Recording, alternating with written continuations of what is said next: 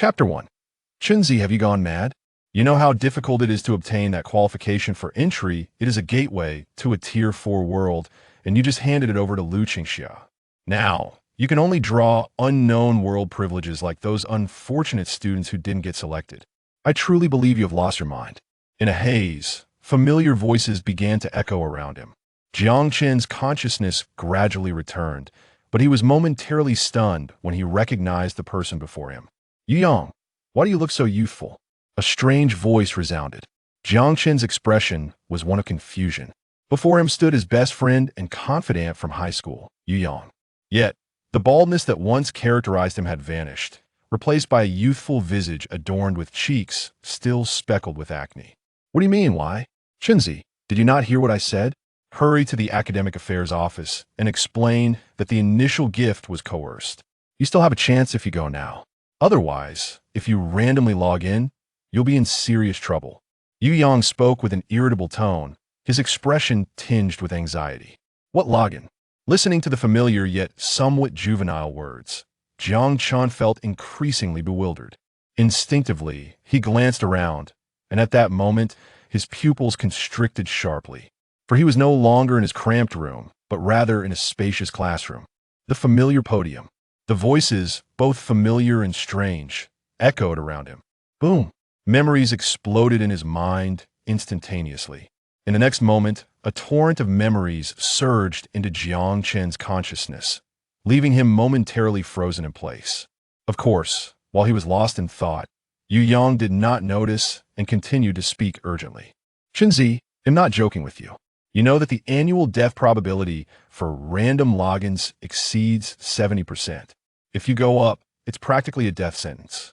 In contrast, if you log into the Tier 4 World Ninja, you not only have a 90% survival rate, but you're also the lucky one in our class, with the school providing you with secondary intelligence that will certainly help you ascend into the ranks of Tier 1 extraordinary beings.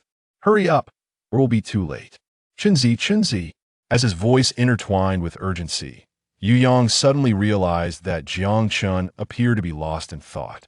This realization left him momentarily speechless, prompting him to shake Jiang Qin vigorously. The jolt brought Jiang Qin back to reality. However, his expression remained dazed as he glanced at Yu Yang, then at himself, unsure of how to respond. A jumble of memories flooded in. At that moment, Jiang Qin finally understood what was happening. He had been reborn. No, it was more accurate to say he had traversed to a world strikingly similar to the past of his former life. The difference was that this world was not the materialistic one of his previous existence, but rather a realm imbued with extraordinary powers. 300 years ago, the world underwent a transformation. The dimensional gates swung wide open.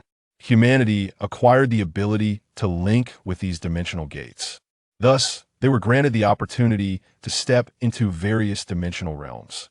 This opportunity to enter dimensional worlds is referred to as universal login. Once one reaches high school at the age of 16, they will receive such an opportunity.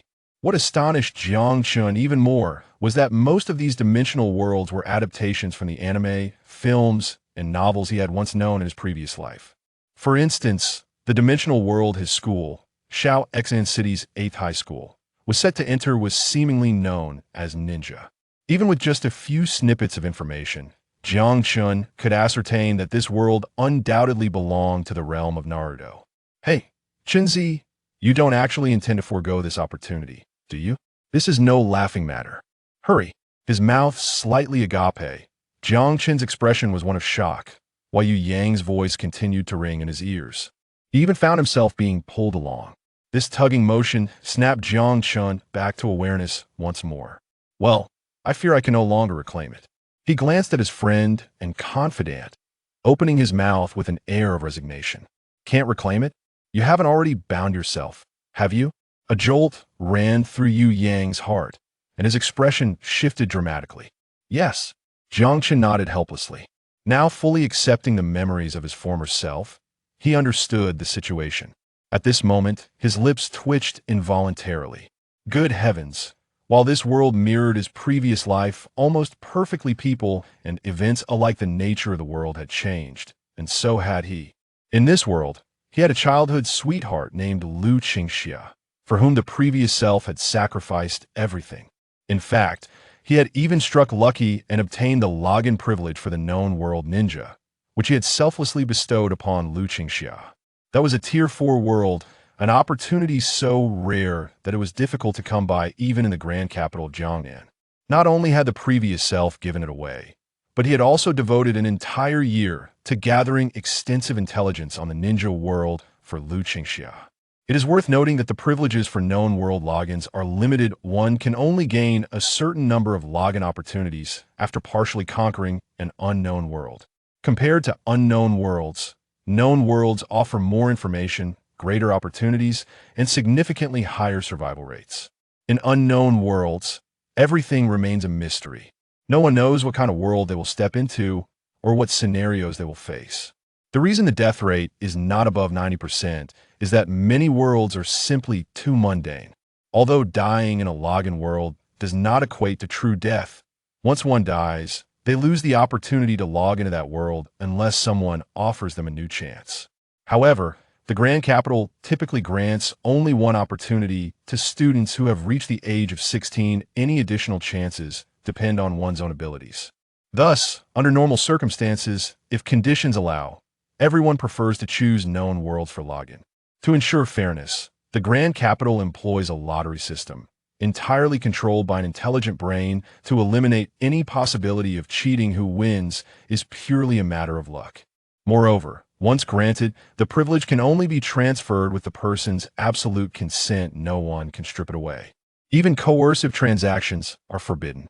Such actions would be detected by the intelligent brain, and the Federation would impose severe penalties for such incidents.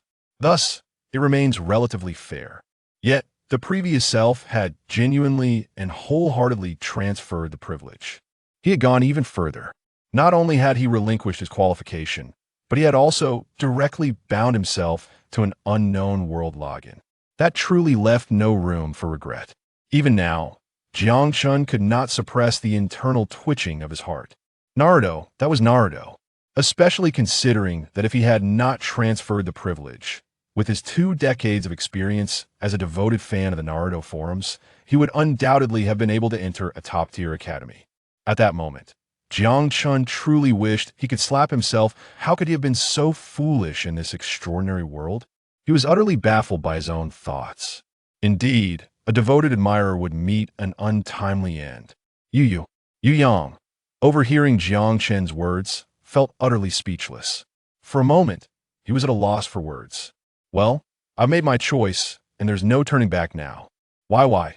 Speaking of which, what world did you log into? Jiang Chun spoke helplessly, as if a realization struck him, his gaze shifting to his friend and confidant.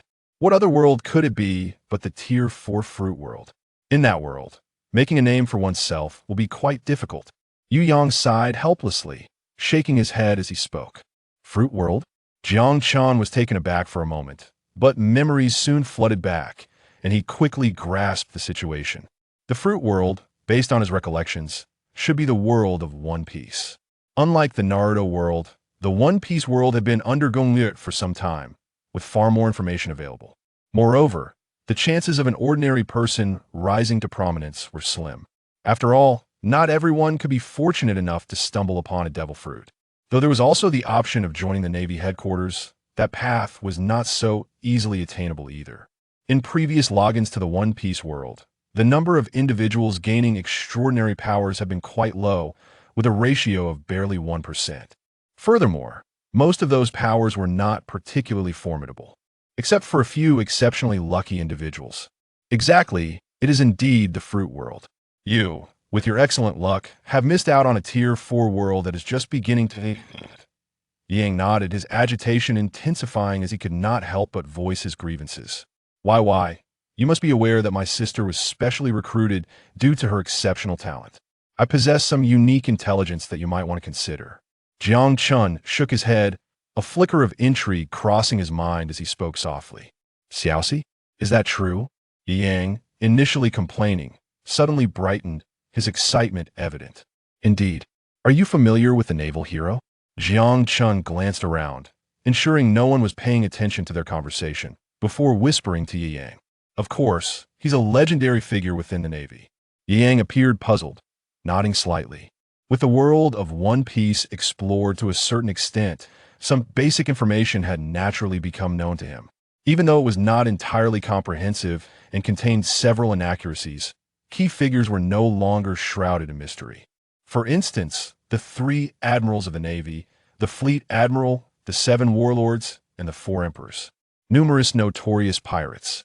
The naval hero Garp, a figure of great renown, was certainly within Yi Yang's knowledge. According to what I know not just from my sister, Garp has a grandson residing in East Blue's Windmill Village. If you land there and befriend Garp's grandson, ideally forming a brotherly bond, you will undoubtedly be taken to the Navy headquarters for training, Jiang Chun stated. Reflecting on his close friend, Jiang Chun decided to lend a hand. After all, their bond from their past lives spanned decades, and he trusted the man's character and integrity. As for why not to pursue other avenues, such as the thunder fruit from Skypiea or the black market devil fruits, Jiang Chun merely dismissed those thoughts. Such matters were far too reliant on luck. For his dear friend, the most crucial aspect remained the initial step. Compared to others, the paths of Kobe or Sabo were far better suited to him. Upon hearing Jiang Chun's words, Yi Yang's eyes lit up. He quickly glanced around. Is what you say true? After a moment, he spoke with nervous anticipation. Of course it is. If you don't trust me, you must believe in my sister. Jiang Chun replied with exasperation. Right. Chinsi is now a specially recruited student at Dasha Academy. I nearly forgot. Yi Yang slapped his forehead, his excitement only growing. Amidst their conversation, a graceful figure entered the room with measured steps. All right, everyone, please settle down. A gentle voice resonated, seemingly infused with an unseen power, compelling everyone to pause their chatter. The conversation between Jiang Chun and Yi Yang came to a halt as well. They turned their gaze towards the podium, where a young woman in her 20s now stood. She had long purple hair, exquisite features, and a stunning physique. As a top student from Dasha Academy, it was unclear why Luo Qingzhu had chosen to join this ordinary middle school. In their previous life, this homeroom teacher was enigmatic, and in this life, she was evidently even more so. Everyone, you should be prepared by now. In an hour, we will embark. I have repeated the crucial points countless times, but I must reiterate one more thing. That is to survive. You must survive to have everything. Even if you do not acquire anything initially, the foremost priority is to endure. Each year, universities do not solely recruit students based on special provisions. They engage with society as a whole. If you can acquire superior abilities in the dimensional world, you will be eligible for special recruitment.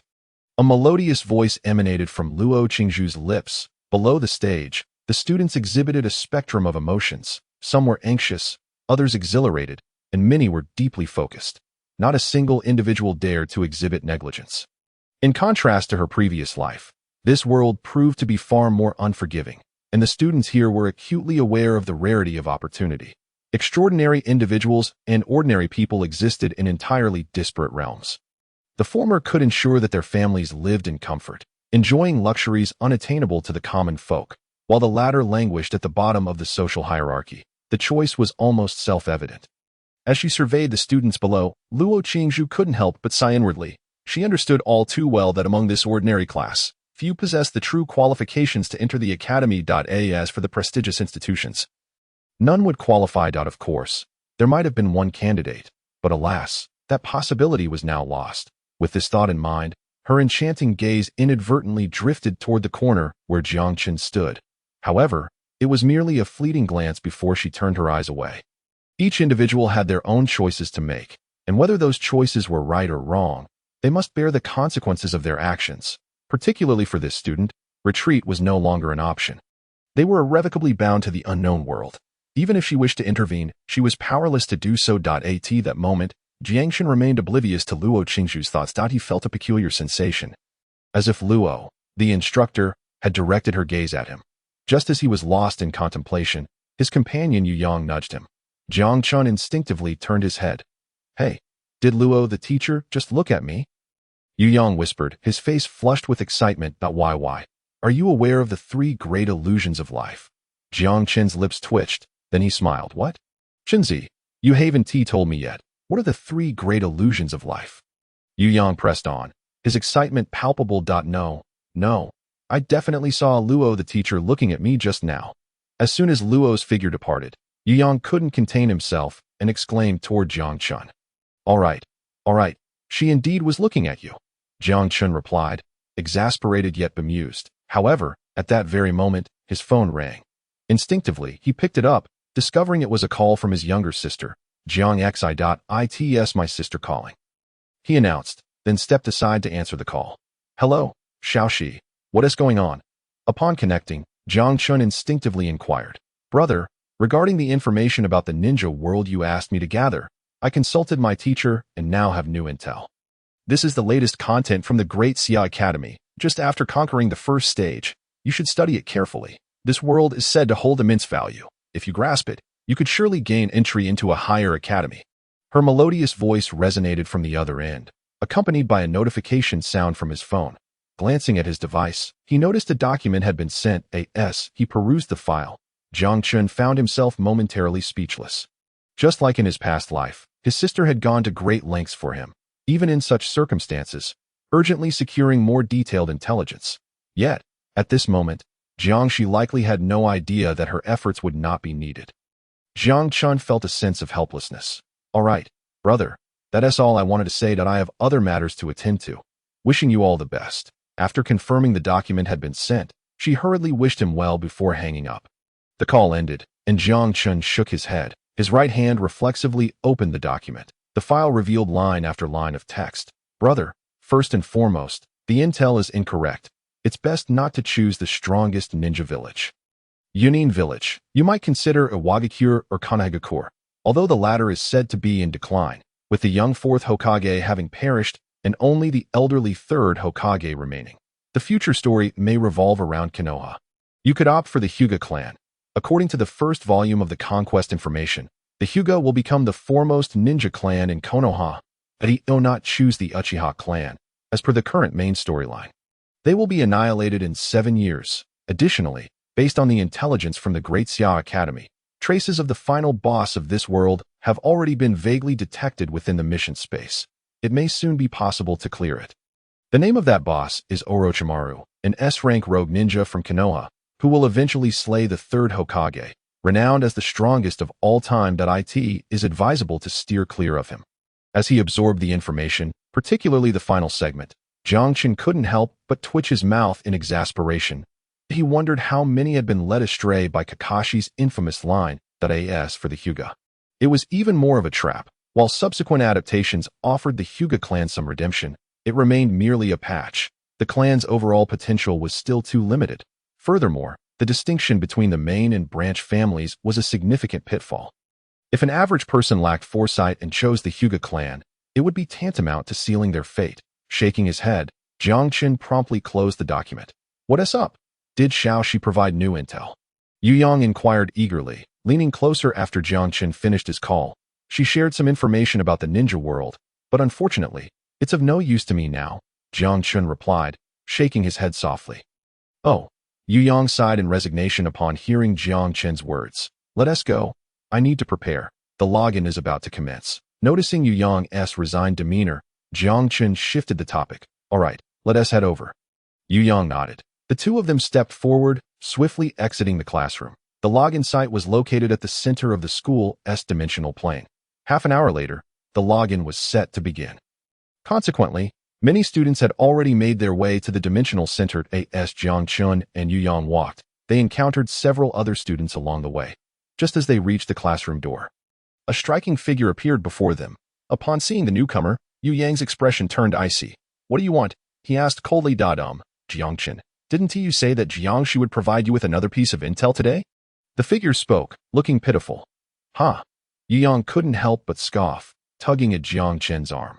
Jiang Chun, recognizing the familiar figure before him, felt a sense of incredulity at her words that he marveled at how shameless she could be to approach him at this point.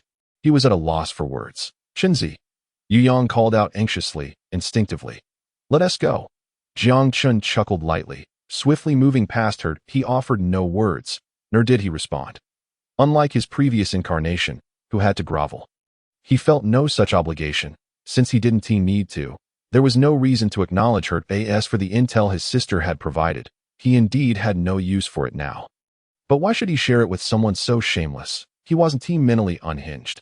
All right then, seeing Jiang Chan's reaction, Yu Yang's eyes lit up, and he quickly followed suit. However, this scene left Lu Qingxia momentarily stunned. Her beautiful eyes widened in disbelief, utterly unprepared for such an encounter. Jiang Chun, with an involuntary exclamation, her voice bore a hint of urgency. The intelligence regarding Jiang, she was of utmost significance to her, and she was determined to acquire it. Yet, his words merely caused the figure ahead to pause momentarily before continuing on, seemingly disregarding her entirely. This scene instantly captivated the attention of several students, who began to murmur and point. Consequently, a flush of embarrassment crept across Lu Qingxia's delicate features, prompting her to stomp her foot in frustration before hastily entering the venue at this moment.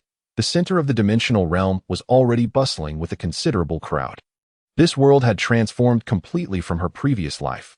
Typically, the high school entrance examinations would lead to a division, allowing only those students with exceptional talents to qualify for high school. Although Shaoxing City's 8th high school was not a prestigious institution, its freshman class boasted around 300 to 400 students, most of whom had also gathered at the dimensional center, eagerly awaiting the commencement of the next phase. At this juncture, each student was tinged with anxiety, for this moment held the key to their futures. Well done, Chenzi. It seems you've finally seen through her true nature. I told you. That woman is not suited for you, Yu Yang remarked, unable to restrain himself from giving Jiang Chun a thumbs up.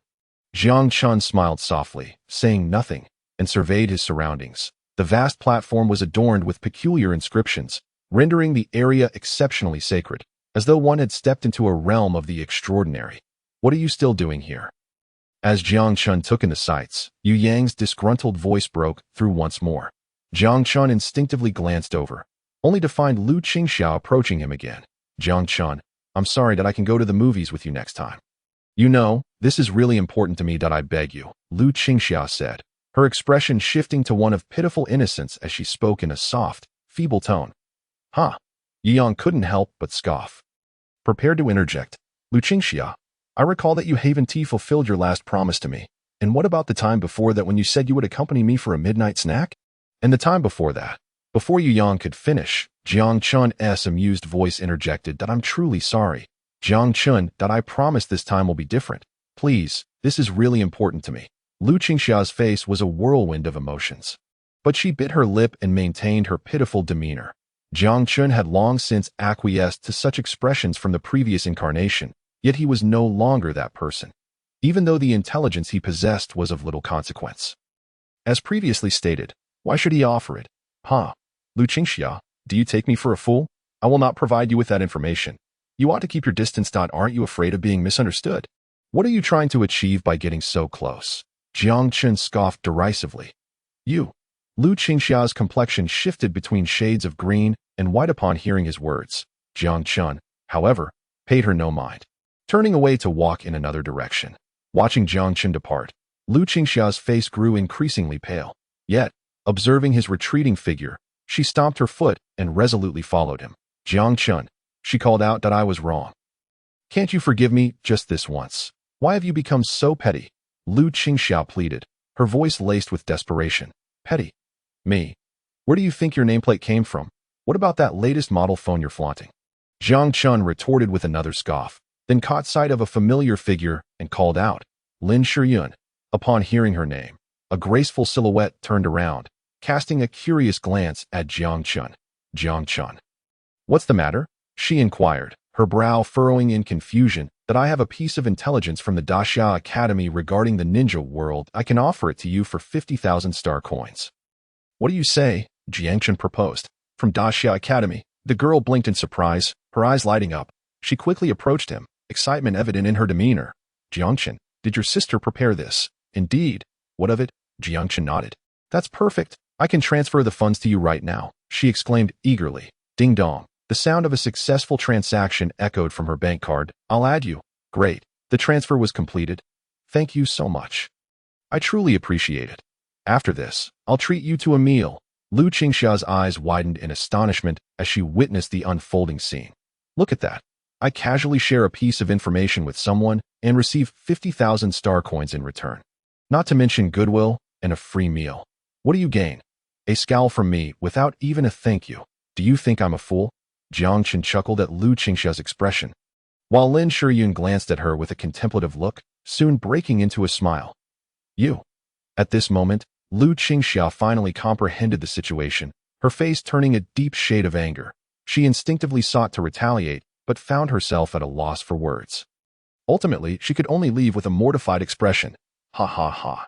You've made my day. This is how it should be, Yu Yang exclaimed, his expression one of sheer delight as he watched Lu Qingxia's furious departure. All right, Jiang Chun interjected. It's time to prepare. The process should commence shortly. Remember what I told you earlier. That was your only chance. Miss it, and it will be challenging to get started. He shook his head, not overly concerned with the earlier incident, but rather reiterating his advice to his close friend. That I understand. Yu Yang nodded. After finishing his counsel to Yu Yang, Jiang Chen contemplated for a moment before composing a message to Lin Shiyun. Thank you. As a token of my gratitude, I'm sending you an additional piece of information. After choosing the Hyuga clan, you might want to try visiting the women's bathhouse. You may find unexpected surprises there. Once he sent the message, he paid no further attention to it. Lin Shiyun had aided him considerably, and even in this new world, Jiang Chun was more than willing to extend his help in return. The Hyuga clan was indeed the best choice for ordinary individuals. As for the caged birds, they posed no significant threat to the main world. At most, they would affect the login process, which was a substantial issue. But as long as one survived until the conclusion, it could be resolved. Of course, that was all there was to it. Revealing too much would entail excessive risk, and this information was already sufficient. Meanwhile, Lin Shiyun was initially engrossed in studying the intelligence Jiang Chun had provided when she abruptly received a message. Upon reading it, she was momentarily taken aback, instinctively glancing at the information Jiang Chun had sent. Then back at the message, her cheeks flushing. However, it was merely a fleeting moment. After deliberation, Lin Shiyun hastily composed a reply, only for it to vanish into the void without a response. Feeling somewhat exasperated, she contemplated approaching him directly when suddenly, a ripple spread across the platform. Attention, all students. Please prepare yourselves. The login process is about to commence. Do not leave the platform. The announcement echoed once more. Attention, all students. Please prepare yourselves. The login process is about to commence. Do not leave the platform. Within the broadcast, the principal's voice resonated, causing Lin Shiyun, who was poised to take a step, to abruptly halt. It has begun, someone exclaimed, filled with excitement. In the next moment, countless faces flushed with a hint of crimson, including Yi Yang and Jiang Chun. Buzz, a ripple spread forth, and in an instant, all the inscriptions illuminated spectacularly. While Jiang Chen's vision momentarily blurred, it felt as though his consciousness surged to new heights in that fleeting moment. Time became an indistinct concept. He could not ascertain how long it had been or how long it would last, until suddenly, Jiang Chen's awareness plummeted. As his consciousness sank slightly, he found himself enveloped in a vast expanse of whiteness, devoid of any discernible presence around him. That moment, as his consciousness intertwined, a series of mechanical and emotionless voices reverberated within his mind. Detecting Dimension Conqueror, binding data in progress, binding successful, world localization in progress. Accompanied by these words, lines of text traversed the blank world. A wave of anxiety washed over Jiang Chun. Although, based on the information he had at hand, many of the worlds were familiar to him, the randomness of the login left him uncertain. Even he could not predict whether the randomly assigned world would be one he recognized, if it were unfamiliar or merely an ordinary world. He would face considerable trouble, as he had no idea how long it would take to gain another opportunity. Amidst his tension and anticipation, the mechanical voice resounded once more. Localization successful. World matching in progress. The next moment, buzz, a ripple instantaneously expanded throughout the vast whiteness. As it spread, fragmented images materialized, revealing some fundamental information about the world. World name. Unknown world level. Unknown. Would you like to match immediately? Ding. You may choose to match a fixed identity or opt for random matching. The mechanical voice echoed again. However, at that moment, Jiang Chun could hardly pay attention to these details. His mouth fell agape, and his eyes widened in astonishment. for the images that unfolded before him were enough to confirm the identity of the world to which he had randomly logged in. Wow! Dragon Ball! Jiang Chun could not help but exclaim in disbelief. It was not that he lacked composure. Rather, the magnitude of this world far exceeded his imagination. The known new worlds included One Piece, Naruto, Bleach, Hunter x Hunter, Attack on Titan, and others, each from his past life, be it anime or novels. Yet, in contrast to these, which possessed relatively modest power levels, the world now presenting itself was Dragon Ball AT. This moment, Jiang Chun felt utterly bewildered, momentarily rendered speechless. He scrutinized the images multiple times. And the familiar sights, the Turtle Island, even the recognizable figures, left no doubt that he was indeed in the world of Dragon Ball. Ding! Would you like to initiate login? Please select your login method. The familiar mechanical voice resonated once more, jolting Jiang Chun back to reality. His face flushed with excitement. Dragon Ball. This was indeed it. In the current realm, there was nothing superior to the world of Dragon Ball that he could log into. The earlier trepidation and anxiety vanished, leaving only exhilaration at a higher-level world, one he was familiar with. Jiang Chun could almost envision the treasures awaiting him. Ding! Please select your login method. The familiar voice echoed again amidst his excitement. I choose Fixed Identity Login. Taking a deep breath to calm his racing heart, Jiang Chun spoke firmly. Selecting Fixed Identity. Please choose your identity. Note: you may select from humanoid species, humans, or beasts. The mechanical voice continued. And in the next moment, a series of simple images appeared, representing the corresponding identities. Observing the displayed identities, Jiang Chun's lips twitched slightly. It was evident that this iteration of Dragon Ball was merely the first chapter, with the available races primarily belonging to those found on Earth. Selecting these races would undoubtedly lead to a lack of future prospects. However, Jiang Chun was aware that the options for identity selection extended beyond just the displayed suggestions. In theory, any identity or race existing within the world could be chosen, provided there was a corresponding match. Unfortunately, most individuals were not privy to the world's information, thus limiting their choices significantly. Yet, Jiang Chun was not among them. I choose Scion. He inhaled deeply and declared decisively. Ding! Identity detection in progress. Detection complete. Identity matching underway. Name: Aspera, Jiang Chun. World: unknown identity. Scion from Planet Vegeta. Main quest: survive the destruction of Planet Vegeta. Current reserve time: 1,095 days. Identity matching complete. Would you like to log in immediately? The familiar mechanical voice echoed once more, and Jiang Chun could not suppress the flush of exhilaration that crept across his face. That it truly is possible. Jiang Chun murmured, his expression filled with anticipation. Without hesitation, he concentrated his thoughts. Login. As his thoughts intertwined, the next moment, buzz, a ripple surged forth, and within the vast whiteness, a colossal beam of light descended from the heavens, enveloping Jiang Chun in its brilliance. In that instant, Jiang Chun's figure vanished from the spot. Concurrently, in Kyoto, at the heart of the Great Xia dimension, alarms blared. Alert! Alert! A large-scale world is being extracted. Countdown to world invasion has commenced. The urgent alarm reverberated, stirring figures throughout the Great Xia dimension's center. Whoosh! Whoosh! Several figures appeared in an instant. What is happening? A grave voice inquired from an elderly man, his expression etched with concern. Minister, a student has initiated a large-scale world login. It appears to be a random poll, a staff member swiftly reported. Random login. Immediately assess the scale of that world. Also, determine if we can force a secondary login. The elder's brow furrowed, and he quickly issued commands.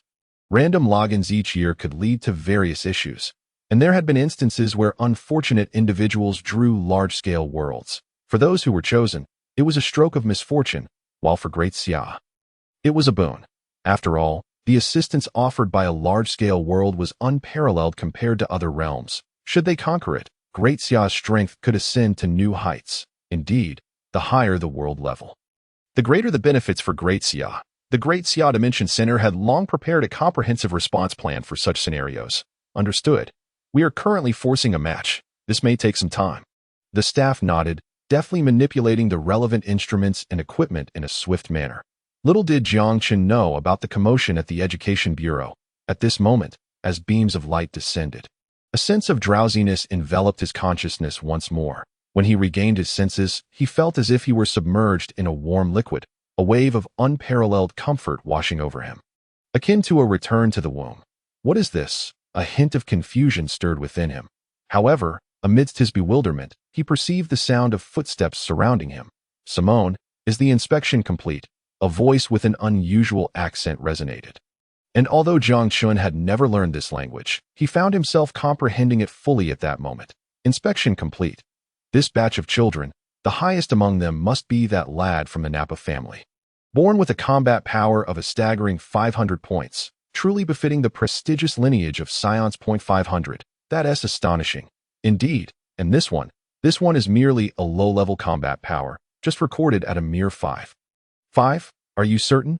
Absolutely. I initially thought the inspection was erroneous and conducted it again, but it indeed stands at 5. TSK, a scion newborn possessing such low combat power. 5. Surely, this must be the weakest among low-level warriors. Ha, it appears so. All right, let us not dwell on this. A new batch of scions is about to arrive, and it seems Lord Rick's eldest son is among them. That I wonder how high his combat power will be. Yes, let us hurry over. The voices gradually faded away. Jiang Chun's consciousness subsequently sprang into complete awareness. Combat power of 5? Could it be me? A peculiar expression crossed Jiang Chun's face. Yet, he was only slightly perturbed. He did not particularly care about the extent of his own combat power at this moment. He hastily began to examine his condition. Upon inspection, he quickly realized that he was situated within a colossal nutrient chamber. Behind him, he faintly sensed the presence of something furry. Instinctively twisting around, he beheld his long tail. It worked. He murmured, a surge of excitement and exhilaration coursing through him. A scion. Indeed, he was a scion. Undeniably, while there exist numerous beings in Dragon Ball with talents, strength, and abilities surpassing that of the scions, such as the frost demons, angels, and destroyers, this world fundamentally revolves around the narrative of the scions. In terms of potential, even an overpowered late-game king may not rival a scion. Additionally, one's identity must also align with the login requirements. For instance, if one is an ordinary person seeking to log in as an angel or a Kaioshin, that would be utterly unrealistic. The dimensions of one's identity and the desired login must be on the same tier. Previously, his strength was likely just a tad stronger than an ordinary person. Thus, his scion combat power was merely 5 points. It would be impossible for him to log in as a scion with 100 or even 1,000 points. Consequently, in this scenario, the options for his racial identity would be rather limited, with the scions undoubtedly being the most favorable choice. Name: Aspera, Jiang Chun, World, Unknown Identity.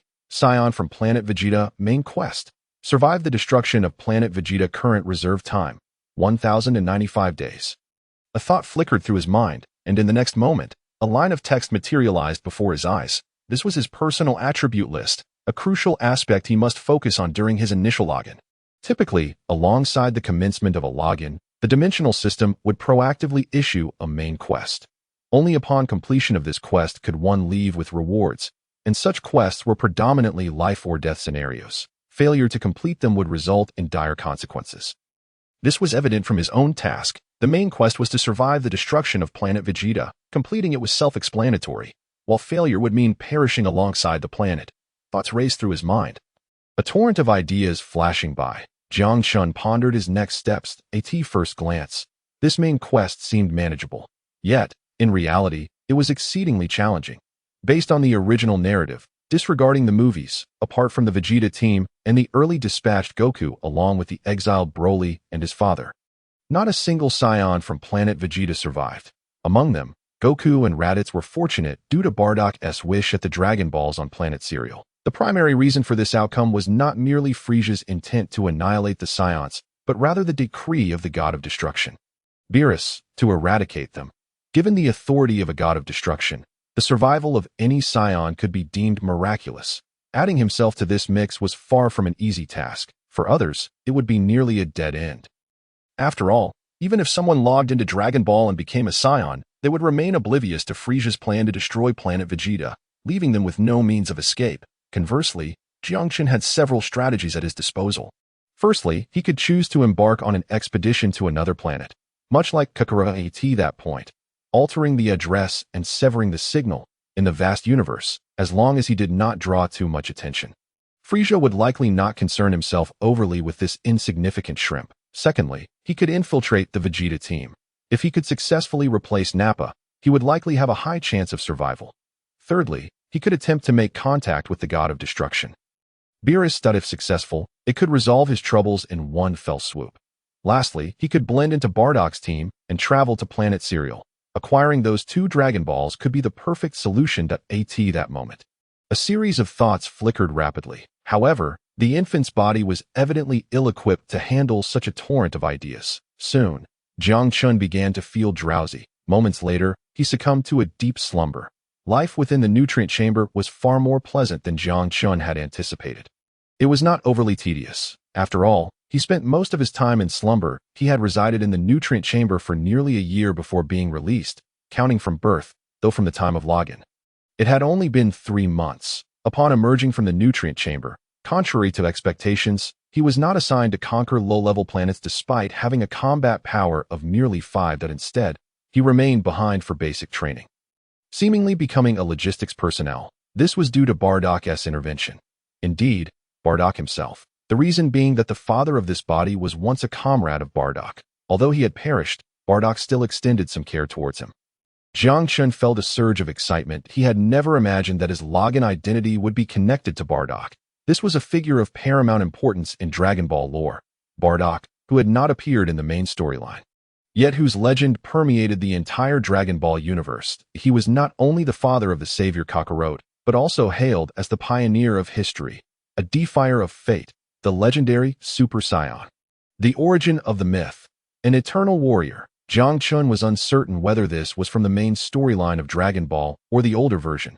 Yet, it was evident that in either case, Bardock was a unique entity. The former marked the beginning of a series of subsequent tales, while the latter represented the dawn of legend. Jiang Chun had never anticipated that this identity login could bring him so close to such a figure. With this connection, many of his seemingly implausible ideas appeared to have feasible solutions. After all, Bardock was not only the genesis of it all, but also possessed immense strength, and more importantly, Bardock differed from other Saiyans. In stark contrast to the other Saiyans, who are often characterized by their ruthless brutality and emotional detachment, Bardock stands out as one of the few Saiyans endowed with deep feelings. This is evident not only in his relationships with his comrades, but also with his wife and children. This truth was unmistakably clear to Jiang Chun the first time he encountered Bardock. Aspala! Bardock exclaimed with a hearty laugh as he effortlessly lifted Jiang Chun into his arms, his voice brimming with warmth. How have you been? Are you eating well? Bardock, Jinai interjected, her eyes sparkling with delight. Aspala has been exceptionally obedient lately, even starting to help me with cooking. You wouldn't believe it. Aspala has a remarkable talent for it. And now he cooks even better than I do. Is that so? Aspala, you are truly impressive, Bardock praised, his admiration genuine. Aunt Jinai, Jiang Chun responded, feeling a touch of embarrassment. He had to admit that he lacked any particular talent in the culinary arts.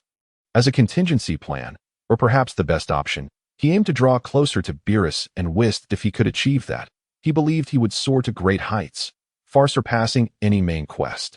Thus, after emerging from the nutrient pod and gaining the ability to live independently, Jiang Chun embarked on his culinary experiments. Unfortunately, whether due to the lack of gastronomic resources on planet Vegeta or his own ineptitude in cooking, after a year, his culinary creations could only be described with one phrase. At least they were edible. Given the quality of his meals, he doubted they could impress Beerus and Whis. In fact, he feared he might incur Beerus' wrath instead. Although the nature of his dimensional arrival might shield him from any serious harm, it would still imply a dismal future for him, a fate he desperately wished to avoid. During this time, he began contemplating new options. Haha, our Aspala is even starting to feel shy. Bardock and Jinai exchanged knowing smiles, misinterpreting Jiang Chun's expression. Faced with their misunderstanding, Jiang Chun chose not to clarify, but instead, driven by curiosity, asked, "By the way, Uncle Bardock, what brings you back here recently?" He was eager to ascertain the timeline. Currently, planet Vegeta lacked clear temporal records. The only thing he knew for certain was that Nappa had been born in the same year as him. though he had no idea if it was that particular Nappa. I just completed a mission and had some time to come back for a visit. Also, Raditz has been assigned by the king to accompany Vegeta. Bardock explained, affectionately ruffling Jiang Chen's hair. Raditz, my brother? Jiang Chen's heart tightened. Although the timeline remained unclear, Raditz joining Vegeta's team suggested that the destruction of planet Vegeta was not far off, perhaps a year, 2, or even 3. The only consolation was that Kakarot had not yet been born, implying there was still time. Yes, that boy is quite unreliable. If only Aspala could be half as obedient, Jinai remarked with a hint of exasperation. By the way, Aspala, this is for you, Bardock continued, his smile broadening. That you're 3 years old now, a qualified little warrior, since I probably won TB on planet Vegeta for your birthday in a few days. Consider this an early gift. With that, he tossed a standard Frisia soldier's battle suit in Jiang Chen's direction. Thank you, Jiang Chen exclaimed, quickly expressing his gratitude as he caught the gift. Bardock shook his head with a smile. Aspala was unlike most scions, endearing him and Jinai greatly. Within less than a year, they had grown accustomed to treating Aspala as their own child. Come on, let us go eat. I can't wait to taste the delicacies Aspala has prepared, Bardock said, his enthusiasm palpable. While Jiang Chen's emotions were a whirlpool of thoughts, Bardock and Jinai remained blissfully unaware as they entered the dining area. True to their reputation, scions were voracious eaters. Even Jiang Chen, as a child, consumed a quantity equivalent to 20 servings of an average earthling, while Bardock devoured enough to satisfy 300. Such massive consumption of food could shed light on why scions had little appreciation for gourmet cuisine. After the meal, Jiang Chen pondered for a moment before approaching Bardock to express his request. You wish for a gravity-adjusting device? Bardock replied, somewhat taken aback.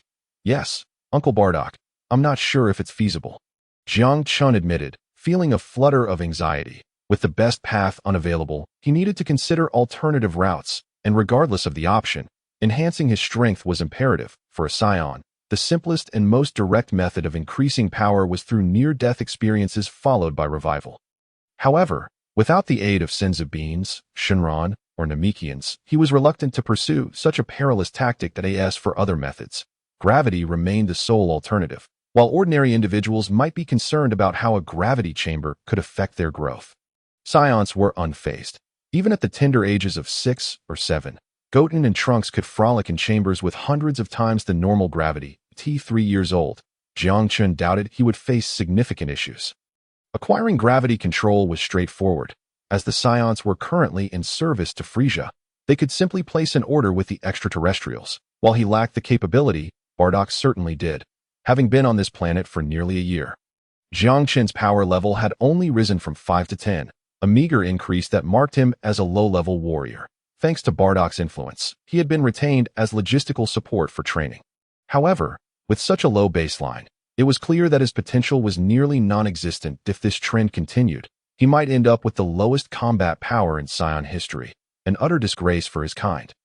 Provided planet Vegeta still existed by then, the primary reason for his stagnation was that he had not engaged in training over the past year, nor had he utilized his precognitive abilities. After all, he believed it more prudent to await Beerus and Whist as long as he could accompany those two formidable figures. He would not only navigate the first main quest, but also soar to unprecedented heights, far better than floundering in solitary training. However, after a year of attempts, Jiang Chen had to concede that he simply was not cut out for it. Following Beerus and Whist was no longer an option, leaving him to reconsider his strategy. At this juncture, gravity became increasingly crucial. Gravity control, you say? Sure, I'll inquire about it shortly. It shouldn't pose any significant issues, Bardock replied. Though somewhat puzzled, he quickly nodded in agreement. For him, this was not a troublesome request. Despite being a low-level warrior, Bardock's own combat prowess had reached 7,000, surpassing many elite warriors, and his status had risen significantly as a result. Thank you, Uncle Bardock, Jiang Chen expressed, visibly relieved and grateful.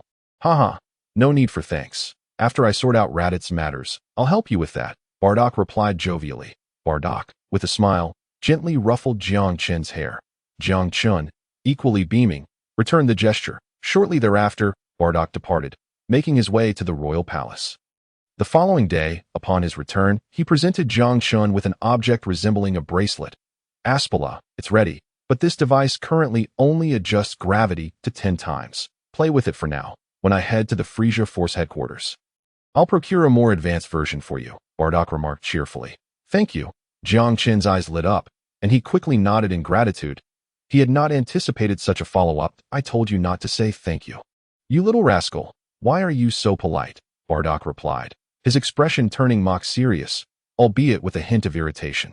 Understood, Uncle Bardock. Jiang Qin nodded with a smile. That's more like it. Bardock continued. Aspala, I will be leaving tomorrow. So remember to take good care of yourself. Satisfied, he once more tousled Jiang Qin's hair. The next day, Bardock slipped away quietly, watching several spaceships ascend in the distance. Jiang Qin exhaled a long breath of relief. The next step, enhance his strength, he whispered to himself, and then focused inwardly. Having relinquished the best option, it was time to embark on the next course of action, with the gravity ring and his knowledge from his past life. He believed he could elevate his power level significantly before the destruction of Vegeta. As for how far he could ascend, that remained to be seen. Raising his right hand, the gravity ring materialized before him. He gently touched it, and in the next instant, a virtual screen appeared. Please adjust the gravity multiplier, a mechanical voice instructed 0.2 times. Jiang Qin replied, his heart racing. Gravity parameters set, gravity loading. Buzz, the mechanical voice mingled with a sound, and a ripple spread out. Bang! Jiang Qin, who had been standing firm, stumbled and nearly fell. Although it was merely double gravity, with his combat power at only 10, he found it overwhelming. His face flushed red instantly. He hurriedly deactivated the gravity ring, and as the weight lifted, he felt the pressure dissipate like a bursting sensation. He exhaled a breath of relief and began to restart the gravity ring.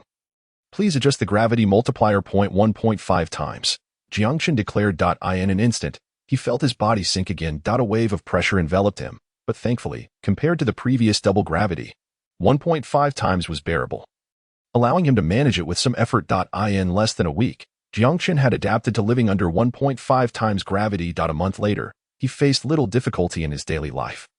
Aside from minor inconveniences. Of course, despite adjusting to 1.5 times gravity, he refrained from recklessly engaging the double gravity setting. While Scion physiology was indeed formidable, he was still only 3 years old.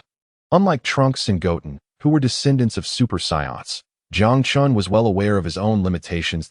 As time quietly slipped by, a year passed in the blink of an eye. Throughout this year, under 1.5 times gravity, he not only began to live, but also embarked on basic training. This training encompassed techniques from the science of this world, as well as methods Jiang Qin had learned in his previous life. After a year of consistent practice, his strength had undergone a remarkable transformation. On a vast plain, Jiang Qin halted, panting heavily. A thought crossed his mind, and he activated the detector in his left eye. Beep beep. The values fluctuated rapidly. Moments later, a pleasantly surprising number appeared before him. 65 points.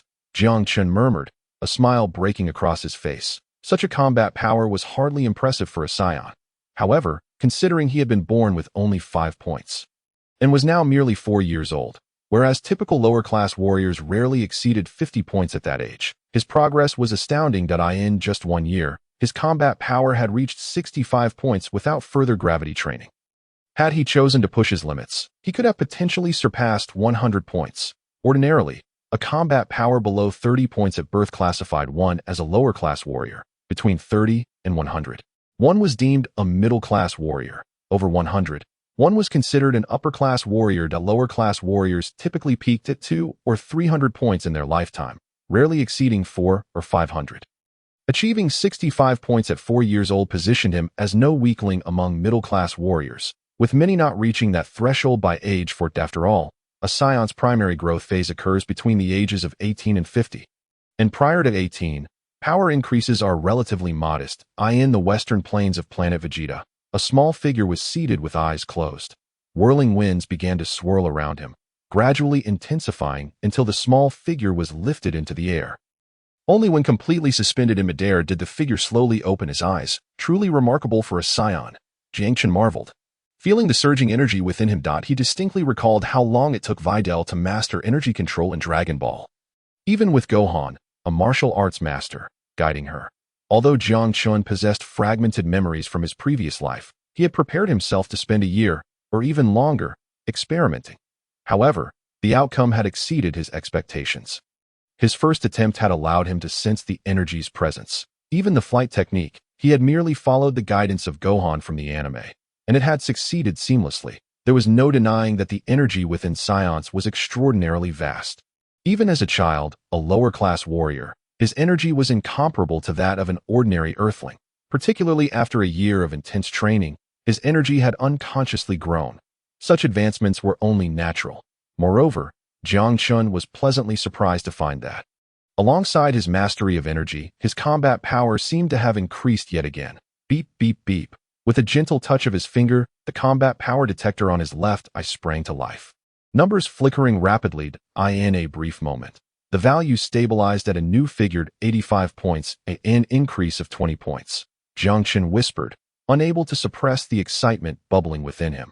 This was merely a result of simple exercises. He could only imagine how much his combat power might soar if he were to inherit martial arts teachings from Master Roshi or the Earth's Guardian. 100, or perhaps several hundred. Such thoughts were almost unfathomable. Of course, Jiang Chun quickly reigned in his enthusiasm. Presently on planet Vegeta, acquiring the martial arts legacy of Master Roshi or the Earth Guardian was virtually impossible. All he could do was rely on fragments of his previous memories for training. Shaking his head, he collected his thoughts. Jiang Chun slowly descended from the sky. From today onward, I shall acclimate to 1.8 times gravity, he murmured, adjusting the gravity ring on his wrist. Please adjust the gravity multiplier. The mechanical sound resonated 1.8 times. A flicker of thought crossed Jiang Chun's mind, and he whispered softly. The gravity parameters were set. Gravity was being applied. Amidst the mechanical sounds, a ripple spread out. Jiang Chun felt his body sink. Yet this time he did not nearly topple over as before. After prolonged training under 1.5 times the gravity, even an increase of 0.3 times could not exert the same immense pressure as it initially did. At this moment, he merely sensed a significant heaviness in his body. After a brief attempt, he found he could maintain his balance. Taking a deep breath, Jiang Chun resumed his training. Time passed slowly. The days on planet Vegeta were monotonous and dreary.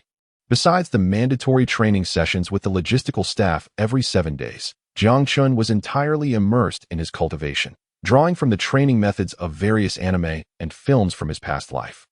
He began to experiment with them one by one, that although the effects were not immediately striking, his strength was steadily and methodically improving. Before he knew it, over half a year had slipped by. During this time, all remained tranquil on planet Vegeta. Bardock had not returned. However, a twinge of anxiety crept into Jiang Chun as he noticed Aunt Jine's belly growing increasingly round if all went as expected. Kakarot would soon be born. The arrival of Kakarot would signal the countdown to the planet's destruction.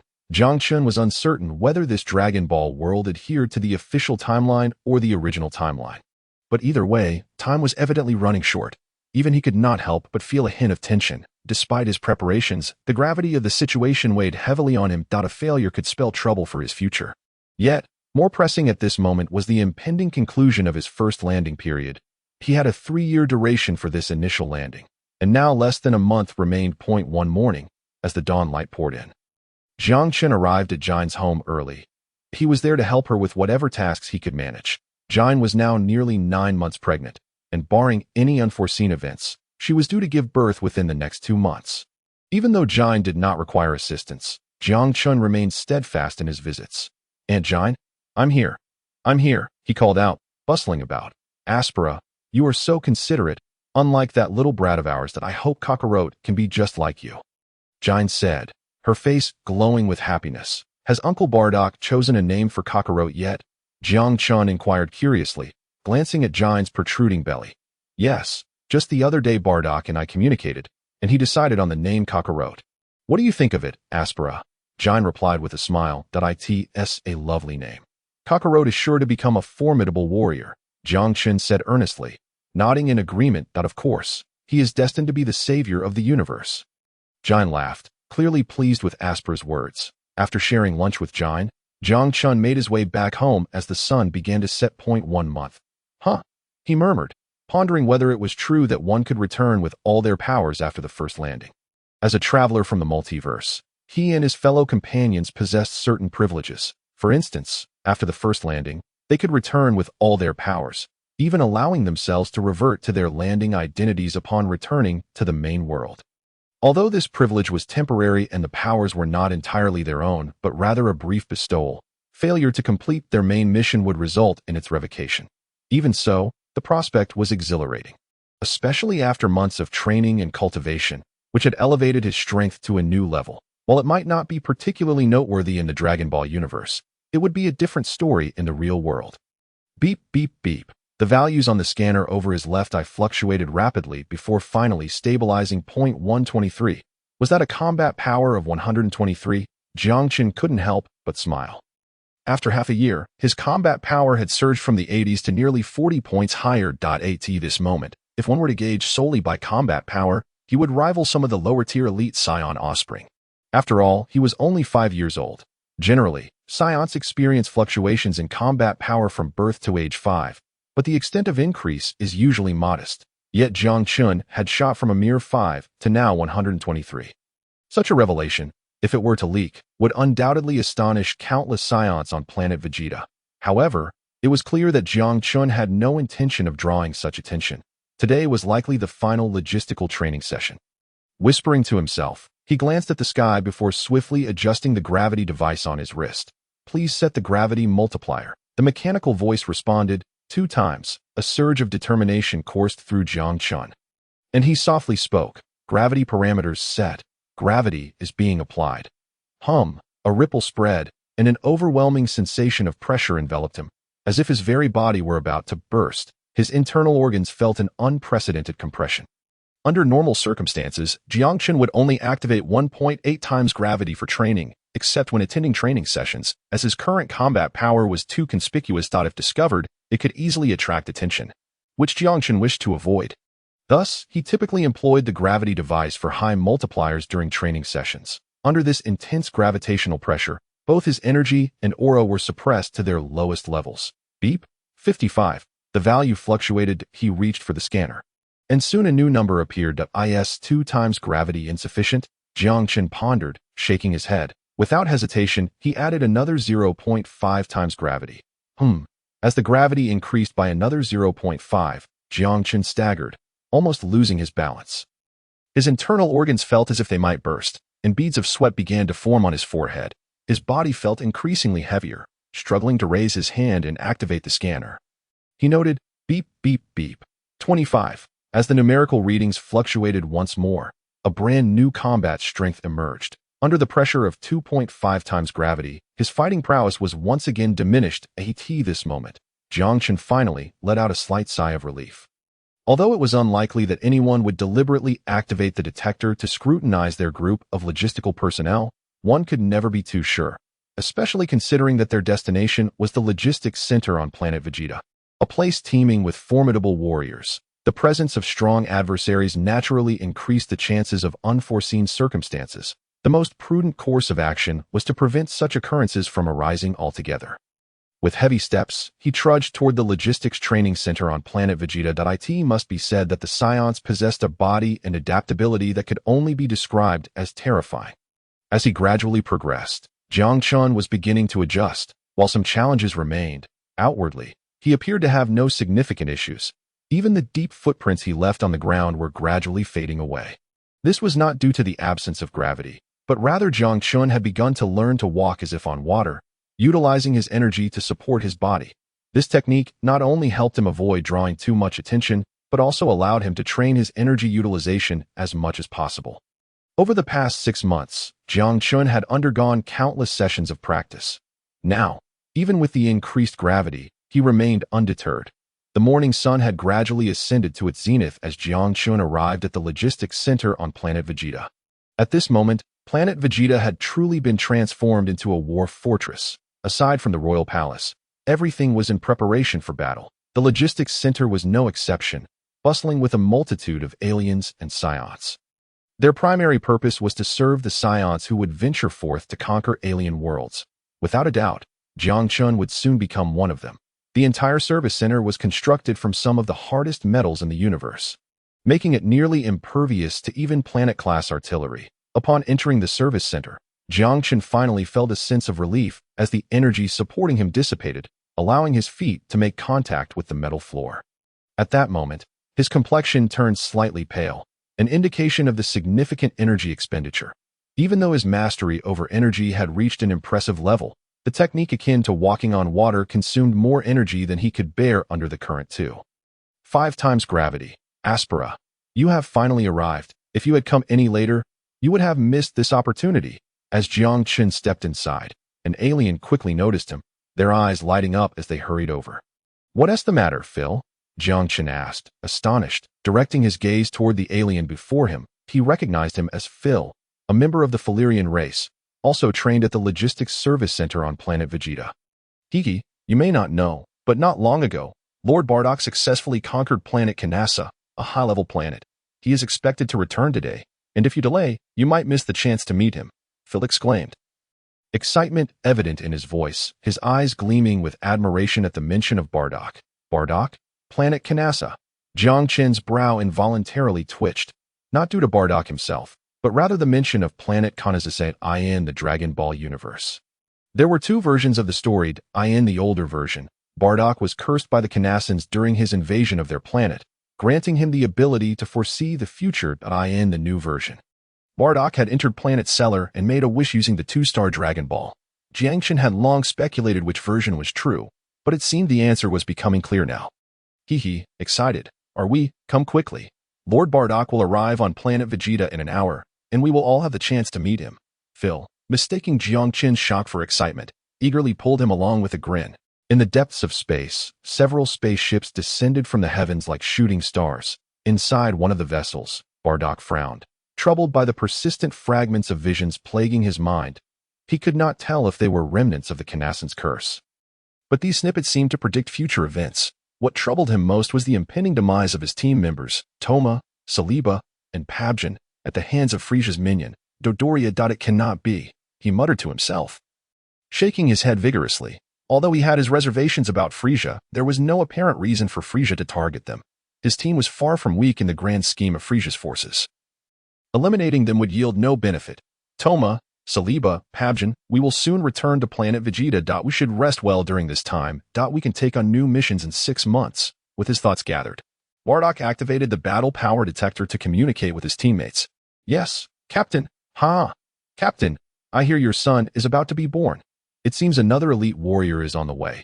"What are you saying, Toma?" "I believe the captain's son will certainly become an elite warrior." "Yes, I believe so too." The cheerful voices of his teammates echoed through the battle power detector, gradually easing Bardock's earlier concerns and bringing a smile to his face. The primary reason for his hasty return was the imminent birth of his son. Kakarot, a prospect that filled Bardock with anticipation. Inside the ship, the group continued their jovial banter, and soon they descended upon the logistics center on planet Vegeta. The hatch opened swiftly, and they stepped out. "Ha! We are finally back. This damned space voyage has been far too long," boomed a gruff-voiced, portly scion vented his frustration. "Dodoria, spare us your complaints. This journey went relatively smoothly," replied a cool female voice as a stunning female scion emerged. Bardock and another tall scion followed suit. As they made their way out, the surrounding aliens quickly offered their respectful greetings, and the scions nearby did the same, although Bardock was merely a lower-class warrior. His battle power had previously reached an impressive 7,000. With the conquest of a high-level planet, it was likely that his power had increased further. "Look, there is Lord Bardock. Let me see how strong Lord Bardock has become," Phil exclaimed, excitedly pulling Jiang Chen aside as he retrieved a battle power detector. Beep, beep, beep. The detector sprang to life, and soon a number stabilized on the screen. "Hiss, 9,000. Phil gasped at the reading. While Jiang Chen's brow lifted in surprise, he quickly activated his own detector, which displayed the same astonishing number. "This is bad. Lord Bardock seems to be approaching us," Phil exclaimed urgently, hastily shutting off his detector. As Jiang Chen stood in shock, Phil's expression shifted to one of panic as he fumbled around. However, just as he was in a fluster, Bardock and his companions had already walked over. "Aspera," Bardock greeted with a smile. "Uncle Bardock, Uncle Torma, and Seliba, Uncle Pabu Jean." Upon hearing these familiar words, Jiang Chen couldn't help but smile as he spoke. "Little as Pa La. It's been a long time. Little as Pa La. You should address me as sister, not aunt." The female scion beside Bardock, along with the plump scion next to her, couldn't help but smile at Jiang Chen's words. "Humph, Kid, why is your combat power still so low? Have you not been training during this time? Pa Bujin remarked with a cold snort, expressing his dissatisfaction. Pa Bujin, don't be like that, as Pa La is still young and not a fighter. Celiba retorted, a hint of irritation in her voice. Humph. Pa Bujin still couldn't resist letting out a cold snort. Jiang Chen chuckled, not taking it too seriously. He had been on the planet for some time and had gathered some understanding of Bardock's team members. Like Bardock, both Pa Bujin and the others were relatively kind-hearted scions. Pa Bujin was genuinely concerned for him. He was just a bit more aloof. Celiba shook her head and then turned to Bardock. Captain, we will head back now. Just notify us when it's time to assemble. As she spoke, she reached out to gently pat Jiang Chen's head. All right, Bardock nodded. After Bardock acknowledged, the group waved goodbye to him and Jiang Chen before departing. Even Pa Bujin let out a cold snort, reminding Jiang Chen to train diligently. Come on, as Pa La, let's head back as well. Watching his teammates leave, Bardock smiled and addressed Jiang Chen. Uncle Bardock. I still have training to do. You can head back first, Jiang Chen replied with a smile. Training? Bardock looked at a nearby alien. Lord Bardock, it's quite simple. It's just the landing and assessment of logistics personnel. You can leave now, and I will send over the documents later for as Pa La to fill out, the accompanying alien quickly explained, feeling nervous. Ha ha ha, that works perfectly. Let's go back, Bardock said with a smile. And in the next moment, he lifted Jiang Chen into his arms. However, as he did so, Bardock's expression momentarily froze in surprise. Yet, it was just a fleeting moment before his demeanor returned to normal. They then exited the logistics center, leaving behind an astonished Phil and a sweating alien. As Pa La. He. Phil murmured, his eyes wide in shock. After a long moment, he finally regained his composure, but excitement and exhilaration filled his expression. He never expected the scion he knew to have such a close relationship with Lord Bardock. Thinking of this, his face flushed with warmth. Of course, at this moment, neither Jiang Chen nor Bardock was aware of these thoughts. Bardock, holding Jiang Chen, flew through the air toward his home. The logistics center was not far from Bardock's residence, especially given Bardock's speed. Even without exerting full power, they arrived home in just a few minutes. Bardock. Upon seeing Bardock, Jine's face instantly lit up with excitement. Bardock, eat more? And I'll go get it right away. Aunt Jine, let me handle it. The sounds of their conversation filled the room periodically, creating a warm atmosphere.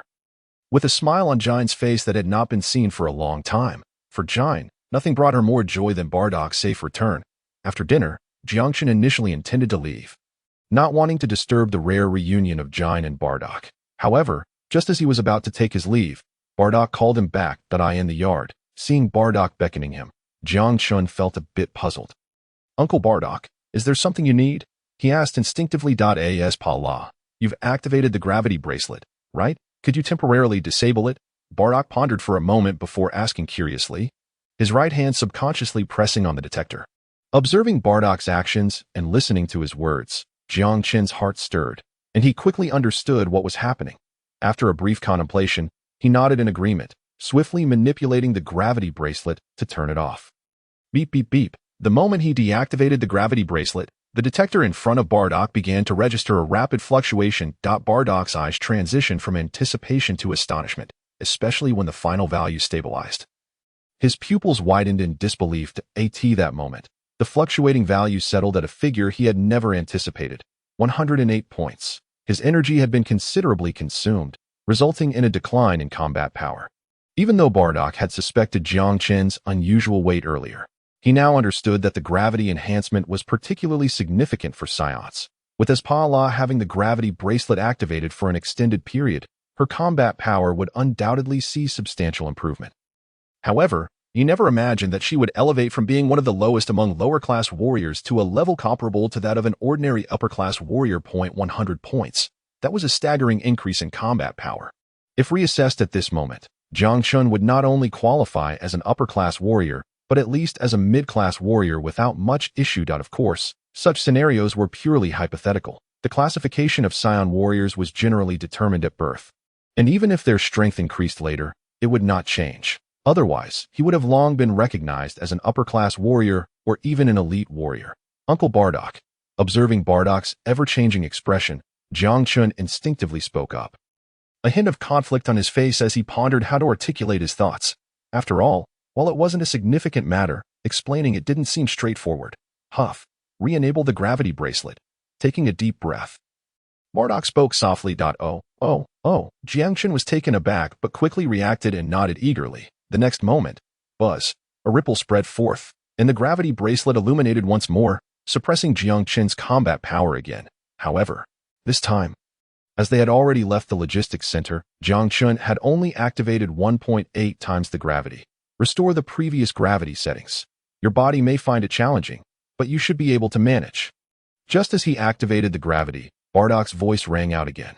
Yes, Jiangchen's heart raced, and without hesitation, he reactivated 2.5 times the gravity. Crash. The ground emitted a soft sound as the 2.5 times gravity bore down. During this period, try to maintain 2.5 times the gravity. I will procure a more advanced gravity bracelet from the Frisia Force for you. However, remember, your displayed combat power must not exceed 50. And do not discuss this with others. Can you understand? As Pala?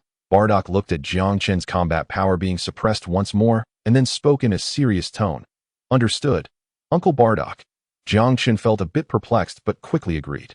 Though their time together had been short, he understood that Bardock would not harm him. All right, you should head back to rest. I will be home for some time. Starting tomorrow morning, remember to come by. I will begin your training. Bardock nodded, not providing further explanation, and after a brief contemplation, he spoke. Thank you, Uncle Bardock. Jiangchen's eyes lit up with excitement, and he quickly nodded in agreement.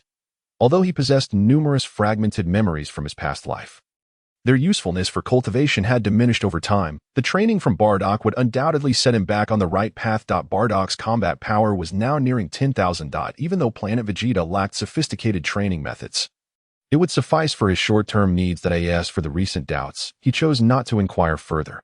If Bardock wished to share, he would have done so already. Without a second thought, he left with a sense of exhilaration. It was only after Jiangchen had disappeared that Jin appeared beside Bardock. That little fellow has a staggering combat power of 100. Wasn't it only 5 points at birth? She murmured. Her expression still one of astonishment. It should be even more. It could be higher, Bardock replied, shaking his head. Although he did not fully understand the nuances of ki training, he was aware of its nature and could tell that Jiangchen had expended considerable energy.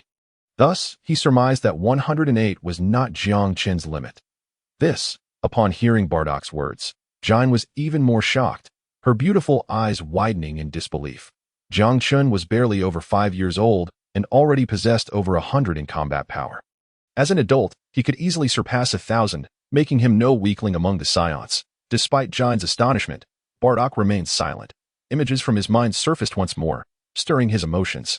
Aspala, he whispered inwardly, gradually suppressing his thoughts. As night faded, the morning sun illuminated the sky. Early in the morning, Jiangchen arrived at Bardock's home, where Bardock was indeed present. Let us begin, he declared gravely. From today onwards, I will train you to become a competent warrior. It will be arduous, Aspala, and I hope you can endure it. On an open field, Bardock looked at Jiangchen with unprecedented seriousness. That I understand. Jiangchen exhaled deeply and nodded. No, your attack stance is incorrect. Right foot. Yes, over here.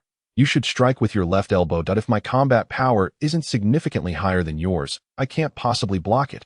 On the plains, their figures clashed repeatedly. Bardock's instructions were straightforward and blunt, devoid of excessive technique. Each move was born from life and death battles. There was no systematic approach akin to Master Roshi's training methods. What existed was solely the combat skills Bardock had honed through countless skirmishes. However, for Jiangchen, this was more than sufficient. Disregarding the influence of the gravity training device, within a month of training, while his combat power had not visibly surged, his overall strength had advanced by leaps and bounds.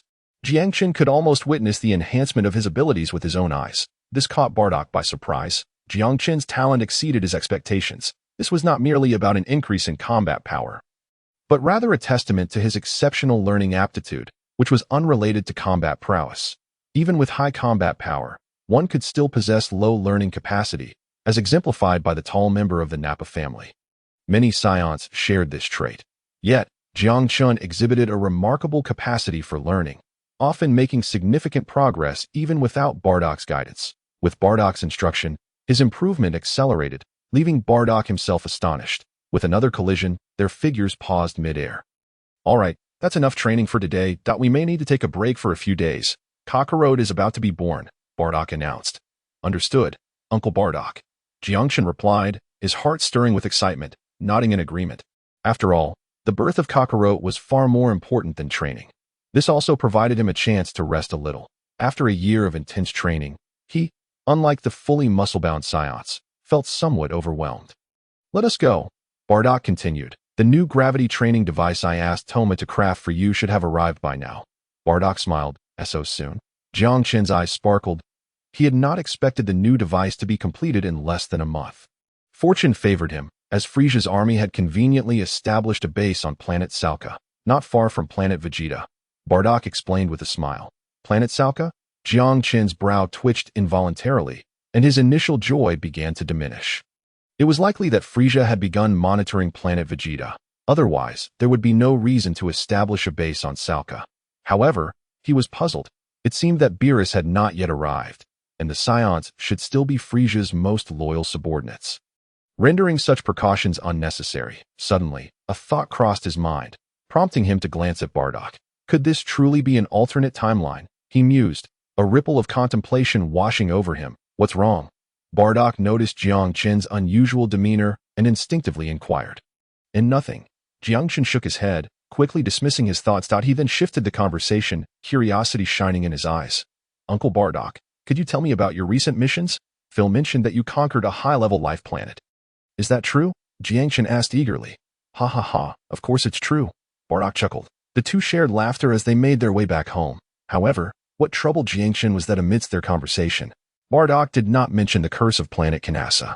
He was uncertain whether it had not occurred or if Bardock simply chose not to disclose it, leaving Jiangchen in a state of hesitation. The more he learned, the stranger things became. On one hand, planet Vegeta resembled the new version. On the other, certain aspects overlapped with the old. Just as he was lost in thought, a familiar figure appeared at the door. Uncle Toma, Jiangchen called out eagerly. Captain, Toma greeted with a smile as he approached them. Ha ha ha, little Aspala, your Uncle Toma has spent his precious vacation time on you. Toma laughed, ruffling Jiangchen's hair before handing him a metal box. Thank you, Uncle Toma. Jiangchen expressed his gratitude promptly. No trouble at all, Bardock added with a smile. Captain, I was just joking. It's no inconvenience, Toma replied, waving his hand. Well then, I must be off.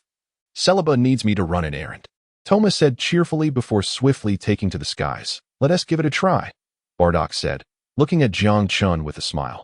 All right. Jiangchen nodded slightly, and then removed the old gravity training device, replacing it with the new one. Buzz. Should the gravity training device be activated? The mechanical sound reverberated, and soon, lines of text materialized. Upon gazing at these words, Jiangchen's expression brightened with delight. Truly, the product of the Frisia Force. Even if merely a division, this gravity bracelet's specifications far surpassed those of its predecessors. Not only had the gravitational force been elevated from 10 times to 30 times, but it also possessed the capability to monitor various physical data. However, following his initial elation, Jiangchen's countenance subtly shifted. He removed the gravity bracelet. What is it?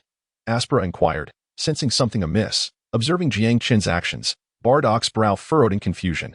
Uncle Bardock, could you assist me in examining this for any surveillance or monitoring devices? Jiangchen pondered for a moment before speaking. Surveillance? Monitoring? Bardock paused, then quickly grasped the situation, furrowing his brow for a brief moment before nodding. All right, I will have it checked in the coming days, taking the bracelet. Bardock readily agreed, evidently having considered the same concern. Jiangchen then reattached his previous gravity bracelet, reactivating the 2.5 times gravity at this moment. After a month of training, under the 2.5 gravity, his combat power had reached over 30 points. However, this was inconsequential. 30 points was merely the lowest tier among Scions, not quite at the bottom, so it would hardly attract much attention once the gravity was adjusted. Bardock took Jiangchen and flew towards the logistics center on planet Vegeta. Kakarot was soon to be born, and Jine had already been relocated to the logistics center a week prior. After visiting Jine at the logistics center, Jiangchen returned home in the following few days. He seldom found himself idle. Besides not relinquishing the gravity training, he set everything else aside. It was not until 5 days later that he hurried back to the logistics center's maternity ward on planet Vegeta. At this moment, Rows of scion-embossed maternity pods were visible. Inside these pods lay numerous scion infants. Jiangchen quickly spotted Bardock and Jine. "Uncle Bardock, Aunt Jine," he exclaimed as he rushed over. "Little Aspera, you've arrived." Jine, looking remarkably well despite recent childbirth, exhibited the astonishing resilience characteristic of scions. "Yes, yes." Jiangchen nodded eagerly, his gaze drawn to the maternity pod before them, within which lay a tiny infant, with a crab-like head and a chubby body. He wondered aloud, "Is this Kakarot?" "Indeed, this is Kakarot. He is as tranquil as you are, Aspera," Jine replied with excitement. "Yes, yes," Jiangchen responded with a smile. Yet, as the conversation progressed, a sudden commotion erupted in the maternity ward. "What is happening?" Bardock demanded, seizing a nearby alien with a frown. "Bardock, sir." The alien, initially irritated by being grabbed, quickly recognized Bardock and hurriedly expressed his respect. "What is going on?" Bardock reiterated. "Sir Bardock, it has come from Area A that a scion infant's combat power was so exceedingly high that it caused the maternity pod to explode." The alien explained promptly. "Combat power too high, leading to an explosion." Bardock's eyes widened in astonishment that it was known that the maternity pods were constructed from special materials, even with combat power reaching 2,000 or 3,000. They should not have been able to shatter, yet now, an infant had caused an explosion. "Yes, yes," the alien affirmed eagerly. Bardock then released the alien, who exhaled in relief and quickly departed. "Come, let us investigate," Bardock mused briefly before addressing the others. "I will stay behind. You two go," Jine said with a shake of her head and a smile. "Very well." Bardock nodded and beckoned Jiangchen. "All right."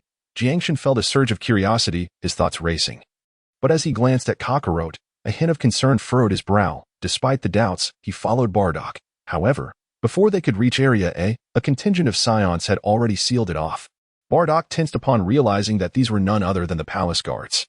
"Bardock, sir." Upon noticing Bardock's approach, the palace guards bowed respectfully, their hearts racing. In the hierarchy of planet Vegeta, Bardock's combat power, nearing 10,000, commanded their utmost respect. "What is happening?" Bardock inquired, his frown deepening. "Bardock, sir, the maternity pod was attacked by the Zafuls. The king has resolved the issue and has ordered us to maintain strict vigilance to prevent any further incidents," one scion reported respectfully. "The Zafuls," Bardock echoed, momentarily taken aback. "Yes," the guard confirmed, nodding respectfully. "But wasn't it said that a scion infant with remarkable combat power was born?" Bardock queried, perplexed. "Sir Bardock, that was due to a malfunction in the system. The Zafuls sabotaged the maternity system," the guard quickly clarified. "I see. Since the issue is resolved, then it is well. Let us proceed, Aspera." Bardock agreed. Signaling for Aspera to return, Jiangchen remained silent, following Bardock as they departed. Unbeknownst to them, the Zafuls had evidently resurfaced, managing to infiltrate the maternity ward. Bardock furrowed his brow, his expression grave. He could not help but worry for his young son still in the maternity ward. "Uncle Bardock, do the Zafuls truly possess the capability to breach the maternity ward?" Jiangchen suddenly interjected. "What is it?" Bardock blinked, instinctively turning to Jiangchen. Confusion etched on his face. "To my knowledge, the Zafuls should have been annihilated long ago. They should lack the ability to infiltrate the maternity ward, and even if they could, what would be their motive for sabotaging it? To eradicate the scions, the maternity ward consists of 5 distinct areas, which are not interconnected. Unless they can destroy them all, it would serve no purpose. Furthermore, I have not observed any signs of battle," Jiangchen stated thoughtfully, his skepticism palpable. The words of the previous scion did not sit well with him. The Zafuls were an intelligent species, renowned for their advanced civilization, and had little presence in the canonical Dragon Ball narrative, while one could not entirely dismiss the events of Dragon Ball GT. Those were tales set decades in the future. The likelihood of the Zafuls causing unrest in the present was exceptionally low, if not altogether non-existent. "Are you suggesting that it was not the Zafuls?" Bardock asked, momentarily stunned and filled with curiosity. "It is quite possible. Did that alien not mention a baby with excessive combat power?" Jiangchen proposed. Jiangchen nodded slowly, opening his mouth to speak. At this moment, a particular figure came to his mind, an entity that had not appeared in the original Dragon Ball series but was nonetheless integrated into the narrative, the legendary Super Saiyan, Broly, whether in the new version or the old. This character was present. Regardless of which iteration it was, it undoubtedly aligned with what the alien had just mentioned. More importantly, if it was indeed Broly, it would make perfect sense. King Vegeta would certainly not welcome the emergence of a being capable of threatening him. Even Bardock had begun to regard Vegeta with caution, having even positioned Raditz beside Prince Vegeta as a hostage. How much more wary would he be of Broly, whose battle power was formidable from birth? In the name of the Zephyrins, discreetly eliminating Broly would be the best course of action. The only issue was that if this world were the old version, Broly should be situated around Son Goku. Yet the outcome was that he was entirely disconnected from Son Goku in Area A. However, this possibility could not be entirely dismissed, especially considering the alien's prior words, which served as further proof. Upon hearing Jiang Chen's words, Bardock couldn't help but furrow his brow. After glancing at Jiang Chen promptly bid farewell to the two and exited the nursery. However, instead of leaving the logistics center, he made his way to another part of it to find his colleague, Phil. Aspera. Seeing Jiang Chen arrive, Phil appeared somewhat puzzled. His colleague had not shown up for work in quite some time due to his association with Bardock. Yet he had taken the initiative to come this time. Phil, have you been dealing with matters at the nursery recently? Jiang Chen mused for a moment before speaking. Indeed, Aspera, you wouldn't believe the chaos at the nursery. It's been quite overwhelming for me these days, Phil replied with a hint of complaint. Is that so? Jiang Chen continued. I wanted to inquire if a child named Paragus, a scion, has recently been born. His expression brightened, and he immediately posed the question. Paragus? Yes, just a few days ago. I was the one attending to them. They seem to be located in Area D. You know them. By the way, there was a massive explosion in Area A today. Apparently, it was caused by those damned Zephyrins. They've just added to my workload. Phil nodded, again expressing his grievances. Yet, Jiang Chen could no longer hear the latter part of his words. Indeed, he murmured softly. Thank you. I'll treat you to a meal another day. After expressing his gratitude, Jiang Chen swiftly departed from the logistics center. All right. You go ahead. Phil waved his hand, his expression tinged with envy. Yet he dared not voice any further remarks. Jiang Chen quickly exited the logistics center. It was only after stepping through the main doors that he exhaled a long, heavy sigh. Could it truly be Broly? He whispered to himself, feeling a surge of emotions within. In the entirety of Dragon Ball, there were only two genuine legends among all Saiyans. One was Son Goku, also known as Kakarot, who transcended from a lowly warrior with a battle power of merely 2 to become the universe's strongest fighter. The other was undoubtedly Broly. According to the lore of the Saiyan legend, every 1,000 years, a super warrior of unparalleled strength would emerge, a character characterized by a bloodthirsty, violent demeanor, and possessing terrifying combat abilities.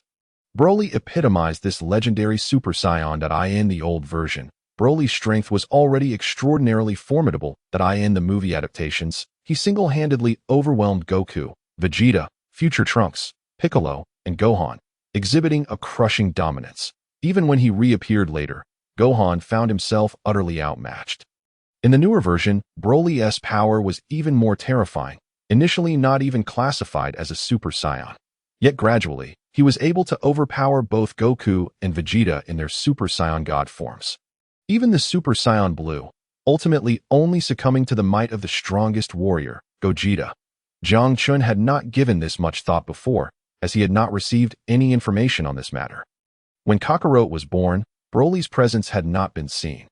Yet, he had not anticipated that Broly would still appear, albeit with a storyline that diverged completely from his memories. If Broly were alongside Kakarot, he could ascertain that this was indeed the old version of Dragon Ball. However, Broly was situated in the entirely different area at the same time.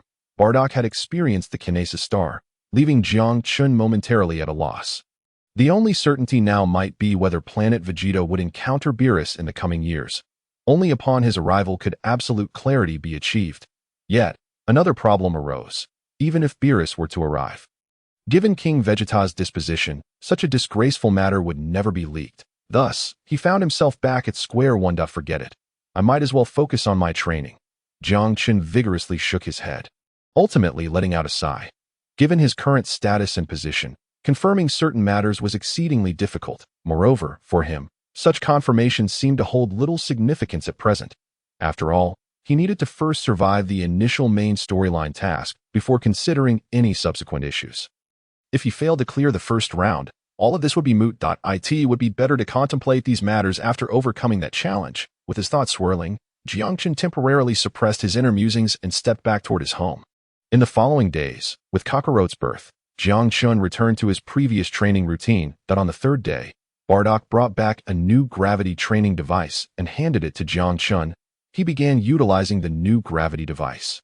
And under such intense training, his strength visibly improved that in just 3 months, his battle power had surged to 180 points. Only a step away from the coveted 200 points. It's worth noting that most adult Scion lower-class warriors only boast battle powers of 200 or 300 points at most, with reaching 400 or 500 points being a rarity. For instance, Ant Giant's battle power was merely over 200 points at this moment. Jiang Chun had not yet turned 6, and such an impressive battle power was already on par with typical upper-class warriors, even nearing Raditz level. Reportedly, Raditz's battle power was only around 210 points.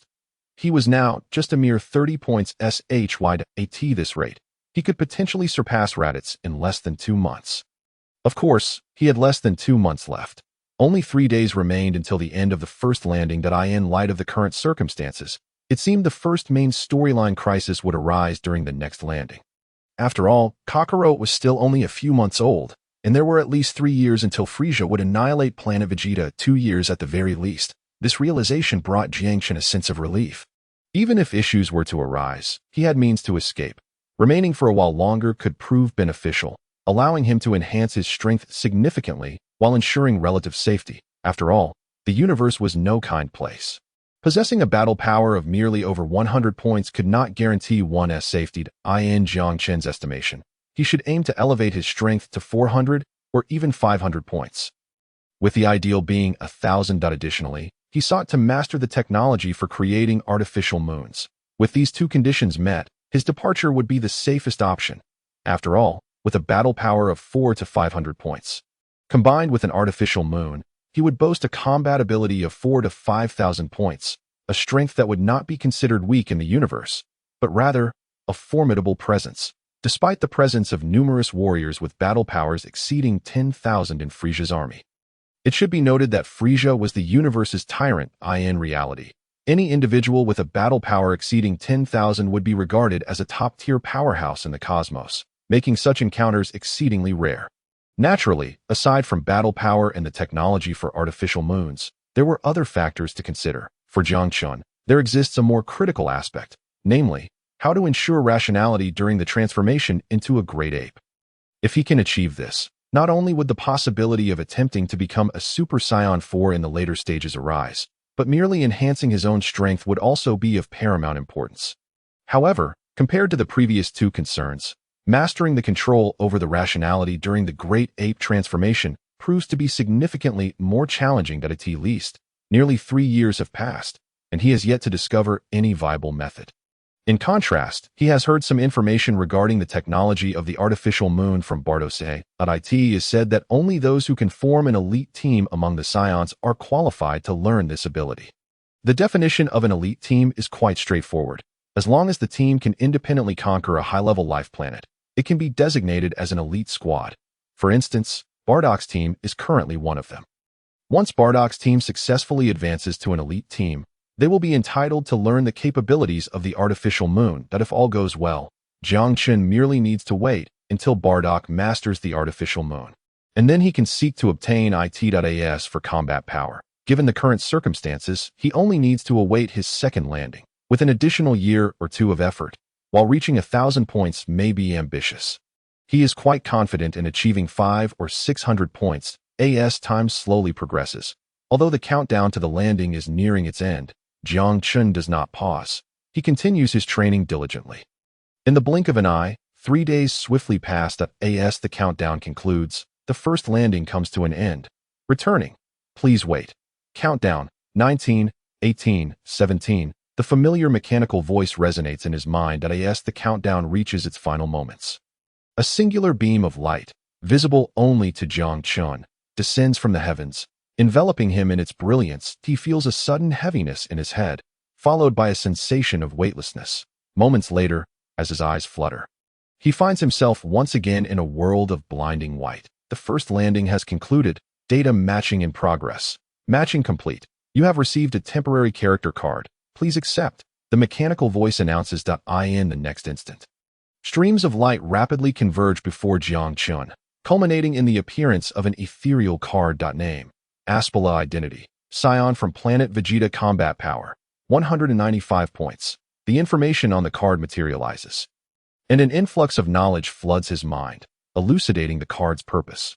Although he cannot bring out the existence of the landing world due to the unfinished main quest, including the fact that his Scion body has not matched with his current form, he still receives a card condensed from his landing world as a privilege of his successful first landing. This type of card allows him to temporarily harness the strength associated with his identity in the landing world for a limited time. For instance, should he activate the Aspala card at this moment, he would possess all of Aspala's powers, akin to when he first landed, with the sole distinction being that he would only retain this ability for 3 minutes. To genuinely acquire Aspala's strength and form, he must complete the first main quest. Generally, the multiverse conquest is divided into several stages. By accomplishing specific tasks within these stages, one can gradually obtain the corresponding abilities, items, and everything else from that world. Only upon completing the first stage can one be regarded as a qualified multiverse conqueror. As for now, to be more precise, he is merely an apprentice. Taking a deep breath, Jiangchen exhales a heavy sigh. With a mere thought, his figure gradually becomes enveloped in a sphere of light. As the light expands, his form vanishes from the white expanse. In the outside world. At the dimensional center of Shao Xian City's 8th high school, Jiang Chun is suddenly assailed by a cacophony of sounds, causing him to involuntarily open his eyes. As soon as he does, a familiar voice resonates nearby. "How was it, Jiang Chun? How was your random world? Which one did you land in?" Yu Yang asks with concern. Jiang Chun promptly opens his eyes and is greeted by Yu Yang's face, which is uncomfortably close. Startled, he instinctively takes a step back. Hey, don't get so close. Otherwise, others might think we're, Jiangchen retorts with mild irritation. "Get lost." Yu Yang snaps back. "Quickly tell me, which random world did you end up in?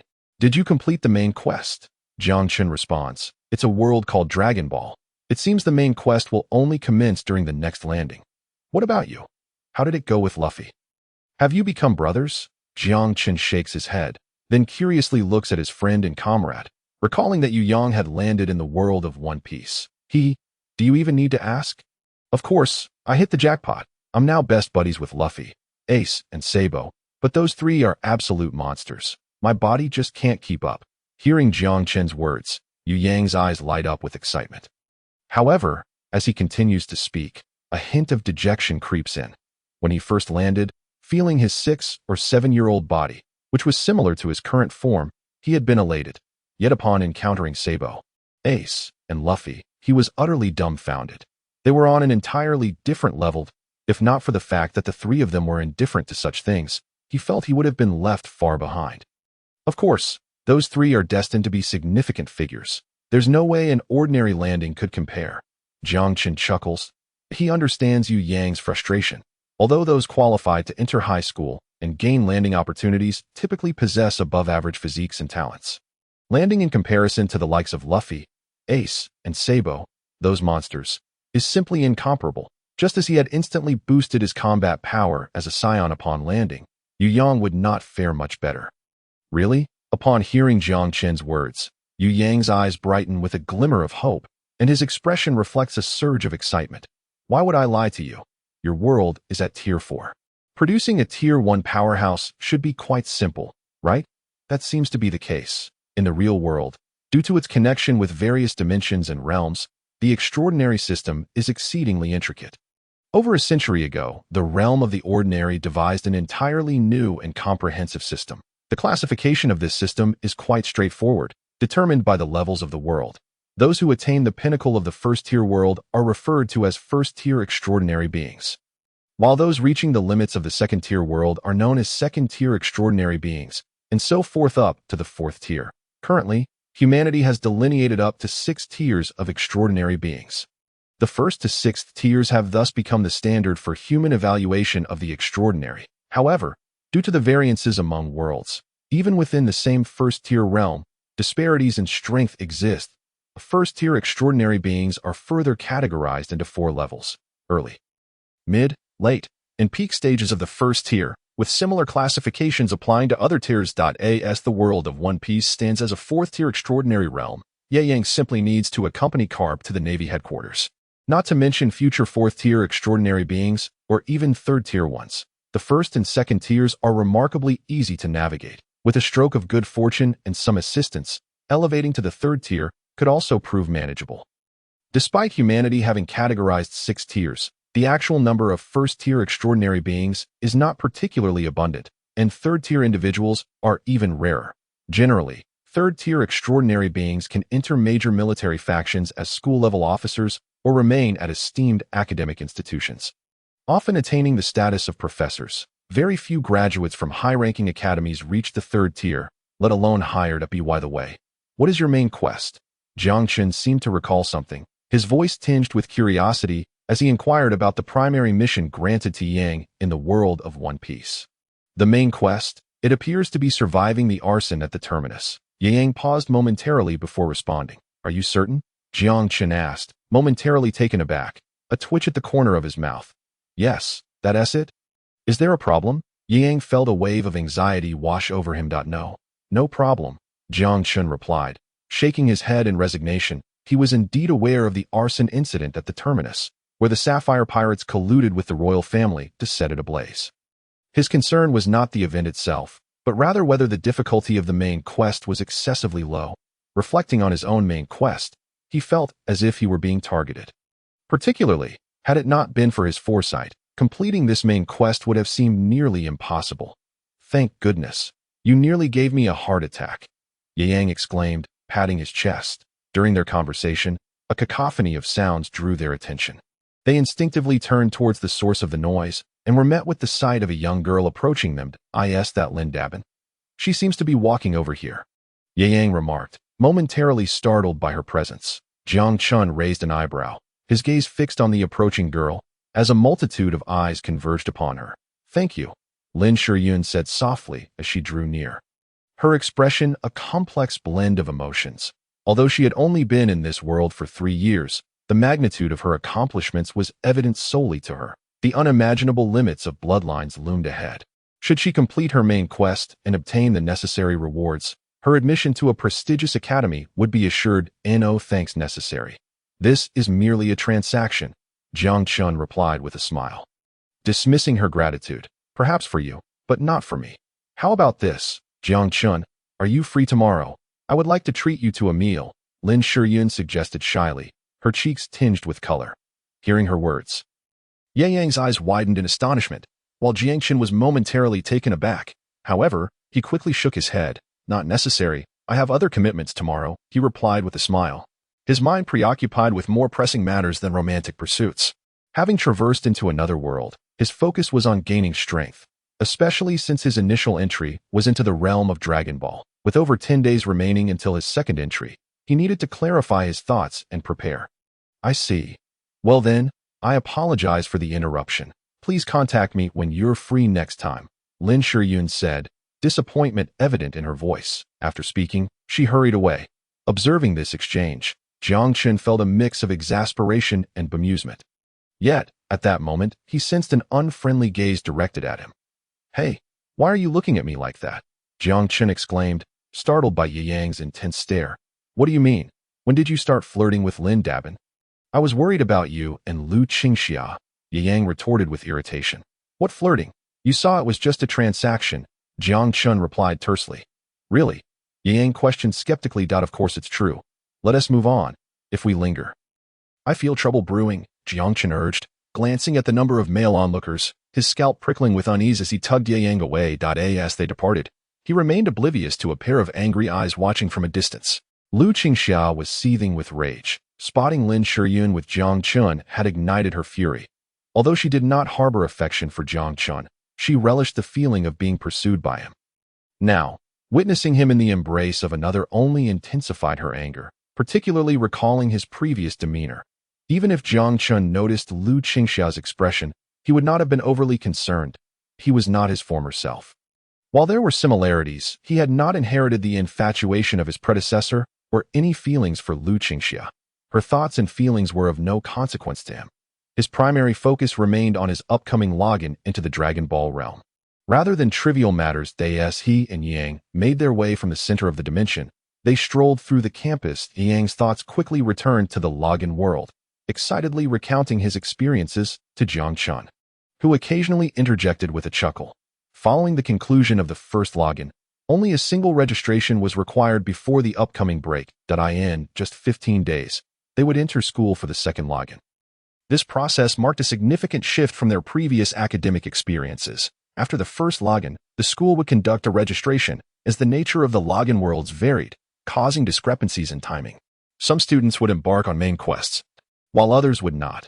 Therefore, following the first login, the school would initiate a new round of registrations, more accurately described as class assignments. Indeed, this was a class assignment. The primary purpose of this registration was to exclude students who had failed their main quests. Unless unforeseen circumstances arose, those students had likely lost their chances at extraordinary status. However, among those who qualified for high school, even if they had forfeited their login eligibility, their innate talents were still superior to those of the average individual. Consequently, a reallocation would occur, placing students who either completed or were yet to finish their main quests into new classes. After conversing for a while, Jiangchen and Ye Yang returned to their classroom, where their homeroom teacher, Luo Qizhu, had already arrived. All right, first, congratulations to everyone for completing your first login. I trust you are all aware of the next steps. Please fill out this form shortly. Luo Qingzhu awaited the arrival of all the students before gently clapping her hands, her soft voice resonating through the classroom. Teacher Luo, however, just as her words fell, a faint voice emerged from within the class, accompanied by a hesitant hand raised in the air. Li Qinghua, is something the matter? Observing the hand raised, she shook her head but still acknowledged the figure. Teacher, I am preparing to return home to assist my parents. The figure stood, facing the gazes of his peers, tears welling in his eyes. His speech becoming somewhat stammered. Upon hearing his words, many in the class instinctively lowered their heads, and a few girls even burst into tears. For them, this was their sole opportunity. If they missed it this time, they would likely never have another chance in their lives. The weight of such pressure and anguish was nearly unimaginable. I understand. Li Qinghua, you may proceed to the administrative office shortly to complete your withdrawal procedures. Others may do the same. I will also endeavor to petition the school to see if any tuition can be refunded. Luo Qingzhu, observing the reactions and the cries within the classroom, sighed softly, offering no consolation, but merely speaking in a gentle tone. This was all she could do. Her words only intensified the weeping among the students, even causing some who had yet to complete their mainline tasks to feel a pang of sorrow. Luo Qingzhu shook her head and then called upon a student, distributing the report forms. As the forms were handed out, Jiang Chen's gaze shifted back from his classmates, focusing intently on the report. The report was quite simple. Name, gender, world, mainline task, world summary. Merely 5 items to fill. Clearly, this was a census conducted by the Great Xia Federation, aimed at both understanding them and gaining insights into the world. Jiang Chan pondered for a moment before beginning to fill it out. The first 4 items were completed swiftly. For the 5th, he hesitated slightly, but soon found clarity. Within a few minutes, Jiang Chun had finished filling out the form. Hey, Chinzi, should I include what you mentioned? Just as Jiang Chun completed his writing, a head leaned in, Yu Yang speaking with a hint of confusion. However, he was met with a look of incredulity from Jiang Chun. Ahem, I was just saying. By the way, Chinzi, you haven't mentioned what kind of world yours is. I heard that the consequences of immediate login can be significant, easily leading to either a mundane world or one that is exceedingly advanced. Noticing Jiang Chen's expression, Yu Yang quickly cleared his throat, feeling foolish and hastily changing the subject. Yet, hardly had his words left his lips when a figure approached to collect the forms. A familiar face. Yu Yang quickly fell silent, nudging Jiang Chun. Jiang Chun, have you finished? Lin Shiyun's soft voice rang out. Yes, it's done. Thank you. Jiang Chun nodded, smiling as he handed over the report. Lin Shiyun accepted it with a smile of her own, nodding in appreciation. Hey, I think I saw it right. Lin Shiyun was definitely watching you the whole time. Why, Yu Yang exclaimed, a hint of madness in his voice.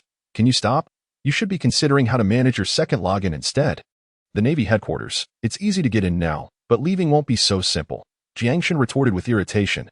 Hey, stop changing the subject. Come on, you two definitely have something going on. Yu Yang couldn't help but voice his frustration. Jiang Chun chose to ignore him.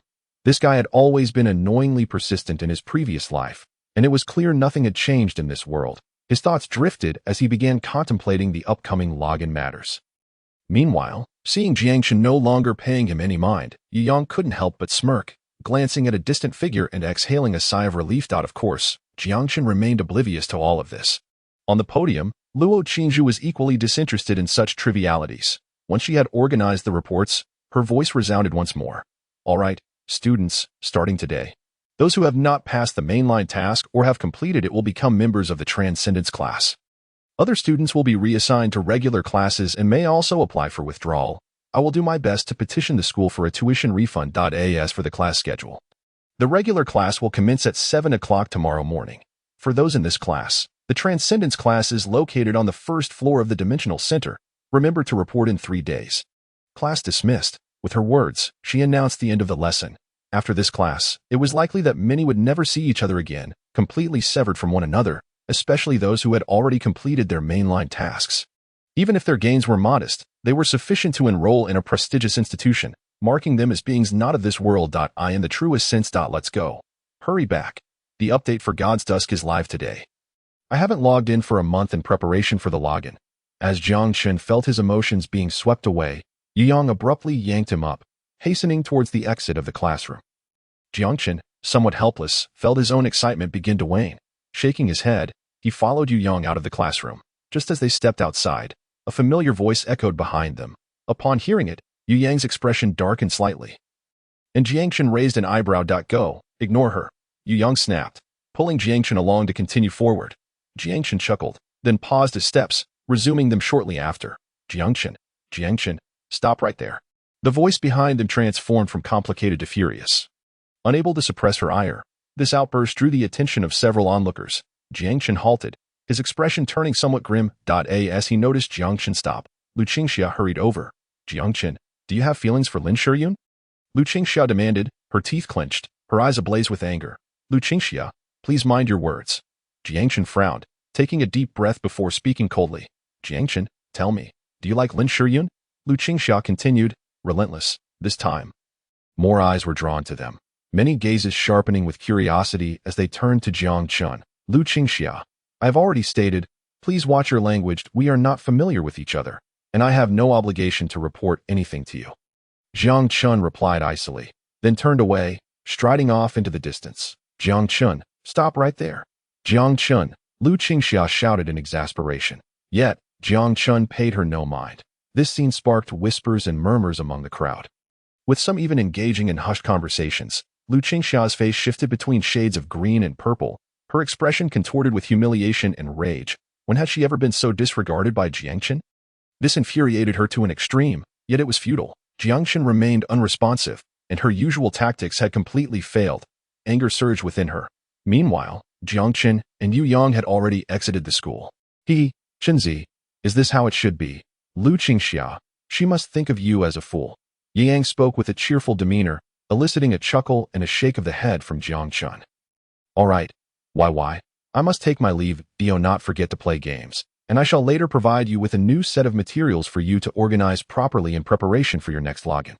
After all, you should aim for a prestigious institution to bring some joy to Uncle Yu. As he spoke, he added, Hey, aren't you going to play? Upon hearing Jiangchen's words, Yang looked at him in astonishment.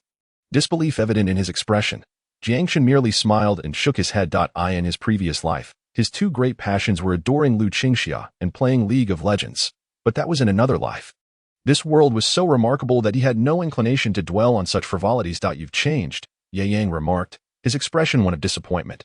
Get lost, Jiangchen retorted, somewhat irritated, before waving his hand dismissively as he boarded a bus that had just arrived. As he watched Jiangchen depart, Yang muttered to himself, it seems he truly is changed. He then stepped aside to hail a taxi and left as well. Jiangchen's home was approximately 4 to 5 kilometers from the school, making the bus ride a mere 20 minutes. Soon enough, he arrived at his residence, a dilapidated apartment complex on the outskirts of Shaoxing City. The living space barely measured 60 to 70 square meters and was not purchased by Jiangchen's parents, but rather provided by his uncle Jiang for their family of 4. The family environment was undoubtedly dire. He recalled that it wasn't until his sister graduated from university that their situation began to improve.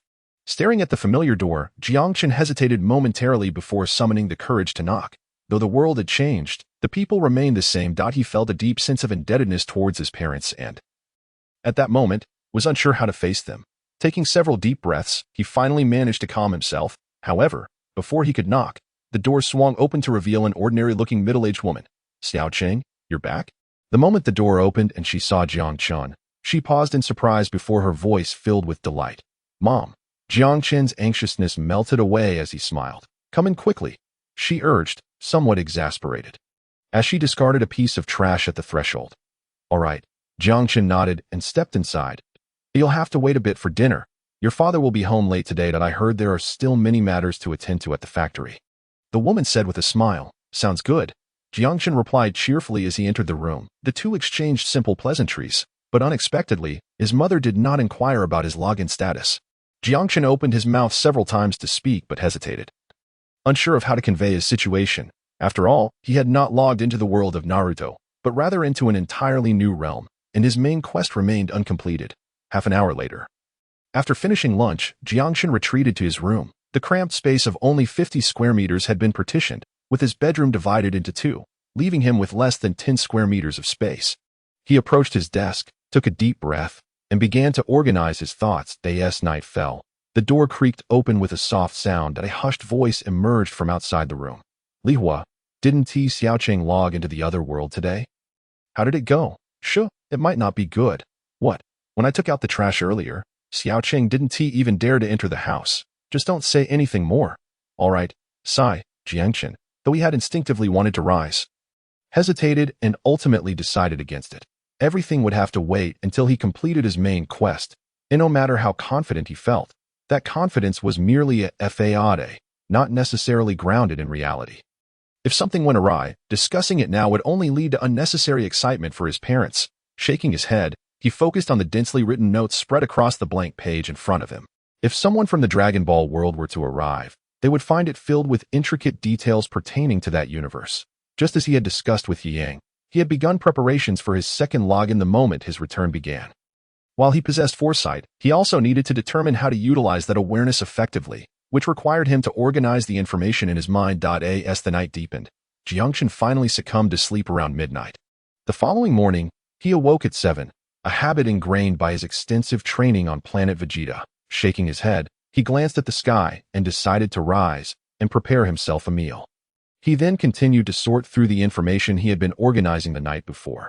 Meanwhile, the entire Daxiao was anything but tranquil, as a strategy for a level 4 world commenced, a matter of great significance even for Daxiao itself. After all, a well-utilized level 4 world could yield numerous tier 4 powerhouses, and a tier 4 powerhouse would rank among the mid to high-level powers within Daxia. Thus, following the conclusion of the first login, a deluge of intelligence began to converge towards the Daxia authorities. As the leading institution in this newly emerging world, the Daxia Higher Academy was naturally involved in the proceedings. Within an office at the academy, a woman furrowed her brow as she reviewed the piles of documents before her, her expression filled with confusion. Just as she pondered, a soft knock echoed from the door. "Come in," she called. The next moment, a 14 or 15-year-old girl pushed the door open, carrying a hefty stack of materials. "Teacher, I've brought the documents. Should I place them here?" "Jiang," she spoke softly. "Leave them there." The woman nodded, not lifting her head. "Jiang," she set the documents down nearby and prepared to leave. "Xiaoxi, don't rush off just yet. Come here for a moment." Before she could exit the office, the woman called her back. "Yes, teacher." Jiang, she quickly nodded and approached. "Xiaoxi, something feels off about this world. It seems not to be as promising as I initially anticipated. How about I arrange for you to log into a different starting world?" Surprised, Jiang Xi's eyes widened. "Ah, the initial world is critically important. Previously, I selected this realm known as the Ninja World for you, as our investigation suggested it was likely a Tier 4 pinnacle world, the best outcome for you. However, preliminary exploration has revealed that our earlier predictions may have been flawed. This world appears to be merely an ordinary level 4 world, possibly even the lowest tier among them." With a sigh of resignation, the woman expressed her disappointment. This was a situation she had not foreseen. The world had initially seemed promising, yet the results had taken an unexpected turn. A top-tier level 4 world would undoubtedly serve as the best choice for her newly acquired student, providing a solid foundation for extraordinary development. However, an ordinary level 4 world, especially one at the lower end of the spectrum, was far from an ideal selection. She was well aware of her students' considerable talent and did not wish to squander it. Teacher, perhaps we should refrain from making any changes. Listening to the words of the woman, Jiangshi felt a twinge of conflict within her. However, after a brief hesitation, she steeled herself and spoke up. Shashi, this is no jest. The initial world is intrinsically linked to how far you can progress in the future. One must not be careless. Upon hearing Jiangshi's words, the woman furrowed her brow. Her tone turning serious. I understand. Teacher, I believe this world possesses great potential. Moreover, you mentioned that the preliminary investigation indicates it is a pinnacle of the 4th tier, although our exploration has not yet confirmed this. It is not necessarily a flaw of the world. Rather, it may simply be our limited understanding of it at present. Jiangshi spoke earnestly. The woman focused intently upon hearing Jiangshi's statement. Teacher, I truly feel that this world is well suited for me. Observing the woman's concentration, Jiangshi gritted her teeth and could not help but speak again. Shashi, are you certain? The woman took a deep breath, her gaze returning to her student. Teacher, I am certain. Jiangshi nodded, reaffirming, very well. I hope you will not regret your decision. Here, take a look. These are the currently compiled pieces of information that should assist you in your initial entry. The woman gazed at the resolute Jiangshi and let out a slight sigh. She then nodded, choosing not to utter more. Each person has their own choices, and with Jiangshi so resolute, she felt unable to argue further, instead beckoning. Yes, teacher.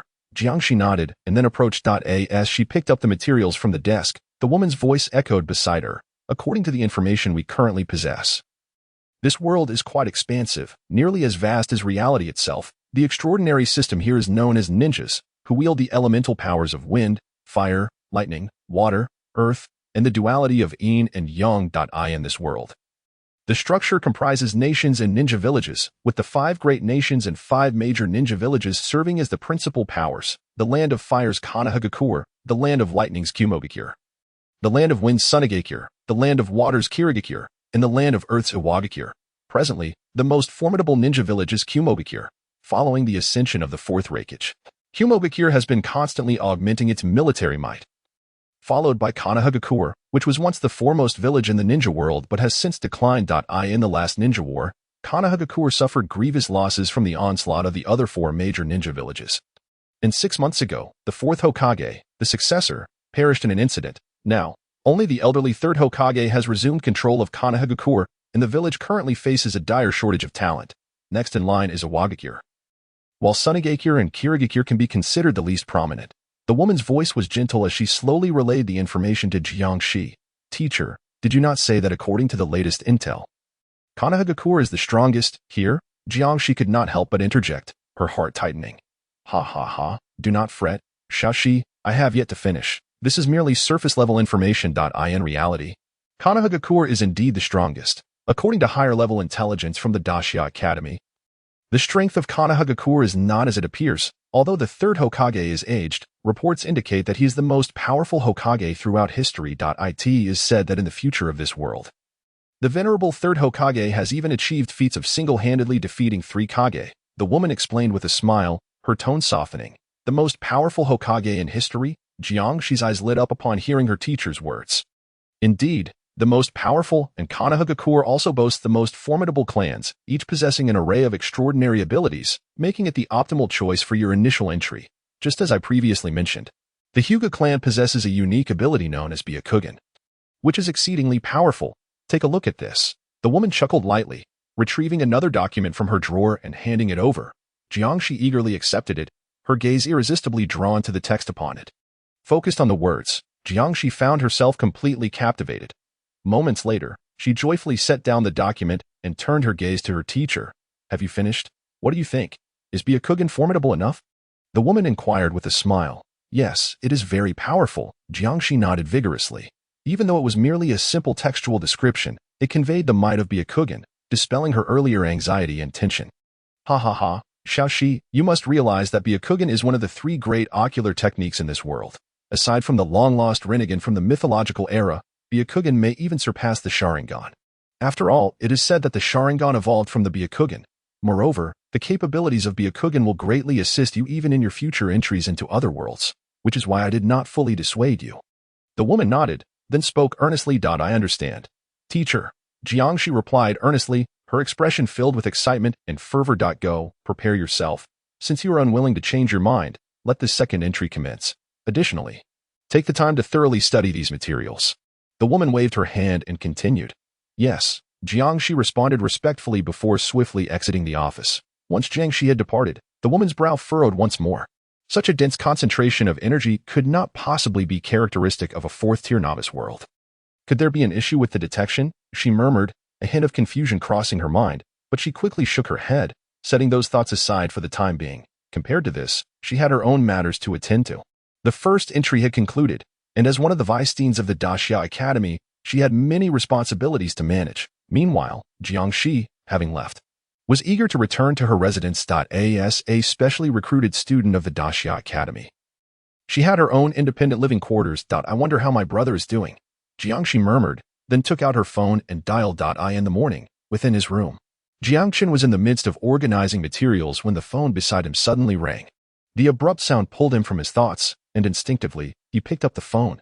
When he saw who was calling, a smile spread across his face. Without hesitation, he answered the call. Hello, Shashi, what's up? Jiangchen's voice resonated. Brother, I've obtained some new information. I will send it to you, so please make sure to receive it. The serious voice of his sister came through the phone. This, ding dong, before he could respond. A notification chimed on his phone. Brother, I've sent it to you already.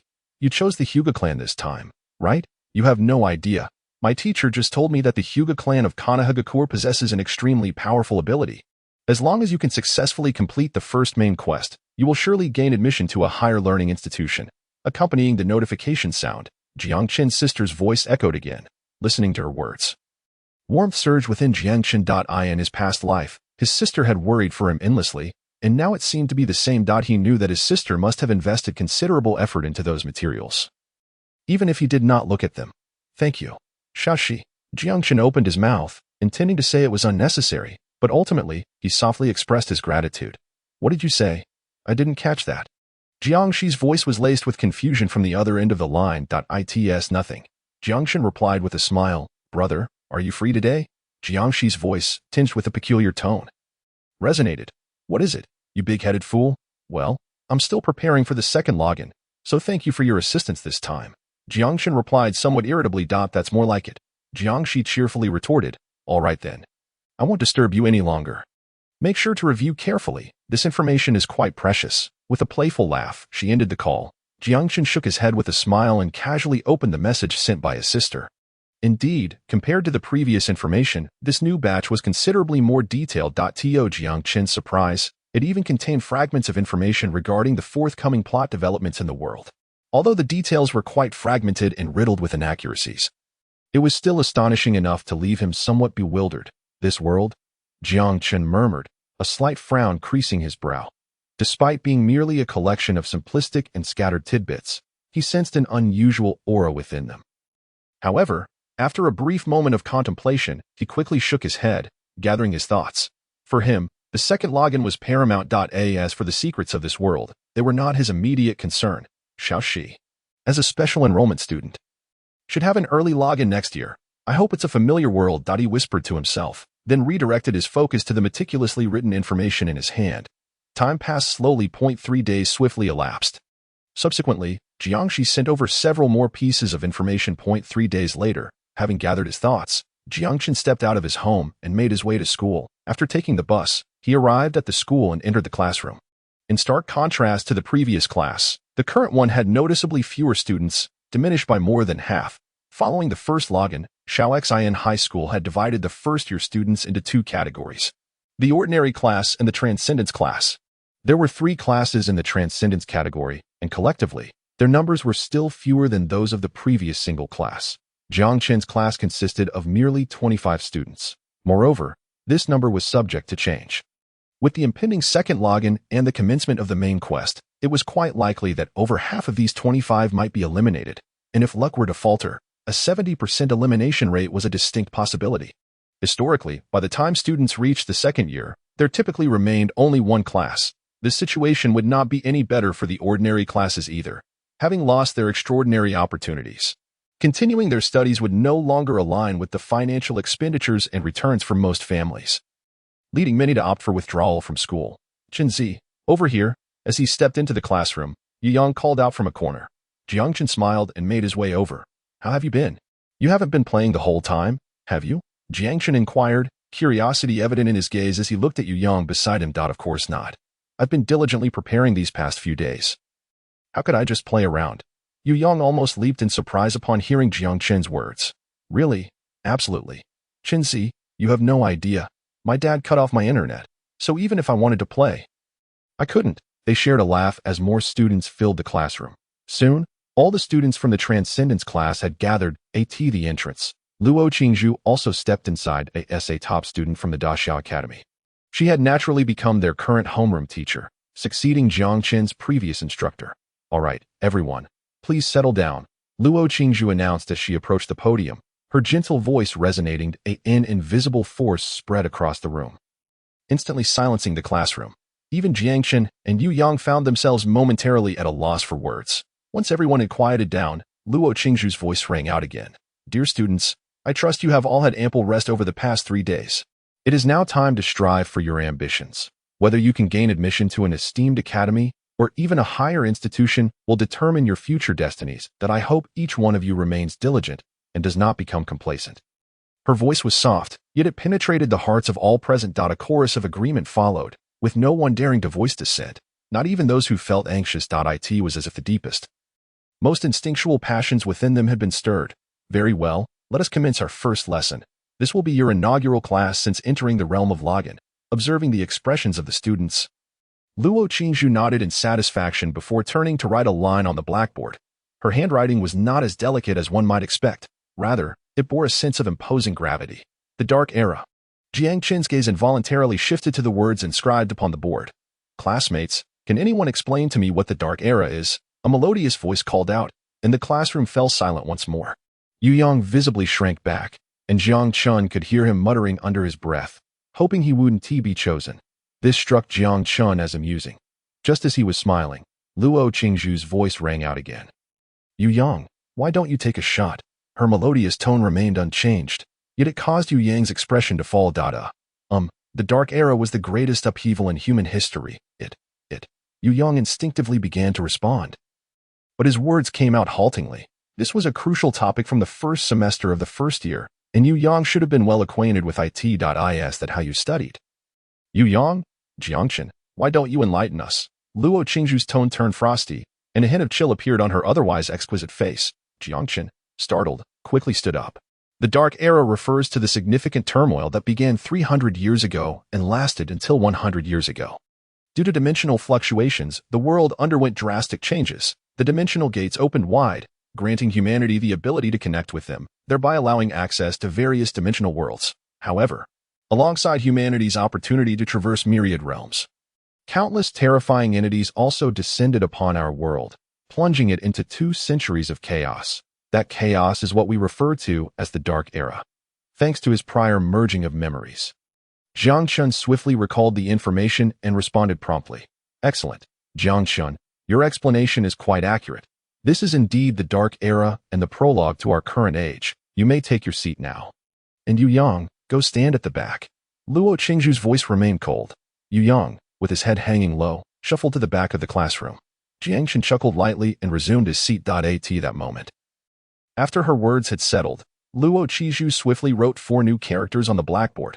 World strategy? Jiangchen's brow furrowed slightly as he gazed at the newly inscribed words. Classmates, does anyone know the purpose of logging into the world? Luo Qingzhu's voice echoed once more. As she spoke, the students exchanged glances. After a brief moment, a quiet voice finally spoke up. Luo teacher. The purpose of world login should be to acquire extraordinary powers to fend off the incursions from the dimensional realms. Right? The words came from a girl in the front row, and her response drew the attention of many. You are correct, though it's not entirely accurate. The initial purpose of world login was indeed to gain extraordinary abilities to resist the invasions from dimensional worlds. However, as time has progressed, the aim of world login has evolved into something greater, world strategy. Every world possesses its own hierarchy, akin to the realms you have chosen to traverse, ranging from the first tier to the second and third. The world in which we reside mirrors this structure. These interwoven dimensional realms are remarkably unique. Theoretically, if we can conquer them to a certain extent, these worlds will ultimately serve as nourishment integrating into our own world and elevating its status. To date, the phenomenon of world entry encompasses a significant portion that transcends mere extraordinary power. It is fundamentally about world conquest. Luo Qingzhu nodded, her voice gradually unfolding. As she recounted her narrative, the students below could not help but display expressions of astonishment, including Jiangchen, who was equally taken aback. He had never anticipated that world entry encompassed such an aspect, dimensions transforming into fuel, merging with the primary world. Just the thought of it was astonishing. Teacher, can dimensional worlds truly merge with our own? At that moment, a student could not restrain themselves from voicing their inquiry. Others, too, were expressions of disbelief. Certainly, Luo Qingzhu affirmed, our world has already integrated over a dozen realms. And there are still several more in the process. For instance, the fruit world, which you are familiar with, is currently merging. It is said that the conquest speed is reached 20%. Once it hits 100%, complete integration will occur. Moreover, aside from the fruit world, many other worlds are also in the process of merging. Theoretically, as long as the conquest begins, it can be regarded as the commencement of integration. Listening to the series of astonished inquiries from the students, Luo Qingzhu nodded earnestly. She could naturally comprehend their surprise, having felt the same astonishment when she first learned of it. Teacher, what constitutes the beginning of a conquest? Amidst the chorus of voices, a sudden query resounded, its volume modest yet unmistakable. Luo Qingzhu instinctively glanced in the direction of the sound and immediately recognized Jiangchen. Slightly taken aback, she nodded in acknowledgement. Meanwhile, Jiangchen wore a contemplative expression, realizing that the concept of world integration was indeed unexpected. Until recently, he had not considered this deeply. But he soon became acutely aware that his entry into the world was unlike that of others. Whether it was the world of Naruto or One Piece, while these realms had decent tiers, they barely reached levels 4 or 5 at most, posing no significant threat to the entire world. Human beings possess the ability to suppress these worlds, but he was from the Dragon Ball universe. What tier did the Dragon Ball world belong to? Jiangchen was uncertain, perhaps 6th, 7th, or even higher. It was evident that whichever tier it was, upon merging, it could potentially pose a grave threat to the primary world. Thus, he could not help but voice his concerns. As his anxiety mounted, Luo Qingzhu clapped her hands to restore silence in the classroom. Her melodious voice resonated once more. Classmates, Jiangchen's inquiry pertains to the most crucial aspect of world conquest. While world entry signifies the commencement of conquest, certain conditions must be met for it to truly begin. First, world entry necessitates capturing or randomly locating a realm. Regardless of the method, the initial number of participants will be limited. Only after these entrants significantly influence the progress of that world does the true conquest commence. With certain entities gradually manifesting in the primary world. If we can vanquish these entities, we can accelerate the pace of conquest and gain relevant intelligence, along with additional entry quotas. A year ago, the captain of the Black Pirate crew descended upon our Shaoxin city and was slain by the lord of the city, granting us a portion of the entry rights to the fruit world. Luo Qingzhu's voice echoed throughout the classroom, and at that moment, everyone listened intently, Jiangchen included. As he absorbed the information, he finally grasped the intricacies of world integration, conquest, and the phenomenon of multiverse entry. According to Luo Qingzhu's explanation, world integration was far from a simple endeavor. It required achieving 100% conquest. To reach this milestone, not only did the number of entrants need to increase, but it was also imperative to defeat all the formidable beings that descended. Given this situation, it seemed exceedingly challenging for the Dragon Ball world to meet these criteria. In the short term, the prospect of integration appeared nearly impossible. This realization brought a sense of relief, alleviating his worries entirely. With his concerns dissipated, the subsequent time passed swiftly. Before long, the first day's lessons had concluded. Compared to previous classes, significant changes had undoubtedly taken place. Firstly, there was an abundance of information about multiverse entry, and the lessons now incorporated training in personal combat prowess and various physical attributes, comprising nearly half of the curriculum. This was understandable, as in the realm of world entry, one's strength often dictated the outcome. The stronger one's inherent abilities, the greater the power gained from entry. Although this enhancement was limited prior to acquiring extraordinary abilities, even the slightest improvement could have a profound impact during multiverse entry. The Daxia Federation had conducted extensive research on this matter. As time gradually progressed, Jiangchen found himself fully immersed in this experience. Although his current enhancements might be less effective for his entry status compared to others, perhaps even negligible, he refrained from exhibiting any desire to stand out. On one hand, Jiangchen wished to avoid drawing too much attention to himself. On the other, he believed that even the smallest improvement warranted acknowledgement. In the blink of an eye, 10 days had elapsed since Jiangchen began his schooling. Throughout these 10 days, he deepened his understanding of this world and gained a clearer perception of multiverse entry.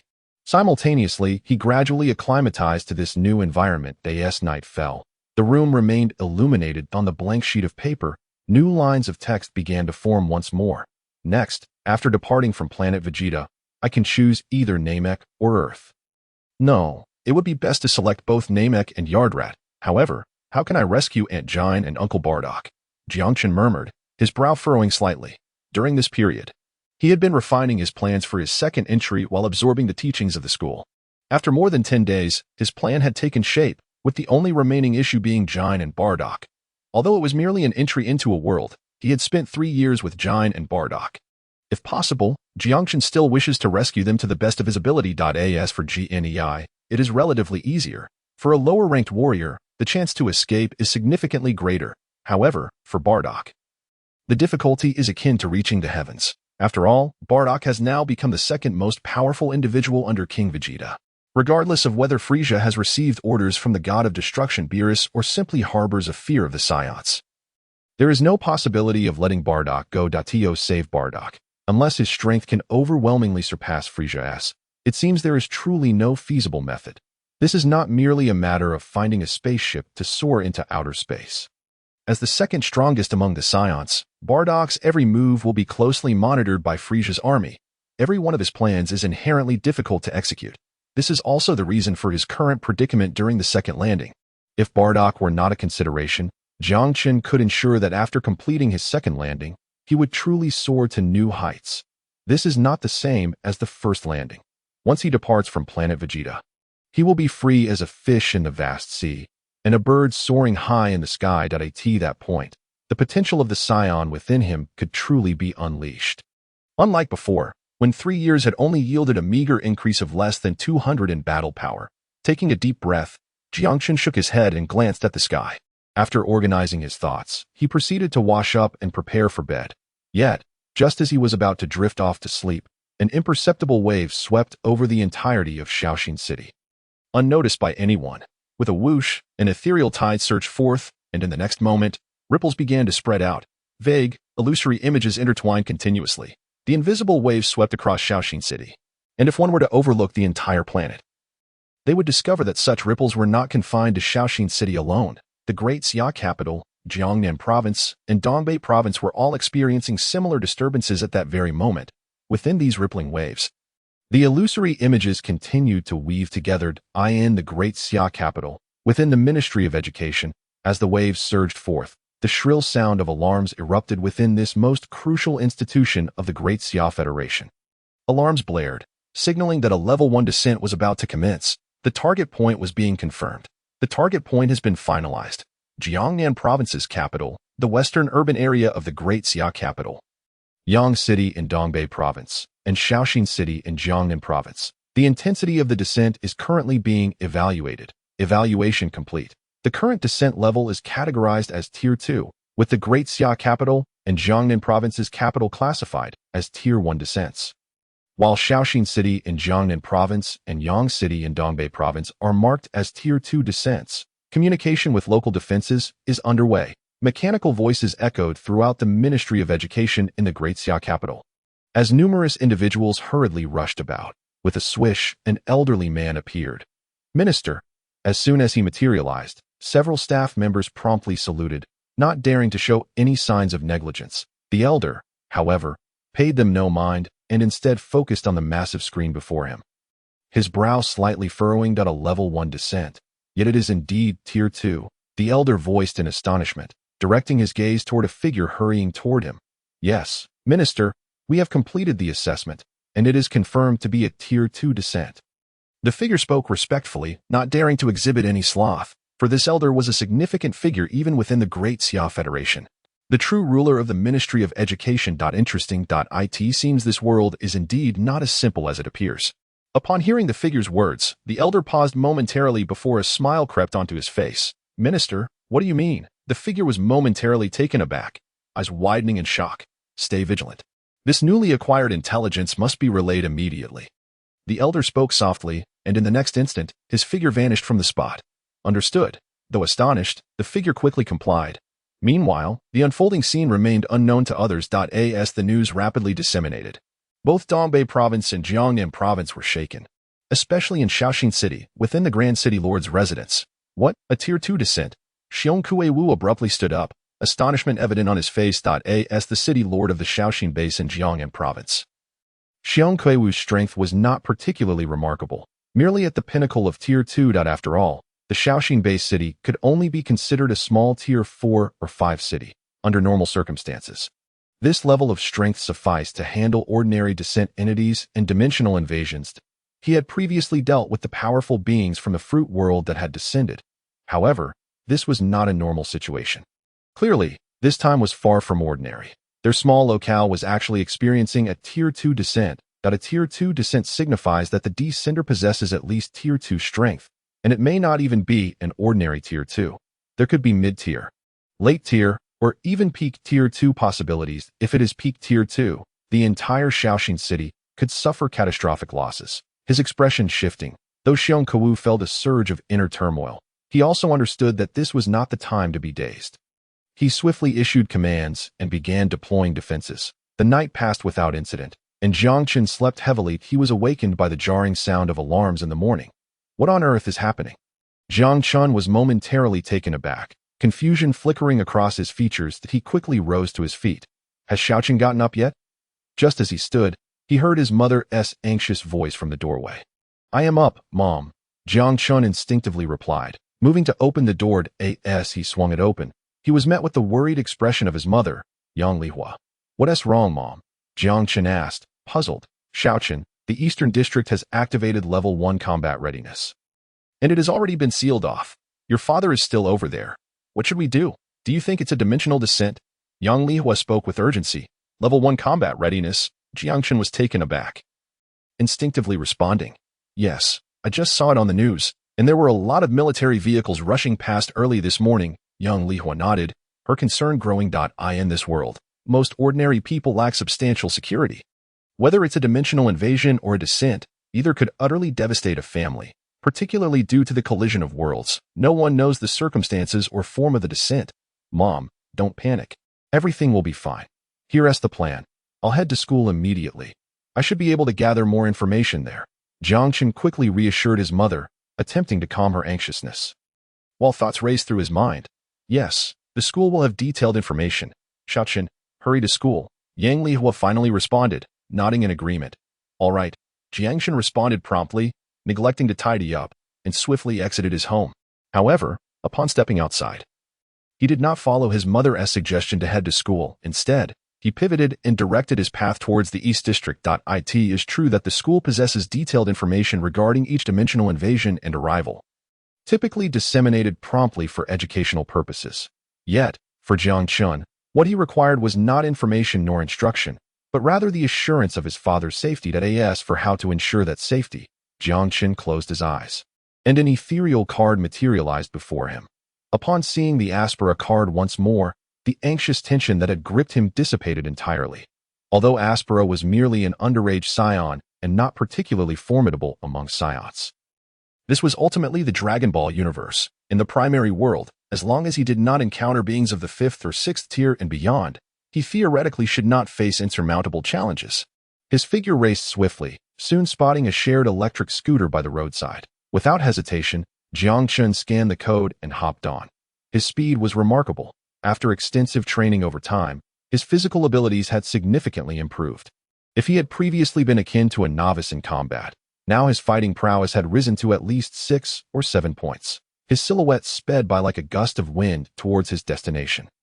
At this moment, the area he aimed for was already under swift lockdown by the city's defense personnel, while numerous civilians were rapidly evacuating.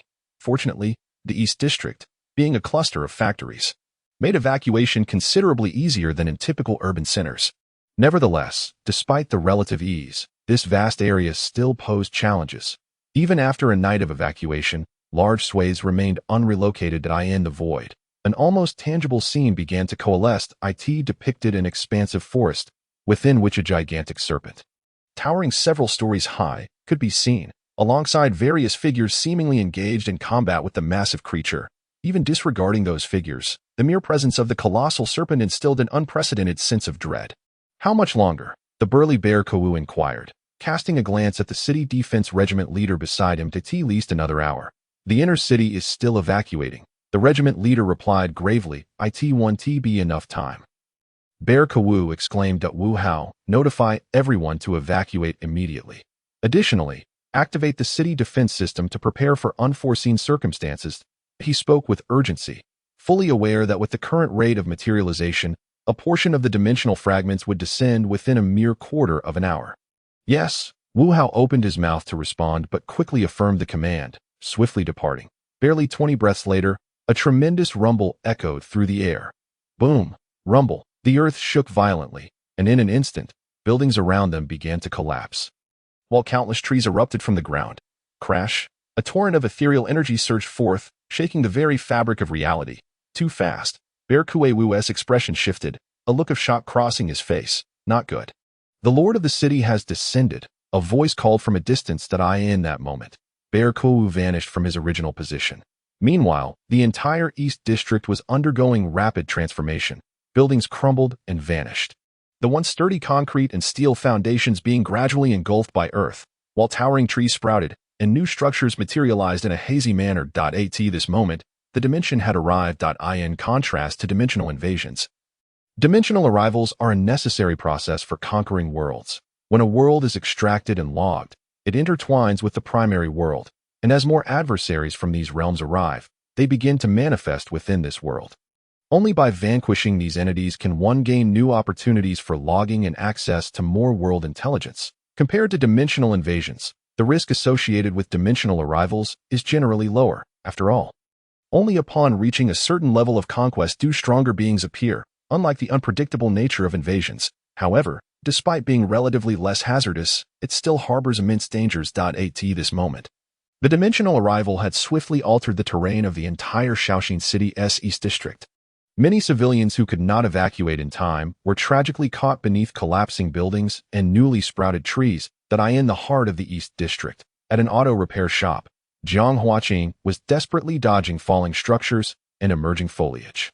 Fortunately, having served in the military years prior and engaged in high-intensity physical activities, his physique surpassed that of others. Though struggling, he managed to keep himself safe while also providing some assistance to his coworkers. "Are you all right, Lao Hai?" Jiang Huaqing grasped his friend, speaking with concern. "Damn it. This is a huge mess. A dimensional arrival has occurred right here," Lin Haitian exclaimed anxiously. "Leaving now may not be so simple. We have no idea which direction the arrival is extending," Jiang Huaqing replied helplessly, glancing outside. Once bustling with traffic, the reinforced concrete landscape had vanished without a trace, replaced by an impenetrable expanse of towering woods. Each shrub stood at least 100 meters high, likely having taken centuries to grow. Amidst such drastic changes in terrain, compounded by the uncertainty of the dimensional arrival's direction, attempting to exit felt like an impossible dream. "What now?" Lin Haitian questioned anxiously. "We have no idea what kinds of dimensional beings might arrive, nor do we possess any extraordinary powers." Jiang Huaqing's expression mirrored the gravity of the situation. For ordinary individuals like them, ensnared in the midst of a dimensional arrival, this scenario seemed akin to a death trap. Unless the Great Xia Federation could swiftly resolve the dimensional crisis, the chances of survival appeared bleak given the scale of the situation. "Let us retreat for now and see if we can find any weapons." Jiang Huaqing took a deep breath and proposed, although the expressions of those around him were fraught with anxiety. They quickly agreed. The group then made their way towards the distance. Meanwhile, outside, a colossal roar reverberated through the air, and an immense serpent, over 100 meters long, materialized in an instant. Its emergence brought forth an overwhelming aura that enveloped the surroundings. Just sensing that presence caused Bear Kawu, who had just entered the forest, to change his expression dramatically. "Peak second tier." Damn it, he could not suppress his exclamation. In this moment, he found it increasingly difficult to maintain his composure. The peak of the second tier was already formidable enough, let alone a creature of such colossal proportions. Bear Kawu began to doubt his ability to confront it, as his own strength merely matched that level. Facing a standard peak second-tier adversary was challenging enough, let alone a beast of this magnitude. Director Zhang, directly. Xiong Kuei-Wu let out a thunderous roar. However, just as his words fell, a sudden change swept across his face. At that moment, the manifestation of the colossal beast had yet to conclude. Waves of ripple spread forth, and simultaneously, figures clad in peculiar garments adorned with strange headpieces began to emerge. There are more of them. Xiong Kuei-Wu's voice trembled with an unmistakable quaver. The arrival of other dimensions typically involves fragments of a dimension's world descending into the primary realm. These may represent past, present, or even future timelines of that dimension. Upon their arrival, these fragments instantaneously transform from the ethereal into reality, becoming an integral part of the primary world. Moreover, due to the intertwining of dimensions, they are inherently antagonistic towards the primary realm, seeking to wreak havoc upon it. The only way to truly resolve such a dimensional incursion is through their complete annihilation. However, achieving a stable resolution is not always feasible, even during the relatively calm century past. Numerous base cities have been utterly obliterated by dimensional incursions, including the base city that served as the capital of Jiangnan province 70 years ago. The arrival is uncontrollable, even if one can detect the level of incursion. It only indicates the strength, not the number of arrivals. Just like at this moment, as the massive serpent descended, a multitude of strange figures followed suit. What weighed heavily on Xiong Kuei was the presence of several second-tier entities among them. Dean Zhang, Dean Li, you must intercept them. All city defense forces, obey orders and eradicate all dimensional foes. Xiong Kuei-Wu commanded, his voice cutting through the chaos. His original plan had been altered in an instant. He had intended to confront the colossal serpent alongside the two deans. Yet, with the emergence of additional second-tier adversaries, he had no choice but to redirect his strength to counter those entities, leaving him to face the serpent alone. Boom. No sooner had his words left his lips than he sprang into action, his muscles swelling rapidly. Tufts of fur erupted from his form, and his pupils transformed into those of a beast. Roar. A tremendous roar erupted from him, and in the next instant, his figure morphed into a gigantic brown bear, towering at an impressive height of 4 to 5 meters. A violent aura surged forth as he charged directly towards the serpent. Meanwhile, the two elder figures swiftly descended into the nearby jungle, intercepting the figures clad in ninja attire. Old Zhang, it seems we are truly in trouble now, one elder remarked with a bitter smile. His expression tinged with gravity that we must hold them off as best as we can.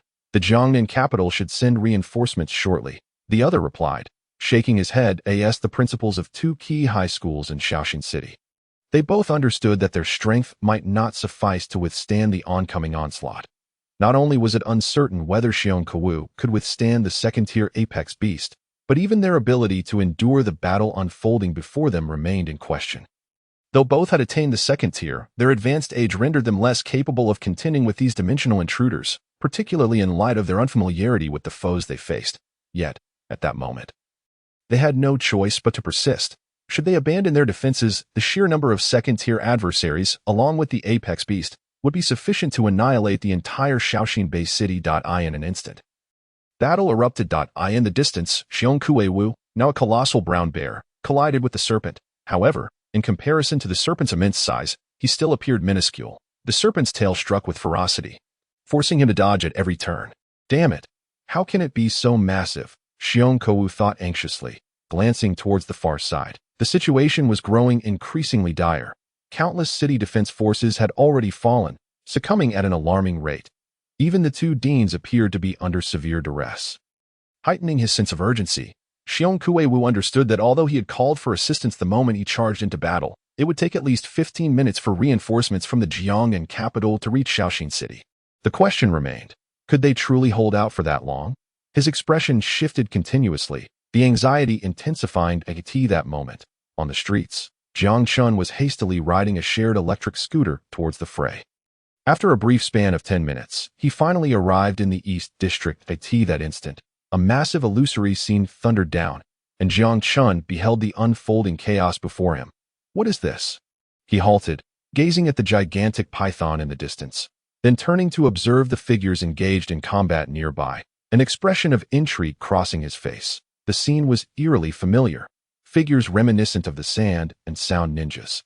A moment from his memory resurfaced unbidden in his mind. The Chunin exams, he murmured, and without a moment's hesitation, he reached into his mind for the card that lay within. Buzz, a ripple surged forth. and in the blink of an eye, Jiang Qin's form began to transform. The body of a 16-year-old gradually morphed into that of a 5- or 6-year-old child. A sudden itch arose at his rear. And moments later, a brown, furry tail burst forth, shredding his clothing.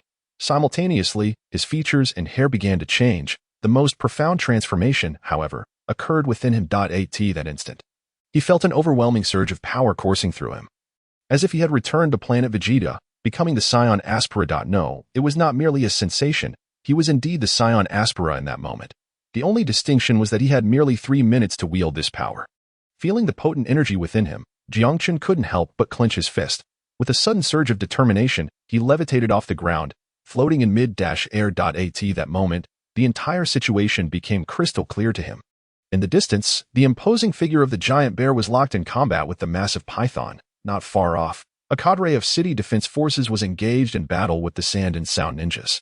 It was evident that the conflict was not unfolding in their favor. The giant bear was clearly being overwhelmed by the serpent, while the city defense forces suffered heavy losses at the hands of the ninjas, who excelled in stealth and assassination. Boom! The energy erupted within him, and Jiang Qin wasted no time. Enveloped in power, he surged towards the location of the serpent. His speed was astonishing, with close to 200 combat points. He traversed thousands of meters in an instant, plunging into the depths of the jungle. Boom! Rumble. The trees collapsed with alarming rapidity, while the imposing bear, transformed into a colossal creature, struggled to evade the impending disaster.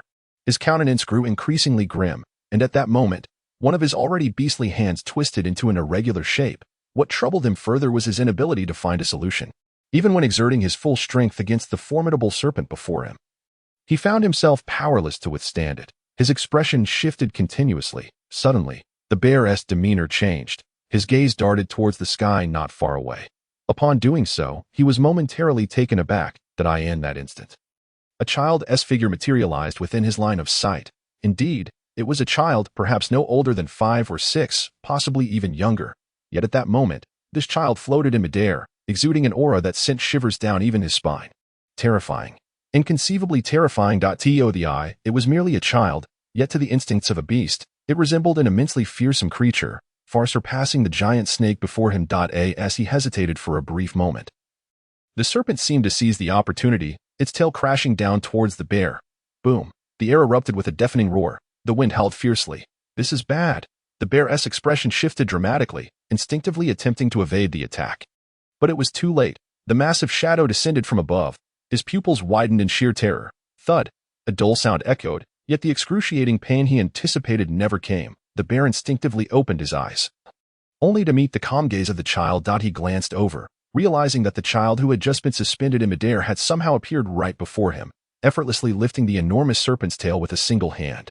This scene was nothing short of astonishing and left the bear utterly wide-eyed, his expression tinged with disbelief. Uncle, leave this to me. You go deal with those intruders. Otherwise, the city will face grave trouble. Jiang Qin had no time to entertain the astonishment of the bear. He had summoned his cards to resolve the crisis. Thus, as soon as the bear looked his way, his words emerged with an edge of impatience. All right, the bear stammered, quickly nodding in acknowledgement. He cast a deep glance at Jiang Qin before swiftly departing. Though he was still unsure of Jiang Qin's true identity, it was evident that the boy was there to assist him. And that alone sufficed, as Jiang Qin had articulated. The most pressing matter was to swiftly address the current predicament. The bear's figure rapidly retreated, soon plunging into another battlefield. With his involvement, the situation on the battlefield stabilized quickly. Though the sand and sound ninjas were formidable, particularly the sand ninja, as one of the 5 great ninja villages, even their weakest members were not to be underestimated. The invading force was merely a fraction of those who had attacked Konoha. Yet their strength was still significant. Among them were 2 elite jonin. While they lacked the prowess of someone like Maki, they were still seasoned veterans. Additionally, there were numerous elite Chunin and several special jonin. Such a force was difficult to contend with for the city's defense forces and the 2 academy heads, who had already suffered considerable losses in a short span of time. Fortunately, the bear's swift return bolstered their efforts. Despite his injuries, being at the peak of the 2nd tier allowed him to restrain 2 jonin, even overpowering the 2 sand ninja jonin. The remaining special jonin were quickly subdued by the 2 academy heads. With the high-level threats contained, the ordinary elite Chunin, and Genin, along with the city defense forces, were more than capable of managing the situation. Boom! Thud! The bear delivered a powerful punch. absorbing a wind blade and striking one Jonin squarely in the head. The Jonin's eyes widened in horror, and in the next instant, his head exploded. An influx of information surged into the bear's mind. Yet he had no time to process it. He swiftly pivoted, delivering a kick to another Jonin who had just unleashed a technique. Wind release, vacuum wave. The Jonin's expression shifted, and he hastily completed the hand seals. Opening his mouth, several wind blades shot forth toward the bear, attempting to disrupt his momentum. However, swish, the wind blades sliced through flesh, blood splattered. The deep, resonant voice of Xiong Kuei-wu echoed, and another figure descended, displaying a look of perplexity. Xiaoxian City was merely a small base city. With its strongest being the peak-level Xiong Kuei-wu of the second tier, they had no recollection of such a formidable presence. Let us proceed and investigate. Xiong Kuei-wu inhaled deeply, then beckoned to the two individuals. Striding towards the distance, the two behind exchanged glances before hastily following suit. Meanwhile, in the far-off sky, Jiangchen quickly regained his composure from the information he had received. Shaking his head, he surveyed his surroundings and began to dive downward. He had not forgotten the primary objective of this outing. Enveloped in a surge of energy, with nearly 200 points of combat power, Jiangchen's speed was astonishingly swift. In the blink of an eye, he vanished from the sight of Xiong Kuei-wu and his companions. The trio was taken aback and hastened their pace, yet Jiangchen's velocity was simply too rapid, and he soon disappeared from view.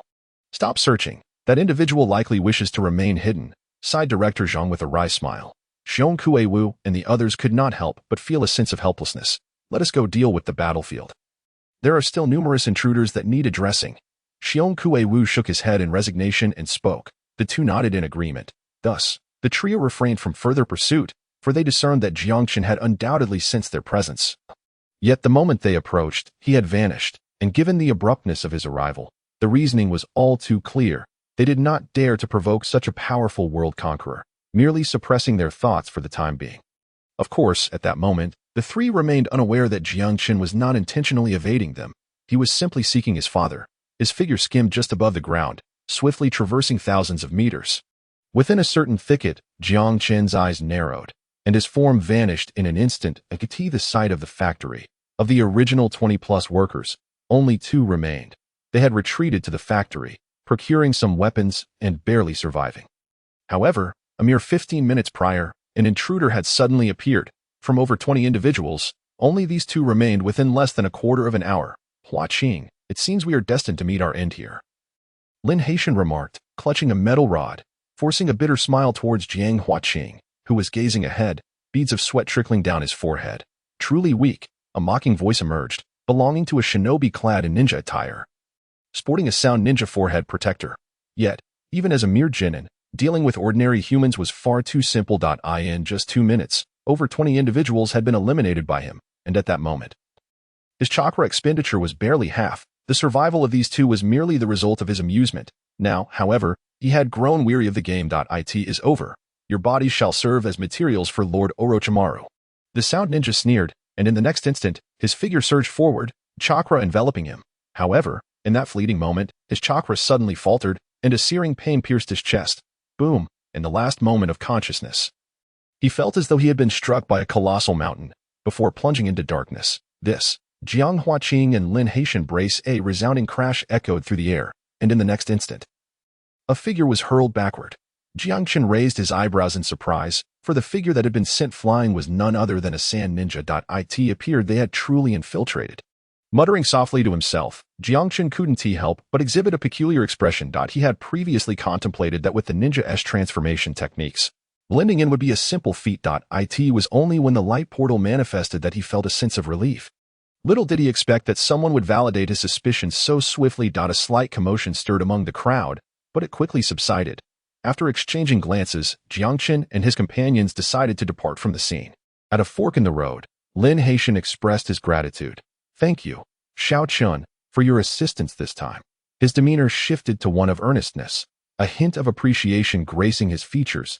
He was acutely aware that without Jiang Chun's intervention, he might have remained trapped in that predicament. Although Jiang Chun's primary objective was undoubtedly to rescue his father, he had indeed been saved. No need for such formality, Uncle Lin, Jiangchen replied with a smile. Shaking his head, Lin Haitian solemnly shook his head in return before bidding farewell to Jiang Huqing and Jiangchen. After parting ways with Lin Haitian, The father and son walked home in silence. Jiang Huking attempted to speak several times but found himself at a loss for words. Eventually, unable to contain himself any longer, he quietly asked, "Xiaochen, have you completed your main quest?" His tone was tinged with anxiety and uncertainty. "No." Jiangchen shook his head. "It's all right. No need to be nervous. I'm sure you will succeed. And even if you don't, it's not a problem," Jiang Huking hurriedly reassured him. "Papa, you will definitely succeed." As he spoke, he suddenly realized something was amiss and quickly corrected himself. "Rest assured, Dad, I should be able to complete the first phase of the main quest." Observing his father's unease, Jiangchen offered a reassuring smile, fully aware of his father's sentiments. As a step towards the proverbial dragon gate, it was only natural for anyone to feel a bit anxious, especially for a family like theirs, which was not particularly distinguished. Thus, after a brief contemplation, he provided a firm affirmation. His objective for the first phase of the main quest was to survive the destruction of planet Vegeta. Based on his current preparations, he theoretically should encounter no significant issues. That's good. That's good. Jiang Huking's eyes lit up with excitement upon hearing Jiang Chun's confident words. Successfully navigating the first main quest would mean Jiang Chun could undoubtedly enter the academy, a result that brought him immense joy. In that instant, the previous tension and anxiety seemed to dissipate entirely. Jiang Chun chuckled softly, feeling an inexplicable sense of tranquility as he looked at his father, who still bore a youthful appearance. Half an hour later, they returned home. Upon seeing his father, his mother's earlier anxiety and restlessness vanished completely, replaced by a visible expression of joy. She couldn't help but glance around, checking on her husband to see if anything was amiss. "Dad, Mom, I'm heading to school now," Jiang Chun announced, noticing the affectionate interaction between his parents. "All right, be careful on your way," his mother replied without turning her head. Jiang Chun shook his head with amusement, then hurriedly left the house, catching a bus to school. As the dimensional convergence approached, all students were expected to arrive at school promptly. He realized he was running late and needed to hasten his pace. An hour later, Jiang Chun arrived at school. Upon entering the classroom, he couldn't help but raise an eyebrow. To his surprise, everyone was already present. "Jiang Chun, why did you arrive at this time? Don't you know about the dimensional convergence? This is a critical moment." One student frowned, casting an irritable glance at Jiang Chun while subtly eyeing Lu Qingxia. "Mind your own business," Jiang Chun retorted coldly, having noticed the exchange. "What did you just say?" The boy who had spoken earlier darkened, anger flaring in his eyes as he stepped in front of Jiang Chun, blocking his path. "Mind your own affairs. Do you not understand plain speech? Should I repeat myself?" "Get out of the way," Jiang Chun scoffed. "You." The boy was about to continue when, in an instant, he felt a sudden lightness in his body, followed by a sharp pain in his abdomen. Thud. The sound resonated as he doubled over in pain. Jiang Chun didn't even glance back, simply walking past him to take his seat. This scene immediately caused a stir in the classroom. Lu Qingxia looked somewhat displeased, while Lin Shiyun appeared astonished. Many others exchanged glances, their eyes glimmering with intrigue. "Ha! That fool thought he could step on you and gain her attention. Looks like he's in for a rude awakening," Yu Yang remarked, reveling in the misfortune of the other student. "By the way, which world did you log into? That idiot's physique is no joke. He has a solid 7 points." After the initial amusement, Yu Yang's expression turned skeptical. Jiang Chun's earlier display was clearly extraordinary. He hadn't possessed such strength before, which piqued Yu Yang's curiosity about Jiang Chun's world. "Strength isn't everything. What's the situation? Any news from the school?" Jiang Chun casually inquired. Genuinely curious. As for his earlier actions, they had been instinctive. His current physical strength was indeed lacking, even inferior to that of the boy. Yet, after months of training under Bardock, he had honed his combat skills to a level that made handling such situations relatively simple, provided they didn't exceed a certain threshold. "Not yet. Information has been slow to arrive this time. Teacher Luo hasn't shown up either," Yu Yang replied, his brow furrowing as his attention shifted. Meanwhile, in the principal's office, the instructors from the 2A fan class, along with relevant school officials, were already gathered there. As Principal Zhang not returned yet, one teacher could no longer contain his impatience. "Not yet. This time, it seems we're in for quite a bit of trouble in Shaoxian City," a school official sighed, unable to hide a wry smile. "What has happened?" The teacher who had spoken earlier felt a sudden chill in his heart and couldn't help but ask again. This time, it said that the beings descending are of the second-tier pinnacle, and not just a single entity. The school official lamented it's likely that the lord of the city will struggle to cope. "Second-tier pinnacle, not a single entity." Upon hearing this, The individuals present felt their brows twitch involuntarily, and some couldn't help but exclaim in shock. The room quickly became a cacophony of voices. Several school officials exchanged glances but did not intervene. Amidst the rising clamor, two distinct coughs suddenly cut through the noise. Cough, cough. The familiar sounds brought an immediate hush to the room as their gazes converged. A wave of relief washed over everyone's expressions. The figures respectfully addressed the person who had just entered. Unbeknownst to them, the individual had stepped through the door at some point. The matter has been resolved, and everything will return to normal. Principal Zhang surveyed the crowd before speaking calmly. Principal, you mean to say it is already over? The attendees were momentarily taken aback, some expressing disbelief. Yes, it has been dealt with, Principal Zhang affirmed, nodding with a smile gracing his features. A distinguished teacher and the administrative leaders exchanged bewildered glances, momentarily at a loss for words. However, Dean Zhang refrained from offering any explanation and merely waved his hand, despite their myriad of questions. The crowd swiftly dispersed, leaving only a solitary figure behind. That wasn't the principal. Upon this arrival, a peak second-tier individual? Could it be that the city lord had surpassed his previous limits? The figure spoke with a hint of astonishment. No, there have been unforeseen developments. You will soon understand. You may take your leave now. Dean Zhang shook his head and gestured once more. Unforeseen developments. The figure, still perplexed, complied and departed. Soon. The room was empty save for Dean Zhang. A peak second tier? No. It must be at least third tier, perhaps even stronger. When did Shaoxing City ever boast such a formidable world conqueror? Dean Zhang mused quietly, a look of confusion etched across his face. Of course, he was not alone in his bewilderment. The robust Xiong Kuei-Wu from Shaoxing Bay City and the principal of Shaoxing First High School shared in the same sentiment. Shaoxing Bay City was merely a small outpost, and they were well aware of the power it housed, yet this sudden appearance was utterly unfamiliar to them. This unexpected event undoubtedly captured their attention. Upon returning, Xiong Kuei-Wu immediately set about investigating the matter. However, it soon became apparent that attaining any results would be nearly impossible. After all, following the use of cards, Jiang Chun had undergone a complete transformation in both aura and appearance, rendering him unrecognizable. Although Lin Haitian had noticed the change, he was unaware of the circumstances surrounding Jiang Chen's previous battle and thus had no account to share. Within the city lord's mansion, Xiong Kuei-Wu furrowed his brow. Directing his gaze toward Captain Wu Hao of the City Defense Forces. Is there no information available? Indeed, there is nothing to report. The surveillance around the area was destroyed during the dimensional incursion. Even retrieving data from the vicinity is unfeasible. Currently, we only have records of the dimensional invasion, which merely delineate the area of entry and do not provide information on surrounding locations. Wu Hao replied with a wry smile. Clearly exasperated. I see, Xiong Kuei-Wu said, his brows still knitted in concentration. Very well, let us set that aside for now. By the way, has the casualty report been finalized? He shifted the conversation to another pressing matter. Since there was no way to investigate further, he had no choice but to relinquish the inquiry. Meanwhile, the two deans were experiencing similar frustrations. In the classroom, Jiang Chun remained oblivious to the considerable stir his appearance had caused in Shaoxing Bay City. He engaged in casual conversation with Yu Yang, his mind preoccupied with the impending world login. Should any unforeseen events arise, the second login would commence shortly. Jiang Chun felt a twinge of anticipation regarding this second login. Chenzi, what do you think this new world will be? Could it possibly be the fruit world again?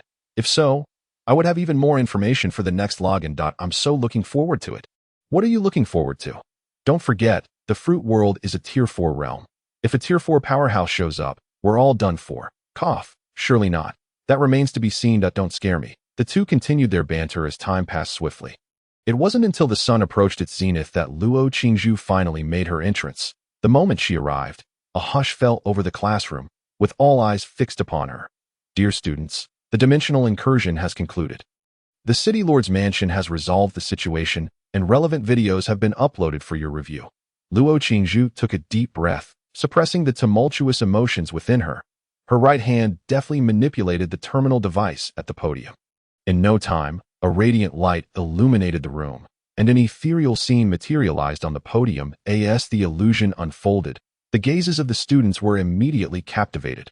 The world that had descended was a new Tier 4 shinobi village, comprising a total of 108 entities, including a peak second-tier beast and 2 second-tier dimensional beings, with the majority being first-tier entities. Luo Qingzhu spoke slowly, and as she did, Red dots appeared within the illusory landscape. In the distance, a colossal serpent loomed. Hiss, it's enormous. This, a shinobi village. It's the shinobi world. A chorus of astonished voices erupted, and many students gasped in disbelief at the sight of the massive snake. My goodness, such a multitude. Yu Yang, seated beside Jiangchen, could not help but exclaim in shock. The sheer scale was undeniably overwhelming. Even as students, they could sense the extraordinary nature of the situation. This is a serious problem. Someone murmured, their expression grave as if to corroborate this sentiment.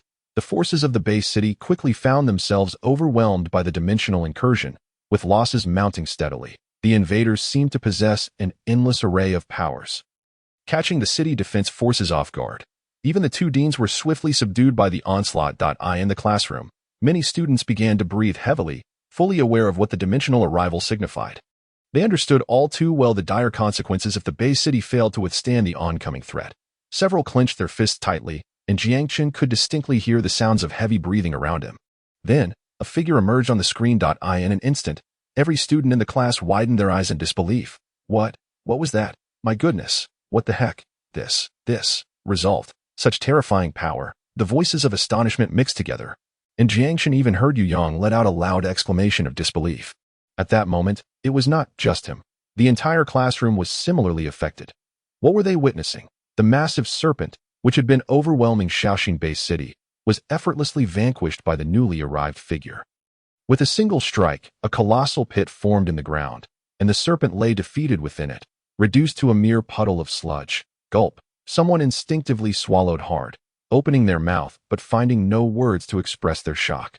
Teacher, who was that person? Finally, someone could no longer contain their curiosity and asked. Uncertain. Presumably, they are a world conqueror. Luo Qizhu sighed, shaking her head. The astonishment she felt upon viewing the video was no less profound than that of the students before her. In fact, it was even deeper.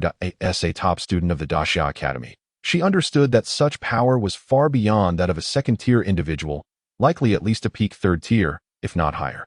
Even with just a fleeting glimpse, she felt a tremor resonating from the depths of her soul. What left her in awe was the nature of the power wielded by that figure. Even as a high-achieving student of Daxia Academy, she could not fathom its origin. Hiss, a world conqueror. So formidable. If we complete the main quest, could we attain such strength? Dream on. How could that be possible? Within the confines of the classroom, students engaged in animated discussions, their excitement palpable. Many gazed at the small figure depicted on the screen, their eyes gleaming with enthusiasm. However, amidst this fervor, Jiangchen stood apart. Upon witnessing the scene displayed, his brow involuntarily furrowed. He had not anticipated that the base city would have recorded such footage. Yet, this fleeting moment of concern quickly dissipated. While he remained indifferent, the other students were exuberantly animated.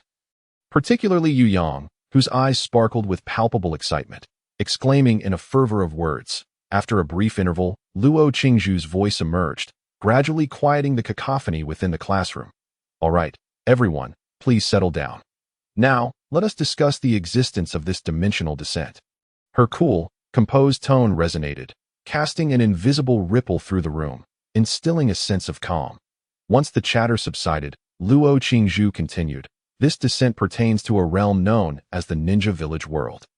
The information currently available is rather sparse. However, it has been confirmed that it involves the Sand Ninja Village, one of the 5 great ninja villages, as well as the Sound Ninja Village, both of which possess extraordinary powers known as ninjutsu.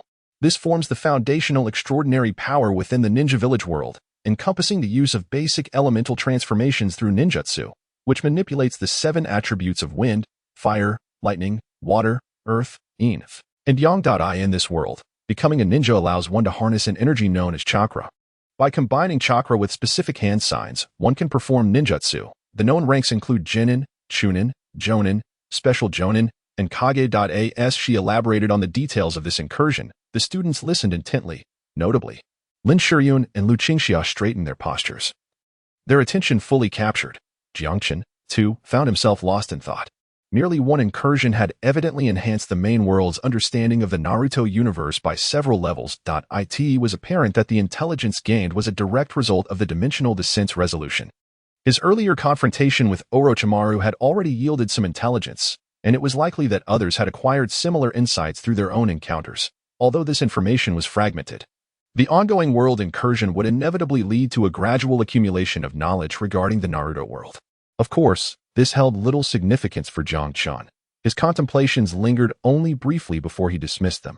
Unless the entire world were to be conquered, it would be nearly impossible for anyone to rival his prescient awareness. Moreover, the world he had descended into was not even Naruto, rendering such concerns largely irrelevant. As time passed, Luo Qingzhu continued to impart knowledge about the Naruto world, compressing even the previously allocated physical training time. It was only when night fell that the course finally concluded. With the ringing of the bell, students rushed out of the classroom. Jiang Chun, however, took his time, methodically packing his belongings. Just as he finished, a figure approached him. "What do you want?" Yu Yang inquired with a furrowed brow. Jiang Chun looked up to find Lu Qingxia standing before him, his own brow slightly raised in surprise. "Jiang Chun, I truly appreciate your assistance with the ninja village descent.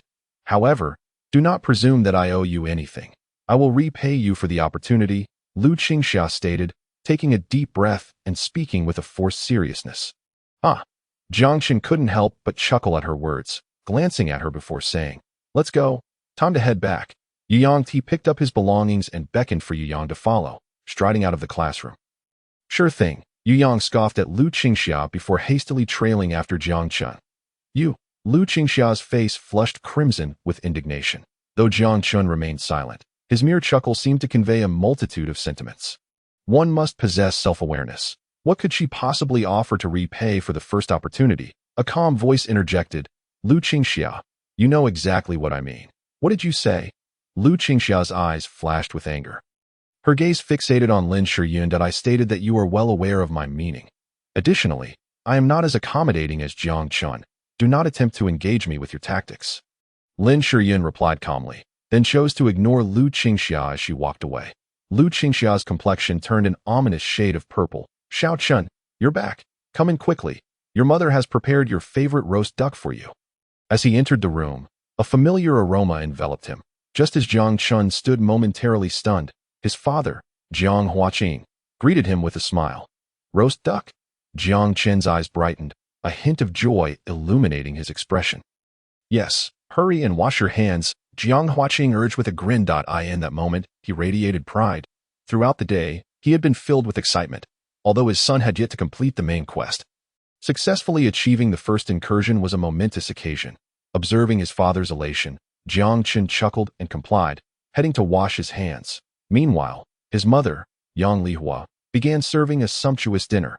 "You child, having successfully descended, why didn't you inform us?" "You made us worry," she chided, though her tone was laced with affection. The dinner table, Jiang Huaqing beamed with delight. The family of three shared a rare moment of tranquility. In this world, the success of a descent could significantly determine a family's future. Jiang Chen's successful incursion was not just a personal achievement. It also provided him with the opportunity to enter an esteemed academy, an invaluable prospect for the Jiang family. By the way, Xiao Chen, I've heard that Xiao Shi will soon be descending as well. Did she send you a message? As the conversation flowed, Jiang Huaqing inquired with curiosity.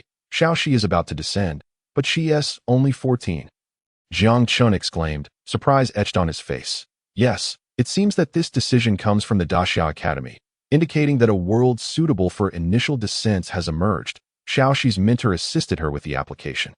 I only found out today when I called her. Xiao Chun, you should know that Xiao Shi was incredibly happy upon hearing of your successful descent," Jiang Huaqing remarked with a smile, his joy as apparent evident.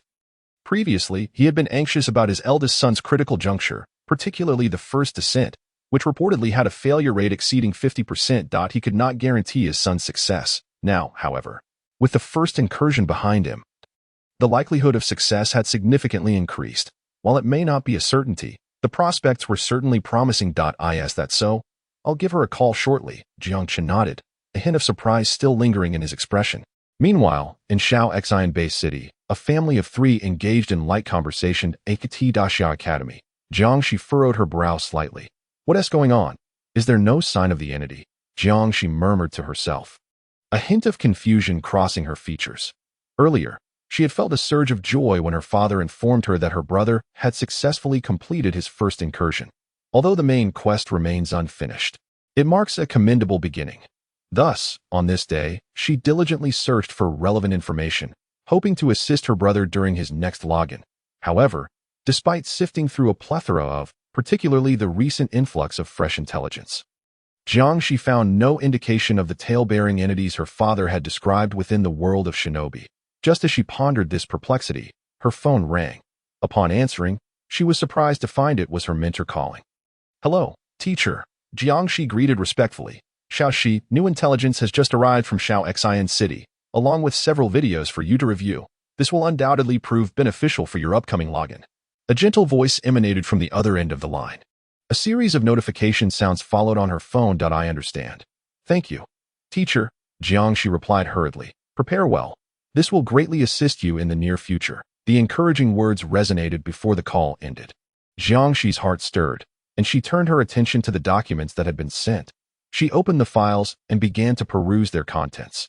This batch of information was far more detailed than previous reports, evidently derived from the recent dimensional descent. With this intelligence, her upcoming login would undoubtedly provide her with numerous advantages. Yet, upon finishing the content, her beautiful features furrowed once again. For within the material, there was still no mention of the existence her father had described. "How strange," Jiangxi murmured, casually opening one of the videos. As the footage unfolded, a dense jungle appeared, accompanied by figures clad in bizarre attire and a massive serpent in the distance, ninja, and a summoning beast. Observing these peculiar figures and the colossal creature, Jiangxi immediately recognized their correlation within the intelligence. However, just as she whispered her thoughts, her pupils widened in realization of a tale. "What is that?" Her mouth slightly agape.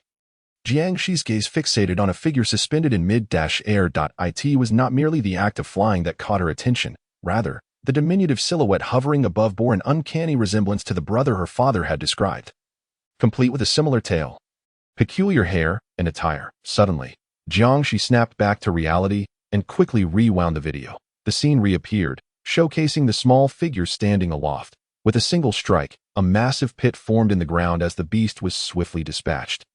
Gulp! Jiangxi couldn't help but swallow hard, momentarily dazed by the revelation. Meanwhile, Jiang Chun remained oblivious to all this. After finishing dinner and taking a brief rest, he prepared to call his sister to his surprise. Jiangxi's call came through first, accompanied by a video. "Brother, is that you? Quickly tell me, since when did the shinobi world feature such formidable beings? That must be at least tier 3. Also, how did you acquire such a powerful character upon initial login?" "Incredible, truly incredible." Jiangxi's voice brimmed with excitement and urgency, her words tumbling out in a rush. Jiangxin quickly held the phone away from his ear, barely able to endure the volume. "Hey, can you ask one question at a time? How am I supposed to answer all that?" After waiting for a brief pause in Jiangxi's torrent of questions, he finally spoke, somewhat exasperated. Oh, did you see the video I sent you? Dad mentioned that it transformed into a 5- or 6-year-old child with a tail.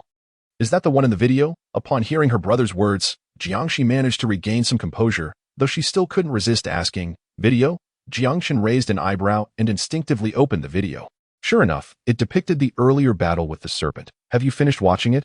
Is that you?" Before Jiang Chun could respond, Jiangxi's eager voice rang out. "Yes, what is going on?" Jiang Chun replied, a hint of irritation in his tone. "This is significant. During the initial login, I've never encountered such a powerful entity. Isn't it usually determined by one's own abilities? How did you manage this? Brother, please teach me that I'm about to log in too. And it's in the same world as yours. Surely, you wouldn't want to see your poor sister suffer upon her entry, would you?" Jiangxi spoke with palpable excitement, her cheeks slightly flushed. "Wait, you're logging into the shinobi world?" Jiangchen asked, his brow arching in surprise. "Yes, the shinobi world. My beloved brother, you must guide me." Jiangxi nodded eagerly, trying to charm him. "When do you plan to log in? What choices are you considering? Has the login date been confirmed?" Inside his room, Jiangchen's expression turned serious, his brow furrowing slightly. "In a few days. It will be your second login. For my choice. Teacher advised me to select the Saratobi clan. They say they are the strongest of the Hokage families, even more so than the Hyuga clan. The time seems to be the 48th year of Konoha." "What is wrong?" Jiangxi asked, a touch of surprise in her voice. "I previously defeated the serpent and obtained some crucial intelligence. Now, you must pay close attention," Jiangchen said, his mouth twitching slightly at the thought of how unreliable this new information seemed compared to the last. The Sarutobi clan? If you really choose that, it will be disastrous. Brother, what do you think? Jiangxi's eyes brightened, her expression becoming more earnest. I in the 48th year of Konoha. You have two options, the Hyuga clan or the Uchiha clan. Do not choose the Sarutobi clan, Jiangchen advised slowly. But brother, isn't the Uchiha clan about to be annihilated? Isn't there only one person left? And why shouldn't I choose the Sarutobi clan? Isn't the third Hokage, Sarutobi Hiruzen, the strongest Hokage in history? Jiangxi interjected, unable to hold back her thoughts. Listen to me, Jiangchen replied curtly. On the other end. Jiangxi stuck out her tongue but refrained from further interjections. I am suggesting you choose the Hyuga or Uchiha clans for a reason. They have higher potential. The Uchiha clan possesses the Sharingan. Although it's difficult to awaken, it can evolve into the Manjikyu Sharingan, which ensures advancement to Tier 3 peak, with the possibility of reaching Tier 4. The Hyuga clan, on the other hand, has access to one of the three great ocular techniques, the Byakugan, and it has the potential to evolve into the more advanced Rinnegan. Once you attain the Rinnegan, reaching Tier 4 becomes feasible. As for your concern about the Uchiha clan's impending doom, there are ways to navigate that. If you choose the Uchiha clan, you have several options. Try to align yourself with the legendary 3 ninjas. If you can become their apprentice, you should be fine. Show your will of fire. I'll send you some information shortly. However, I still recommend you choose the Hyuga clan for greater safety after your initial login. Try to seek out Orochimaru as your mentor. You can bring some modern biological knowledge with you and share it with him that he should accept you. Remember, if Orochimaru doesn't work out, seek Jiraiya or Tsunade. Otherwise, as you progress, you may find yourself trapped in a cage, which would be detrimental to your future. Jiangxi came to a halt, while Jiang Chun commenced his narration. Naturally, he was far more invested in his sister than anyone else.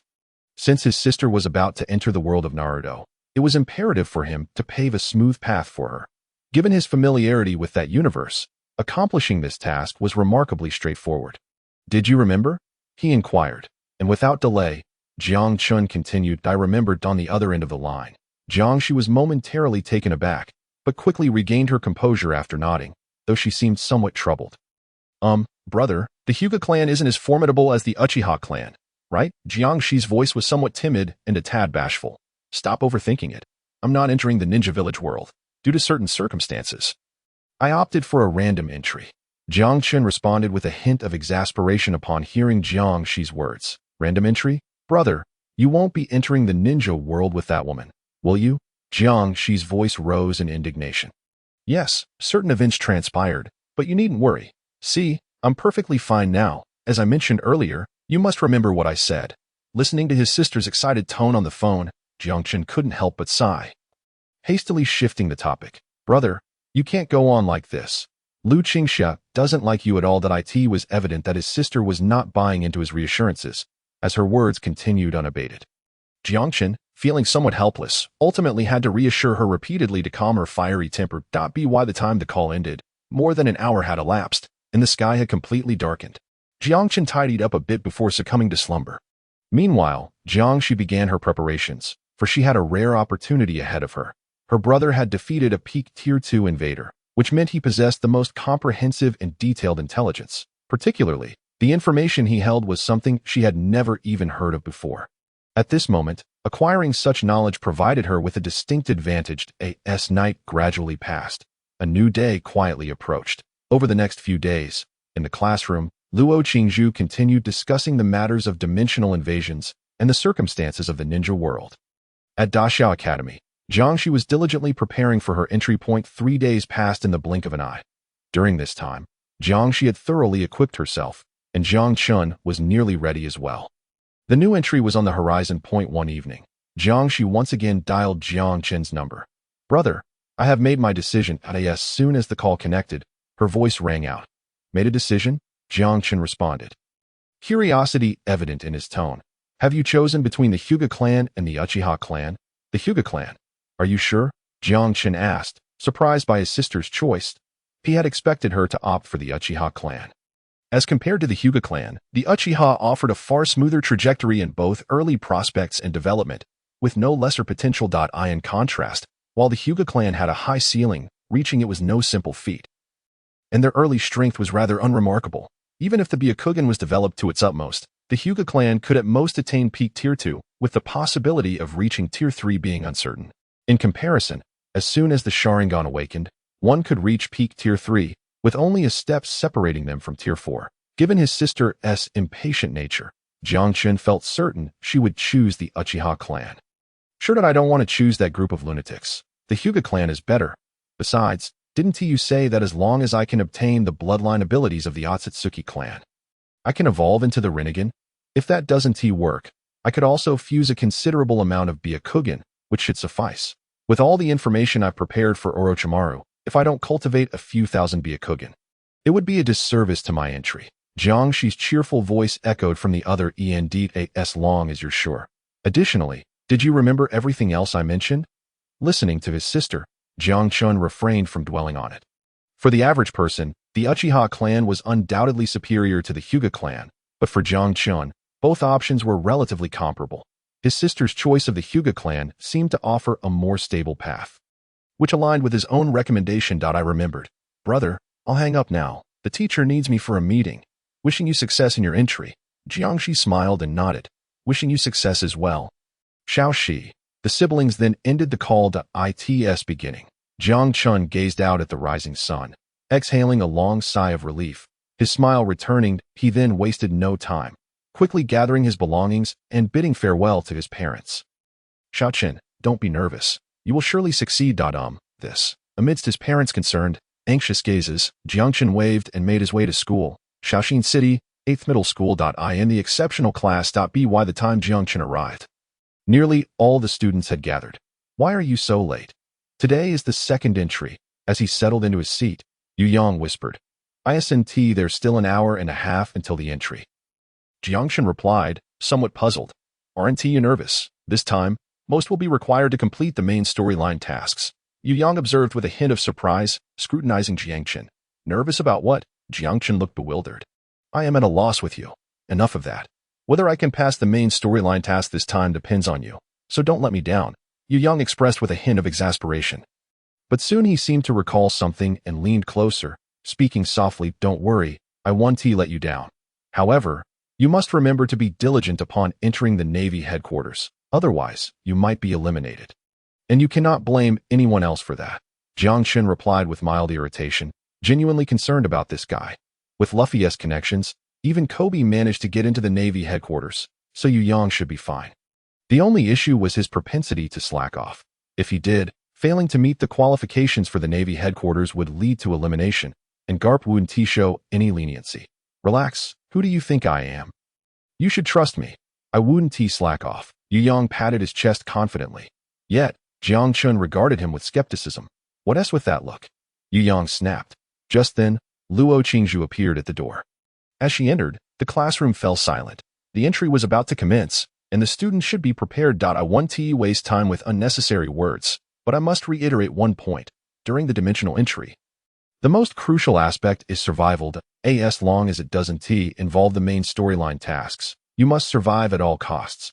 Only by staying alive will you have a chance to gain extraordinary abilities, including those who have already completed the main storyline tasks. That if you die in the world upon entry, it means you will lose the ability to enter that world, while you can still enter other worlds. The powers from one world to another are largely incompatible, making it significantly harder to continue growing rapidly. Walking to the podium, Luo Qingzhu's serious voice resonated amidst the gathered gazes, imparting a sense of gravity. Below the podium, the students appeared somewhat apprehensive. Even those who have completed the main quest are no exception. The initial login is of paramount importance for everyone. It not only serves as a pathway to acquiring extraordinary powers but also signifies how far one can progress. As Luo Qingzhu aptly stated, the duration one can remain in the initial world determines how much their extraordinary powers can evolve. This, too, pertains to the future of each individual. Having expressed my thoughts, I believe it is time for everyone to gather at the Dimension Center. I wish you all the best. With Luo Qingzhu's voice trailing off, her figure swiftly departed. As the homeroom teacher left, the students in the classroom began to rise. Let us hurry, Yu Yang exclaimed, pulling Jiangchen along. What's the rush? Jiangchen replied, somewhat irked, yet he allowed himself to be dragged towards the Dimension Center. Meanwhile, the other students followed suit. Upon their arrival at the Dimension Center, they found a considerable number of people already gathered. However, it was evident that compared to the first login, the crowd had diminished by nearly half. Just as they arrived, a burly figure stepped in front of Jiangchen once more. Jiangchen, Li Linfu glared at him, eyes blazing with fury. Doesn't he know that a good dog doesn't block the way? Jiang Chun cast a disdainful glance at the figure he had previously bested and retorted, "You're asking for trouble."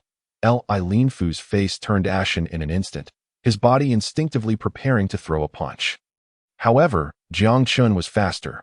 Bang! With a swift pull of his right hand, he delivered a knee strike with his left leg. The next moment, Li Linfu's body curled up like a shrimp, his eyes nearly bulging out. Jiangchen paid little mind to this, pivoting to leave. Yet, at that moment, a cool voice interrupted. "Jiangchen, how can you hit someone?" Lu Qingxia frowned as she spoke. "Lu Qingxia, don't stir up trouble." It was clearly Li Linfu who was looking for conflict. Yu Yang interjected, visibly annoyed. "Even so, one shouldn't resort to violence," Lu Ru remarked, her brow furrowed. "Oh, do you have an objection?" Jiangchen replied, his patience wearing thin, a glint of coldness flashing in his eyes. "You." Lu Qingxiao involuntarily took a step back under Jiangchen's gaze, her words faltering. Jiangchen averted his gaze and, along with Yu Yang, moved towards another side. "You shouldn't have given her that login opportunity." Lu Qingxiao is nothing but a petty person. Yu Yang couldn't help but comment. "Enough. Let us wait for the login. It will begin shortly." Jiangchen shook his head, unconcerned. To him, these matters were merely trifles. In his previous life, such issues may have caused trouble, but here, they were inconsequential. What truly mattered to him was the upcoming login. His thoughts were entirely focused on the Dragon Ball world. Yu Yang opened his mouth as if to say something but ultimately remained silent. As time passed, many gazes turned toward them, only to be quickly redirected, including Lin Shurian's. Soon, the moment of login arrived. Buzz. As usual, a ripple spread forth. In the next instant, inscriptions on the platform began to illuminate. "All students, prepare yourselves. The login is about to commence. Please do not leave the login platform." The principal's voice echoed through the announcement. It's starting. Jiangchen murmured softly. In the following moment, buzz. A ripple expanded further, and all inscriptions shone brightly. Jiangchen's vision suddenly blurred, and it felt as if his consciousness surged upward in an instant. He lost track of time, his awareness sinking back down. When he regained his senses, a gentle breeze caressed his nose, and a warm sensation enveloped him. In a room. Jiang Chun abruptly sat up. "What is this?" He instinctively glanced around, a familiar feeling washing over him. However, before he could gather his thoughts, a familiar voice sounded from outside the room. "Aspera." The voice jolted Jiang Chun fully awake, and without hesitation, he sprang from the bed. As he opened the door with a creak, Bardock appeared, concern etched on his face. "Aspera, what's wrong today?" "Uncle Bardock, it's nothing. I just trained too late last night and accidentally overslept," Jiangchen replied sheepishly, scratching his head. At this moment, he had indeed logged back into the Dragon Ball world. Unlike his initial login, this second entry allowed him to bypass the vast wide expanse and directly enter the starting world. Training should be balanced. You're still young. Don't wear your body out. "How about resting today and starting again tomorrow?" Bardock suggested with concern. "That's not necessary, Uncle Bardock. I've already rested enough," Jiang Chun replied with a smile and a shake of his head. "Very well." Bardock scrutinized Jiangchen for a moment, ensuring he was truly fine before nodding in agreement. Jiangchen then tidied himself up and followed Bardock out of the room, entering the Dragon Ball world. Several days swiftly passed. During this time, Jiangchen did little aside from training alongside Bardock. Though he had devised several plans for the future during his absence, as mentioned previously, strength remained paramount. Only with sufficient strength could he address the matters at hand. Just as Jiang Chun was training on planet Vegeta, in the Naruto world, She suddenly opened her eyes. Character loading complete. Data binding in progress. At that moment, a series of system prompts filled the air, and data began to circulate before Jiangxi's eyes. Name, Jiangxi world name, Hinata Shi age, 5 level. No data available. The information was exceedingly sparse, lacking even basic attributes, which was entirely normal. As she had merely just logged into this character. "Did I succeed? Is this the world of the ninja village?" Jiangxi murmured, her expression tinged with excitement. However, just as her exhilaration peaked, a gentle knock sounded at the door. Pulling her thoughts back, she hurried to open the wooden door, revealing a figure outside. The man, appearing to be in his 30s with a square face, wore the distinctive garb of the Hyuga clan. Upon seeing him, Jiangxi instinctively recognized his identity.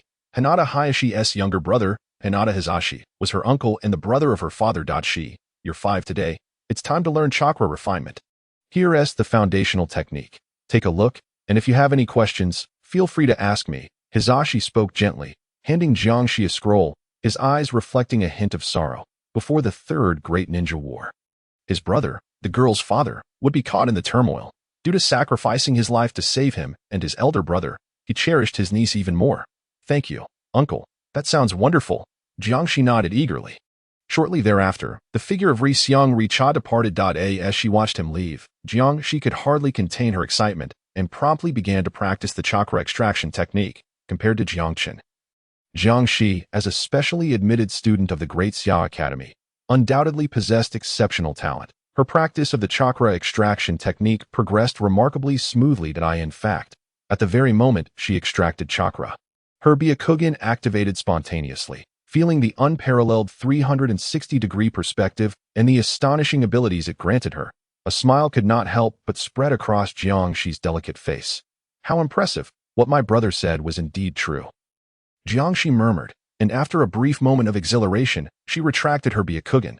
Now was not the time to reveal her abilities. She was not yet prepared for that. Thus, Jiangxi devoted herself to diligent training. Her initial advantages and talent over others made her journey exceedingly smooth, particularly evident in her chakra extraction practice. Meanwhile, Jiangchen remained oblivious to everything happening in the world of Naruto. He was still deeply engrossed in his training.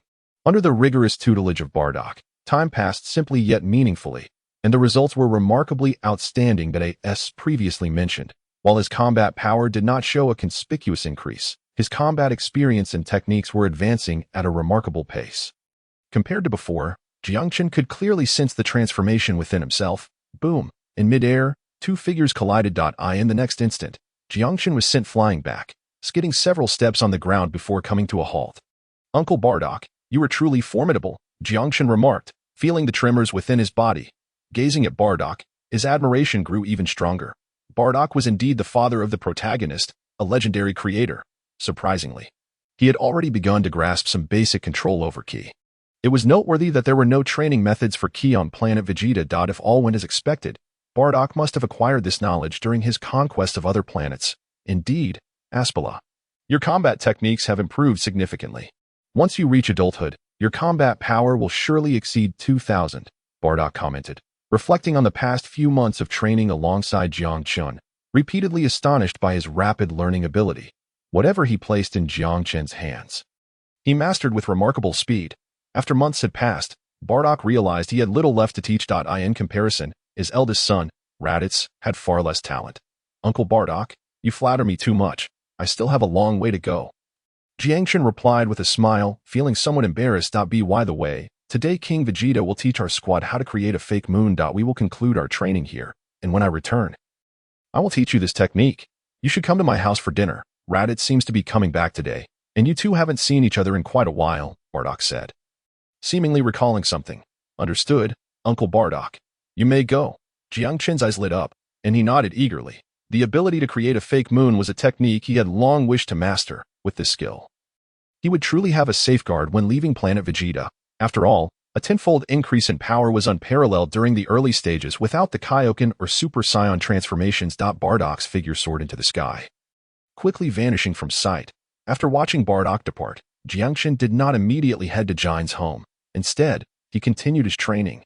For him at this moment, every day on planet Vegeta was an opportunity to grow stronger, and he did not wish to squander it. It was only as dusk approached that Jiangchen finally tidied himself up, leaving the open grassland and flying towards Bardock's home. A quarter of an hour later, he arrived at Bardock's doorstep. However, as soon as he landed, he heard a voice from within the room. What? Kakarot only has a battle power of 2. How could my brother Raditz have such a useless sibling? The voice sounded incredulous. Raditz, what nonsense are you spouting? That is your brother. No matter how weak he is still your brother, came Jin's displeased voice. I don't have such a useless brother. Aspala is already enough of a burden, and Kakarot is even worse. The voice echoed again. Raditz, be quiet. Indeed a burden. Listening to the voices from within the room, Jiangchen couldn't help but twitch his mouth. Ahem. He cleared his throat softly, which instantly caused a stir among the two inside. After waiting for a moment, he gently knocked on the door and called out, Aunt Jine. His voice was soft and calm. Creak. The door swung open. Aspala, you've come. Jine's expression was somewhat awkward. Aunt Jine. Brother Raditz. Jiangchen smiled, not taking offense. and even called out to Raditz at the door. Humph. Raditz's face turned slightly awkward, but he still turned his head away with a huff. Quick, come in. Jin hurriedly spoke, attempting to change the subject as she welcomed Jiangchen inside. All right, thank you. And Jiangchen smiled and nodded as he walked in, his gaze falling upon Raditz this moment. Although Raditz was only 6 or 7 years old, he already had a head of long, flowing black hair. Yet, compared to the menacing look he would have as an adult, he appeared much more endearing now. When Jiangchen looked over, Raditz activated his scouter. Beep beep. 32. Aspala, how are you still so weak? You only have 32 points now. How will you carry out missions? Raditz's expression was one of disappointment as he spoke with a hint of disdain. The earlier awkwardness had completely vanished. Raditz, Aspala is already a logistics personnel. Besides, you shouldn't speak of him that way. He is your brother, Jin interjected, somewhat irritated. Logistics personnel? That's too pathetic, Raditz scoffed, though he did not argue further. Aspala, don't take it to heart. Raditz is just like that. Let's eat first. Bardock may take some time to return, Jin said apologetically. Aunt Jin, I understand. Jiangchen nodded, not overly concerned. After Jin spoke, Raditz also refrained from saying anything further. Soon, Jin brought out the food, and they began to feast heartily. During the meal, a massive dinosaur leg was handed over. Here, Raditz turned his head away. Thank you. Jiangchen was momentarily taken aback, but then smiled and accepted the dinosaur leg, clearly. This version of Raditz was not as troublesome as in the original story. Seeing this scene, Jin couldn't help but smile as well. After dinner, Jiangchen chose not to leave but to stay behind. He wanted to wait for Bardock to return and learn about the fake moon technique. Aspala, you are so weak. Come, I have time now to teach you. Although you are merely a lower-class warrior, you cannot bring shame to my reputation. Raditz's haughty voice rang out as he waited. Upon hearing Raditz's words, Jiangchen wore a peculiar expression. What? You don't want to learn? As Raditz gazed upon Jiangchen's peculiar expression, he couldn't help but furrow his brow. However, just as his words fell, a figure descended from the sky. Uncle Bardock. Jiangchen's eyes sparkled with delight as he rushed forward. Father, Raditz felt a twinge of discomfort. In the open space, the stars adorned the vast sky, while Bardock earnestly instructed Jiangchen and Raditz. The artificial moon is a unique skill of our scion race. It allows us to create a moon in the absence of one, enabling us to unleash the Blutz waves that transform us into great apes. Though this moon lasts only 30 minutes, Aspala, Raditz, pay close attention. First, you must concentrate your energy, Bardock explained, and Jiangchen listened intently. As he absorbed the information, a light ignited in Jiangchen's eyes. The ability to create an artificial moon was, in fact, simpler than he had anticipated. The only challenge lay in the control of Ki, which, at that moment, posed no significant hurdle for him. Over the past 3 years, his mastery over Ki had reached a level surpassing that of most scions on planet Vegeta. After Bardock's explanation, he grasped the essence of the technique. With a surge of energy coursing through him, a luminous sphere materialized in his hand. Though still somewhat unstable, it was undeniably a sphere of light. Observing this phenomenon, Raditz's eyes widened in astonishment. While he struggled to even manipulate his ki, Jiangchen had already successfully condensed it. Aspala, your aptitude for learning is truly remarkable. I've been at it for half a day, Bardock remarked, filled with admiration. Humph. What's the use of learning quickly if you're still a low-class warrior? Raditz muttered under his breath upon hearing his father's praise. Raditz, Bardock frowned, directing his gaze at him. Father, I'm not wrong. Not every low-class warrior is like you. Raditz couldn't resist speaking up again. Raditz, who told you that low-class warriors are inherently weak? Your Uncle Tomar and Uncle Dodoria are both low-class warriors, and their battle power is now close to 4,000. Even your adult battle power may not reach that level. Bardock's voice was laced with coldness. They're different, Raditz retorted, his voice diminishing further. In what way are they different? Also, Aspala is no weaker than you. Bardock continued. All right. Jiangchen glanced at Raditz, smiled, and nodded. He hesitated not at all. Giving Raditz a little nudge was indeed beneficial. This fellow, born a high-class warrior, still had a mere battle power of just over 1,000 after decades. Although Raditz wasn't considered an adult at that time, if he had lived to maturity, he would have had battle power of at least 3,000. However, 3,000 battle power merely placed him at the bottom of the high-class warrior tier. Some fortunate mid-class and even low-class warriors could surpass such figures. On planet Vegeta, the thresholds for low-class warriors typically ranged from 4 to 500 battle power. while mid-class warriors ranged from 4 to 500 to about 3,000. And high-class warriors ranged from 3,000 to 5,000, with a few reaching 7 or 8,000. Elite warriors ranged from 5,000 to 7 or 8,000. In the context of Dragon Ball Z, Raditz was undeniably at the bottom among high-class warriors, which was clearly anomalous. On one hand, it was likely that Raditz had not experienced significant combat, and on the other hand, he was overly fixated on his high-class warrior status. After shaking his head with a chuckle, Jiang Chun removed his gravity training device. His aura began to rise noticeably. "Now, take a look at Aspala's battle power," Bardock remarked curtly. "How much could it be?" "Just a low-class warrior," Raditz replied defiantly, mumbling, yet his actions did not cease. Beep beep. The numbers rapidly fluctuated. 50, 70, 100. "Oh, 100 already? That's quite high," Raditz exclaimed in surprise. However, in the next moment, his astonishment morphed into wide-eyed shock. 150, 170.200. This was impossible. How could he possess 200 battle power? Yet, even more astonishingly, the readings did not stop until they reached 220.220. Impossible. The scouter must be malfunctioning. Raditz blurted out, staring intently at Jiang Chun, as if struck by a sudden realization. He hastily removed the scouter. "Here," Bardock said nothing further and tossed another scouter to Raditz, who caught it in a flurry. Beep beep. 220. The readings danced again. The same numbers, the same results. At that moment, Raditz was utterly unable to maintain his composure. He quickly took off the device for another round of self-assessment. Beep beep. 210. Gulp. The familiar number emerged once more, causing Raditz to swallow hard. Do you understand now? Aspala was born with a battle power of only 5, yet he, being 2 years younger, had already attained a battle power of 220. While you only had a little over 170 at birth, now, you barely reached 210. Are you certain you'll surpass Aspala in the future? Bardock's serious tone rang out. He had long wished to discipline his eldest son, but had not found the opportunity until now. Jiang Chun smiled but remained silent. He understood Bardock's intentions and did not resist. The Bardock family had been very kind to him during this time, and he was willing to lend a hand.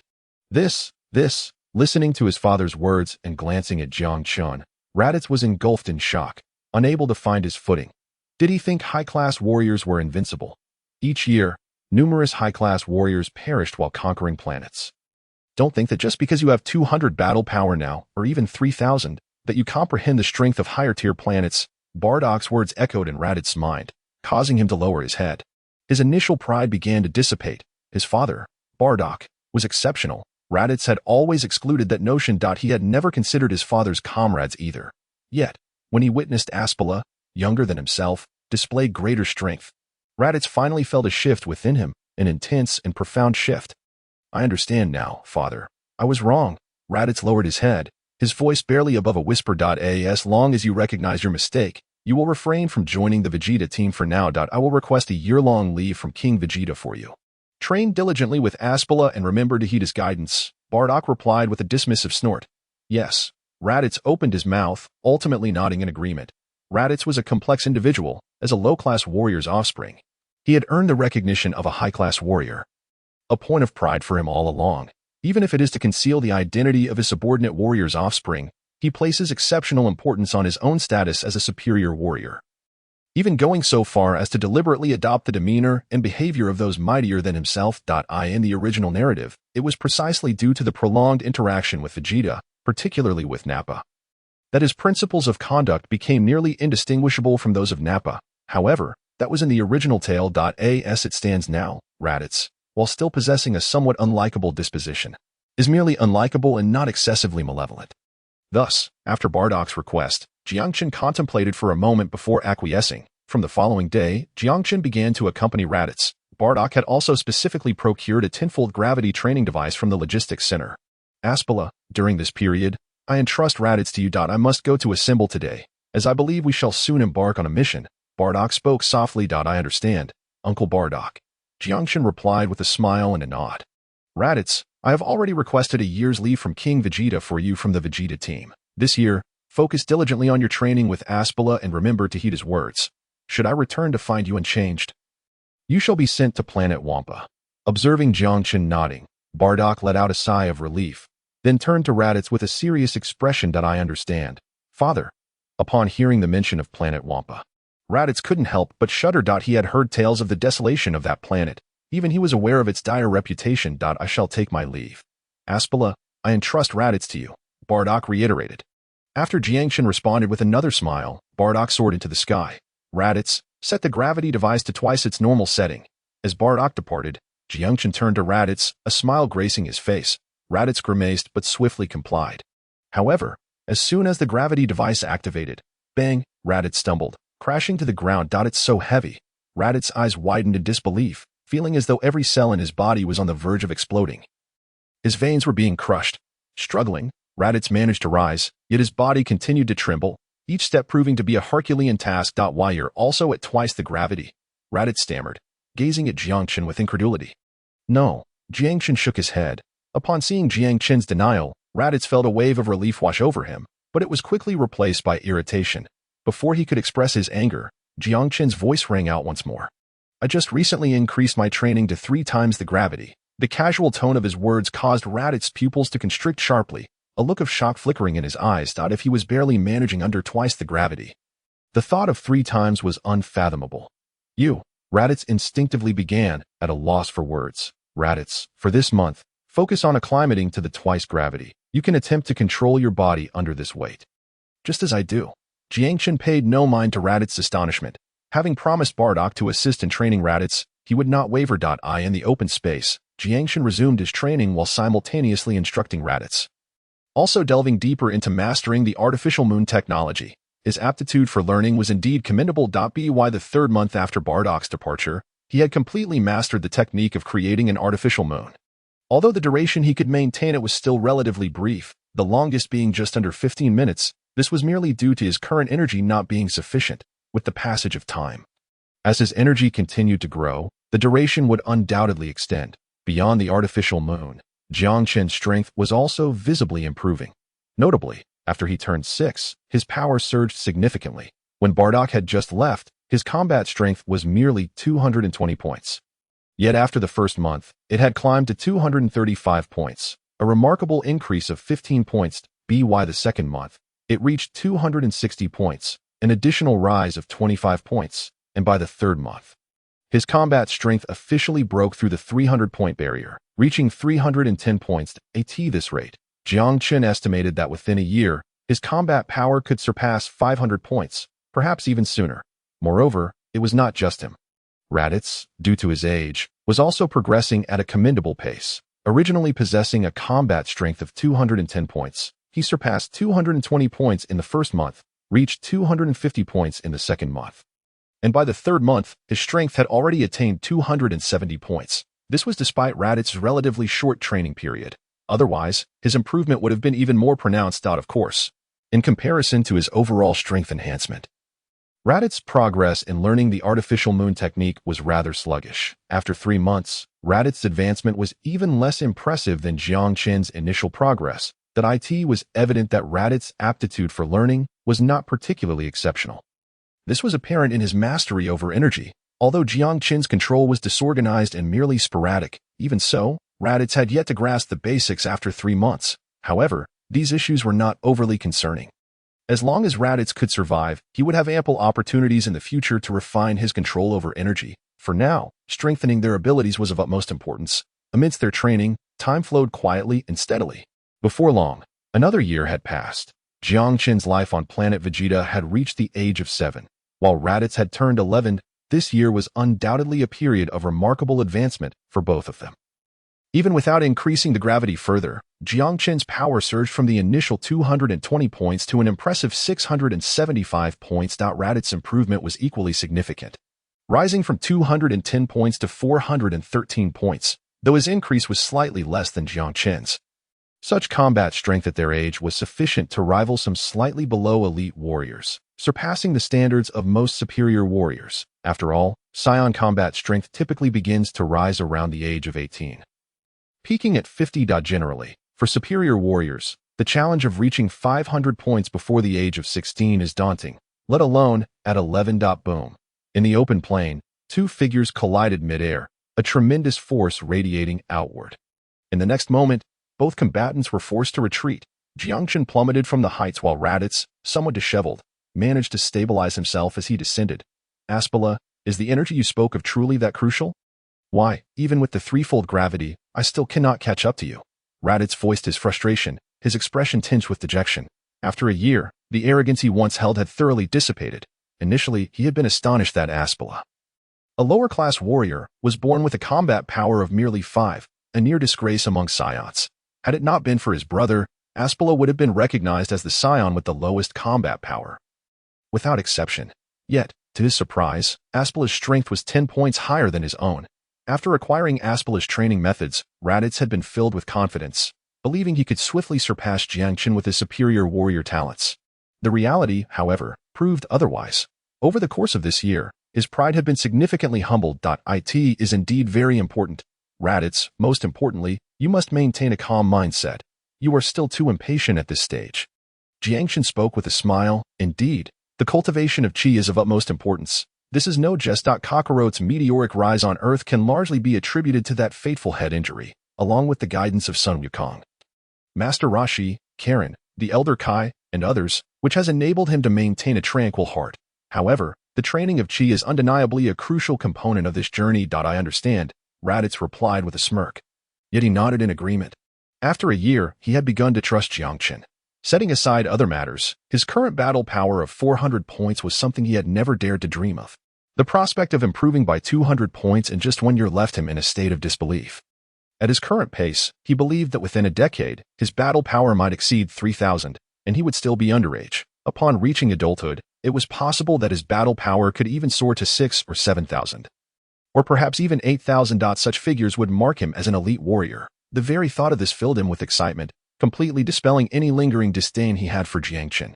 There were even times when he instinctively heeded Jiangchen's words, regardless of the latter's youth. By the way, Raditz, are you planning to return to Prince Vegeta's squad soon?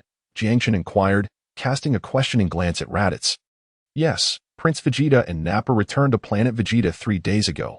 I should still be able to stay for another half-month, Raditz responded, slightly taken aback before nodding. When you return, keep your training under wraps and do not let it slip. As for your strength, you may choose to suppress it or not. If Prince Vegeta inquires, just tell him it was training bestowed upon you by your father, Jiangchen advised after a moment's contemplation. Given his current power level, Jiangchen was keen on not altering the storyline too dramatically, as that could lead to unforeseen consequences. Understood, Raditz replied, albeit somewhat conflicted, yet he nodded in acquiescence. Once you join Prince Vegeta's squad, you can head to Friesia's headquarters to procure a more advanced gravity training device, but be sure to have it checked for any listening devices. Additionally, do not slack off in your training. 400 points of battle power is insufficient. Your uncle Bardock, as a low-class warrior, managed to reach 10,000 points. As a high-class warrior, you cannot afford to be weaker, Jiangchen continued, observing Raditz's compliance. Hearing Jiangchen's words again, Raditz opened his mouth, intending to point out that his father's strength was not even comparable to that of an elite warrior. However, after a moment's thought, he refrained from speaking. Given Aspera's situation, he might indeed surpass his father in the future. If Aspera could do it, perhaps he could too. With that thought, Raditz felt a surge of fervor within him. All right, let's restart the gravity training device. Sustained gravity is essential, Jiangchen instructed, recalling that they had completely disabled the device for the previous combat test. Sure, Raditz nodded, preparing to activate it once more. But at that moment, 2 figures ambled over from a distance, seemingly nonchalant. Hey, Raditz, I knew you'd be here, boomed a voice, brimming with brashness and mockery. Both Raditz and Jiangchen turned their gazes in that direction. Upon recognizing the newcomers, Jiangchen's brow furrowed slightly, while Raditz instinctively tensed up. However, he quickly regained his composure, the tension on his face dissipating. Prince Vegeta, Raditz exclaimed. Raditz, you truly are a slacker. This invasion of the planet cost us considerable effort. Now, tell me how you plan to compensate. Nappa's sinister voice echoed as he cast a menacing glance at Raditz. A member of the Scion Elite. Nappa took great pleasure in tormenting Raditz, and at that moment, he was filled with enthusiasm at the sight of him. What do you mean, Nappa? Raditz initially recoiled, but then seemed to recall something that ignited his ire. What do I mean? I want the contribution points from the next 3 missions as compensation for me. How does that sound? Nappa sneered, cracking his knuckles ominously. Absolutely not. Raditz's expression changed, and he let out a cold snort. It was absurd. He could never forfeit the contribution points from 3 missions. even if he received the least among them. No way. This is not up to you to decide, Nappa retorted with a cold smirk, and in the blink of an eye, he vanished, reappearing behind Raditz. He unleashed a powerful punch aimed at Raditz's abdomen. A cruel smile spreading across his face as he anticipated seeing Raditz fall. However, the next moment, Nappa's expression shifted to one of shock. Thud. His fist collided with what felt like steel, abruptly halted. Raditz had turned around and caught Nappa's punch with one hand. How is this possible? Nappa's eyes widened in disbelief. His attack had been thwarted, and he was well aware that his battle power stood at 500 points, while Raditz was merely 200. In the distance, Vegeta too was taken aback, his expression shifting to one of astonishment as he activated his scouter. Beep, beep. The device sprang to life, quickly presenting a new set of readings before him. 413. Beep, beep. 413. The numbers fluctuated, and Vegeta's pupils constricted in shock for the first time. Realization dawned upon him as he adjusted the scouter and glanced at Nappa. Beep, beep. 503. The familiar figures appeared once again. Vegeta then looked back at Raditz. Beep, beep. 413. The numbers oscillated once more, still retaining the same value. So it is 400 points. Is it Bardock? Vegeta murmured to himself, his heart stirring with intrigue. He knew that Raditz's father was a legendary warrior among the Saiyans, possessing battle power nearly rivaling that of his own father. King Vegeta, despite being a low-class warrior, Bardock had requested a year's leave for Raditz from King Vegeta a year ago, and Vegeta was aware of this. Yet, he had not anticipated such a significant increase in Raditz's strength in just 1 year.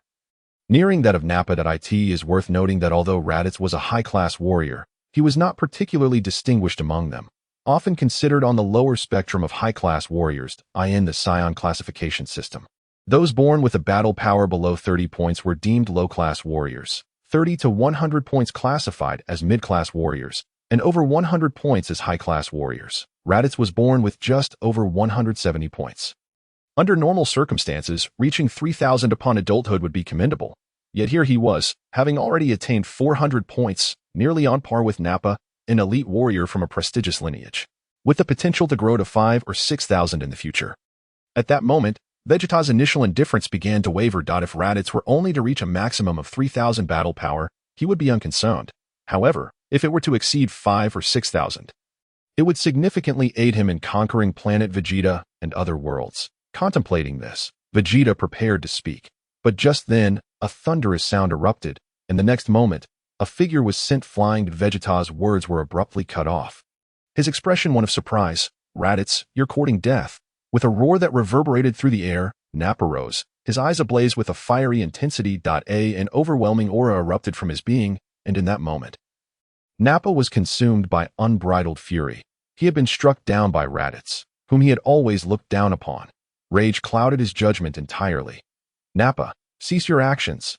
Yet, before he could make a move, the icy voice of Vegeta resonated through the space. Prince Vegeta. The sudden utterance startled Nappa, causing him to halt in disbelief, casting an incredulous glance at Vegeta. You worthless fool, Raditz possesses a mere combat power of 400, and yet you, with your 500, are unable to match him. Vegeta scoffed dismissively, then turned his attention away from Nappa, striding towards Raditz. Prince Vegeta.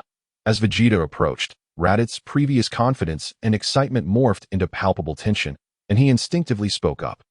Raditz, it appears your father has provided you with considerable training.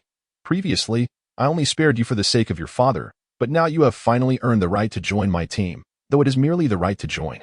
Prepare yourself. In 3 days, we shall embark on a mission to a mid-level planet. Vegeta stated calmly. I understand. Prince Vegeta, Raditz responded promptly. Vegeta nodded, and then turned away, heading into the distance. Prince Vegeta, Nappa instinctively called out, casting a venomous glance at Raditz before quickly following suit. Throughout the entire exchange, neither Vegeta nor Nappa cast a single glance towards Jiang Chun. Jiang Chun smiled, unfazed by the events unfolding around him. Once the two had departed, he stepped forward. How did it go? Jiang Chun inquired with a smile. He was not surprised that Raditz had bested Nappa, even with a combat power of 500. Failing to fully harness that power was a significant drawback. Moreover, Raditz had been training under his guidance for some time, and although it was only the surface, it had undeniably bolstered his combat prowess. It was, indeed, a miracle for the brutish Nappa to emerge victorious.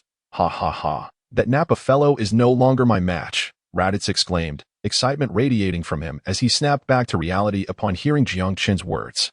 Joining Vegeta's squad had always meant being overlooked by him, while Nappa had consistently bullied him. Being the weakest among them had left Raditz feeling nearly invisible. Yet, in this moment, he had triumphed over Nappa. A formidable elite who had long loomed over him psychologically, he had effortlessly crossed that threshold. What of it? Uncle Bardock's combat power is nearly that of Prince Vegeta, surpassing many elite warriors, Jiang Qin remarked with a chuckle at Raditz's enthusiasm. Upon hearing this, Raditz's expression froze in place. Ha ha ha, all right, enough of that. Let us go. Aunt Jine must have prepared a feast by now. We should return and indulge. Jiang Qin's smile grew ever broader as he patted Raditz on the shoulder. In the next moment, he soared into the sky. Raditz's lips twitched, but he nonetheless followed closely behind. Over the course of a year, Raditz had undergone significant transformation during his training with Jiang Qin. His temperament had yet to shift towards the malice he once possessed, as Jiang Qin had forcibly redirected him. Perhaps in the future, he would continue to evolve, but at this moment, Raditz was undeniably moving towards a more positive direction. This was also the reason for the remarkable enhancement in his abilities over the past year. 15 minutes later, the two returned to Jine's home. Jine had prepared a meal, and with Jiang Qin and Raditz's rising powers, their appetites had also grown tremendously. Thankfully, Bardock, as an elite Scion warrior and second only to Prince Vegeta, ensured that Jine's household was never lacking in resources. Eat your fill. This, and this too. Raditz, you as well. Jine said with a gentle smile, her face lighting up with happiness as she looked at her son and Aspera, especially delighted by the positive changes in her son over this period. Mother, today Prince Vegeta came to see me. In 3 days, I will be undertaking a mission, Raditz declared, his mouth full, glancing at Jine with a soft voice. 3 days, so soon? Jine paused, a hint of panic crossing her features. Yes, father has taken a year-long leave, and that time has now elapsed, Raditz replied softly. I understand. But be cautious. Do not overexert yourself with Prince Vegeta around. After satisfying their hunger, Jiang Qin once again took Raditz under his wing for training. Although there were only 3 days until Raditz's mission, Jiang Qin had no intention of halting their progress. On one hand, he needed to train himself, and on the other, any additional improvement Raditz could achieve would be invaluable for the uncertain future. Meanwhile, at the very heart of planet Vegeta, the Scion Royal Palace stood tall.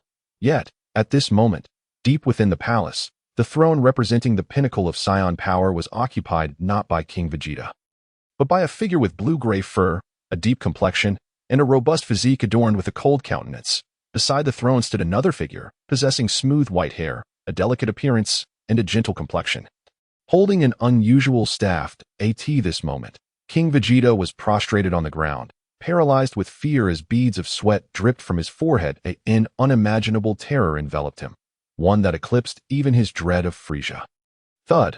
The next moment, King Vegeta felt a great weight upon his head, as a foot pressed down upon him, rubbing against the crown of his noble head. Yet, King Vegeta dared not utter a single sound. He could not fathom that the most powerful and enigmatic god of destruction in the universe would descend upon planet Vegeta. As a member of an ancient lineage, even after the Scions endured a near extinction.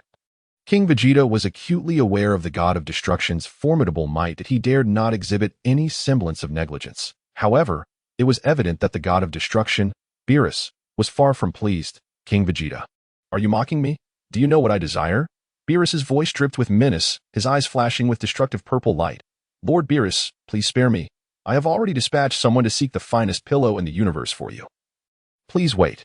King Vegeta hastily pleaded, his body trembling with fear as the dread spread inexorably within him. In that moment, he felt no sense of humiliation, only an overwhelming terror, as if he were on the precipice of death, not merely a feeling, but a certainty.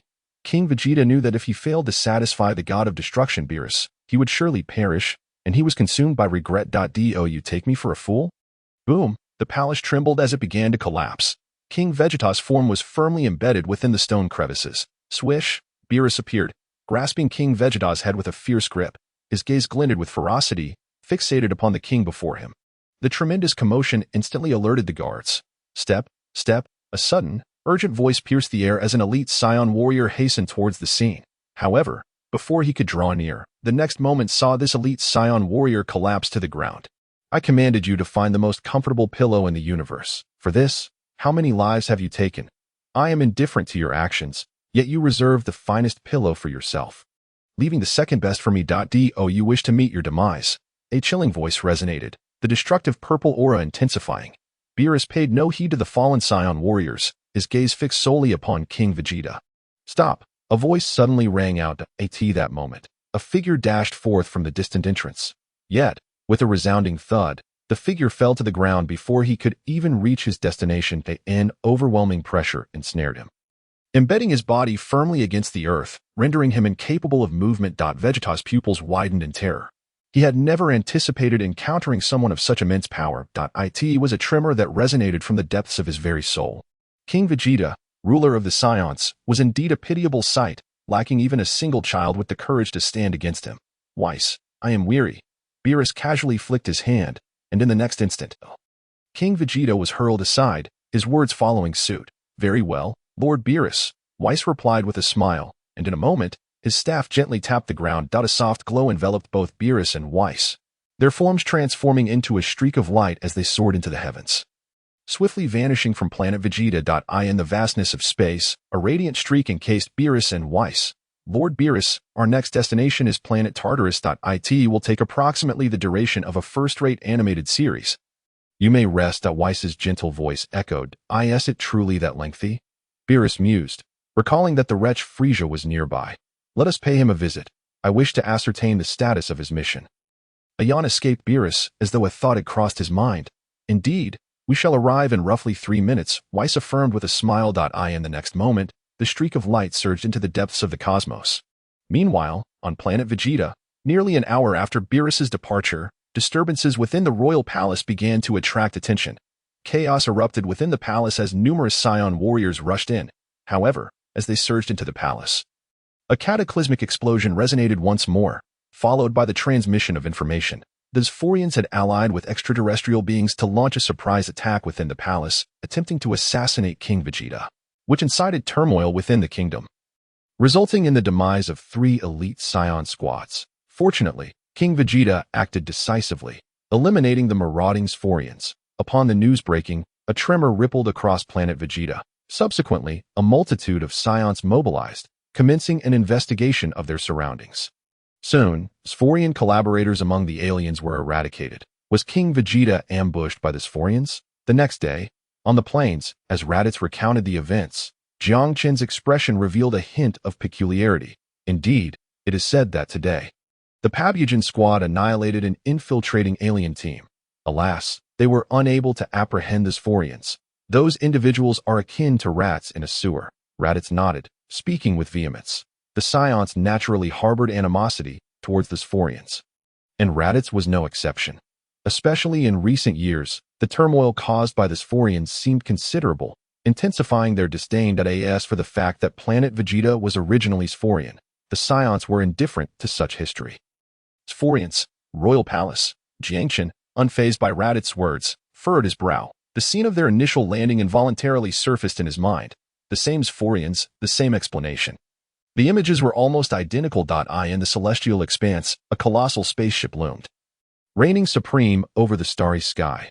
Indeed, it was the dominant force of the North Galaxy, possessing formidable authority even among the 4 major galaxies, as it served as the envoy of the god of destruction. Inside this immense spacecraft, upon a baby carriage, sat a figure bearing a faint smile. Mr. Dodoria, I require an explanation as to why planet Patel has not yet been secured. Frisia's smile remained, yet upon hearing his voice, Dodoria felt a chill creep up from the soles of his feet. Lord Frisia, this was merely an accident. 1 year. No, 1 month. I will personally go and ensure it is taken within a month. Dodoria hastily replied, beads of sweat forming on his brow. I shall await Mr. Dodoria's good news with bated breath. Do not disappoint me. Frisia's voice rang with a light chuckle. Yes, Lord Frisia. Dodoria quickly nodded and retreated in haste. Before long, several elite warriors entered. My lord, the arrangements regarding the Scions have been completed. A respectful extraterrestrial announced. Scions truly make for excellent tools. By the way, there remains no one to conquer planet Tainal. Let us send them forth. Frisia spoke with a smile. Yes, the extraterrestrial responded with deference. However, at that moment, Frisia's pupils abruptly contracted. In the next instant, Panic surged through his entire being. He swiftly rose, dropping to the ground before his soldiers, who were left in astonishment. Lord Beerus, I sincerely apologize. I failed to notice your arrival. Frisia's voice trembled, cold sweat beginning to beat upon him. His soldiers hastily followed suit, prostrating themselves before Beerus. It seems your efforts have borne fruit. Initially, I intended to obliterate you and then return to slumber. However, since you have performed well, I shall spare you for now. Moreover, do ensure that those savage monkeys on planet Vegeta are dealt with as well. Beerus's languid voice reverberated. Upon hearing this, Frisia was initially taken aback, but he quickly regained his composure and breathed a sigh of relief. Yes, Lord Beerus, I shall attend to it immediately, Frisia responded hastily. Yet, as soon as he spoke, silence enveloped the air. After a lengthy pause, he cautiously lifted his head, only to find that Beerus had already vanished. This revelation brought Frisia a sense of relief, and he quickly stood upright, casting his gaze towards his soldiers. My lord, we, some extraterrestrials instinctively attempted to speak, sensing danger. However, it was too late. Bang, bang, bang, a shower of blood erupted as the bodies of the extraterrestrials detonated. Mr. Sabo, Frisia licked his lips, his voice low and ominous. In short order, a figure entered. My lord. Sabo knelt on one knee, speaking with reverence. Relay my command. Advance the plan. Those barbaric monkeys must be dealt with. Frisia's voice was grave. Yes, my lord. Sabo nodded respectfully. In the next moment, a flurry of messages swiftly disseminated from the Frisia headquarters. The plan for the extermination of the Scions had officially commenced. Of course, at that moment, Jiangchen was oblivious to these developments. His figure remained within the confines of planet Vegeta. Surrounding him, Raditz continued to mutter incessantly, while Jiangchen's brow furrowed slightly, a genuine sense of perplexity washing over him. The turmoil within the palace seemed reminiscent of the earlier chaos in the incubation chamber. The claim made by King Vegeta regarding an invasion by the Zafur people was something he could not bring himself to believe. According to the narrative, the unrest in the palace could only signify one thing: the arrival of the god of destruction, Beerus. And if Beerus were indeed present, coupled with Broly not being in proximity to Kakarot, it would imply a new version of events. Yet, the prior invasion of Kinesa by Bardock remained an undeniable fact. All of this appeared to suggest a scenario that diverged from the original timeline, deepening Jiangchen's sense of unease. Raditz, suddenly struck by a thought, Jiangchen directed his gaze towards Raditz. What's the matter? Aspera, Raditz, who had been lost in his own musings, instinctively inquired upon hearing Jiangchen's voice. Nothing at all. Continue your training. These matters are beyond our current concerns. Jiangchen opened his mouth, initially contemplating urging Raditz to inquire about Vegeta. But after a moment's consideration, he chose to forego that idea. As previously stated, whether it was the old version or the new, it held little significance for him at present. All he needed to do was to adhere to the predetermined path of his training. Unless unforeseen circumstances arose, he estimated he still had a year left. By then, Kakarot would be 2 years old, and it would be time for him to make his departure. Okay. Raditz nodded eagerly in response to Jiangchen's words. Time passed slowly, and 2 days swiftly elapsed. This day marked the eve of Raditz's departure. Within the confines of their quarters, Jine was meticulously preparing supplies for her eldest son. Mother, these aren't necessary. The logistics center will provide. Raditz? Jine's tone was tinged with concern as she softly interjected. The supplies from the logistics center are nowhere near as good as what I have prepared. What, Raditz? Do you find fault with your mother's provisions? Jine's voice carried a hint of displeasure, causing Raditz to promptly close his mouth. More than an hour later, Raditz emerged, burdened with a collection of items. Aspera. Upon stepping outside, Raditz immediately spotted Jiangchen to be cautious. And Raditz, do not forget to train. The gravity wristbands will help maintain your current gravity once you venture into outer space. Jiangchen gently advised Raditz. I understand, Raditz replied after a brief silence. Nodding slightly, Jiangchen waved his hand, and Raditz shot into the sky. Aspera, do you think Raditz will be in danger? Jine's voice emerged softly, her expression fraught with worry. Fear not, Aunt Jine. Brother Raditz is accompanied by Prince Vegeta. And he shall be safe, Jiangchen reassured her gently. This was not mere platitude. After all, in both the old and new narratives, Raditz survived until the onset of the main storyline. Under normal circumstances, this event would not lead to any significant surprises. Let us hope so, Jine murmured, her demeanor still tinged with apprehension. Jiangchen could only offer further comfort. With Raditz' departure, it was reasonable to anticipate a prolonged absence. As Jiangchen would only remain on planet Vegeta for another year before he too would leave, the likelihood of Raditz returning during the year of his assignment was slim, even during the subsequent 2 years. After all, Vegeta, Raditz, and Nappa had managed to evade the impending destruction of planet Vegeta. Time slipped away quietly. One's training was often tedious and straightforward. Before long, 3 months had elapsed. During this period, Jiangchen had immersed himself entirely in his training. Whether it was the result of prolonged practice or the rapid growth of the S cells within him, his combat power surged from over 600 to nearly 800 points within these 3 months. The target of 1,000 was drawing ever closer. Yet, at this moment, Jiangchen could distinctly sense that the atmosphere had begun to shift uncomfortably. Firstly, the scions at the logistics center had started to exhibit noticeable increases in power. Secondly, the general atmosphere of planet Vegeta also felt subtly off. Boom! A ki blast erupted violently in the distance, sending powerful waves of energy rippling outward. Jiangchen gasped for breath. Beep beep, 853 points. Had he only gained 63 points? He shook his head in disbelief. In his recollection, the Kamehameha was capable of elevating combat power by several tiers, not to mention the special beam cannon. In comparison, his ki blast's enhancement seemed almost negligible. However, this was hardly surprising. Typically, most beings in the universe could only unleash as much power as they possessed, and they often struggled to manifest their full potential.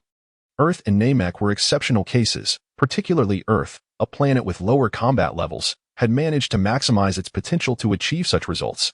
Other places found it exceedingly difficult to reach similar heights.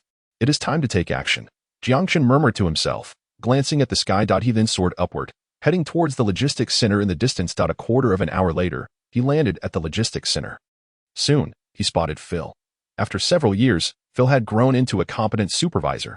Aspera, Phil exclaimed in surprise upon seeing Jiangchen, hurrying over to greet him. Phil, I wish to apply to become a combatant. Please assist me with the process.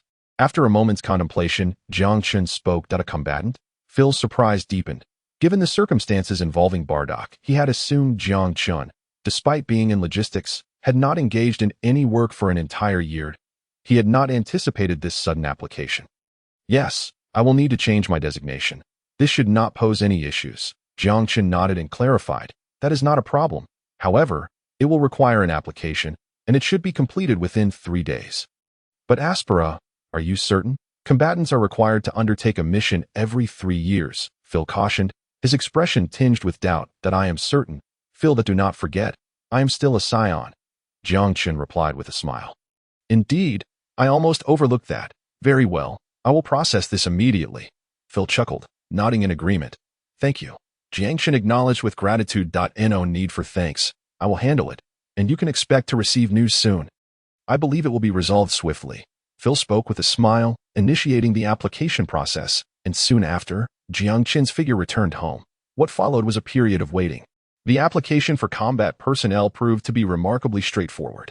By the very next day, the application was completed, and Jiangchen's status transitioned from logistics personnel to combat personnel.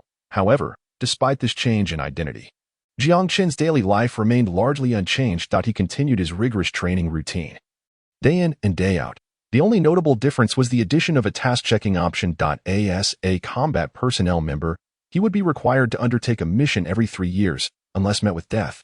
For the Scion, who was the top enforcer of the real estate mogul Frisia, the only mission available was the conquest of planets, although Jiangchen initially intended to randomly select a planet to depart. He also sought a suitable one, at the very least, a planet that met his criteria along the way. In this quest, time quietly slipped by once more. Before he realized it, 3 months had passed.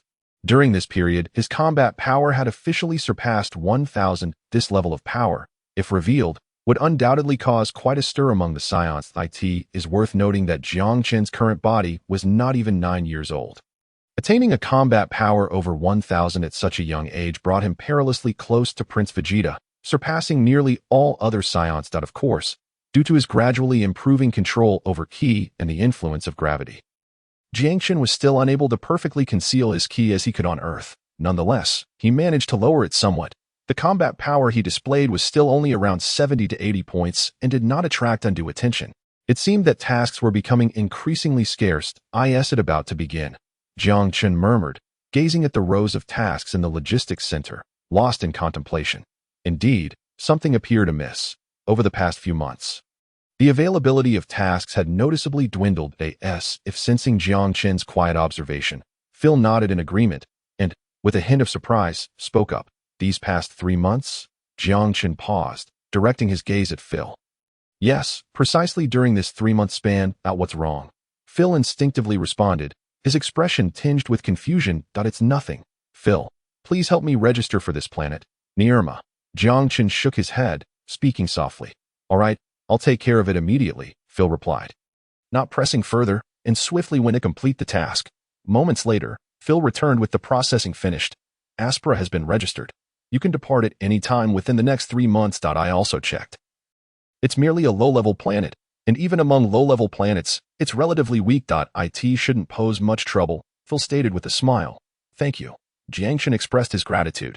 Phil, if I recall correctly, you are from planet Philonaria, right? A thought crossed Jiang Chen's mind, prompting an inquiry. Yes, that's correct. Why do you ask?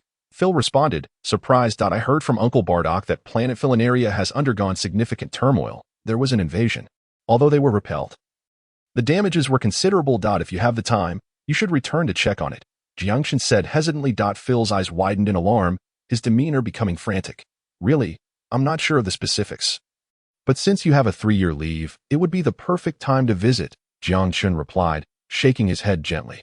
All right, I will. Phil quickly expressed his thanks. The first issue pertains to landing. A world must first be captured before landing. Though random landings are also possible.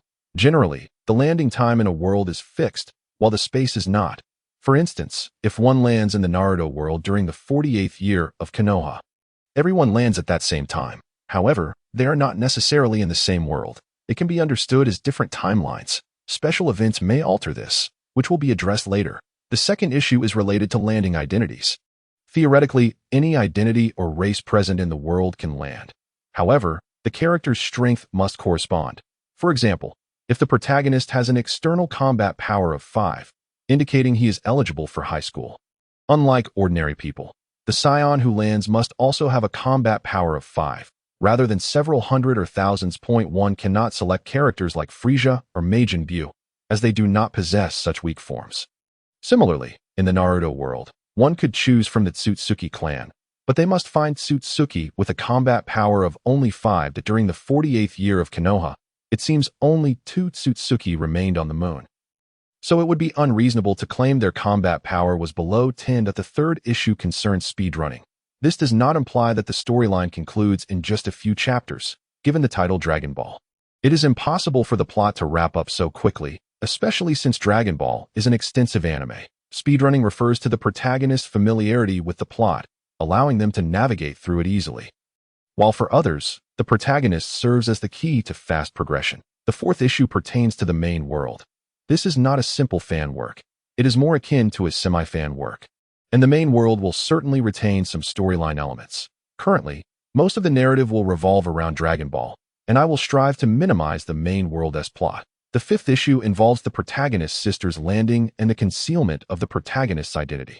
Some matters are truly difficult to disclose. In this universal landing scenario, if your strength is insufficient, revealing too much would be akin to courting death. Regarding the protagonist's sister, she typically would not land until she is 16. Being only 14, she has been granted this opportunity by the Great Summer Academy. The protagonist remains unaware initially, and thus will not mention anything.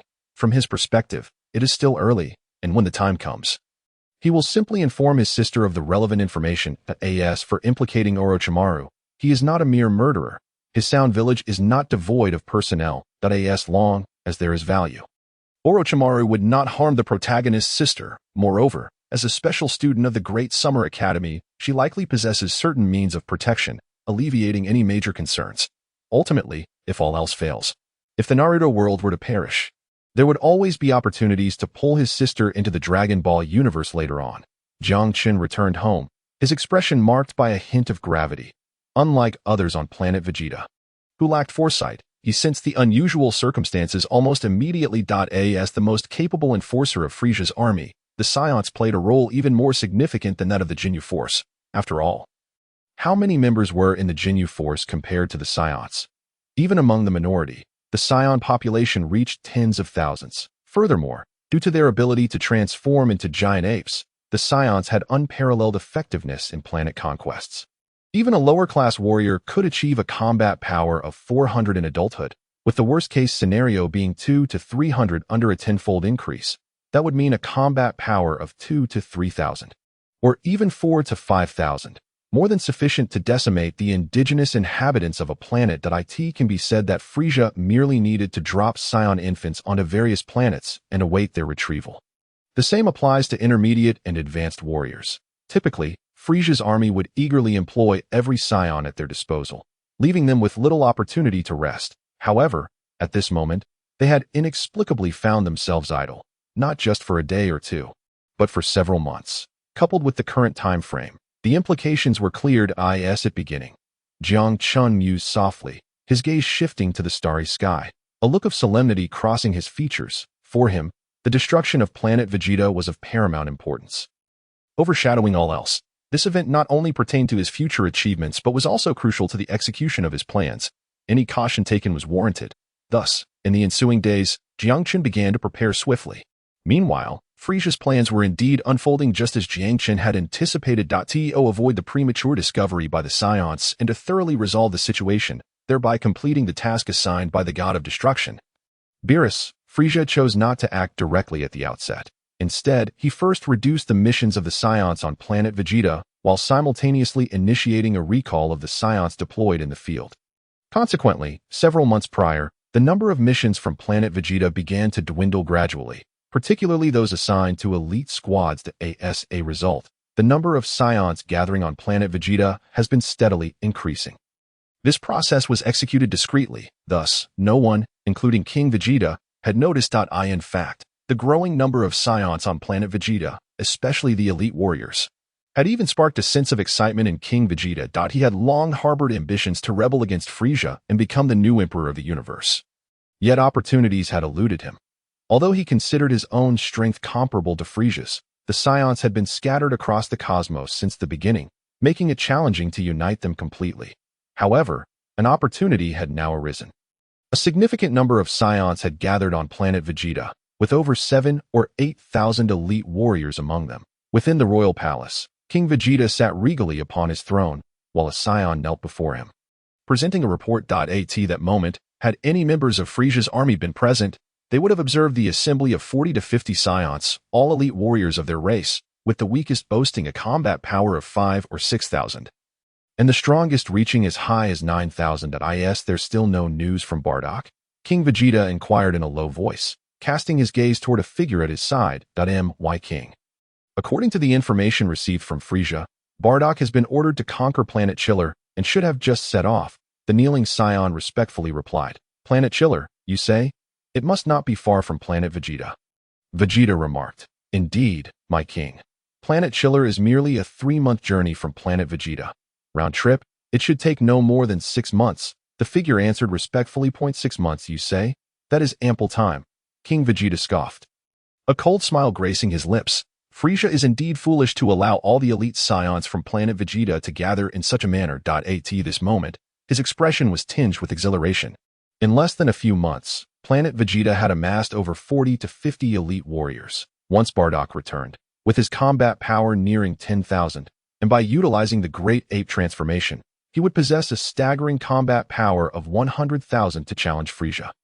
Furthermore, should he transform into a Great Ape, combined with the over 100 elite warriors from Planet Vegeta also transforming, they would have a chance. No, they would undoubtedly succeed in eliminating Frisia. If he could vanquish Frisia, he would ascend as the new emperor of the universe, a day he had long anticipated. My king, I fear Frisia may not grant us such an extended period, the kneeling scion interjected, furrowing his brow. If he does not grant us time, we shall create it ourselves. Inform Frisia that we have discovered a super-large advanced planet, necessitating the gathering of greater strength. For the next 6 months, we shall temporarily forego some ordinary high-level planetary missions. Vegeta ordered in a somber tone. Understood. The figure responded with utmost respect.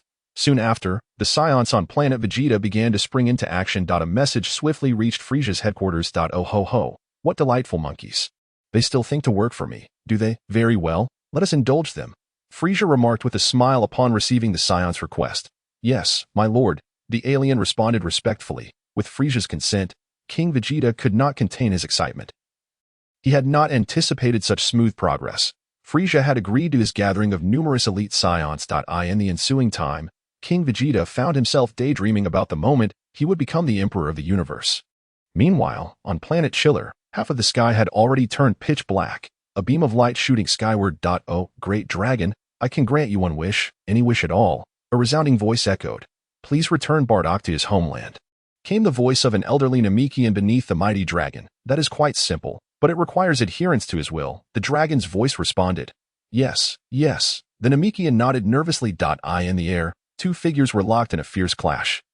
Powerful energies radiating throughout the surroundings. Bardock, battered and bruised, felt his strength waning. Even though his combat power had officially surpassed 10,000 after his recent healing, it was still insufficient. The Scions truly are formidable opponents. But this ends here, he declared. Awe! A piercing scream erupted as Bardock's tail was torn off, followed by a devastating punch to his abdomen. Boom! Gah! Bardock retched, barely able to react as a figure struck him from behind. The next moment, he plummeted toward the ground. Bardock, I shall send you back to your planet. Do you accept? Bardock, in agony yet determined, was about to ascend into the sky when a strange voice suddenly resonated in his mind. Who are you? Bardock exclaimed, startled by the sudden voice. I am the eternal dragon that I can fulfill any wish. Monai has wished for me to return you to your planet. Do you accept? The peculiar voice echoed once more. Bardock finally grasped the situation. How extraordinary. There truly exists a dragon that can grant any wish. However, dragon, there is no need to send me back just yet. I still need to defeat this foe. If possible, I wish for my child to grow up safely, Bardock stated softly, his resolve unwavering as he gazed at the figure in the sky. Of course, that can be arranged. The dragon's voice faded. The next instant, the dark clouds in the distance dispersed. What are you mumbling about, wild monkey? You cannot transform into a great ape now, Jace exclaimed, unleashing his formidable energy, pushing his potential to the maximum. The battle escalated further. Compared to before, Bardock was undeniably in a more perilous situation, completely overpowered and unable to raise his head. Surrender. You cannot win. Jace snarled, his expression twisted with madness as he exerted his immense pressure over the surroundings. Boom! In the next clash, Bardock was sent hurtling away. The sheer force of his energy caused the mountains to crumble. Knowing he could not win, yet still compelled to fight, was it for revenge? Jace approached slowly. His gaze fixed on Bardock, who struggled to rise. Enveloped in a faint glow, it is not for revenge. It is evident that in this life-or-death struggle, aside from victory, no other thought occupies my mind. All I desire is to defeat you, Bardock proclaimed with a smile, and in the next moment, he surged forward with newfound strength. What? Boom! Jace's expression changed drastically, but it was too late. He was sent flying backward. Impossible. You Scions have such immense power aside from the great ape transformation. Giaz let out a furious roar as his figure surged forward once more. A colossal energy sphere hurtled directly towards Bardock. Nothing is impossible. It is merely that you are unaware. Each time a Scion transcends their limits, they evolve. Bardock spoke calmly, and in the next instant, a similar energy sphere erupted forth. Boom, rumble. The energy orbs collided in midair. Amidst the explosion, Giaz was sent hurtling backward, his consciousness slipping into a haze, while Bardock, staggering momentarily, fell to the ground. What a splendid battle it was. Just as Bardock collapsed, a light chuckle resonated. The figure materialized. Ahem. Who are you? One of Frisia's forces. Bardock struggled to rise, directing an angry gaze at the newcomer. His expression was laced with fury. On this mission, all his comrades had been dealt with by Frisia's minions. The mere thought of Frisia crossed his mind once more. Business is often duplicitous. Are you not aware of Frisia's true machinations? The figure chuckled lightly, a hint of mockery in their tone. What do you mean? Bardock's mind suddenly flashed back to the scenes of recent days, his expression shifting slightly. Nothing much, just that you can die now. The figure chuckled again, and in the next moment, drew forth an energy gun. Bang!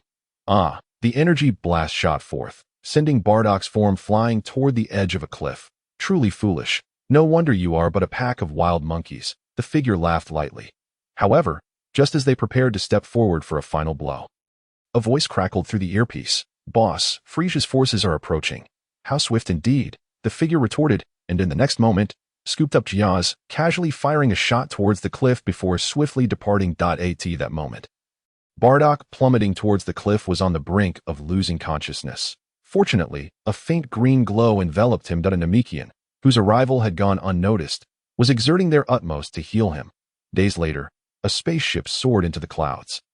Departing from planet Shield, Frisia, Bardock's eyes blazed with fury, the anger within him escalating uncontrollably, especially as he recalled the images that haunted his mind and the words of the figure on planet Shield.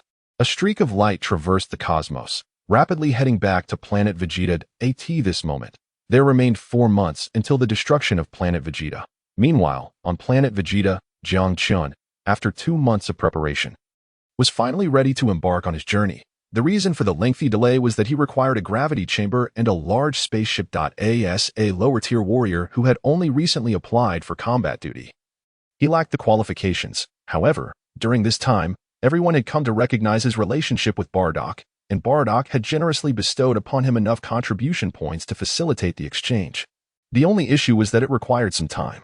Lord Aspala, everything is ready. Your location is in Zone 3, Door 107. A cosmic being respectfully announced from the logistics center. Understood, Jiang Chen nodded, glancing into the distance before taking a deep breath and heading towards his destination. Moments later, he arrived at Zone 3, Door 107 as indicated by the cosmic being. Soon, under the cosmic being's guidance, he stepped aboard the spaceship. This vessel was significantly larger than the simple personal ships typically used by Scionts. It boasted considerable space. Although it could not compare to the ship Goku boarded on Namek, it was still roughly half that size. More importantly, it contained a gravity chamber. Of course, Jiang Chun had no doubt that this spaceship was also equipped with Frisia's listening devices. But that was of little consequence. After all, such equipment would only be in operation for a limited time. It's time to depart, he murmured softly. In the next instant, the spaceship ignited, a streak of light shooting up into the heavens. The spacecraft surged into the starry expanse, breaking free from planet Vegeta in merely 20 breaths. Through the window, Jiang Chen clearly observed the gradually diminishing outline of the azure planet he had inhabited for nearly 5 years. His expression reflecting a touch of complexity. Over the past months, he had contemplated many things, even considering whether he should attempt to save planet Vegeta. Ultimately, however, he chose to abandon the notion. Both the old and new timelines presented insurmountable challenges. In the old timeline, Frisia was resolute in his intent to annihilate the Scionts. Defeating him was nearly impossible. The new timeline posed even greater difficulties. As per the orders of Lord Beerus, planet Vegeta was destined for destruction. Not only would he struggle to defeat Frisia, even if he could, there was no hope of success. After all, he could not hope to rival a god of destruction within just a few years' time. Moreover, it was important to note that his connection to planet Vegeta was tenuous at best. The Scionts were far from virtuous, and risking his life for such a planet was not worth it. After countless deliberations, he ultimately resolved to leave alone, even temporarily abandoning Kine and Bardock. Frisia had already initiated his plan. The fewer individuals involved, the greater the opportunities available. As a low-tier warrior, he estimated that he would attract little attention. However, bringing Bardock and Kine along would change everything. Bardock, being second only to King Vegeta among the Scionts, was already a recognized target for Frisia. Should he attempt to take Bardock with him, the consequences would be dire.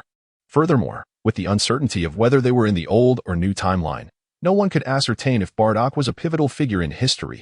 Recklessly disrupting the narrative was unwise. As for Kine, Jiang Chen had initially planned to take her but ultimately chose to forego that idea. As Bardock's wife, it was uncertain whether Frisia or King Vegeta were aware of her. Taking her along could jeopardize their escape. Rather than risk such an outcome, it was wiser for him to depart quietly. As long as he could reach Namek or Earth, utilizing the Dragon Balls to resurrect or relocate everyone would be considerably easier.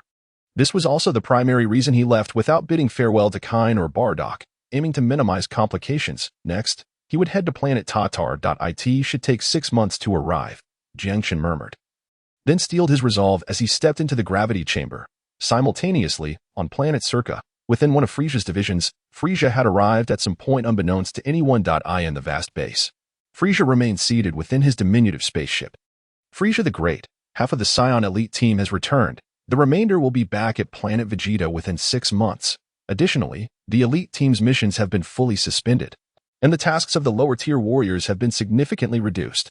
At the current pace, all operations will cease within 6 months, A cosmic being reported respectfully. Oh ho ho.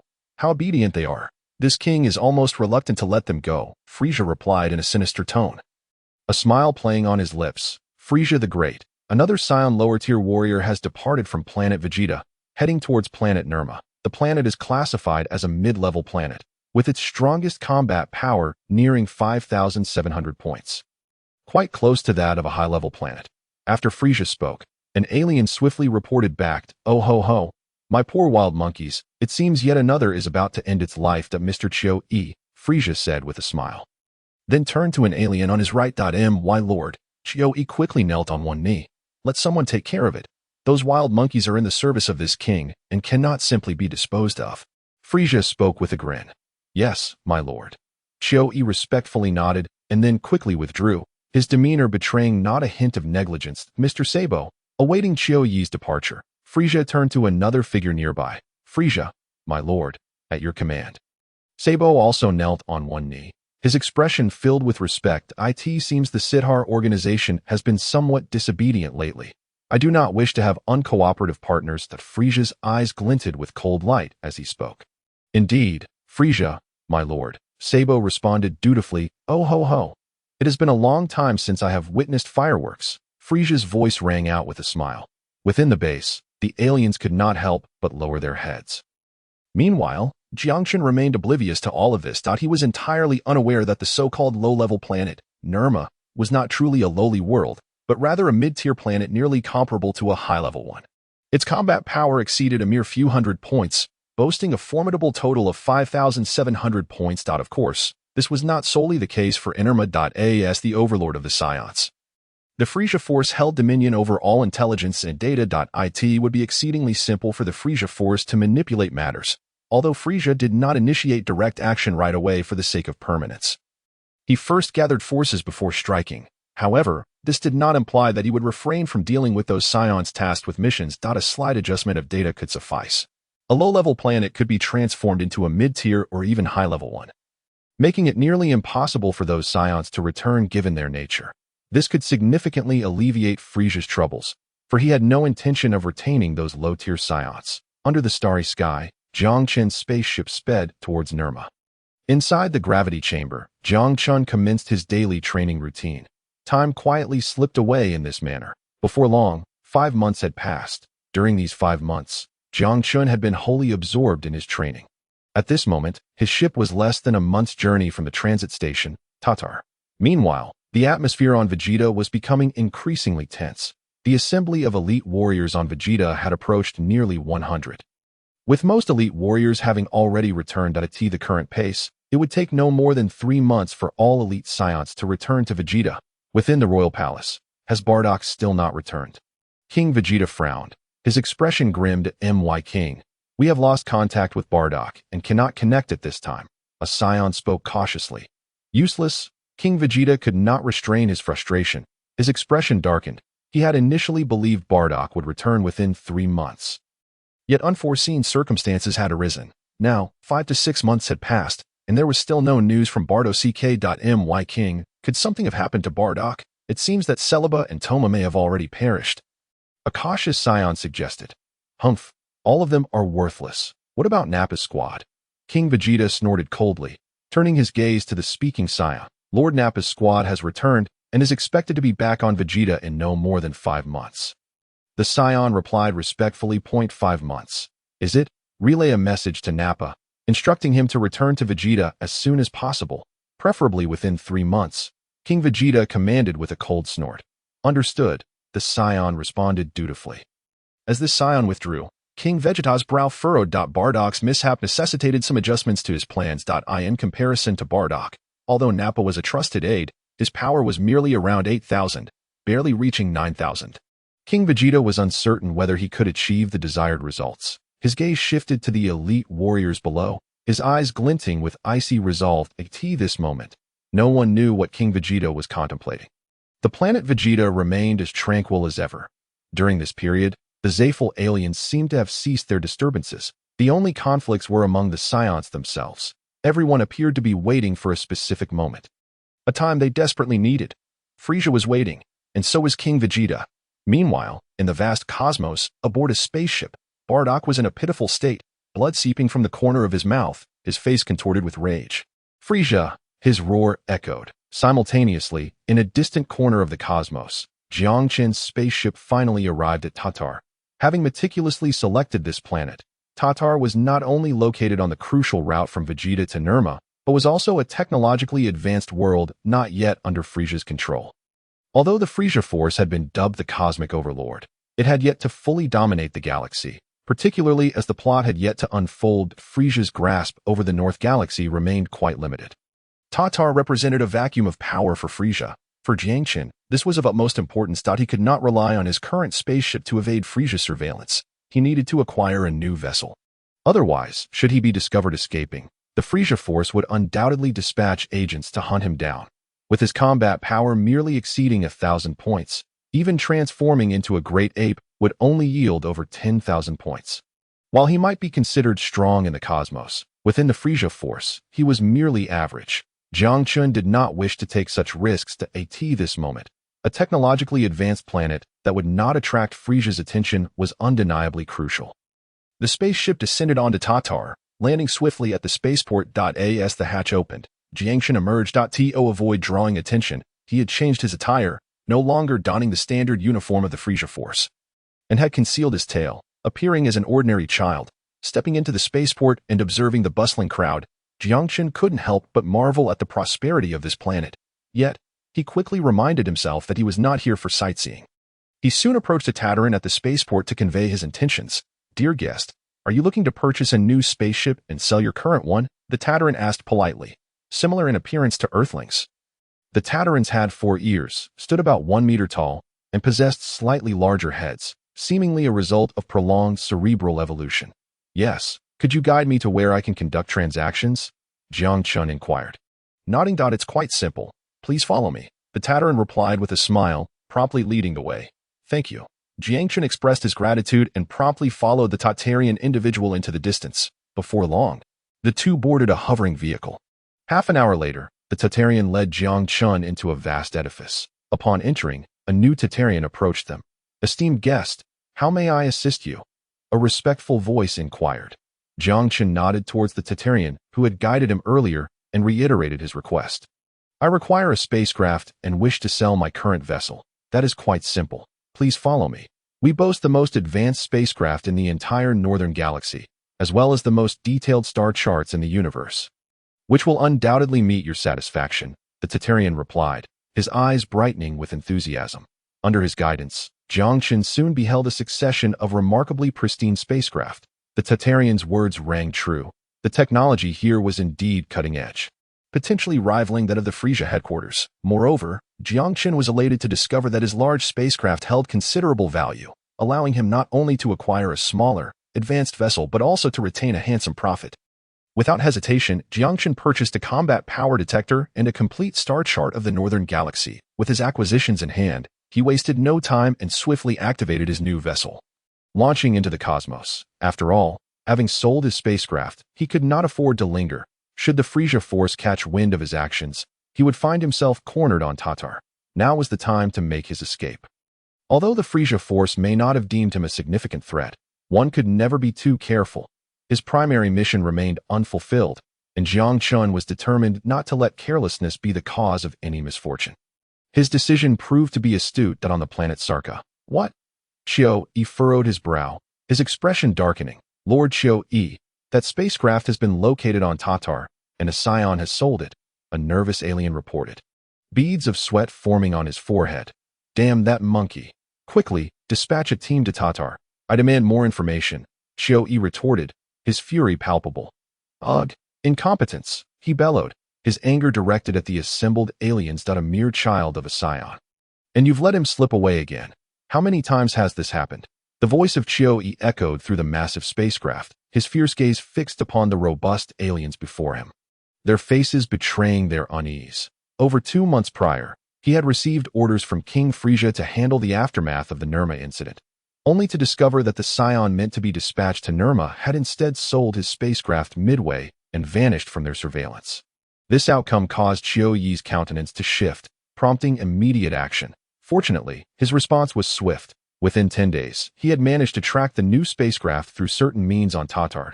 He subsequently dispatched his most capable subordinates to deal with the troublesome scion. Given that his dispatched forces boasted combat powers exceeding 7 or 8,000, he believed the task would be straightforward. However, unexpected complications arose that a month ago, his subordinates traced the spacecraft, only to find it docked at an unknown desolate planet. And the accursed scion had once again vanished. Thus, Yi was compelled to conduct further investigations. This time, luck seemed to favor him as he uncovered some leads. Yet, the results appeared to yield little change. The spacecraft had once again gone missing. Search. Find it. His roar reverberated throughout the vessel. The aliens, beads of sweat glistening on their foreheads, hastened to comply as the military of the Cosmic Emperor. The Frisia Force was renowned for its capabilities and efficiency. After another fortnight, they finally found traces once more. Upon receiving the information, Yi wasted no time in mobilizing his forces again. However, it was evident that his efforts were destined to be in vain. To evade the surveillance of the Frisia Force, Jiang Chun had not merely exchanged vessels twice. He had swapped spacecraft a total of 5 times. Unlike his first exchanges, during each subsequent swap, he would direct the spacecraft to fly in a specific direction. Thus, even if the Frisia Force attempted to track him down, they would only locate the spacecraft that had taken flight, while he had already boarded another vessel heading in an entirely different direction. By the time the Frisia Force pinpointed his location, he had already made yet another change. In just over 2 months, he had successfully exchanged his spacecraft 5 times. As for the sources of these vessels, part of them came from the supplies he had prepared on planet Vegeta, while the other part stemmed from his combat power of over 1,000 points, although this was not exceptionally high. It was far from weak in the vastness of the cosmos. Acquiring 1 or 2 spacecraft was hardly an insurmountable challenge. As for the morality of his actions, when faced with the choice between his own life and ethical considerations, Jiang Chun decisively opted for the former. It was precisely due to his resoluteness that he had vanished entirely from the Frisia Force's monitoring. Had he hesitated even slightly, the current outcome would likely have been vastly different. The meticulously orchestrated fireworks display prepared by Frisia would not be so easily escaped. Within the original narrative, aside from the theatrical version featuring Dallas and the special episode involving Vegeta's brother Tabor, the surviving scions comprised only Vegeta, Nappa, Raditz, the protagonist Kakarot, Broly, and Broly's father Paragus. The former group needed no elaboration. The Vegeta squad was intentionally left behind by Frisia, while Kakarot enjoyed the benefits of being the main character. As for Broly and Paragus, they had already departed when Frisia initiated his campaign. Excluding these anomalies, no other scions had survived. It is worth noting that even when Frisia commenced the annihilation of planet Vegeta, there were still scion children who had recently been dispatched on missions. Yet, even so, none managed to escape. Theoretically, Jiang Chun would not have been the exception. However, due to his decisiveness and a series of preparations, survival became a possibility. In the tranquil expanse of the starry sky, only 1 month remained. Within the confines of the cramped spacecraft, Jiang Chun gazed intently at the star map before him, whispering softly to himself. Despite several changes along his journey, the direction he pursued remained steadfast, unwaveringly aimed toward the planet Namek. With only a month left to reach his destination, anticipation filled Jiang Chun's heart. Initially, his intention had been to travel to either Namek or Yardrat. Namek, renowned for its Dragon Balls and the Grand Elder capable of unlocking immense potential, promised a remarkable enhancement to his strength upon arrival. Yardrat, too, was not without its allure, as an exceptionally unique planet. It boasted not only the extraordinary technique of instant transmission but also a plethora of other incredible abilities. In terms of mastery over ki, Yardrat was arguably closer to the divine than Namek. Yet, he ultimately had to relinquish the latter option. The rationale was simple. The current Frisia Force, including the previous Tatar planet, lacked any knowledge of Yardrat's location. Finding it seemed nearly impossible. Thus, he was left with but one choice: Namek. His eyes glimmered as a cascade of thoughts surged through his mind, while the spacecraft sliced through the cosmos, racing toward Namek. Time flew swiftly by, and in the blink of an eye, a month had passed. On another planet, Yi surveyed the wreckage of the shattered spacecraft, his face contorted with rage. Moments later, a resounding explosion echoed through the void. Boom! Rumble! A brilliant firework burst forth in the starry sky. Inside the spacecraft, Yi, trembling with trepidation, reported to Frisia, "Oh ho ho! Mr. Yi, you bring me rather unpleasant news. Are you suggesting that the wild monkey has vanished? Frisia's voice, accompanied by his signature laughter, turned his gaze toward Yi. The amusement in his expression intensifying. Lord Frisia, grant me a little time. 1 year, at most, that I assure you I will locate that accursed wild monkey. Yi prostrated himself, his voice quaking, sweat beading on his forehead. An insignificant task had turned into a monumental blunder, and he could scarcely fathom the consequences of his failure. The clever monkey indeed. 1 year. You say? I shall await your good news, Mr. Yi. Unexpectedly, Frisia did not erupt in fury but chuckled softly, his words laden with meaning. Yes, yes. Yi's countenance brightened, responding eagerly. Jiangchen, meanwhile, remained oblivious to the unfolding scene within the Frisia forest. If he were to learn of Yi's promise to find him in a year, he would only scoff in disbelief. 5 changes had already occurred. The likelihood of being found was even slimmer now. This was a vast northern galaxy, not a mere vegetable garden or single planet. Locating an individual was nearly impossible without the Dragon Balls or divine intervention, and currently, the Frisia force possessed neither. In the depths of space, a streak of light darted through the cosmos. A month slipped away. A verdant planet emerged before the spaceship. This was the 4th planet in the 27th main star system of the Lyra constellation, its atmospheric composition and surface gravity remarkably similar to Earth. Surrounded by 3 suns, the sky was a vibrant green, with no nightfall. Namek experienced only 130 days in a year. Upon sighting this planet, Jiangchen could not suppress his excitement. Namek, he murmured, his eyes sparkling with enthusiasm. His journey to Namek was undoubtedly a pivotal step in his plans. This world not only harbored the most extraordinary Dragon Balls, but also offered invaluable knowledge regarding the cultivation of Ki. The former was essential for him to achieve his ambitions. Despite the limitations of Namek's Dragon Balls, for him, they remained immensely significant. The latter was equally crucial, as he desperately sought a systematic approach to Ki cultivation. Although he had gleaned some insights during his explorations on planet Vegeta, those fragments lacked coherence and offered little tangible assistance. In contrast, mastering the Ki cultivation techniques of Namek would undoubtedly set his training on a proper path. Though theoretically, the Earth's cultivation methods were superior, encompassing the esteemed teachings of Master Rashi and the Crane School, he needed a legitimate framework to elevate his prowess. Relying solely on the innate traits of a scion would not guarantee him the future greatness of Kakarot. At best, he might reach the level of Bardock, which was far from his aspirations. The planet's silhouette loomed larger through the spacecraft's windows as they descended rapidly. An hour later, a thunderous crash resounded within a valley, causing the ground to collapse by over 100 meters. Bang! The hatch opened, and Jiangchen inhaled deeply, stepping out of the spacecraft with measured grace. How refreshing, he murmured, stretching his limbs after what felt like an eternity of flight. Relishing the newfound comfort of solid ground, however, just as he finished his stretch, a figure appeared in the sky, swiftly approaching. Beep beep, a new scanner flickered above his right eye, and soon a numerical value materialized before him. 18,000. Jiangchen raised an eyebrow, a grave expression overtaking his features. As he contemplated the implications, a figure descended from above. Fixing his gaze upon the newcomer, Jiangchen recognized the familiar visage.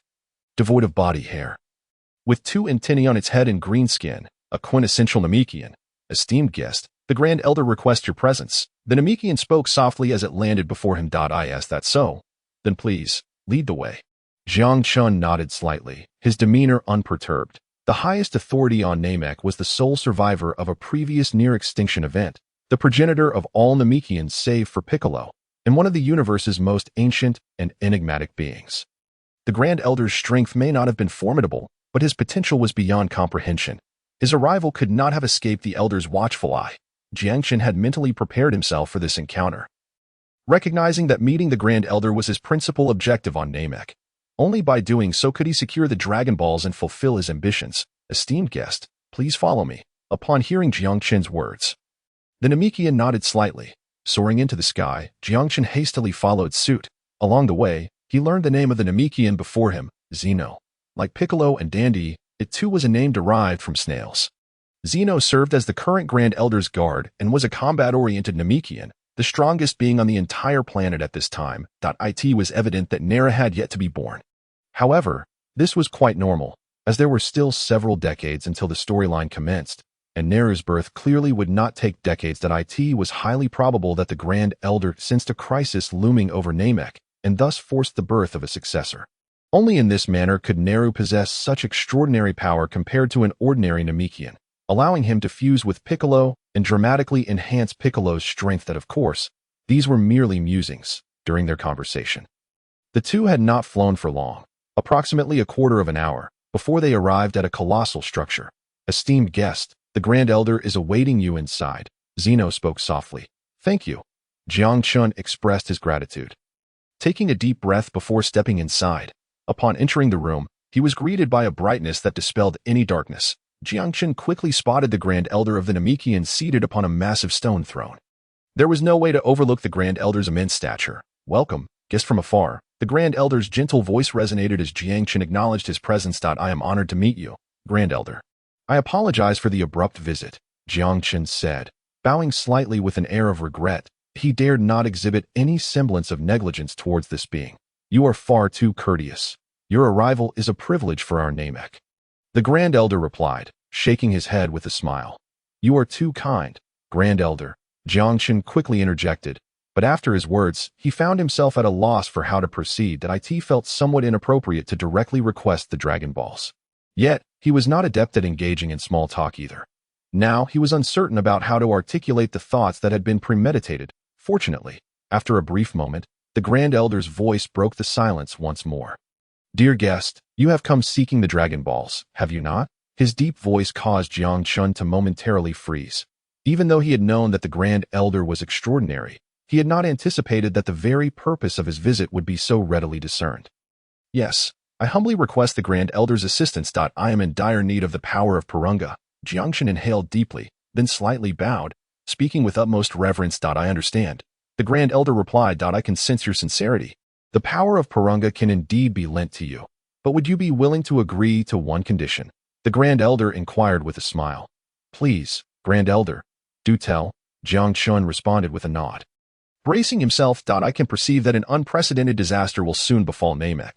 Although I have only glimpsed fragments of the future, it seems that Namek manages to endure peacefully. However, I implore you, should you possess the means in the future, please look after my people." The Grand Elder spoke softly, his vague eyes seeming to pierce through time, envisioning Namek in ruins.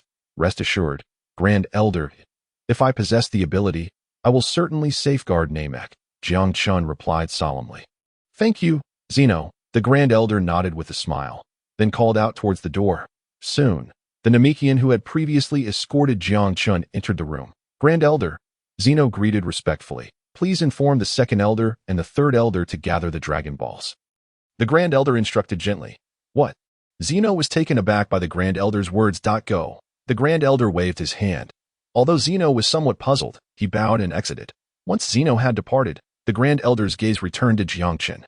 "Dear guest, I possess a unique ability to enhance the potential of individuals. I can sense a vast potential within you. Would you require my assistance?" The Grand Elder's voice rang out once more, his smile broadening. "Thank you, Grand Elder, but I believe I do not require it. Just yet.my training has only just begun, and I have not even scratched the surface," Jiang Chun replied. "If it is convenient for you, might I request guidance on my mastery of Ki?" As he listened to the Grand Elder, Jiang Chun felt a swell of excitement. Barely able to contain himself, the advantages of Namek extended beyond the Dragon Balls. They also included the Grand Elder's methods for unlocking potential. In the original story, Krillin and Gohan had their potentials unlocked by the Grand Elder, skyrocketing their power levels from mere thousands to over 10,000. Although they did not reach tenfold, it was still a significant increase of 7 or 8 times, given his current power level of just over 1,000, if his potential could be unlocked. Achieving 7 or 8,000 was plausible, potentially even nearing 10,000. Coupling that with the Great Ape transformation would bring him close to 100,000 as long as he did not encounter Jinyu. He could practically dominate. However, these thoughts were fleeting and quickly suppressed. Ultimately, he chose to decline the offer. The Grand Elder's potential unlocking was not comparable to the Kai's enhancements. The Grand Elder could only draw out the maximum combat power attainable at one's current training level. Although his strength had indeed risen significantly in recent times, he was not like Krillin or Gohan, who underwent systematic training. Even if his potential were unlocked, the enhancement would likely be minimal, rather than waste an opportunity. It would be more beneficial to complete systematic training first before proceeding to unlock his potential, thus maximizing the benefits. As for requesting the Grand Elder to unlock his potential twice, he lacked the audacity to do so. Is that so? The Grand Elder mused. That is also a wise choice. Since you shall remain on Namek for a while longer, I will have Zeno guide you. He is our finest warrior. The Grand Elder nodded with a smile.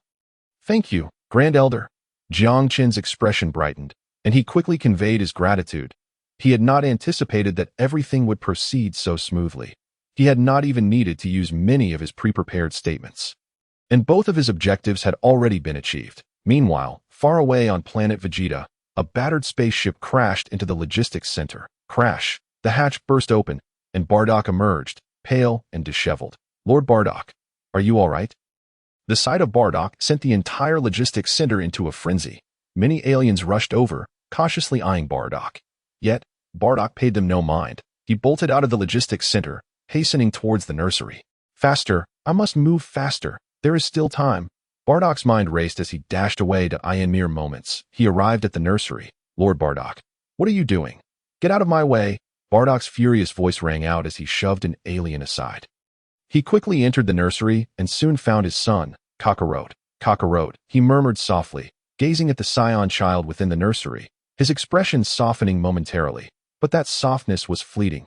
Gritting his teeth, he swiftly took Kakarot and the incubation pod. What are you doing, Lord Bardock? In a flurry, several scions rushed over, their expressions frozen in confusion as they instinctively spoke out. Yet, Bardock paid them no heed. His figure, accompanied by the incubation chamber and a small spacecraft he had casually taken, shot skyward. Faced with this scene, the onlookers exchanged glances, momentarily at a loss for words. It appeared that Lord Bardock was taking his son Kakarot away. Indeed, it seemed so. However, it also appeared that Lord Bardock had sustained grave injuries. The scions conversed among themselves, their expressions reflecting bewilderment, utterly unable to comprehend Bardock's actions. At that moment, a vast fleet had gathered in the skies above planet Vegeta, with the colossal ship representing the cosmic tyrant Frieza making its appearance. Oh ho ho, the fireworks are finally about to ignite. I have been waiting for this moment for quite some time. Such a grand planet will surely produce a more magnificent display. Inside the spacecraft, Frieza lounged in a baby carriage, his triumphant laughter echoing throughout the vessel. Bardock, are you truly going to do this? On a plane, Jine cast a nervous glance at her husband before glancing back at their child within the spacecraft. Jine, that fiend Frieza is indeed intent on annihilating planet Vegeta. We must send Kakarot away. I have confirmed that the planet known as Earth is merely a lowly world. Kakarot will be safe there. Bardock spoke softly, his gaze towards the scion child within the spacecraft softening with tenderness. All right, I understand. Jine nodded. Though reluctant, Bardock hesitated no longer. A formidable aura erupted from him, enveloping the spacecraft as he unleashed his battle power. Soaring beyond 10,000 points in an explosive surge, boom, the spacecraft shot forth into the cosmic expanse. Wah! Inside the spacecraft, Kakarot awoke, crying out as he watched his parents recede into the distance, the gap between them growing ever wider. Jine, stay at home for now. I will go find Aspera. After sending their son away, Bardock addressed Jine. All right, you go ahead. Jine nodded hurriedly. Bardock was about to launch himself into the sky when, at that instant, a vision flashed through his mind, accompanied by a powerful presence descending from the cosmos. Damn it, Frieza! Bardock's eyes widened, and with a roar of fury, he gritted his teeth and flew toward the heavens. Meanwhile, within the starry expanse, the massive spaceship had completely sealed off planet Vegeta. My lord, we have detected a spaceship departing from planet Vegeta. Should we shoot it down immediately? The respectful voice of Zarbin inquired. Oh ho ho, is there still a scion escaping? Truly a loyal servant. What is its battle power? Frieza replied with a grin. Battle power is 2 points. Target is Earth, a low-tier planet. Zarbin reported respectfully. 2 points. Frieza paused for a moment. Point? 2 points? How could a scion be so weak? Ha! The surrounding aliens were momentarily stunned before erupting into thunderous laughter. Oh ho ho! Truly feeble. Let it go, as it will be convenient to reclaim a planet. Won't it? Frieza's voice rang out with mirth. Yes, Lord Frieza.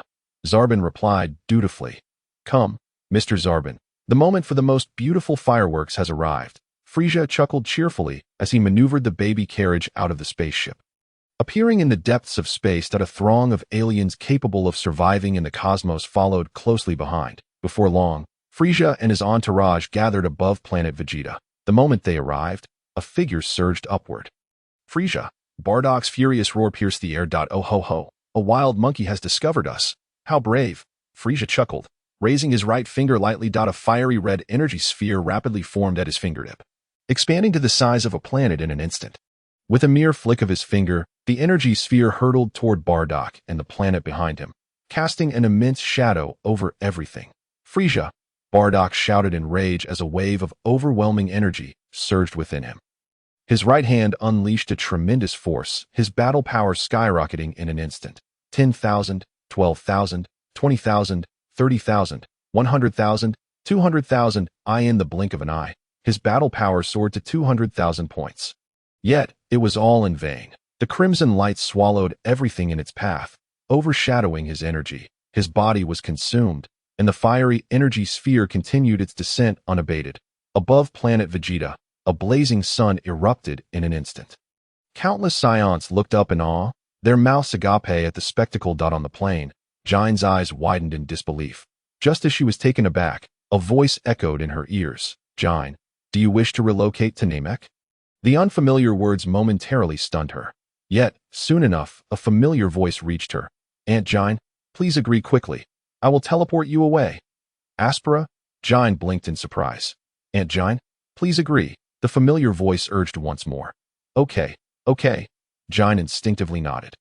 The next moment, a flash of light enveloped her form, and in the blink of an eye, she vanished from planet Vegeta. The very moment Jine disappeared, a deafening explosion reverberated across the entirety of planet Vegeta. In an instant, the planet transformed into the most resplendent fireworks in the universe. Oh ho ho! What truly magnificent fireworks! Frisia's mocking laughter echoed throughout the cosmos. Days later, news swiftly spread throughout the Frisia force. Planet Vegeta had unexpectedly suffered a catastrophic meteorite impact, leading to its complete destruction. Of course, that was a tale for another time. On Namek, several hours earlier, under the directive of the Grand Elder, the Second Elder and Third Elder quickly gathered the Dragon Balls. With the Second Elder's words, the eternal dragon Purunga manifested in the skies above Namek. Guest, you may now make your wishes. You have 3 wishes. The gentle voice of the Second Elder rang out. Thank you, Second Elder, for my first wish. Could you please transport Bardock and Jine, who are on planet Vegeta, to Namek? Jiangchun pondered briefly before speaking. Very well. Guru la. Special exception, the peculiar Namekian language was spoken. This wish was simple, yet it required the consent of the individuals involved. Purunga, can you transmit my voice? Jiangchun swiftly interjected. The Second Elder promptly reiterated. Very well. The voice of Purunga resonated, and in the next instant, his eyes glimmered with a crimson light.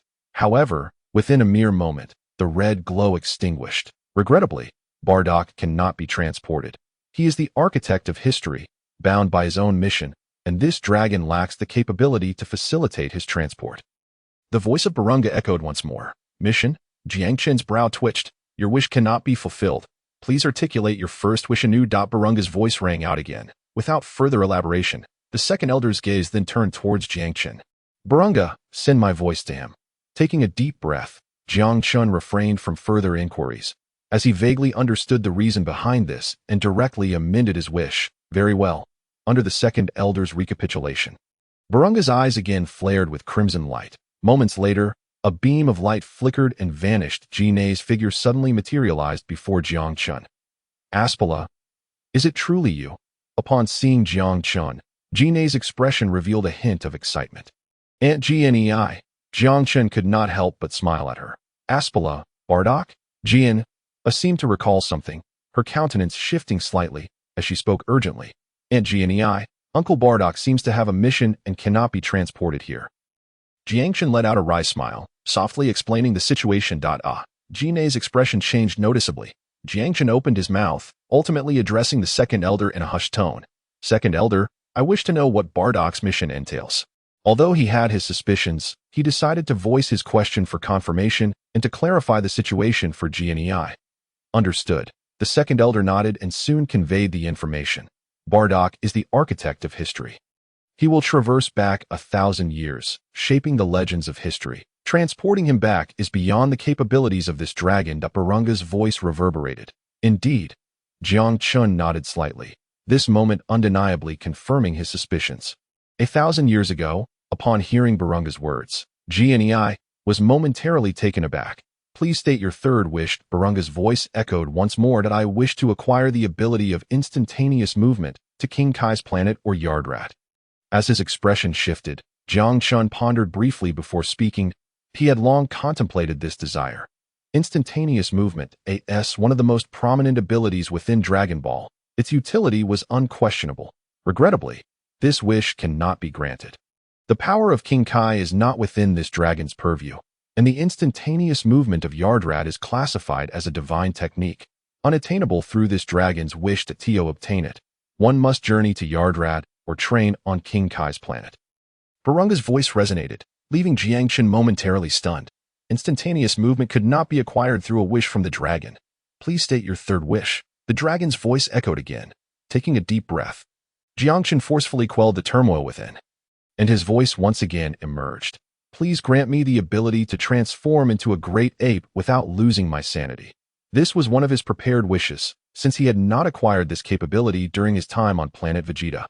He naturally turned to the dragon for assistance. The second elder quickly revived. This is quite simple. However, I will need to enhance your bloodline. The voice of the dragon Barunga resonated, with a nod from Jiang Chun.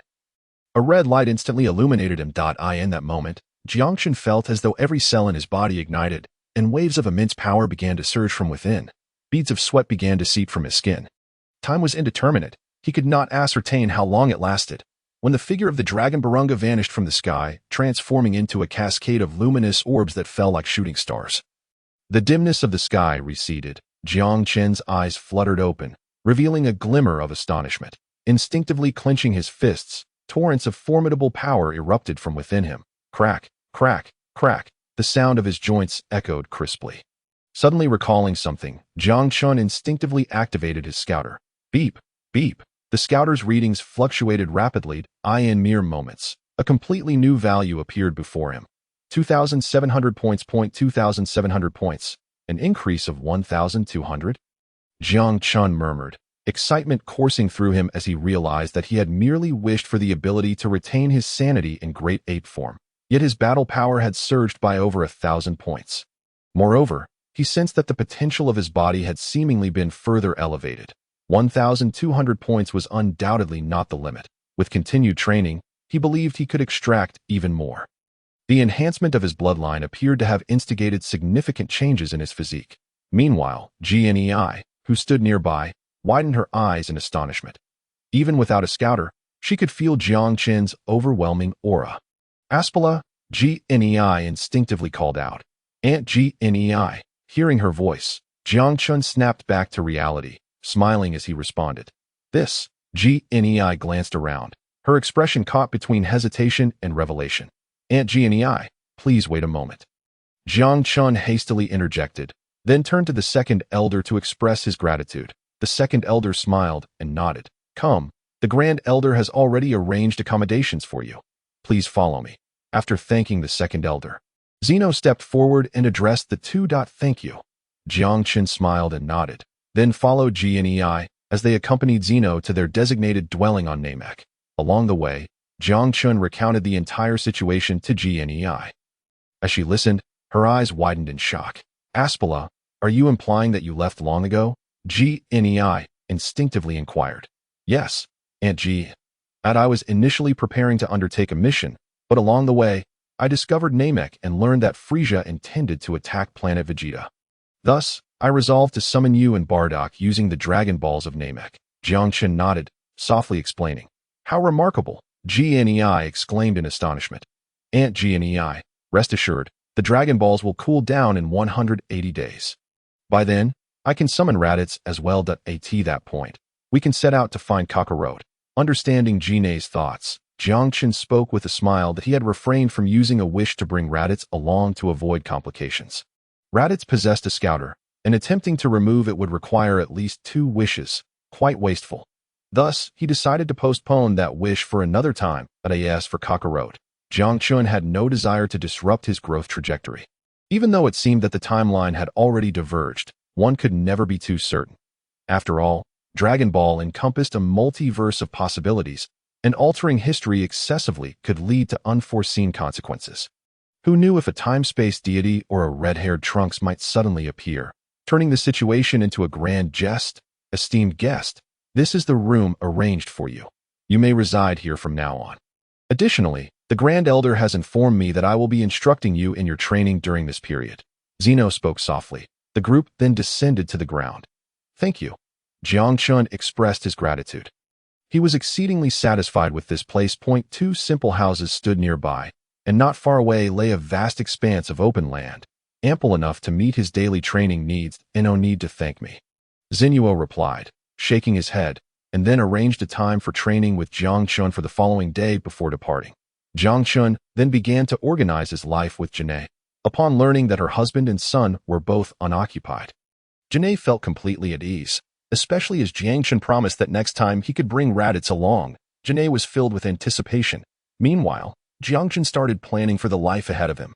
This time, he had nearly half a year left. He had no intention of wasting it as he was preparing for his upcoming endeavors. The familiar mechanical voice suddenly echoed in the morning. Main task 1 has been completed. World matching in progress. Main task 2 has been initiated. Would you like to open it now? The mechanical voice resonated, and in the next moment, a series of golden characters unfolded before Jiang Chun's eyes. A scene visible only to him. The surrounding time and space seemed to have frozen, open.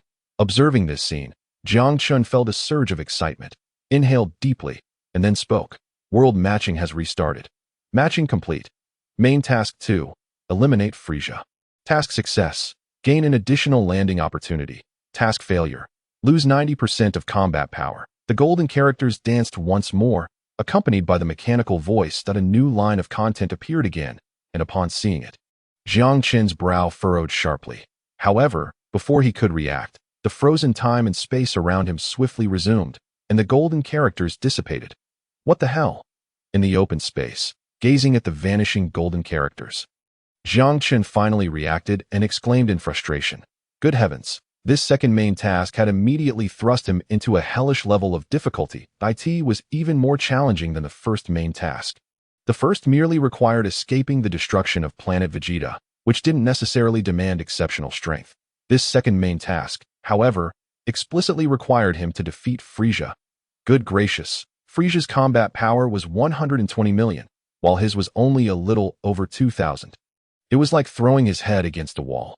Even if he transformed into a great ape, his combat power would only reach over 20,000 in comparison to 120 million. Jiang Chun could hardly find the words to express it. Perhaps the only fortunate aspect was that this main task did not have a time limit. In other words, he could complete it whenever he was able. If he could delay until he transformed into a Super Saiyan, it might not be an insurmountable challenge. Yet, pondering the golden Frisia and black Frisia from Dragon Ball Super, Jiang Chun shivered slightly. It was evident that this so-called delay couldn't be indefinite. Ultimately, he might not be able to achieve it at all. That he shook his head with a wry smile. Clearly, main task 2 was not something he could complete in a short period. Even though the reward was exceedingly tempting, he could only suppress his eagerness. For now, it was crucial to focus on his training. He did not come to Namek simply for the Dragon Balls.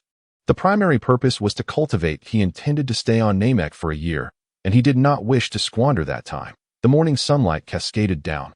Zenuo soon arrived at the site. Jiang Chun promptly followed Zenuo to the nearby open area. Guest, how much do you know about Qi?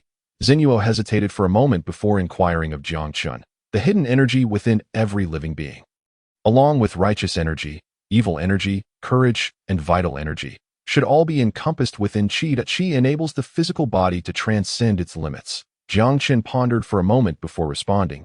You are quite right. This is indeed Qi, and since all living beings possess it, there is no question of whether one can condense Qi. The only task is to learn how to guide and utilize this energy. Look, Zenuo appeared somewhat astonished. He had not expected Jiang Chun to provide such an accurate answer. Nevertheless, despite his surprise, Zenuo's words and actions did not falter. He gently raised his right hand, and in the next moment, a pebble flew into his grasp. Bang! Enveloped in a white aura, The pebble was instantly reduced to powder.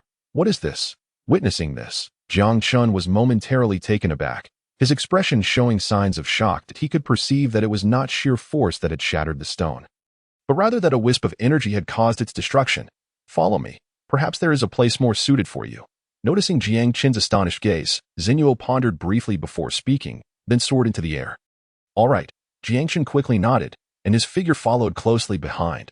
The two flew onward, soon landing near a waterfall. Do not use your strength. Instead, utilize that energy of yours to part the water flow here. Just like this. Remember, the rocks must not be damaged. Merely splitting the water flow will suffice. Do not allow any distractions. Focus all your energy at your fingertips. Xinyuo instructed. In the next moment, he waved his right hand, and a flash of light illuminated the scene as the waterfall was neatly divided, yet the rocks remained undamaged. I understand. Thank you. Jiang Chin nodded slightly, expressing his gratitude once more. No need to thank me. The elder has instructed that if you have any questions, you may seek me out at the elder's location, Xinyuo replied, shaking his head before adding another note. After Jiang Chin acknowledged, Xinyuo's figure departed. Watching Xinyuo leave, Jiang Chun commenced his training. However, within just a moment, boom, the rocks exploded, and the water surged back. Jiang Chun found himself drenched. With a helpless shake of his head, he adjusted the waterfall and continued his training. Time quietly passed by, and half a year slipped away unnoticed by Jiang Chun. The countdown to the end of his second landing had already begun. During this half year, Jiang Chin's combat power had not increased significantly, only rising from over 2,000 to 3,000. However, his mastery and training of Qi had gradually fallen into a steady routine. Although he was not a prodigy like Vegeta, his talent far surpassed that of Nappa and Raditz. Meanwhile, in the world of Naruto, as the landing persisted, Jiangxi's actions had already commenced. In the Naruto world, a year had now passed. Throughout this year, Jiangxi had been familiarizing herself with this unfamiliar realm. Due to her connection to the Hyuga clan, even as a branch family member, Jiangxi had acquired a wealth of intelligence, including insights into this world and an understanding of the ninja system. This information was far more detailed compared to what she had gathered at the Daxia Academy. Ninjas, chakra, shadow, bloodline limits, sage of the six paths. Did this world truly have sages? In her room, Jiangxi murmured to herself, a trace of confusion crossing her expression. Just as she was pondering, a gentle knock sounded at the door. Xiaoxi, a familiar voice called from outside. Jiangxi promptly collected her thoughts, rose swiftly, and opened the door. Uncle Nikhang, she greeted respectfully upon seeing the visitor outside. Xiaoxi, 3 days from now is the clan's memorial ceremony. You? Hinata Nakara's voice softly broke the silence, but midway through his words, he found himself at a loss for how to continue. The annual memorial of the Hyuga clan signified the impending separation of yet another group of branch family members, destined to become like caged birds. This time, Jiangxi would be no exception. Previously, he had used the excuse that Jiangxi had yet to awaken his Byakugan to delay the inevitable.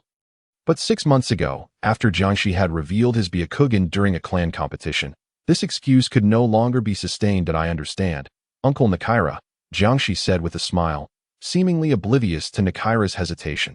Please take good care of yourself in the coming days. Little she. If you require anything, do not hesitate to seek me out, Nakira said with a sigh, his voice gentle. I will, Uncle Nakira, Jiangxi replied, nodding with a smile.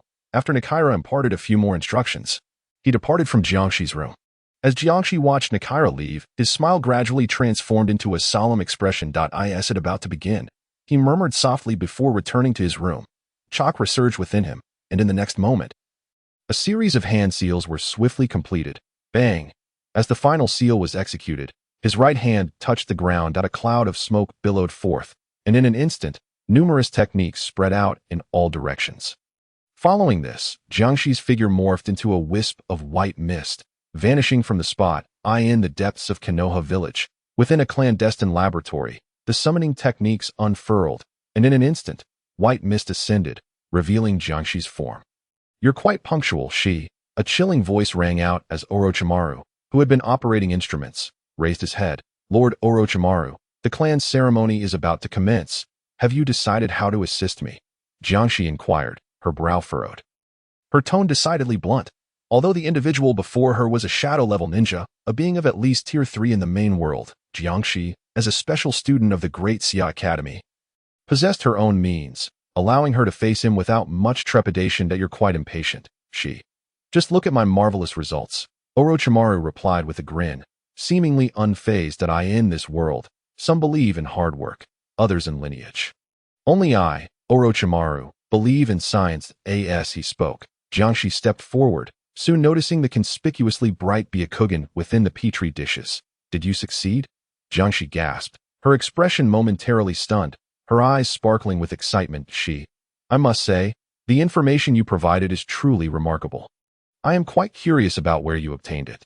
The Hyuga clan shouldn't possess such knowledge, Orochimaru remarked, licking his lips, his curiosity piqued. Lord Orochimaru, if you continue to regard me with such eyes, the next time, the confinement of your soul will not be as simple as 3 days, Jiangshi replied, her voice carrying an air of playful menace. The memory of their first meeting flashed in her mind, and her smile deepened. At his words, Orochimaru shivered, the sinister smile on his face faltering. Haha, that was merely a jest. I have already prepared what you need. It's in the second cabinet on the left. Jiangshi nodded and approached the second cabinet. Upon glancing inside, her brow slightly raised in surprise, for there stood a perfect replica of herself. This clone will suffice to bear the burden of the caged bird. No one will notice. Of course, if you desire a more permanent solution, I could pay a visit to the Hyuga clan myself. I believe they would be quite willing to grant me this favor, Orochimaru suggested, his voice laced with intrigue. Are you certain? Jiangshi queried, skepticism lacing her tone. Lord Third may not be inclined to allow you to do as you wish. Teacher, he is aged. He can no longer manage the affairs of Konoha. What can he do if he is unwilling? Orochimaru chuckled lightly. Lord Orochimaru, you are indeed preparing to leave, aren't you? Jiangshi said, suddenly shifting the topic, her silence preceding her unexpected inquiry. You were quite perceptive. How did you deduce that? Orochimaru responded, surprised. That is of little importance. Lord Orochimaru, I believe it is in your best interest to remain in Konoha, Jiangshi stated, shaking her head as she fixed her gaze upon him. Why is that? Orochimaru asked, his interest piqued. He regarded her with keen curiosity, captivated by this member of the Hyuga clan. Despite her tender age of 5 or 6, she exhibited an unexpected maturity, possessing not only incredible knowledge but also a unique ability to manipulate souls.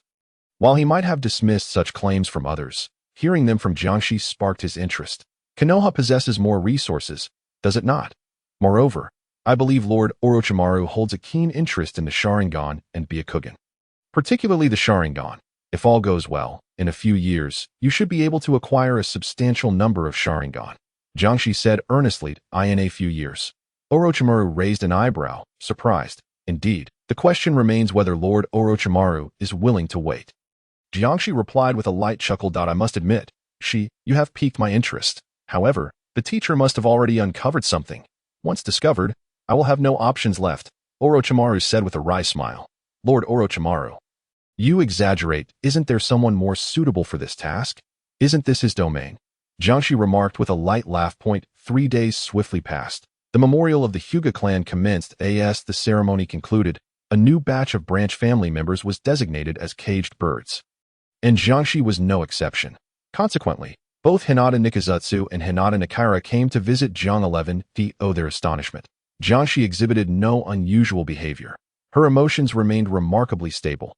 Yet, at that moment, neither Nikizutsu nor Nakara realized that the Jiangshi who remained in the Hyuga clan was no longer the same Jiangshi they once knew, but merely a clone devoid of autonomous consciousness, under the control of Jiangshi herself. With the biological techniques Jiangshi had introduced, Orochimaru's research had undoubtedly taken a significant leap forward. The cloning technology, which should have only been realized during the events of Boruto, had been completed ahead of schedule. Naturally, no one besides Orochimaru and Jiangshi was privy to this knowledge. During this time, Jiangshi had been diligently training within the base under Orochimaru's guidance. It must be said that Orochimaru truly lived up to his reputation as one of the legendary Sannin. While the Sannin were not the most formidable in the entire shinobi world, their prowess was nonetheless formidable. Even in the present day, there are many who surpass the legendary 3 Sannin. Yet the instructional prowess of the Sannin remains unparalleled. The rapid growth of Naruto, Sasuke, and Sakura under their tutelage is a testament to this fact. Although Sasuke and Naruto may be exceptions, even if taught by a mere pig, their potential likely would have led them to remarkable heights in the future. However, Sakura's path is less certain to achieve a level comparable to a Hokage at the tender age of 16 under Tsunade's guidance is nothing short of extraordinary. The same can be said for Orochimaru. After just a year of training, she felt her strength had ascended significantly. By the standards of the ninja world, she was nearing the level of a Chunin, and not just any Chunin, but one of elite status. What delighted Jiangshi even more than her personal progress was Orochimaru's advancements in the study of the Byakugan. With the ongoing war, he had access to a considerable number of Hyuga clan cells. Despite the difficulties in obtaining the Byakugan due to the clan's protective measures, Orochimaru's biotechnological prowess allowed him to acquire sufficient cells that in just over a year, he had cultivated numerous pairs of Byakugan. In a dimly lit cavern, Orochimaru gazed at the petri dish before him, where two pairs of Byakugan intertwined, his eyes gleaming with excitement. What a marvelous bloodline limit! It truly can merge, he murmured, his gaze reflecting unprecedented enthusiasm. For the sake of this experiment, he had forsaken all other projects. Beside him, Jiangshi's beautiful eyes sparkled with exhilaration. Orochimaru's progress was immensely beneficial to her as well. She couldn't help but recall her brother's words before his departure. He was right. Jiangshi thought to herself as she fetched the Byakugan from petri dish number 2. Orochimaru's eager voice commanded. Understood. Jiangshi nodded and swiftly approached the designated dish. Soon, a new pair of Byakugan was retrieved, and Orochimaru resumed his work. His focus solely on the Byakugan. Initially, he had believed he had explored the limits of his research, but now he realized there was still so much more to uncover, even diverting his attention from the cells of Hashirama. Within the cavern, the experiment continued. Jiangshi trained while assisting Orochimaru in his studies. The research on the Byakugan progressed smoothly, with countless Byakugan merging to gradually form a resplendent pair within the cave. Even a single pair of eyes seemed to harbor an exceptionally pure chakra, the result of over 500 Byakugan fused together, including Jiangshi's own. While further fusion was possible, it was deemed unnecessary. Considering Jiangshi's limits had been reached this moment, she lay supine on the operating table as Orochimaru swiftly began the procedure. For him, the eye transplant was merely a minor operation, completed with ease. Moments later, as he employed his medical ninjutsu, Jiangshi felt an overwhelming surge of chakra erupting from her eyes, intertwining with her being. Her chakra, once merely that of an elite Chunin, rapidly soared, surpassing elite Chunin levels and reaching the rank of Jonin, showing no signs of abating. After an indeterminate period, the torrent of chakra gradually subsided, and Jiangshi opened her eyes, experiencing an unprecedented clarity of the world, accompanied by an indescribable sensation, albeit faint. What do you think of such pure Byakugan? It's my first time witnessing something like this, Orochimaru remarked with a smile. My chakra must have increased tenfold, yet I sense a thin veil. It seems the purity of the Byakugan is still lacking. Jiangshi pondered aloud. Tenfold, indeed. Such power is truly astonishing. As for purity, there's no need to rush. You are merely at the beginning. An excessively powerful Byakugan is beyond your current capacity, Orochimaru replied with a light chuckle. Jiangshi nodded slightly, but at that moment, her brow furrowed. Orochimaru seemed to sense something, his gaze shifting to the distance. It appears your clone has perished, he announced with a smile. Just as he spoke, a mechanical voice echoed. Main Quest 1 has been completed. World matching in progress. Main Quest 2 has begun. Would you like to open it now? Lines of golden characters materialized before Jiangshi, a scene visible only to her. The surrounding time and space seemed to freeze. Orochimaru's expression solidified in place. Completed? Jiangshi was taken aback, never expecting the main quest to conclude with her clone's demise. Open, she commanded, shaking off her surprise. And soon the matching process restarted. Matching complete. Main Quest 2. Survive until the Chunin Exam in Konoha 60 years later. Success. Gain an additional login. Failure. Death. New lines of characters unfolded, and a fresh main quest was activated. Completed. As the golden characters danced before her, Jiangshi was momentarily stunned, struggling to process the information. But as she lingered in her thoughts, the golden characters shattered, and the frozen time and space returned to normal. In a corner, a small snake appeared. Orochimaru crouched down, allowing the serpent to slither into his body. Futi-sensei is truly aging, he mused with a smile. Lord Orochimaru, What has happened? Jiangxi inquired, her gaze fixed on him. Nothing much. It's just that the fourth Raikage from Kumagakure is becoming rather impatient, Shi. It seems you will no longer be able to officially appear in Konoha, Orochimaru explained with a light laugh. Meanwhile, chaos erupted in Konoha. That very night, ninjas from Kumagakure attempted to abduct Hinata during peace talks, desiring the Byakugan of the Hyuga clan that Hinata's clan head, using the Byakugan, retaliated against the Kumagakure ninjas, killing them and rescuing Hinata, which incited great turmoil throughout the village. Fortunately, the Umbu acted swiftly, quelling the unrest. However, on the following day, the Kumagakure envoy openly provoked Konoha, claiming that the village had attacked their delegation and killed their envoy, demanding accountability and the surrender of the perpetrator, or else it would be seen as a declaration of war. The entire village of Konoha was aflame with anger, yearning for another confrontation with Kumagakure. Yet, in the Hokage's office, the third Hokage, Sarutobi Hiruzen, wore a deeply furrowed brow. Konoha had just endured the Third Shinobi World War and the Ninetales incident, leaving the village in a state of disarray, with elite ninjas suffering heavy losses. Most importantly, only one of the legendary Sannin remained, while the other two had departed. In contrast, Kumogakure's losses were not as severe, even with the third Raikage having perished. However, the overall strength of Cloud Hidden Village has not suffered too severely, and at this moment, Konoha Village may not necessarily be a match for them. With this thought, Sarutobi Hiruzen could not help but sigh.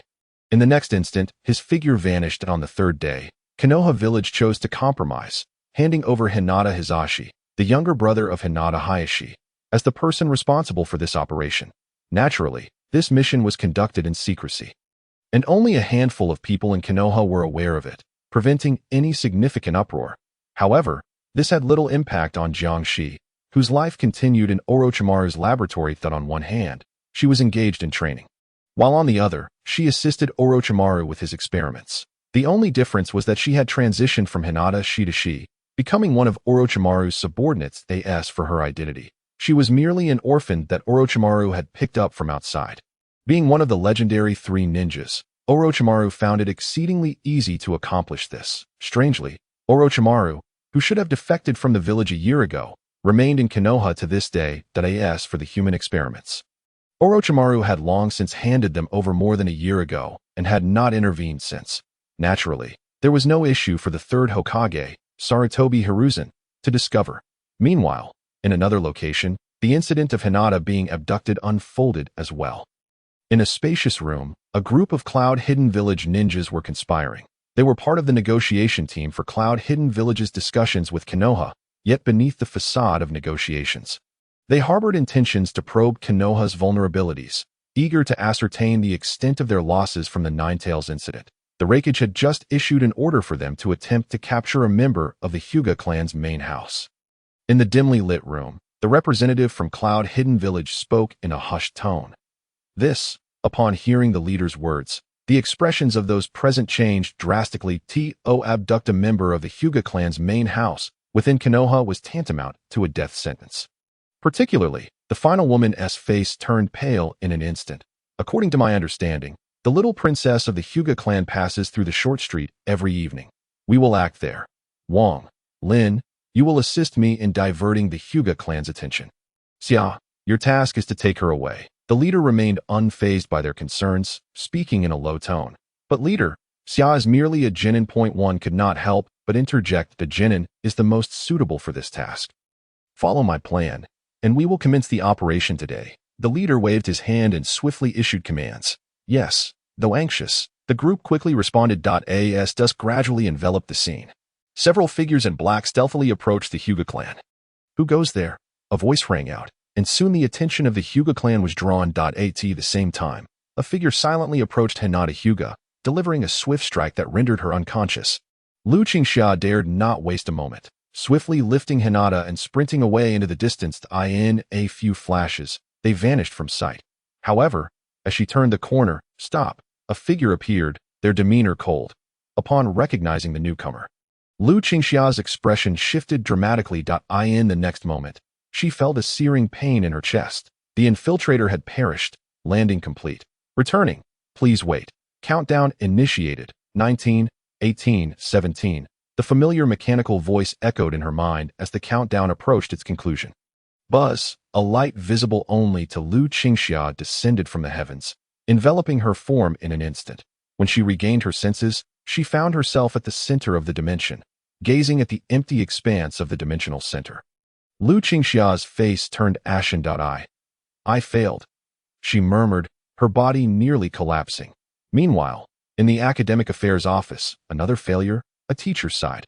Luo Qingzhu glanced in surprise at the figure on the screen before withdrawing her gaze.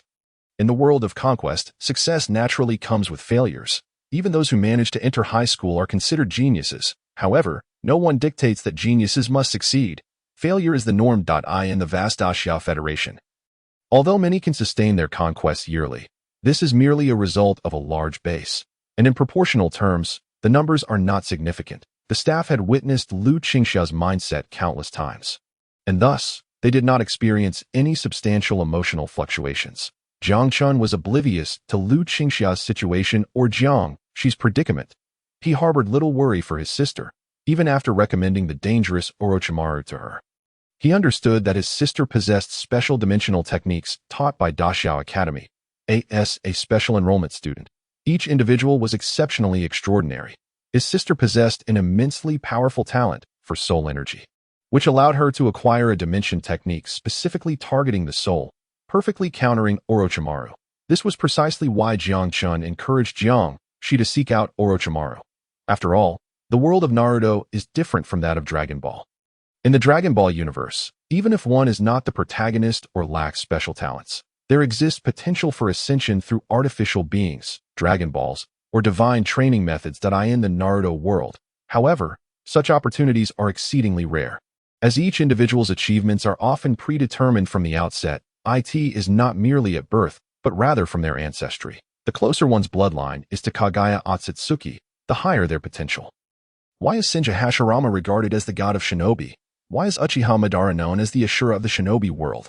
Why is Naruto Uzumaki celebrated as the strongest Hokage of all time? Why can Sasuke Uchiha awaken the Rinnegan? It is not merely due to their efforts or opportunities, but rather because they are the reincarnations of Ashura and Indra Chakra. The average person aspiring to make a name for themselves in this world is lucky to reach the level of a Kage. And even that is a stretch. Most cannot even attain Jonin status, let alone 6 paths level. The only viable pathway is through Orochimaru in the world of Naruto. Some believe in power, while others believe in spirit. Yet, only Orochimaru, who has comprehended the essence of life, understands that science is the true path. With his research permeating the entire Naruto world and extending into the later series, Boruto, Orochimaru has become the sole entity capable of breaking free from the shackles of fate. This is evident even in the later stages of the Naruto world in the world of Dragon Ball. On Namek, the morning sun bathed the landscape. Jiang Chun exclaimed softly, and in the next moment, his right hand swiftly descended. His aura erupted instantaneously, and at the moment his action fell, the enormous waterfall before him was completely cleaved apart. Moreover, unlike the demonstration by Zeno, the rock wall behind the waterfall remained unscathed.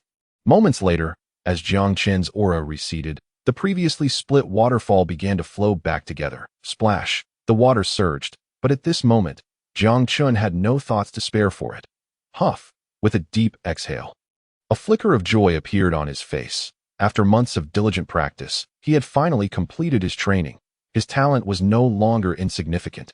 In fact, it was markedly superior to that of Raditz, though it still required considerable time to achieve. Reflecting on the original narrative's portrayal of Vegeta, he couldn't help but marvel at Vegeta's formidable innate abilities, setting aside Broly and the protagonist Kakarot. Vegeta undoubtedly stood as one of the most gifted characters in the Dragon Ball universe, if not the most gifted of all. Upon his arrival on Earth, he swiftly mastered the manipulation of ki with minimal exposure. His subsequent acquisition of instant transmission and the techniques of the Yardrat people was remarkably rapid as well. Such talent was simply astonishing. When it comes to learning aptitude, perhaps only Frieza, Cell, and Bu could rival his extraordinary capabilities. However, this was merely a fleeting thought. As Jiang Chun quickly reined in his musings as a transmigrator, he was well aware that his talents could not be compared to those of such anomalies. Nor did he ever aspire to. For him, the greatest advantage lay in his familiarity with this world. a trait uncommon among others, rendering any further effort unnecessary that it's nearly time. In 2 days, he would seek out the Grand Elder to assess his power increase. Gazing into the distance, Jiang Chun felt a surge of excitement he had been holding back, allowing the Namekian Grand Elder to unlock his potential, and this moment had been worth the wait. Although his battle power had already surpassed 1,000. After nearly 5 years of training, he surely possessed considerable potential. Yet, whether that potential could rival Krillin's was still a matter of uncertainty. This was no jest, it was a genuine possibility, despite being merely a human from Earth. Krillin had undergone a systematic training regimen, having trained under Master Roshi since childhood, later receiving guidance from Kirin and the Elder Kai, and ultimately facing the Scion invasion. His latent potential was undeniably extraordinary, as evidenced by the significant boost he received from the Grand Elder. Before his awakening, Krillin's battle power was likely just over 3,000, and afterward, it soared to a staggering 13,000. In contrast, Gohan, recognized by Vegeta as the foremost Scion prodigy, only managed to elevate his power from 2,800 to 14,000, not far exceeding Krillin's. Naturally, Jiang Chun found himself lagging behind. It was possible that his battle power might barely increase 2- or 3-fold. Thus, rather than squander this opportunity, it would be wiser to accumulate for a time. Now, after several months had passed, his strength had been rejuvenated by the dragon's baptism, enhancing his bloodline, followed by months of key training. Although his battle power had only risen by a few hundred, his potential had experienced a quantum leap. With his preparations in motion, there was no longer a need for delay. Boom! His ki erupted, and in an instant, he surged toward the heavens. Minutes later, he landed at the residence of the Grand Elder. As he descended, Zeno emerged to greet him. Aspera, the Grand Elder has been waiting for some time. I understand. Thank you. Jiang Chun expressed his gratitude before stepping into the chamber. He soon found himself before the venerable Namekian Elder. Grand Elder, Jiang Chun bowed respectfully. Come forth, distant guest, the Grand Elder's gentle voice beckoned. Jiang Chun nodded, inhaling deeply, stepping forward with a mix of trepidation and excitement. As he approached, the Grand Elder did not hesitate. His broad palm descended upon Jiang Chun's head.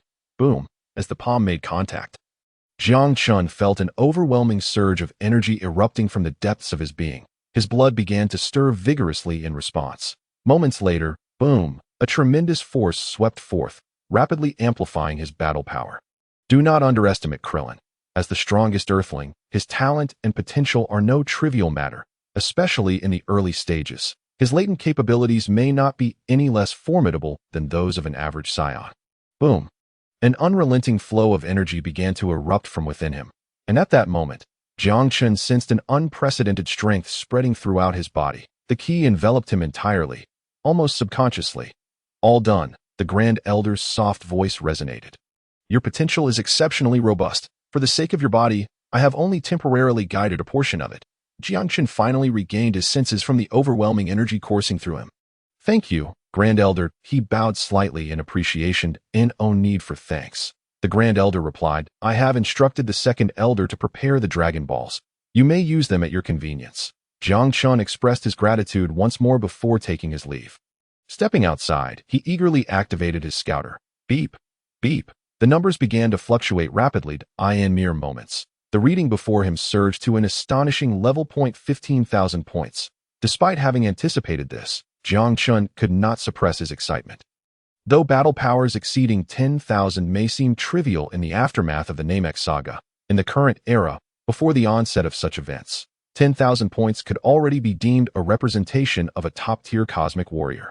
And with 15,000, he had likely surpassed the majority of the elite fighters, aside from Frisia's army. Finding such battle power in the universe was nearly a rarity. For Jiang Chun, more importantly, he had surpassed the limitations of a Scion.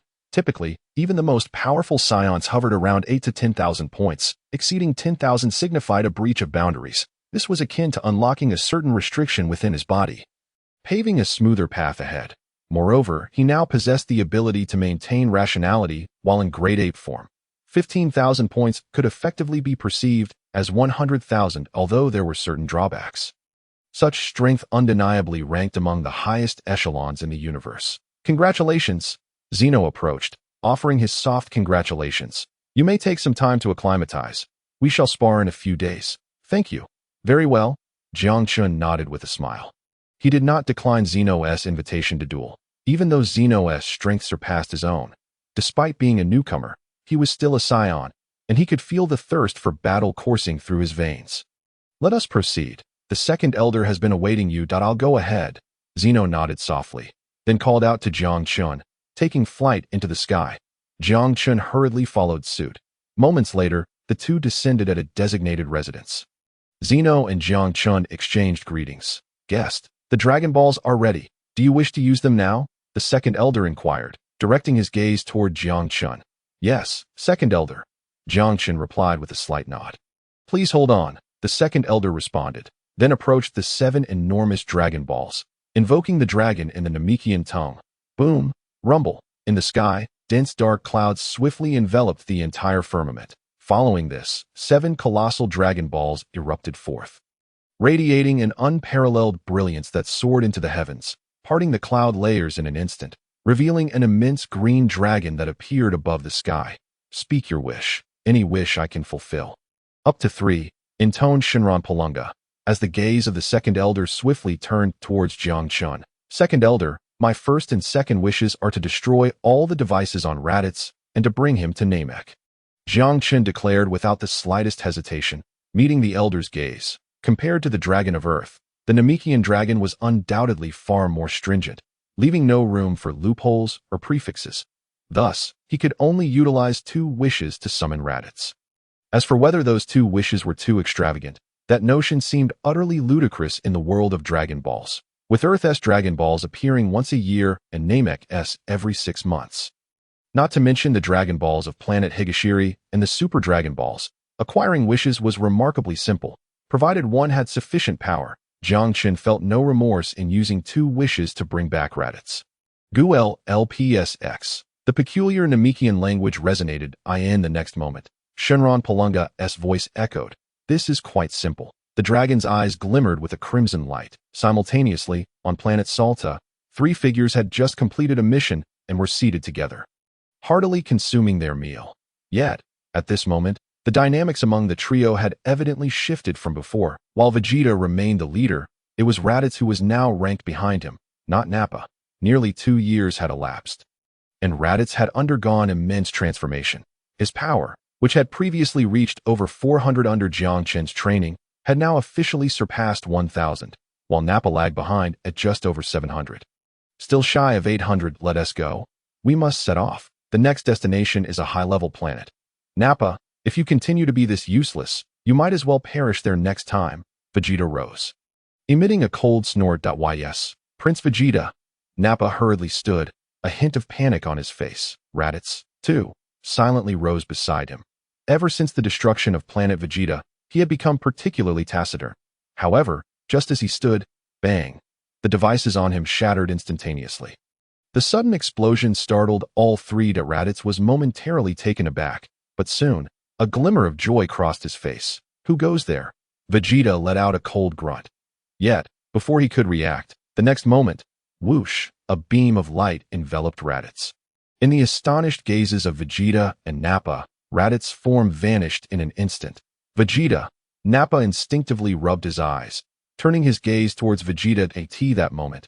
Vegeta's expression shifted as he soared into the sky, scanning his surroundings. However, no matter how hard he searched, he could not find any trace of Raditz. Your wish has been granted. Please state your third wish. Shinran Palunga's voice resounded that a beam of white light illuminated the space. And in the next moment, Raditz's figure materialized before him. Aspera, is that truly you? As the white light faded, Raditz, bewildered, surveyed his surroundings until he quickly spotted Jiang Chun ahead, his eyes lighting up with excitement. It is I, Raditz, Jiang Chun replied with a smile and a nod. You truly have not perished. Raditz's once cold demeanor now bore a hint of exhilaration. Fortune favored me. I managed to escape by a stroke of luck. Raditz, hold on. I will take you to meet Aunt Kind shortly, Jiang Chun said, smiling as he addressed Raditz. Mother is safe as well. Upon hearing Jiang Chun's words, Raditz felt even more exhilarated. When planet Vegeta was destroyed, his heart was heavy with sorrow. Though he did not outwardly express it. At this moment, not only was Jiang Chun unharmed, But his mother was also safe. He instinctively wanted to speak but paused at Jiang Qin's words. His gaze drawn to the magnificent Palunga in the sky. Second elder, for my third wish, I seek the training method for instantaneous movement of the yard rat people. Is that possible? Jiang Qin pondered briefly before speaking. Very well. The second elder nodded and quickly recited in the Namekian language. I'm afraid this wish cannot be granted. The divine technique can only be performed in areas imbued with divine ki.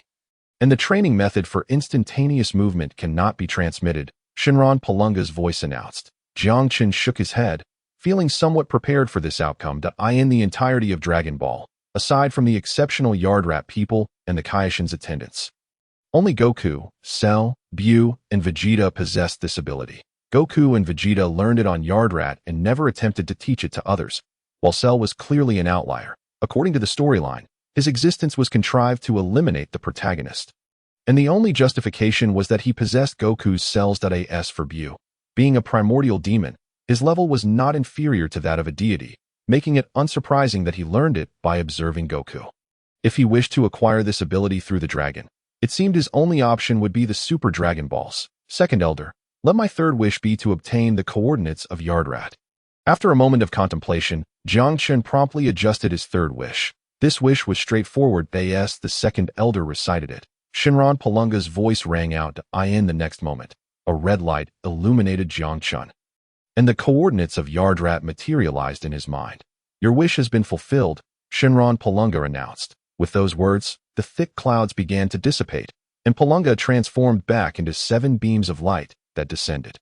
Jiang Qin opened his eyes, exhaling a deep breath. A smile crept onto his face. Having acquired the coordinates of Yard Rat meant he could venture there at any moment. It was worth noting that Yard Rat offered not only instantaneous movement, but also various wondrous techniques. Or rather, divine techniques. The mere thought of such powerful abilities filled Jiang Qin with excitement. Let us be off. Antkind must have prepared a meal by now. Taking a deep breath, Jiang Qin smiled at Raditz. Oh, yes. Raditz snapped back to reality, glancing at the distance before hastily nodding. Subsequently, Jiang Qin bid farewell to the second elder and the others and soared into the sky with Raditz in midair. The two flew onward. But Raditz wore a conflicted expression, repeatedly starting to speak, yet hesitating. Jiang Qin couldn't help but chuckle. Raditz, if you have any questions, feel free to ask, he encouraged with a smile. Aspera, what was that earlier? Can he really fulfill any wish? Raditz could not restrain himself from asking. No, he cannot. That is Shinran. He can only grant wishes within certain limits, Jiang Qin replied, shaking his head, amused. Is it truly possible? Upon hearing Jiang Qin's words of impossibility, Raditz could not help but feel a pang of disappointment. However, as he listened to the subsequent remarks, his eyes suddenly gleamed with excitement. Raditz, it is highly probable that you will be of no use. The Namekians are unlikely to assist you. Observing Raditz's elation, Jiang Qin couldn't resist dousing his enthusiasm with a splash of cold reality. The reason he himself could be utilized was due to the absence of any malevolent aura about him. It was evident that Raditz, with his sinister presence, would never be considered. The Namekians would certainly never permit it. Why? Raditz inquired anxiously. You carry an evil aura. The Namekians are a peaceful race and would never consent to such a thing. Moreover, do not entertain thoughts of exploiting the Namekians. Let me remind you that many of them possess combat powers exceeding 5,000, with the strongest reaching a staggering 18,000, Jiang Qin stated with a tone of exasperation. 18,000? Raditz exclaimed, his eyes widening in disbelief. Surely you jest. How could a Namekian possibly possess such strength? His astonishment was palpable as he recalled that even King Vegeta's power was just over 1,000. And his father barely approached 10,000. How could a mere Namekian achieve such a feat? Nothing is impossible, Jiang Qin replied, shaking his head before descending swiftly. Raditz hastily followed suit. Inside the dwelling, it seemed someone had sensed their arrival. Jine opened the door, instinctively ready to speak, but her expression transformed into one of surprise upon recognizing the figure outside. Raditz? Jine's voice rang out as she rushed forward and enveloped him in a warm embrace. Raditz instinctively attempted to wriggle free, but soon relented. Mother, he murmured softly, his demeanor softening. He was still only in his early teens, far removed from the character he once was at the story's onset. Especially after his time spent with Jiang Qin, Raditz' temperament had gradually mellowed. Even after 2 more years alongside Vegeta, he had not undergone significant change. Jiangchen smiled, choosing not to intrude upon their reunion, and quietly retreated to his own room. As time passed, Jian's smile grew increasingly radiant at Raditz's presence. For Raditz, stepping onto Namek had left him in a state of astonishment. First, there was the Dragon Ball Purunga. Then the astounding combat powers of the Namekians, and now his mother.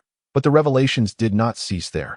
Jiangchen's combat power had shockingly reached 15,000, leaving him utterly bewildered. Gulp, Raditz stammered, his voice trembling with disbelief as he turned to Jiangchen. How much? You'll see for yourself. Jiangchen casually tossed him the scouter he held. Raditz hastily caught it, fumbling as he began to operate it, nearly dropping it in his fluster. After a moment, he finally positioned the scouter atop his head.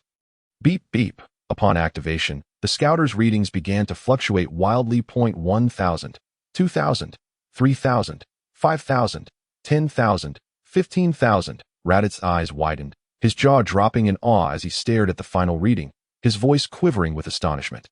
Despite Jiangchen having previously informed him of his combat powers escalation to 15,000, the reality of the numbers before him struck him profoundly. As he had noted earlier, the mightiest warriors of planet Vegeta barely surpassed 1,000.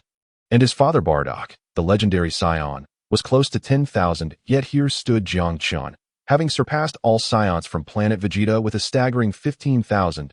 He had previously thought that after nearly 2 years of training, achieving a strength increase from 400 to 1,000 was astonishing in itself. It was worth noting that even the elite Nappa could not match him now. He was merely a shade weaker than Prince Vegeta. But who was Prince Vegeta? He was the universally recognized prodigy of the Scion race, born with a power level that surpassed all others. Now he had attained a level of strength that even some higher-tier warriors could scarcely hope to reach. Aspera, have you become a Super Scion? Raditz suddenly exclaimed, realization dawning upon him. Could it be that you are the legendary Super Scion? How is that possible? Jiangchen found himself momentarily taken aback by Raditz's exclamation. Before a smile crept across his face, is it not? Raditz queried, a mixture of disbelief and curiosity lacing his tone as he gazed at Jiangchen. Do not overthink it. This is merely the result of training, coupled with the assistance of the Grand Elder of Namek, Jiangchen explained, not withholding much. As he spoke, Raditz's eyes widened in astonishment. He had sensed something extraordinary about Namek previously, but he had not anticipated such depth. The existence of profound training methods was one thing, but the ability to unlock potential and enhance combat power was entirely another. At this moment, Raditz found himself unable to contain his excitement. If Jiangchen could reach 15,000, surely he could aspire to at least 10,000. If not, 7 or 8,000 would suffice. Do not think too much. Focus on your training, Jiangchen advised, a smile gracing his lips as he regarded the eager Raditz. For now, I will teach you the art of controlling Ki.As for unlocking your potential. We will address that once you have mastered Ki control. All right, let us begin, Raditz replied eagerly, nodding without a trace of reluctance. Although he felt a surge of impatience, he understood that Jiangchen had emphasized the importance of completing the training before seeking to enhance his potential. After Raditz's enthusiastic agreement, Jiangchen commenced his instruction. Before long, a day had passed. As the countdown approached its conclusion, his time of arrival was drawing to a close. Second login has ended. Returning now. Please wait. Countdown commencing. 10, 9, 8. The familiar mechanical voice echoed in his mind as the countdown reached its final moments. A radiant light, visible only to Jiangchen, descended from the heavens, enveloping him in its brilliance. He felt a sudden heaviness in his head, followed by an overwhelming sensation of weightlessness. Moments later, as his vision blurred, he opened his eyes to find himself once again in a stark white expanse. First login has concluded. Data matching in progress. Matching complete. The mechanical voice announced. In the next instant, streams of light converged before Jiangchen, culminating in the appearance of a shimmering card. Name, Aspera identity, Scion combat power, 15,000 beep. The mission card has been updated. The system has detected that the strategist has completed the initial main quest, and world rewards are being distributed. The mechanical voice continued to resonate, while lines of text materialized before Jiangchen, accompanied by a card he recognized all too well. As the surrounding whiteness faded, his form returned to the realm of the world. he had just logged into. Reward distribution complete. Congratulations on obtaining the title of World Strategist. You have received the reward. Character matching. Note: through character matching, the entity will gradually merge with the card characters entirely. The mechanical sound once again permeated the AI, the moment the sound faded. A resonant hum echoed, and the golden card instantaneously blossomed with a gentle radiance, gradually enveloping Jiang Chen's figure within its embrace that a warm sensation continuously spread, while a surge of information flooded into his mind, illuminating the current situation. With the completion of the main quest, he officially became a world conqueror. Unlike before, when he could only be considered an intern, possessing merely temporary abilities, he now existed as a formal entity. The most significant advantage of being a formal entity, compared to an intern, was the ability to fully acquire the powers of the characters he logged into. Although the fusion required some time for world matching, the distinction between temporary and permanent was no longer a mere conceptual difference. Furthermore, world conquerors possessed an additional privilege: the ability to venture into other worlds as long as one held the login privilege. They could enter different realms and bring their entire strength along. Previously, as an intern, even if he obtained the privilege, he could not log in unless the character from the first world had perished.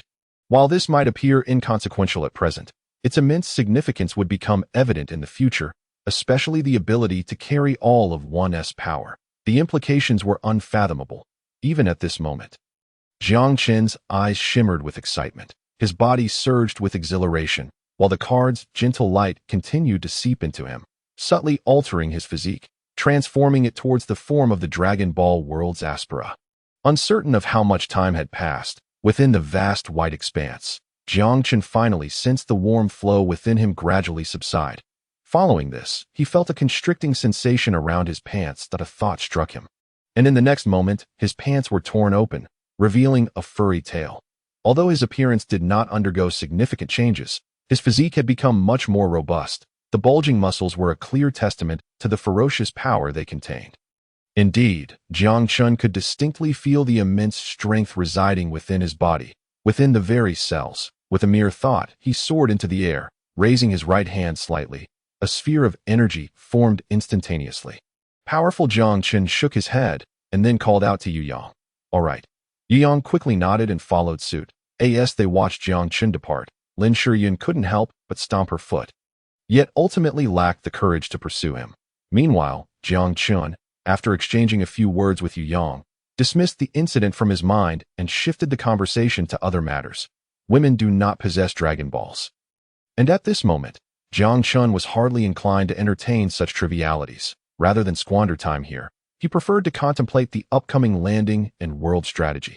"Chenzi, are you not landing as a human? How could you have a tail? Moreover, this thing feels oddly familiar to me." The entrance of the dimensional center. As the two walked, Yu Yang teased Jiang Chen and then focused his gaze on Jiang Chen's tail.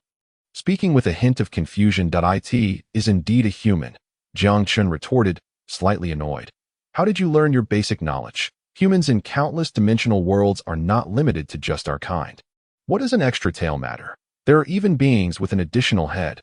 "Ha ha." Yu Yang chuckled awkwardly upon hearing Jiang Chen's response that he indeed had little knowledge of the fundamentals, and Jiang Chen's comment had completely slipped his mind. This diversion led Yu Yang to abandon the topic of familiarity and instead continue discussing his own experiences during this landing. In comparison to Jiang Chen, Yu Yang's experience in the world of One Piece was undoubtedly much simpler. Merely engaging in antics with Luffy and his crew, occasionally tussling with pirates, ruffians, and thugs, the most perilous event he encountered was merely an arson incident at the terminal station, which paled in comparison to Jiang Chen's harrowing experiences on planet Vegeta and the relentless pursuit by Frieza's army. Naturally, Jiang Chen did not wish to dampen Yu Yang's enthusiasm, and the two continued their discourse as they made their way to the classroom. However, just as they reached the classroom door, a voice filled with rage echoed behind them. "Jiang Chen, stop right there." The abrupt outburst caused both Jiang Chen and Yu Yang to halt, drawing the attention of those around them. "Lu Qingxia, how long do you intend to carry on with this?" Yu Yang turned to face Lu Qingxia, his voice laced with annoyance. "Jiang Chen, you scoundrel, are you upset about my interactions with Wang Tingfeng? I have told you before that he is merely a friend." "I never expected you to be such a person." At that moment, Lu Qingxia disregarded Yu Yang and glared at Jiangchen, her expression a mix of fury and profound disappointment. Lu Qingxia, I fail to comprehend your meaning. Firstly, your relationship with Wang Tingfeng is of no concern to me. Secondly, what is the issue? I believe I have done nothing wrong. Jiangchen replied, his brow furrowed. He was utterly taken aback that she dared approach him. What is it? Jiangchen, are you bold enough to act yet too cowardly to admit that the information you provided was false? You caused my main quest to fail. Do you understand what that implies? Return my academy spot. Lu Qingxia's ire intensified as she spoke, her heart swelling with injustice. She had done nothing wrong. Why was she subjected to such treatment? Had she not refused Jiangchen's request? How could he treat her in this manner? Tears began to well in her eyes, her plight drawing the attention of onlookers. Amidst the murmurs, a figure stepped forward. Jiangchen, you are a complete scoundrel. You have framed Lu Qingxia. Are you even human? Exclaimed a boy with yellow hair, his voice filled with indignation. Xie, this has nothing to do with you. Jiangchen shot a cold glance at the boy who had intervened. Humph, it indeed does not concern me, but I cannot stand by while you frame a classmate. Is that a problem? Boom! A surge of violent energy erupted from Xie, his muscles swelling rapidly as a beastly aura spread around him. He surged forward, aiming to strike Jiangchen. Having been humiliated by Jiangchen repeatedly, Xie was now eager to reclaim his dignity, with the completion of his main quest and his ascension to the first tier. He envisioned Jiangchen begging for mercy. However, his moment of triumph lasted but an instant. In the next moment, he felt as though a heavy truck had collided with his chest. Boom! Under the collective gaze of onlookers, Xie imposing figure was sent flying across the distance, crashing over 100 meters before coming to a halt. Gulp! Witnessing this spectacle, people could not help but swallow hard, their eyes wide with shock as they looked at Jiangchen. Meanwhile, Jiangchen paid them no mind, advancing steadily toward Lu Qingxia. Bang! Bang! As Jiangchen approached, Lu Qingxia instinctively recoiled. What do you intend to do? Her voice quivered with fear. Lu Qingxia, I shall repeat myself. Who you are and what you intend to do is of no concern to me. Please do not disturb me. As for the past, I neither framed you nor had any reason to. The qualification to land in a ninja world is immensely precious. You should understand that if I desired, it could easily be exchanged for hundreds of thousands of star credits. Tell me, why would I frame you? You are not worthy. Jiangchen's footsteps came to a halt, his voice low and deliberate. Each word, devoid of any threat, still made Lu Qingxia tremble in her very core, her mind racing with humiliation as Jiangchen showed her no mercy. You? Jiangchen, you must give me an explanation. You have wronged me. You claimed that Chunin village would be the strongest ninja village after Konoha's 48th year, yet I perished shortly after landing there. How can you assert that this has nothing to do with you? Lu Qingxia's body trembled, yet her spirit remained defiant, her anger spilling forth. An explanation, is it? Very well, I shall grant you one. Jiangchen scoffed. Boom! Lu Qingxia's eyes widened, and in the next instant, her form was flung away. The abrupt turn of events startled everyone. Many gasped in disbelief, while Yu Yang's mouth fell agape. Jiangchen stepped forward once more, approaching the fallen Lu Qingxia, who lay in terror, backing away. What do you intend to do? This is school. Lu Qingxia stammered in fright as she retreated. Though Jiangchen had not unleashed his full power, the force of his strike had nearly left her bones shattered. More unsettling was the realization that Jiangchen had directly attacked her. Dumbfounded, incredulous, and terrified, a tempest of emotions swirled within her. In explanation, Lu Qingxia, do not mistake everyone for fools. From this day forth, you would do well to vanish from my sight. Otherwise, I cannot guarantee that I will hold back next time. Jiangchen spoke coldly, and then turned to head directly towards the classroom. Dismissing everything else as he departed, the murmurs around him began to rise. Many began to point and whisper about Lu Qingxia. No one was oblivious.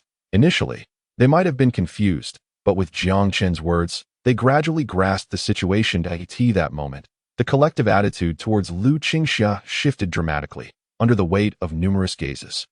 Lu Qingxia felt a flush of embarrassment wash over her face. Yet, amidst these scrutinizing looks, there was another pair of eyes not far off. Luo Qingzhu had merely come to reassign classes, but was unexpectedly confronted with this scene. Nevertheless, she did not overly concern herself with such matters. Youth often harbors impulsiveness. As long as it remains controllable, there is no harm. The crux of the issue, however, lay in Jiang Qin's current state, a swaying tale that caused her pupils to constrict in an instant. Today was Monday, a crucial day for reading, pivotal for next week's recommendations. She implored her fellow guardians of literature to turn the pages to the end. The new book list stood at 37, with reduced data for fanfic counted as new. Otherwise, it would likely be in the top 15, if not the top 10, but that was inconsequential, as we could still strive for more. She wished to witness the scenery of the top 10. If possible, upon release, she hoped for an update of 10,000 words in a month. Inside the classroom, compared to before, the number of students had undoubtedly dwindled once more. It was evident that in this second round of landings, many had been eliminated. The initial rounds of world conquests had the highest elimination rates. Even though the first round had not yet commenced the main quest, the second round would inevitably initiate it. Due to the will of the world, the majority of first-time main quests were essentially death missions. Failing to land signified death. There was no other possibility. Lu Qingxia was no exception, nor were the other students. The only distinction lay in the differing probabilities of death in the main quest. As the two approached, many eyes were drawn to them, particularly to Jiang Qin. The commotion outside the classroom had certainly caught the attention of several. What had once been uncertain was now clear to many. The glances directed at Jiang Qin were laden with intrigue. They could hardly fathom that Jiang Qin had relinquished his opportunity to enter the fourth-tier world. After all, that was a fourth-tier world. Among those present, no more than 3 had this chance, and the entire Shao Xian City No. 8 high school had not even seen 10 participants. Qinzi, you didn't truly give that fourth-tier opportunity to Lu Qingxia, did you? As he settled into his seat, a curious classmate inquired. Shaoqin, why are you so inquisitive?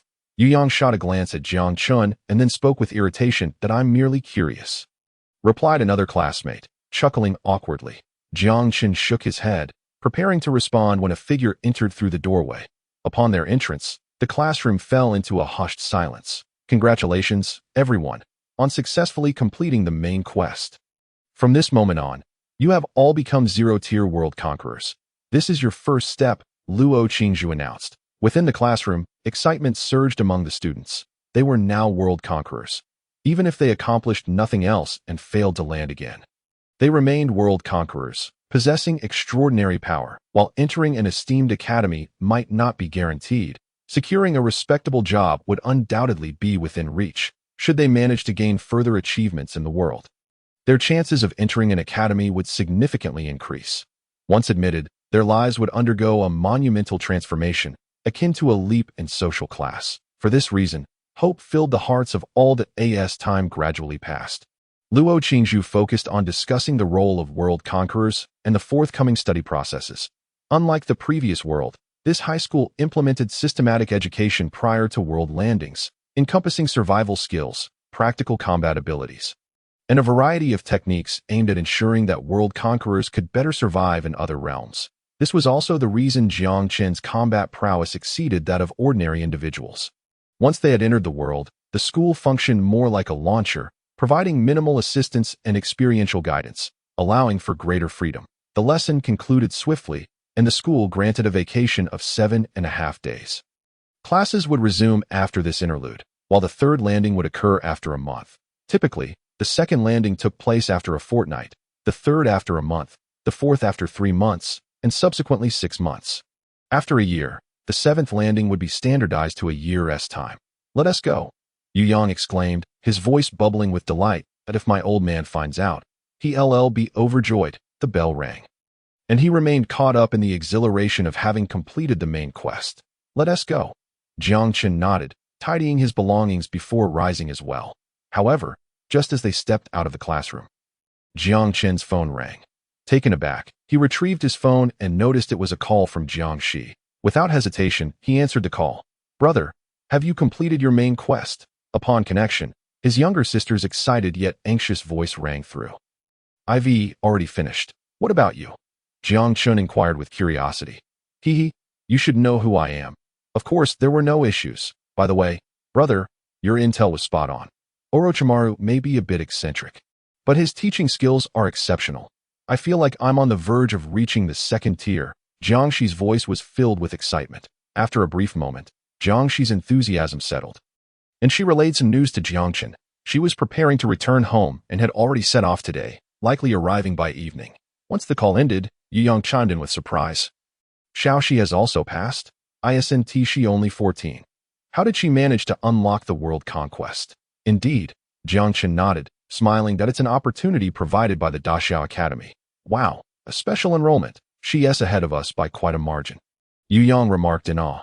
Jiangchen merely chuckled and shook his head. The two chatted amiably as they left the school, heading home. Meanwhile, in the teacher's office, Luo Qingzhu gazed intently at the video before her. Her beautiful eyes sparkling. Could it truly be him? The initial landing.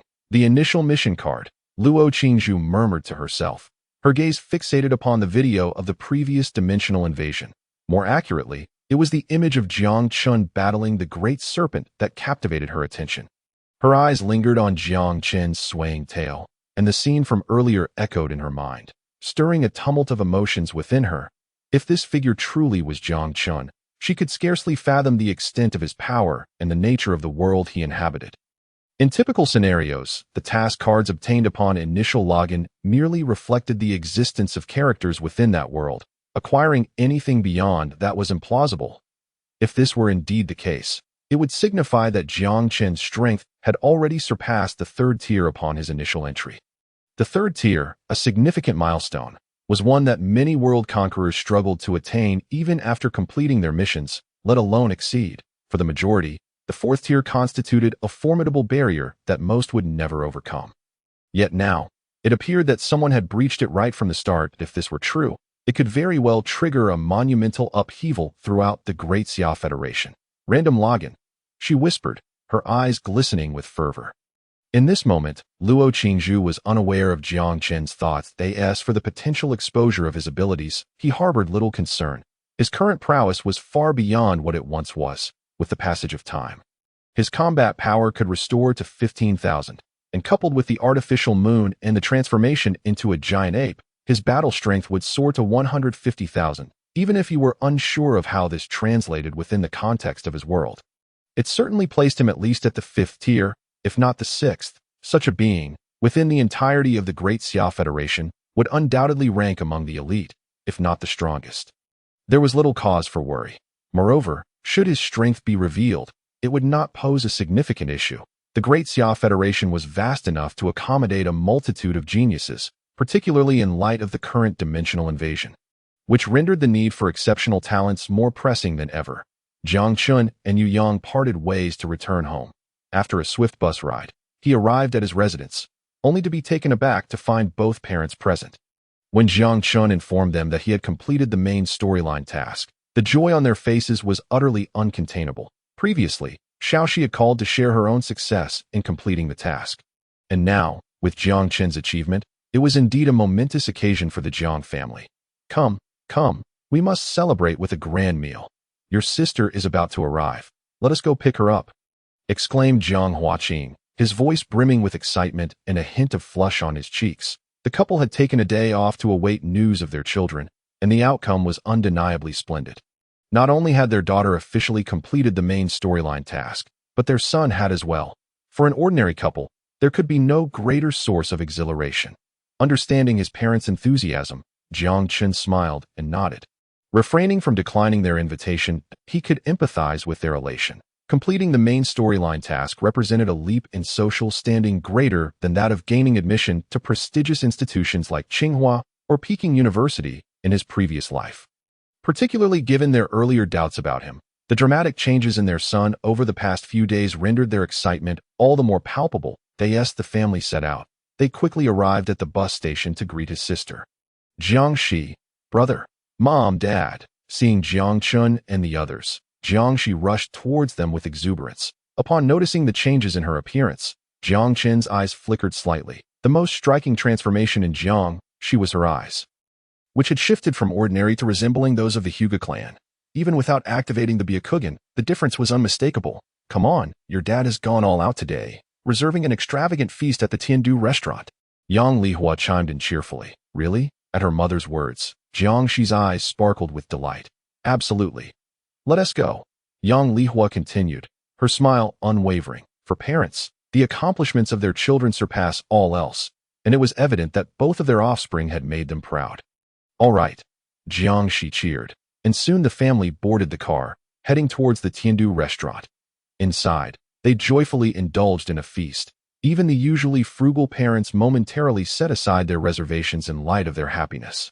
After satisfying their appetites, they departed the restaurant, heading home. By the way, in a few days, we plan to host a banquet to invite relatives over for a meal. Xiaoxi, Xiaochun, what do you think?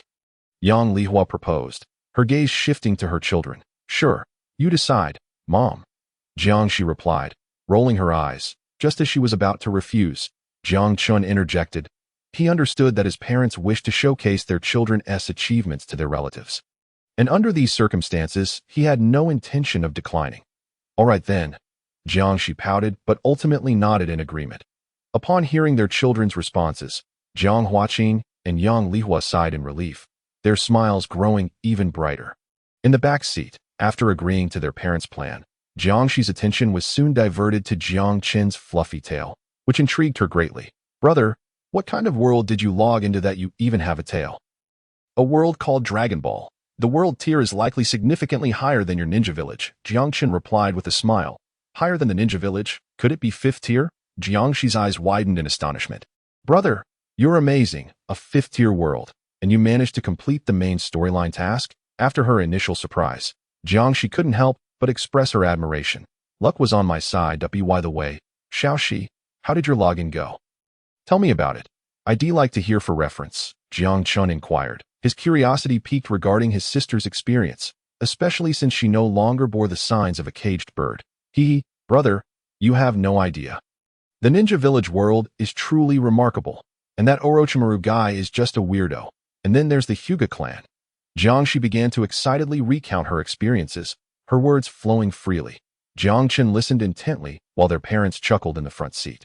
By the time they reached home, Jiang Qin had gained a clearer understanding of his sister's login situation. It seems you had quite the luck. Orochimaru actually helped you, but do exercise caution that he is not someone easy to deal with. And now you have no way back to Konoha.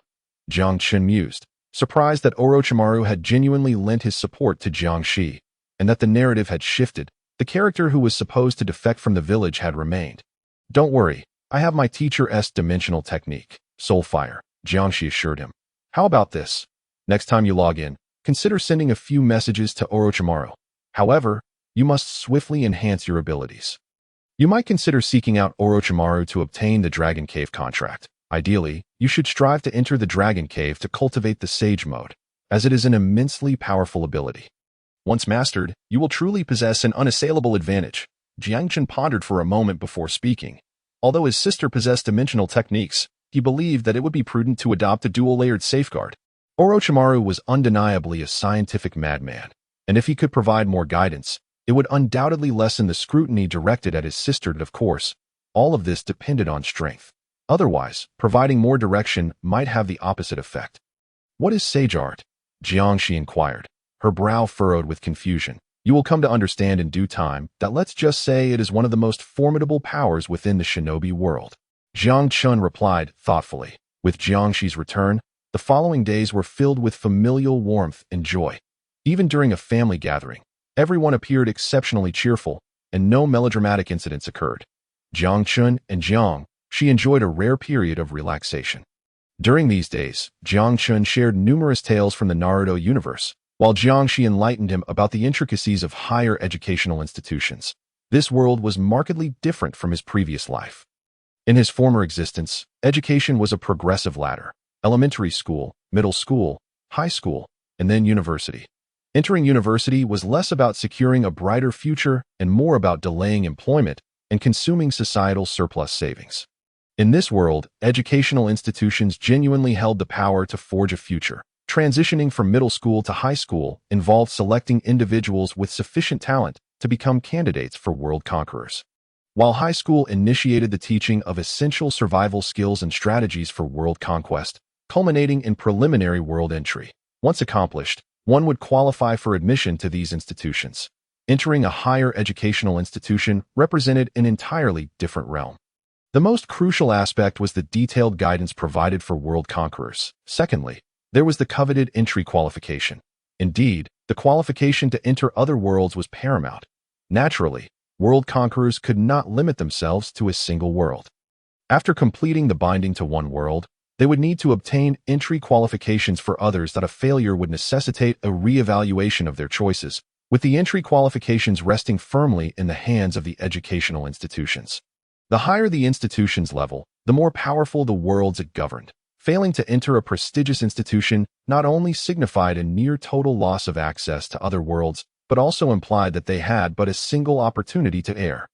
Should the bound individual perish or reach the world's limits, their path forward would be irrevocably obstructed. Regarding potential obstacles, Jiang Chun felt little concern. After all, the Dragon Ball world was vast, and with his foresight, significant problems were nearly non-existent. Moreover, whether death in the Dragon Ball world truly equated to failure in entry remained uncertain.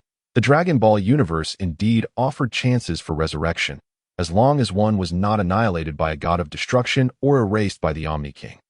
It theoretically did not constitute genuine death. Of course, without definitive knowledge in the present moment, Jiang Chun could not afford to act recklessly. After all, failure would result in irremediable consequences. It appeared that a visit to a higher educational institution was in order.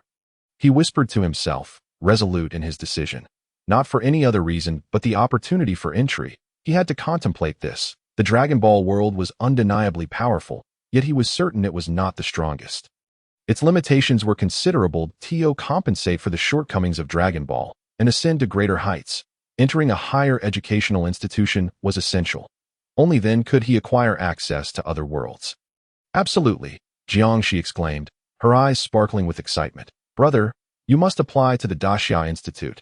Do not even consider the Modu Institute. Upon hearing Jiang Chen's musings, Jiangxi quickly interjected. Modu Institute? Jiang Chun raised an eyebrow, casting a peculiar glance at Jiangxi. Indeed, the Modu Institute is filled with lunatics that if you go there, you will certainly come to no good. Jiangnan Institute and Northwest Institute are somewhat inferior. So your best choice is undoubtedly the Daxia Institute, Jiangxi asserted, her voice laced with determination. Have you been beaten by someone from the Modu Institute? Jiang Chun inquired, perplexed by his sister's fervor. It was you who was beaten, Jiangxi retorted indignantly. How could I possibly be? Upon hearing Jiang Chen's words, Jiangxi could not contain her frustration, jumping up in protest. If you weren't beaten, then why such animosity? Jiang Chen questioned, bemused. Humph, it was because the Modu Institute trounced us in the last joint school examination, leaving our Daxia Institute in the dust. Senior Sister Lu's arm was even broken. She was such a beautiful girl. How could they be so cruel? Jiangxi responded, her voice tinged with indignation. Jiang Chun regarded his sister with a bemused expression, sensing something was amiss. Brother, trust me, joining the Daxia Institute is undoubtedly the right choice. I can have a teacher apply for an additional world entry for you. Then you will have access to 2 worlds, and you can soar to new heights, defeating all those Modu rascals. Jiangxi continued, oblivious to Jiang Chen's gaze, her voice fierce and unwavering. Jiang Chen chuckled, instinctively preparing to respond. However, at that moment, his brow furrowed, and he looked off into the distance. What is that? He murmured, a hint of curiosity in his tone. Brother. Jiangxi, who had been brimming with excitement and had begun to envision her brother as an invincible force, suddenly noticed Jiang Chen's attention diverted elsewhere. With a hint of annoyance, she exclaimed, It seems a new dimension is descending. Just as Jiangxi's discontent was voiced, Jiang Chen's voice rang out abruptly that a new dimension is descending. Jiangxi was momentarily taken aback. Yes, Jiang Chun affirmed. Quick, we must hurry. This is a rare opportunity. Upon hearing her brother's affirmation, Jiangxi's eyes lit up, and her excitement surged, her focus instantly shifting. Jiang Chun nodded slightly, then swiftly grasped his sister's hand, propelling them forward. Meanwhile, in the Daxia Federation, at the Ministry of Education, as the waves of energy surged, the blaring alarm echoed throughout this crucial institution of the Daxia Federation. Alert! Alert! A level 1 descent is imminent. Target location is being confirmed. Target location confirmed. Shaoxing City, Jiangnan Province. Descent intensity is under evaluation. Evaluation complete. Current descent levels. Overall classified as Tier 1 and Tier 2. This is a dual descent. The mechanical voices reverberated through the Daxia Federation's Ministry of Education. Countless individuals hurriedly dashed about. Their movements frantic. The city lord's mansion in Shaoxin City. What? Another Tier 2 descent, the burly bear Kuei exclaimed, shock evident in his expression. Yes, my lord. The Ministry of Education has relayed news of a dual descent. One of which is a Tier 2 descent, though its level is lower than the previous instance, appearing to be merely an initial Tier 2 descent. The other is a Tier 1 descent. Reported Wu Hao, the chief guard, with utmost respect. Initial Tier 2 and Tier 1, you say? Upon hearing Wu Hao's words, Xiong Kou could not help but release a sigh of relief. The previous descent had truly terrified him. He felt uncertain whether he would be able to withstand another peak second-tier invasion. As for the hope that one would take action again, who could say if that individual was still present? He promptly issued a notification, commence operations. Xiong Kou inhaled deeply, swiftly relaying his orders, simultaneously, in the southeastern and northwestern regions of the Xiqing district of Shaoxin City. Invisible ripples began to spread forth, enveloping the two areas entirely. Illusory scenes commenced their intricate interweaving, and as the scenarios unfolded, chaos erupted throughout Xiqing district. Fortunately, the city lord's residents reacted with remarkable swiftness. Troops of city guards were rapidly dispatched to evacuate the civilians from these locales.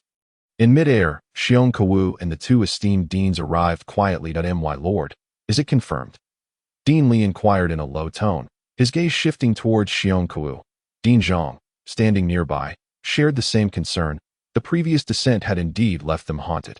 If the situation turned dire, it would be prudent to seek assistance sooner rather than later. Fortune does not favor one at every turn. It is confirmed. There will be no unforeseen circumstances this time. The entities descending are few in number and of low rank, with the strongest merely at the initial stage of the second tier. Xiong Kou affirmed with a nod. That is reassuring. Dean Zhang and Dean Li both exhaled in relief. I shall handle the second-tier threat. You two will assist with the first-tier adversaries, Xiong Kou instructed, gesturing towards the two. Understood. The two exchanged glances, then nodded in agreement without hesitation. The first-tier descent posed little challenge for them. Meanwhile, as the two conversed, ripples of dimensional energy spread forth, distorting the surrounding rules and laws, while the forces from the real world were effectively shielded. Much like a dimensional invasion, once a dimension descends, the laws and rules of reality become obscured. Aside from extraordinary powers, no other forces can operate within this realm. This is a primary reason why dimensional descents and invasions are perilous. Fortunately, the world of Blue Star is no longer as it once was. With the increasing number of world conquerors, dealing with these occurrences has become second nature. Vivid scenes began to manifest in the sky, with rules and laws intertwining. The three awaited in silent anticipation.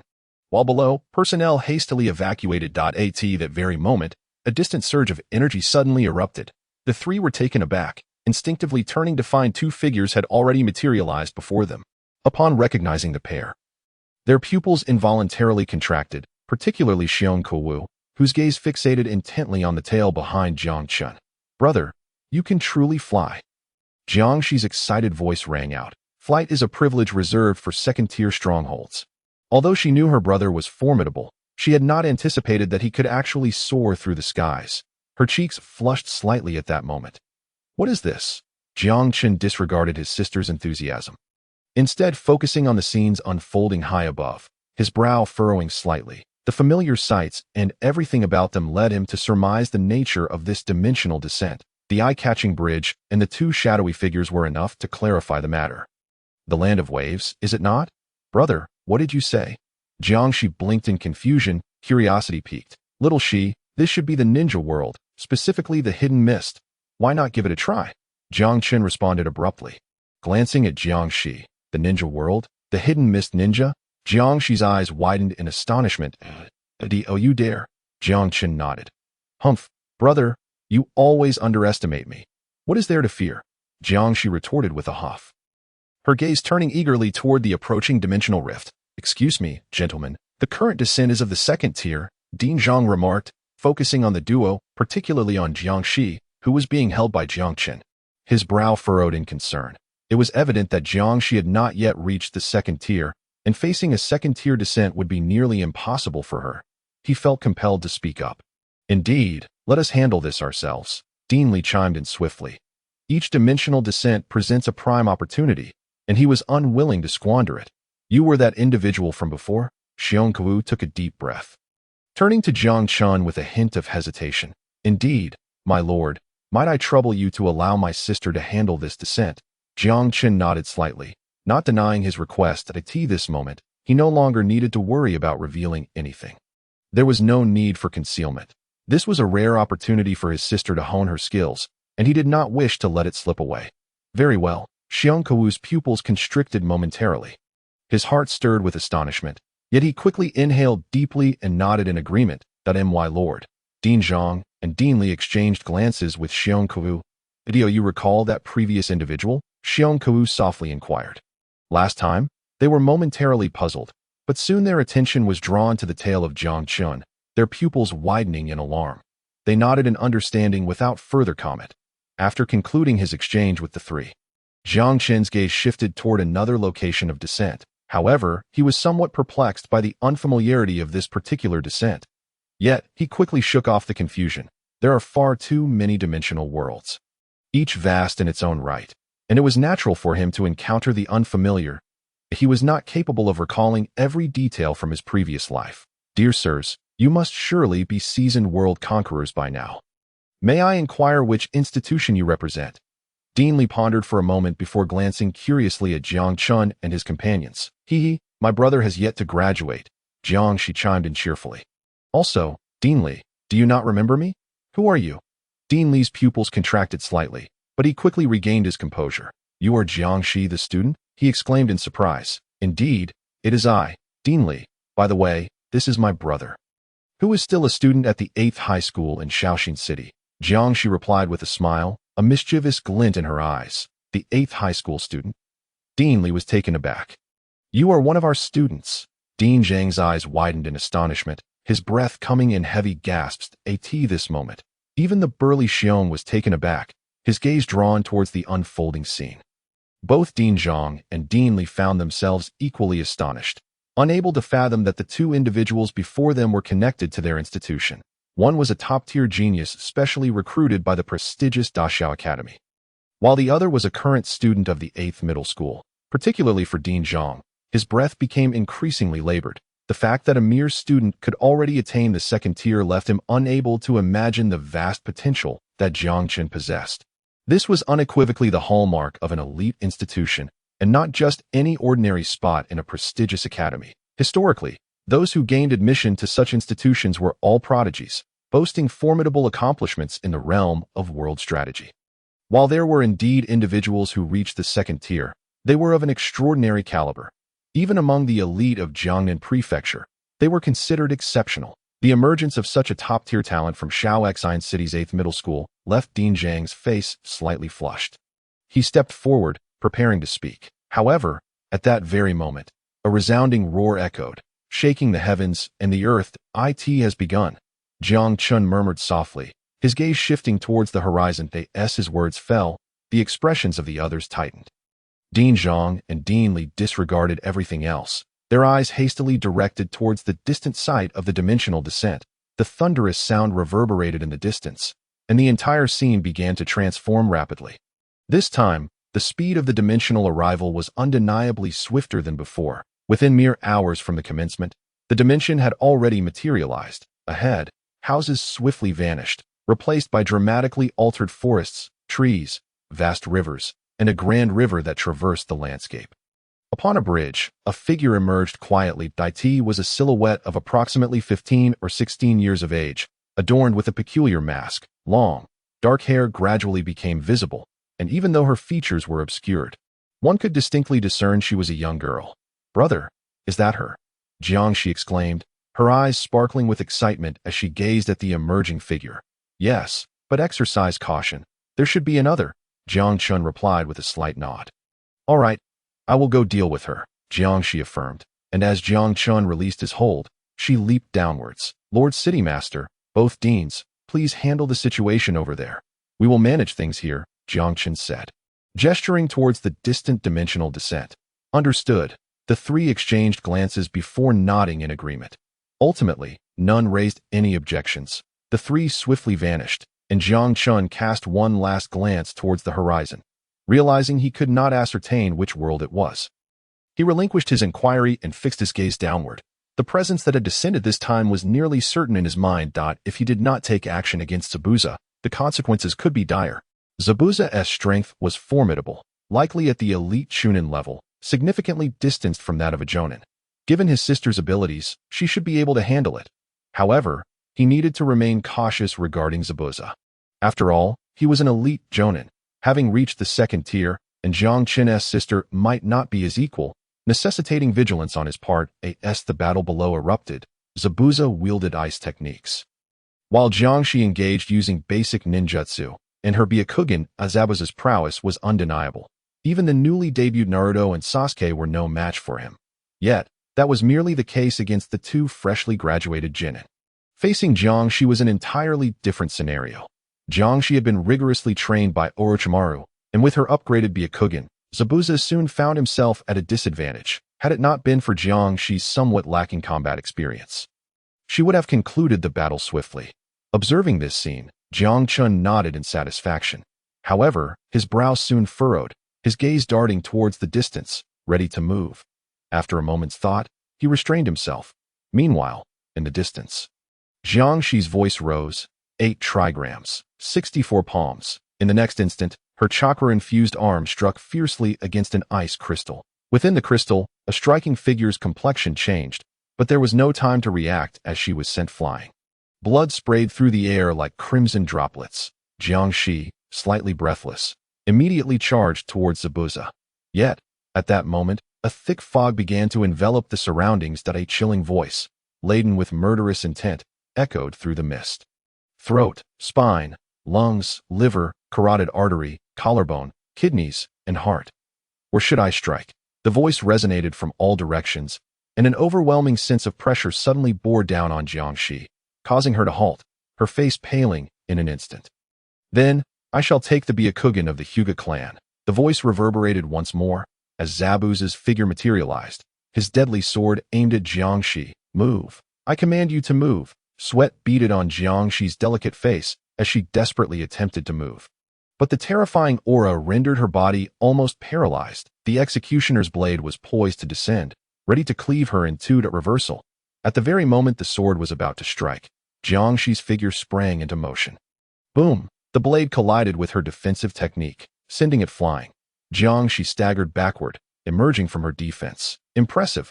Jiangxi wiped the blood from the corner of her mouth, her expression grave, though it was merely a fleeting moment.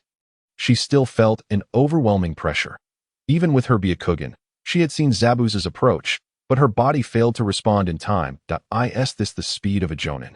Jiangxi murmured to herself. Thoughts of Orochimaru flooding her mind. If she recalled correctly, her brother had mentioned that Orochimaru was at the level of a Kage. Kage clearly surpassed Jonin in strength, if Jonin were this strong. How powerful could a Kage truly be? Very good defense, but how long can you sustain it? Next time, it will be your heart. Zabuza's cold voice pierced the in the next instant. He vanished from sight.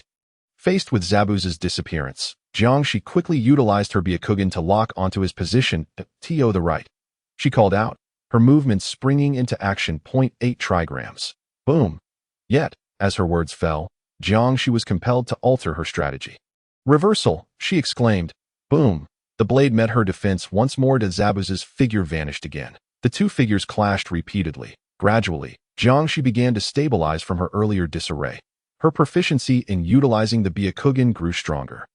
The evolved Byakugan possessed remarkable insight, allowing her to clearly perceive Zabuza's every movement. Her body also began to acclimate to the oppressive aura. For a time, Zabuza found it increasingly challenging to gain the upper hand against Jiangxi. However, at that moment, shards of ice began to spread as Mizuki stealthily launched an attack. Not good. Jiangxi had originally been immersed in the enhancement of his own strength when he suddenly sensed an impending crisis, causing his expression to shift dramatically. However, it was already too late. Shui Weiwei and Zaibu Zhan had quietly completed their encirclement.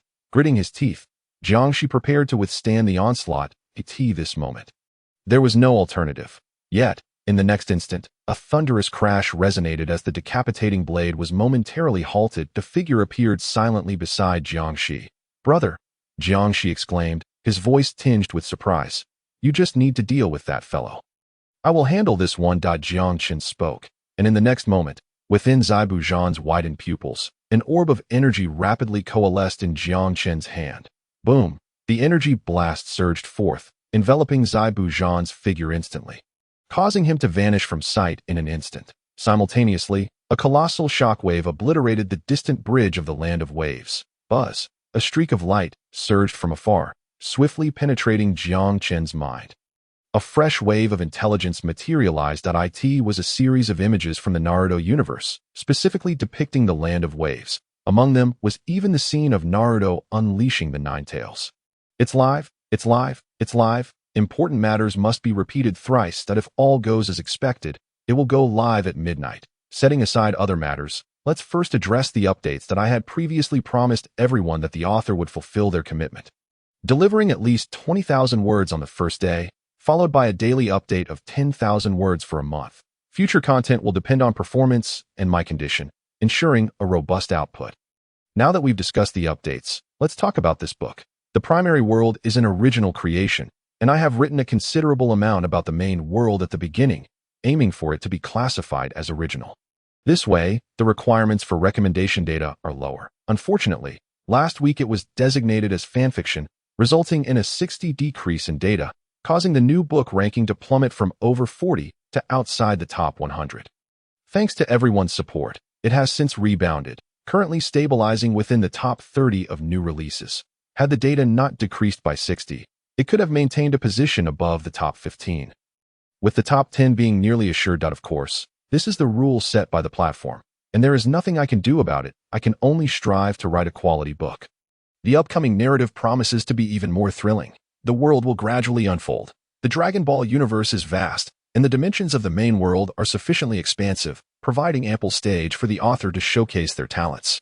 Rest assured, and I kindly ask for your continued support. As for additional chapters, the captain will receive 1 extra chapter, and the alliance leader will receive 3 extra chapters, with each chapter starting from 4,000 words, which should be quite generous. Regarding monthly tickets, since the word count is essentially equivalent to 2 chapters, 300 monthly tickets will grant an additional chapter. This is the last day of the month, and I ask for your monthly tickets. We are just 30 or 40 tickets away from reaching 1,000. 1,000 monthly tickets will allow for a lottery of $100. So I beg you. The fusion of character cards has already passed several days, and Jiang Qin's strength has risen from 200 to 2,000, facing merely ordinary elites. A month has quietly passed within the school's teachings without stirring too much commotion. Although his matters, Raditz. Why are you so slow? Jiang complained, her smile never fading from her face. Raditz, along with Vegeta's 2 subordinates, Raditz and Nappa, were even less concerned, given that one possessed merely a few hundred battle points, while the other was barely nearing. Boom! Inside the spaceship, an alien was sent flying out. Sabo's expression appeared particularly grim. The 3 guests have been located. The Supreme Kai Piccolo's voice rang out, immediately capturing the attention of the 3. Thus, Jiang Qun and his companions temporarily settled at Baozi Mountain, and Jiang Qun did not rush to leave. After escorting Jin and Raditz to Earth, Supreme Kai. Jiang Qun greeted the approaching Supreme Kai Piccolo with a smile. From afar, I wonder what brings you this time. Above Baozi Mountain, Jiang Qun looked curiously downward, where 2 figures were training. One was Kakarot, Son Goku, that small frame, at the headquarters of the Frieza Force. Frieza and Gula were engaged in conversation, unbeknownst to Jiang Qun, whose spaceship had traversed the western region of the North Galaxy, entering the central region shortly thereafter. Boom! The massive spaceship surged into the clouds, vanishing in an instant from the vicinity of the Kintel star. The news spread like wildfire. Is this a joke? After a long pause, Celebi stammered, glancing at Toma. Yes, alongside the battle with Dodoria and Sabo. Jiang Qin's Scion cells were activated, and with prolonged training, his battle power surged to a level capable of effortlessly obliterating a planet with just over 40,000 battle points. Even a simple clash could unleash enough energy to shake the very core of a planet. Boom! The colossal spaceship burst forth from the Delhi star system, during which Jiang Qun performed several maneuvers, completely overhauling his spaceship. The reemergence signaled the onset of conflict between the great cosmic emperors, Shrag and Frieza, plunging the entire North Galaxy into chaos during this period. Youthful vigor. I require a younger body. The Dragon Balls, once found, will grant me my wish, allowing me to attain eternal youth. The training on Yard Rat was not overly tedious. It resembled a deeper mastery of Ki. For Jiang Chun, it was precisely a more. Surprised? I thought so too, for in this world, few truly grasp the reality of the truth that I ask for them. Lord Orochimaru, it seems you have obtained the item? Noticing Orochimaru's expression, a smile crept onto Jiang Shi's face. Jiang Shi's second login had concluded, while Jiang Chun, situated in the Dragon Ball world, had only just completed 1/3 of his third login. Aunt Jine. I would like to invite Goku to my home to play. Is that all right? At the dining table, Bulma softly spoke. Time passed over several years, and now Vegeta's strength had reached 16,000. A mere 2,000 shy of the 18,000 battle points that marked the Scion invasion in the original story. Jiang Chen's battle power had surged to over 130,000, nearing 140,000, still considerably behind the monstrous figure before him. Yet the gap was narrowing. Boom! The massive spaceship streaked across the starry sky. Throughout the subsequent journey, they encountered little resistance. 3 months passed. The god of Science, known as the savior of the Science, was revered among them. Its principle lay in enhancing Ki within oneself, transcending into the realm of the divine i.e., divine Ki. For reasons unknown, perhaps Jiang Chun had altered his fate, or perhaps he had offered him the opportunity to surpass elite warriors, even outstripping Prince Vegeta, bringing a sense of fulfillment to Al. At the Galaxy Patrol headquarters, Gak arrived in a frantic rush. Gak, what happened? Why the haste? Along the route of the Galaxy Patrol, a figure soared into the sky, and within Jiang Chen's mind, thoughts flowed rapidly. The god of Science undoubtedly represented the utmost assurance he had granted himself. What is Ki? It originates from life, generated through breathing and movement, manifesting as spiritual energy known as Ki. Everyone possesses their own uniqueness. In the western region of the North Galaxy, the headquarters of the Galactic Patrol, elite members are swiftly gathering at the very center. As dark clouds dissipate, the sight of 7 Dragon Balls transforming into fleeting lights vanishing into the sky brings a sigh of relief from Raditz. Using the Dragon Balls to fulfill wishes, on one hand, he is, boom, a tremendous aura emerges within the temple. This is the god of the Science, an overwhelmingly powerful presence. Boom, the resounding echoes reverberate throughout the vast heavens. An unimaginable force of impact continues to spread as two Upon hearing Jiang Chen's words, the celestial being Piccolo freezes momentarily, even experiencing a fleeting dazed at AS4. Of course, these matters are of little consequence. Transforming into the god of Science, Jiang Chun had anticipated this outcome. After all, even Son Goku and Vegeta, the two protagonists in the Dragon Ball series, the third landing has concluded. Data is currently being matched. Matching complete. You have obtained a temporary character card. In the center of dimensions, the intense radiance fades, and in the next moment, Jiang Chen's figure materializes, accompanied by a cacophony of sounds that immediately reach his ears. Here it comes. In the midst of conversation, Jiang Chen seems to sense something, softly murmuring. His gaze inevitably drifts to the distance, to Jiangdong Base City, a subordinate second-tier base city. Boom! A powerful aura sweeps through. An unfathomable force enveloping the entire secondary base. Power levels below 120 are classified as first, second, and third tiers. From 120 to before 10,000 is fourth tier. From 10,000 to before 1 million is fifth tier. From 1 million to before 100 million is sixth tier. Seventh tier exceeds 100 million. Do not underestimate this, as Super Saiyan are not considered powerful within the Dragon Ball universe, nor are they top tier within the myriad of dimensions previously miscalculated. The fourth tier is from 120 to 10,000. Power levels below 120 are not worth mentioning, roughly comparable to the time when Piccolo Daimao emerged in the first part of Dragon Ball. Now, let us discuss those above 120. The peak battle power in the One Piece world hovers around 70 to 200. As One Piece is ongoing, definitive conclusions cannot be drawn. The peak battle power in Naruto exceeds 200, likely surpassing 10,000, considering the Otsutsuki god level. Overall, they do not reach 10,000. Ordinary Otsutsuki merely range from hundreds to a couple thousand. The Soul Reapers are also likely above 10,000, taking into account the 1,000-year blood war. Soul King and Yhwach's creation level. Digimon and Pokemon possessing various creator grades, fall between the 6th and 7th tiers. Similarly, One Punch Man is comparable, as Saitama transcends the boundaries of worlds. The Saints, Dragon Ball, Tenjin Toppa Gurren Lagann, and Marvel Comics all exceed 7th tier. Of course, there are many worlds. Updates occur as usual in the early morning. Apologies. All right. Jiang Chun, the enrollment agreement has been duly signed. Are you ready to accompany us to the Daxia capital?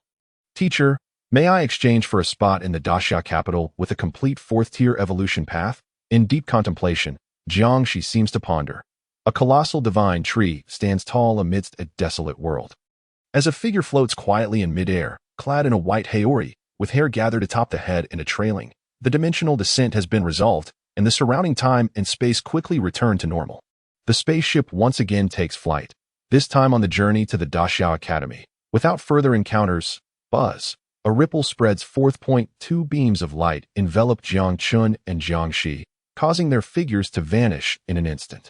In the Naruto world, boom, a pale purple aura radiates as Jiang Shi, originally seated in meditation, suddenly opens her eyes. In the next moment, the pale purple chakra envelopes her. Dust and sand swirl, and Jiang Chun swiftly locates the dragon vein. However, upon arriving at its location, his brow furrows slightly, for he unexpectedly finds temporal anomaly. Temporal anomaly. The sound of the noble phantasm plow resonates, smoke billowing from it. Naruto, would you like to possess such power? Jiang Chun speaks with a smile, his gaze inadvertently shifting to Uzumaki Naruto, his expression revealing a hint of, hey, is it going to break? Uncle Sasuke, carefully tinkering. At Orochimaru's base, the middle-aged Naruto and middle-aged Sasuke have arrived here. Though, Sasuke-kun, what a surprise, you actually. Jiang Chun begins, then proceeds to the site of the deep pit. Moments later, he retrieves a lump of mud that is Otsutsuki Ishiki, and at that moment, the aura of Otsutsuki Ishiki, Infinite Tsukuyomi, a wide-ranging illusion technique in the Naruto world, is considered a world-ending move, only executable by one possessing the Rinne Sharingan. Ding! The main storyline of the world has been completed. The initial world conquest has commenced, currently loading, as Jiang Shi consumes the divine. The dimensional descent has persisted for hundreds of years, with undoubtedly the majority being low-tier worlds of 1st, 2nd, and 3rd ranks. Reaching a 4th-tier world is already commendable, and should one unable to query 5th-tier power?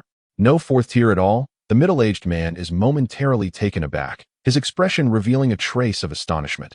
5 beams of light soar into the sky, isolating the entire world and completely enveloping the 4 secondary base cities, as well as the main urban area. In this moment, countless individuals gaze upward, their expressions. In the high skies, a figure bears a hint of puzzlement, while at this moment, for somewhat unsteady figures approach. The condition of these 4 individuals is not particularly good, with 2 of them having, amidst the spreading black mist, the Daxia capital, the center of dimensions, turmoil ensues. Alarm. Recently, it seems everyone has expressed dissatisfaction with the plot.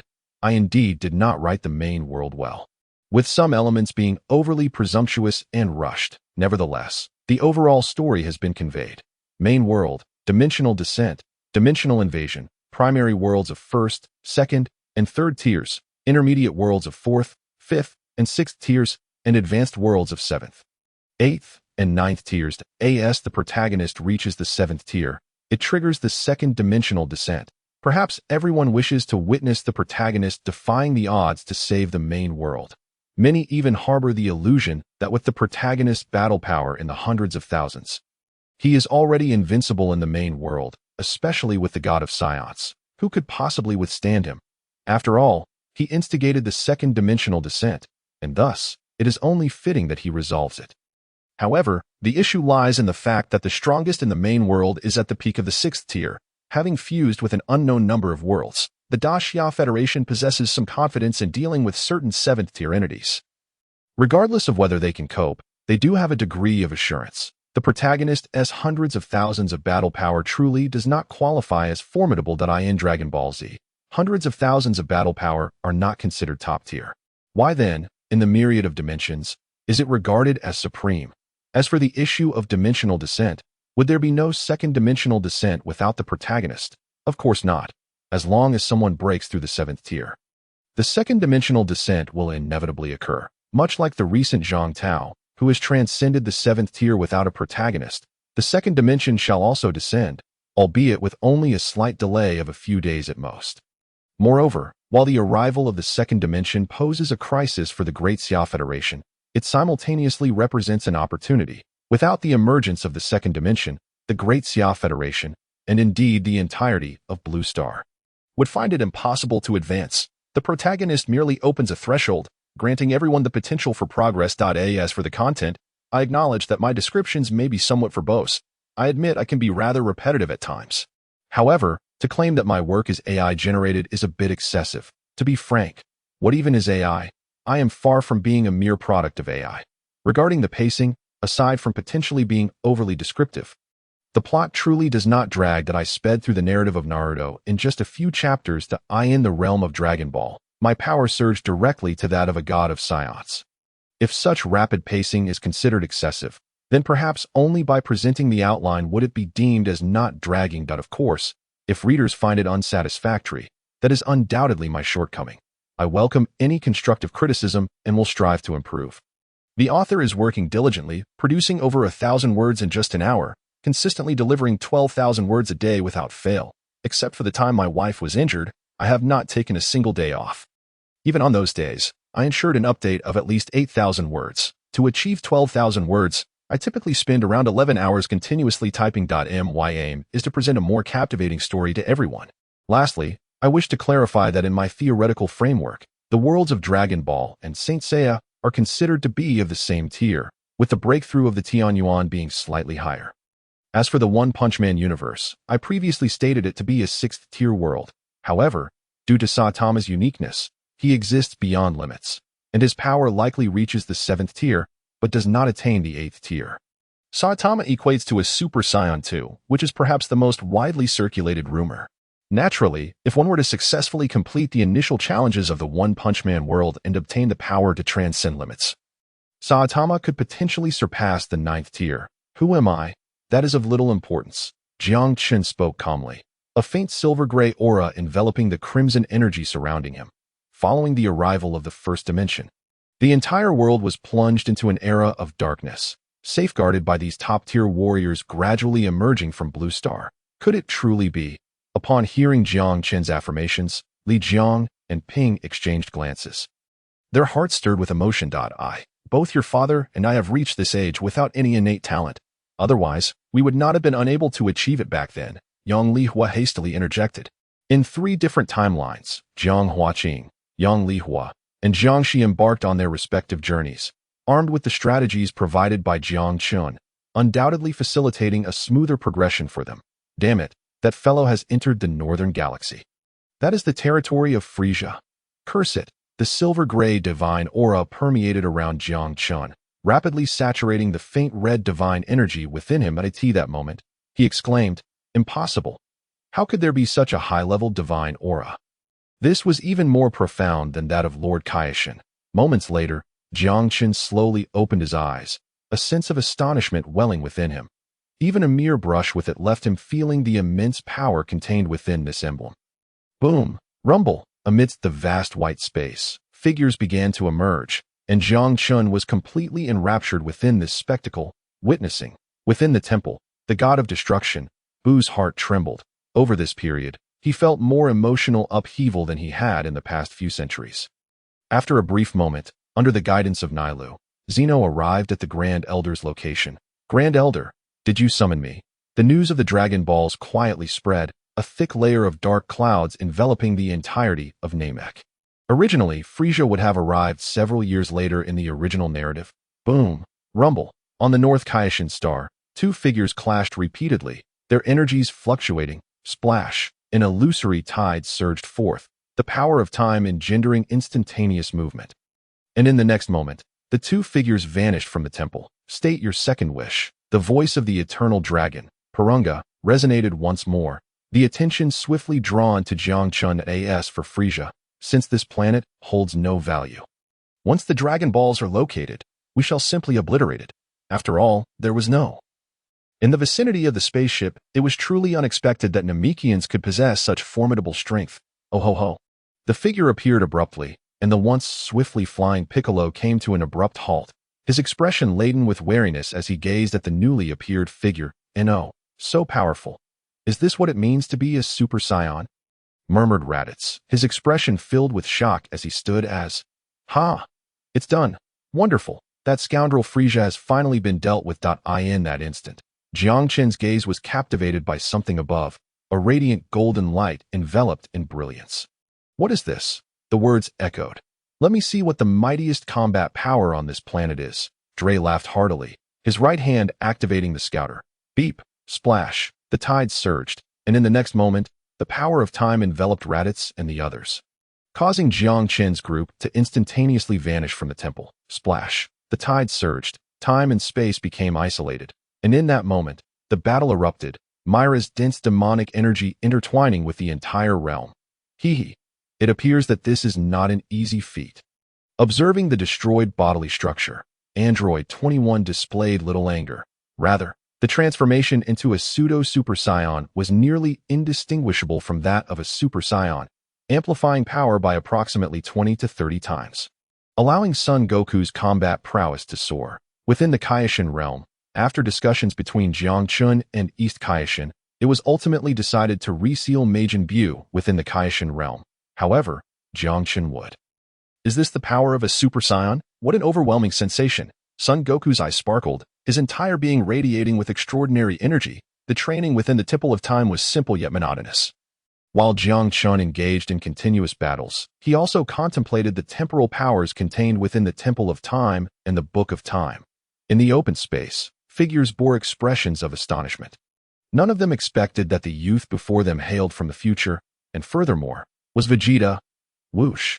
Jiang Qin's figure transcended from the realm of time, and upon reappearing, he had already arrived at the planet Yardrat.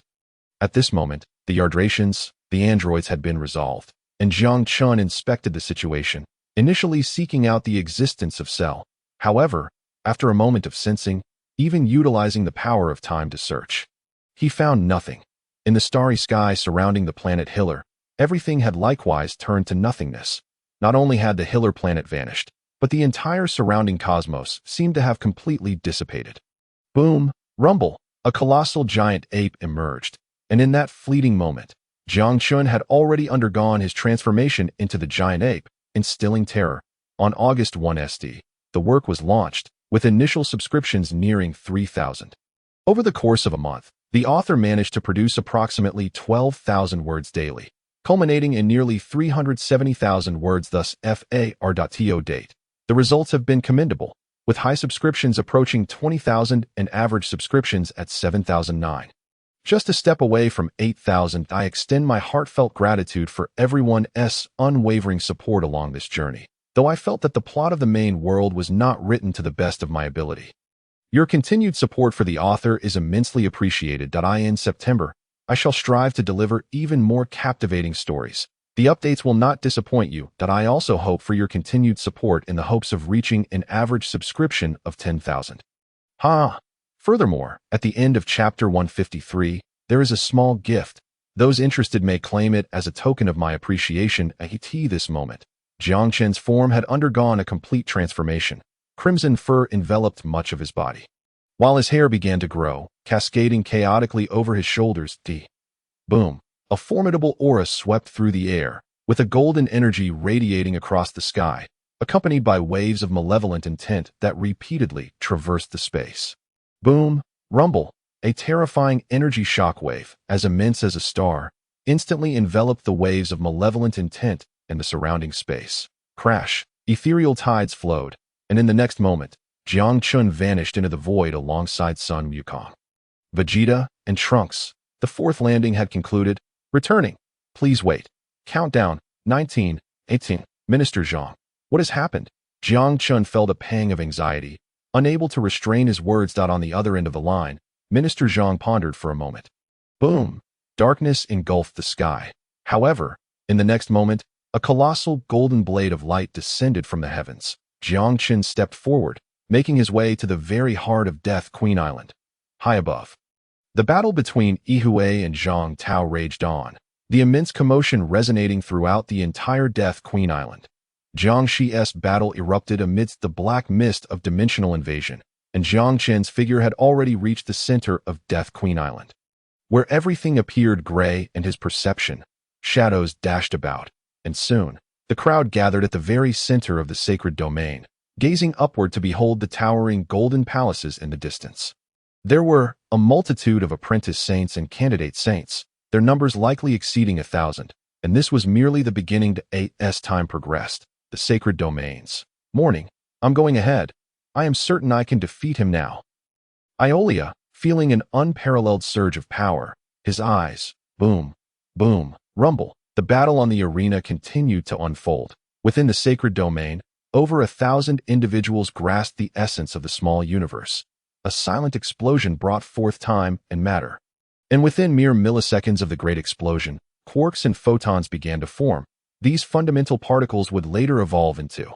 The sacred domain's grand tournament had concluded, with 36 slots determined. Jiang Chen initially believed the next step would be to invoke the resonance of the sacred armor and become a glorious saint. Mount Lu was vast. It was not merely a matter of size. Mount Lu was enveloped by an invisible barrier, and it was precisely because of this intangible barrier that time quietly slipped away. Beneath the cliff, numerous youths climbed tirelessly like industrious ants. These children. The power of the small universe surged, and Jiang Chen stood resolutely in place, while around him, Saga, Shaka, and Iolos were equally taken aback. Boom, boom, rumble, the waterfall thundered. The terrifying small universe unleashed a power capable of shattering the heavens and the earth, cascading down like a waterfall. 3 years had passed, and the sacred domain remained as tranquil as ever, showing little change since Jiang Chen and the others departed. If one were to insist there had been changes, beneath the pitch-black sky, the 12 zodiac palaces radiated brilliant light. This moment, apprentice saints, candidate saints, and even official saints in the sacred domain. The Serpentarius Palace vanished from the sacred domain, and Ares and the others did their utmost to search.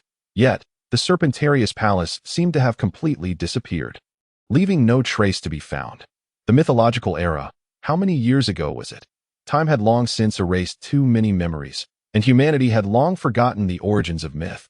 Half of the sky in the sacred domain transformed into darkness, with stars dotting the heavens. This moment, countless saints gazed upward towards the sky. Swish. To their astonishment, several figures appeared as well. Taurus Aldebaran, Virgo Shaka, Aquarius Camus. Boom, boom. Aries, Taurus, Gemini, Cancer, Leo, Virgo, Libra, Scorpio, Sagittarius. No need for thanks. This time, I should be thanking you. I never expected the creation of the sacred armor to involve such a path. Melchizedek's figure departed, and many saints also left the sacred domain. On the ground, Athena's sacred domain and Poseidon's marine warriors. Mr. Jiang Chen, the three called out in unison, their gazes converging on Jiang Chen. It seems. Oh ho ho, dead Q Miao Lang sang. Yu Luo Shi. Wadahila, Frisia. The diminutive, bastard, Frisia roared in fury, yet what awaited him was a punch that struck heavily upon his abdomen. Furthermore, the moment his body crashed down, at home, Jiang Chen began to recount the forthcoming landing arrangements to his parents. Compared to other worlds, in the Dragon Ball universe, as long as the right race was chosen. The underworld was a world created and governed by Hades. Living beings entering the underworld would be subjected to its laws, becoming as devoid of agency as the deceased who arrived there. Excited voices echoed beneath the sky of the sacred domain, and on the massive arena, figures were engaged in fierce combat, the terrifying small universe enveloping. The words of Jamil resonated, and his gaze shifted towards Jiang Chen. A smile gracing his features, as the successful creation of the Temple of Heaven's sacred armor allowed him to see once more. The starry sea enveloped Jiang Chen, who, at that moment, seemed to exist within the cosmic expanse. Surrounded by circling stars, his consciousness entirely immersed in midair, golden liquid cascaded downward, and at that moment, this droplet seemed to encase an entire universe. No, it was not merely encasing a universe, Apollo. Moments later, Zeus's voice resonated. Accompanied by his voice, in the next instant, a great sun abruptly, the 88 constellations were fully realized, even interlinking with one another, and at this moment, his small universe reached an unfathomable extent. yearning to continue. Jiang Chun sensed the essence of the underworld at this moment. His heart stirred, while in the distance, the ferryman had already approached him from the sacred domain. Boom, rumble, a tremendous roar reverberated throughout the sky. And in the higher dimensions of the underworld, a terrifying battle, crash, the illusory tide ebbed and flowed, and the war of Hades had reached its conclusion. Jiang Chun, without any hesitation, departed from the underworld as the mighty Zeus. The god of the sea Poseidon and the lord of the underworld Hades took their respective actions. The various pantheons of gods were drawn into the fray, unnoticed by anyone, as Olympus quietly claimed its dominion. Within the void, Jiang Chun's figure was completely engulfed in silence. He felt the essence of his own microcosm, as well as the intricate connections of the 88 star systems of Athena. Leave this to you. The power of Omega may indeed be your singular opportunity this time. However, how you proceed is entirely up to you. The Star Timekeeper, a force emanating from the supreme god Kronos, spread across the boundless void. Ensnaring Zeus, Poseidon, and Hades in an eternal cycle, voices echoed in Jiang Chun's mind, and at that moment, he resolved himself entirely, his consciousness sinking into the void, where 3 droplets of golden blood emerged in an instant. The battle erupted, revealing a formidable pantheon of 20 deities, surpassing even the number of golden saints, with their weakest members still possessing immense power. Boom, rumble, a cataclysmic clash erupted within the void, powerful energies swirling as the scene unfolded beyond. Crash, the illusory tide cascaded forth, Apollo's face pale, moving slowly. As his eyes opened, Jiang Chun sensed the complete stillness of his microcosm and couldn't help but shake his head, despite having anticipated reaching this juncture. He still felt a tinge of disbelief. After further discussions with Zhang Tao regarding various matters, Jiang Chun bid farewell and chose to leave. As he stepped forward, time flowed beneath his feet, and in an instant, time gradually passed. After nearly a day of deliberations with Yu Yang, Jiang Chun finally returned to his abode. In the following days, he began preparing for the upcoming login events. Boom! Upon touching the Book of Time, Jiang Chun's mind was engulfed in a thunderous roar, and streams of information flooded into his consciousness. The stars exploded, and the legends of history were inscribed in that moment, with Bardock emerging as the hero of Planet Plant. Gradually acclimating to this new reality, crash, the illusory tides surged, and in the next moment, Jiang Chun vanished from his original location, accompanied by Sosuke Aizen. In the 7th universe, Dragon Balls were not infinitely producible, even with a portion of the power of the Dragon God Salama. Having already created one set of Dragon Balls, it was impossible to continue. What is this? Jiang Shi's curiosity was piqued as she observed Jiang Chun drawing forth a long sword, her gaze fixed upon its formidable design. What? Lord Beerus has actually fallen. Hearing Jiang Chun's words, Bardos could hardly maintain her composure, the gravity of the revelation weighing heavily upon her. Listening to the old Supreme Kai's words, Jiang Chun smiled, but refrained from further comment. Just as the old Supreme Kai had stated, he had indeed aided this particular timeline of the 7th universe. After nearly a year of training, Jiang Shi finally completed her apprenticeship as a Supreme Kai. And Jiang Chun took his leave from the old Supreme Kai. Boom! A powerful aura surged forth, and Baby's enormous golden fist was repelled by a small hand, as Jiang Chun's figure emerged, serene, upon Baobao Mountain. Jiang Chun, Sun Wukong, and Vegeta grew increasingly familiar with one another. As they marveled at Jiang Chun's timeline and the existence of other worlds, the Dragon God Salama, upon hearing Jiang Chun's words, everyone was once again left in bewilderment. Mr. Aspala, I wonder about the Dragon God Salama. Boom! Rumble! Within the temple, everyone continued their rigorous training, including Bra and Xiaofang. Boom! Rumble! The tremendous roar reverberated throughout the cosmos. On Earth, Android 17, alongside Hell 17, Sun Wukong easily dispatched Frisia and Cell. However, he found himself trapped in Hell. Fortunately, with Piccolo's arrival and the joint efforts with Dandy, they finally subdued Super Android 17. As peace gradually returned to Earth, the chaotic entities within Hell were systematically dealt with. Whoosh! With a spatial transfer, the group vanished from the temple in the realm of the Supreme Kais. The hearts of the few stirred. Old Supreme Kai, are you going to release that individual? Jiang Chun couldn't contain his curiosity and inquired.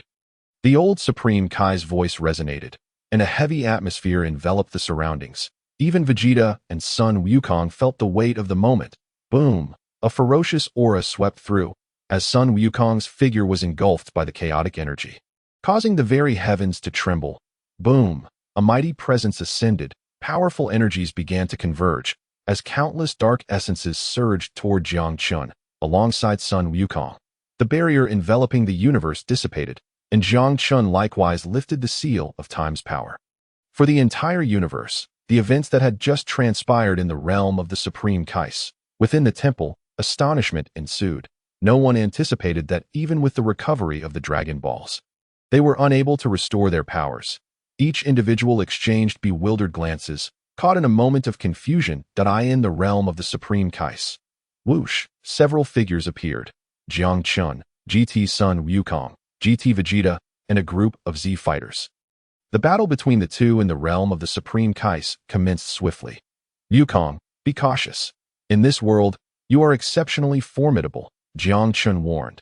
Boom! A powerful aura surged, as Vegeta's strength continued to escalate. I am the speedy Vegeta. His voice, filled with fury. You must not be from our universe, right? A calm voice resonated, as Beerus cast a glance at Sun Wukong below, then turned his gaze toward. A tremendous energy enveloped the heavens. As Sun Wukong transformed into Super Saiyan 5 in that moment, his power undeniably soared, embodying the essence of the Super Saiyan lineage. Boom! Rumble! The battle escalated further, the intense energy radiating throughout the realm of destruction. As the clash between the two unfolded magnificently, a presence emerged from the depths of the universe, initially sensed by the Angel Whis, followed closely by Beerus, and then Jiang Chun, with GT. Champ and Bardos began searching for participants for the martial arts tournament. While on the other side, the god of destruction Beerus and Whis contemplated their chosen combatants at that moment. The Scions of the Sixth Universe wore expressions of shock and disbelief, recognizing their formidable strength within their realm.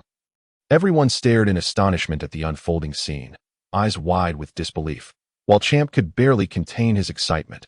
Finally breaking a streak of losses, Kamba's imposing figure radiated an overwhelming and malevolent aura, which instantaneously spread throughout the vicinity, the violent energy crashing forth like a tempest, while another, whoosh, a cascade of multicolored light descended, accompanied by the destruction of countless universes. The black-clad figure could no longer maintain composure.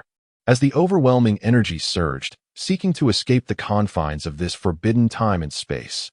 However, the seal of the Book of Time. Damn it, the figure roared, yet before there was a moment for him to react. A wave of terrifying destructive energy had already enveloped the surroundings. Your desire is remarkably straightforward. Boom! In that instant, a resplendent rainbow light traversed through layers of space and time, crashing down upon Lord Beerus. Perhaps I have a candidate in mind. Observing the somewhat exasperated expression on Beerus's face, Jiang Chun smiled subtly, allowing, swish, crash, an ethereal tide surged forth, momentarily wrapping everyone in a gentle fury as silhouettes began to traverse. Boom! Powerful auras swept through, and within the room of spirit and time, figures commenced their training journeys. Raditz, quite unexpectedly, I had assumed you would spiral out of control. Watching Son Goku in this moment, Jiang Chun couldn't help but exclaim. Just like Frieza, an enraged voice erupted from Vegeta's lips. Boom! In the next moment, the entire sea surface erupted. The tournament of power is about to commence. Yet, amidst the anticipation, an unexpected turn of events occurred. Has it been postponed? Observing the training time, simple and yet singularly focused, the Angel Whis truly lives up to his reputation as the preeminent teacher of Universe 7. His guidance on the divine energy and techniques has long been. Crash! The illusory tide surged, as at this moment the river of time intertwined the past and future, spreading towards the infinite realms of space and time, with Jiang Chun's figure situated. At this moment, everyone was left in shock. None had anticipated that within the original universe, there existed a universe dominated by science. It is worth noting that the current Universe 7 crash, compared to the teleportation of Whis. Jiang Chun's temporal power proved to be far more effective at this instant in merely a heartbeat. Everyone transitioned from the devastation. Boom! The golden aura surged forth, and in that moment, Frieza's power escalated to a terrifying degree. The golden form of Frisia was not merely boom, boom. The heavens trembled, time and space quaked, and an unbelievable force continued to radiate throughout the vast emptiness. Boom, an aura ascended, a formidable presence spreading across the entirety of Earth. At this moment, the horrifying manifestation of Golden Frisia was undeniable, yet at this juncture, he faced. Summary. Bystander.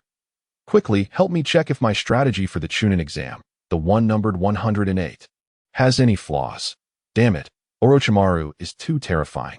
He is the strongest Hokage in history, and he actually killed him. Bystander C. Yes, yes, and what about my plan to swiftly replace red-haired Shanks and become one of the 4 emperors of the sea? Bystander Y. Hehe, I'm just lucky. I've already devised a method. If I challenge the 5th Division to battle Sosuke Aizen and defeat him, I will become the captain of the 5th Division.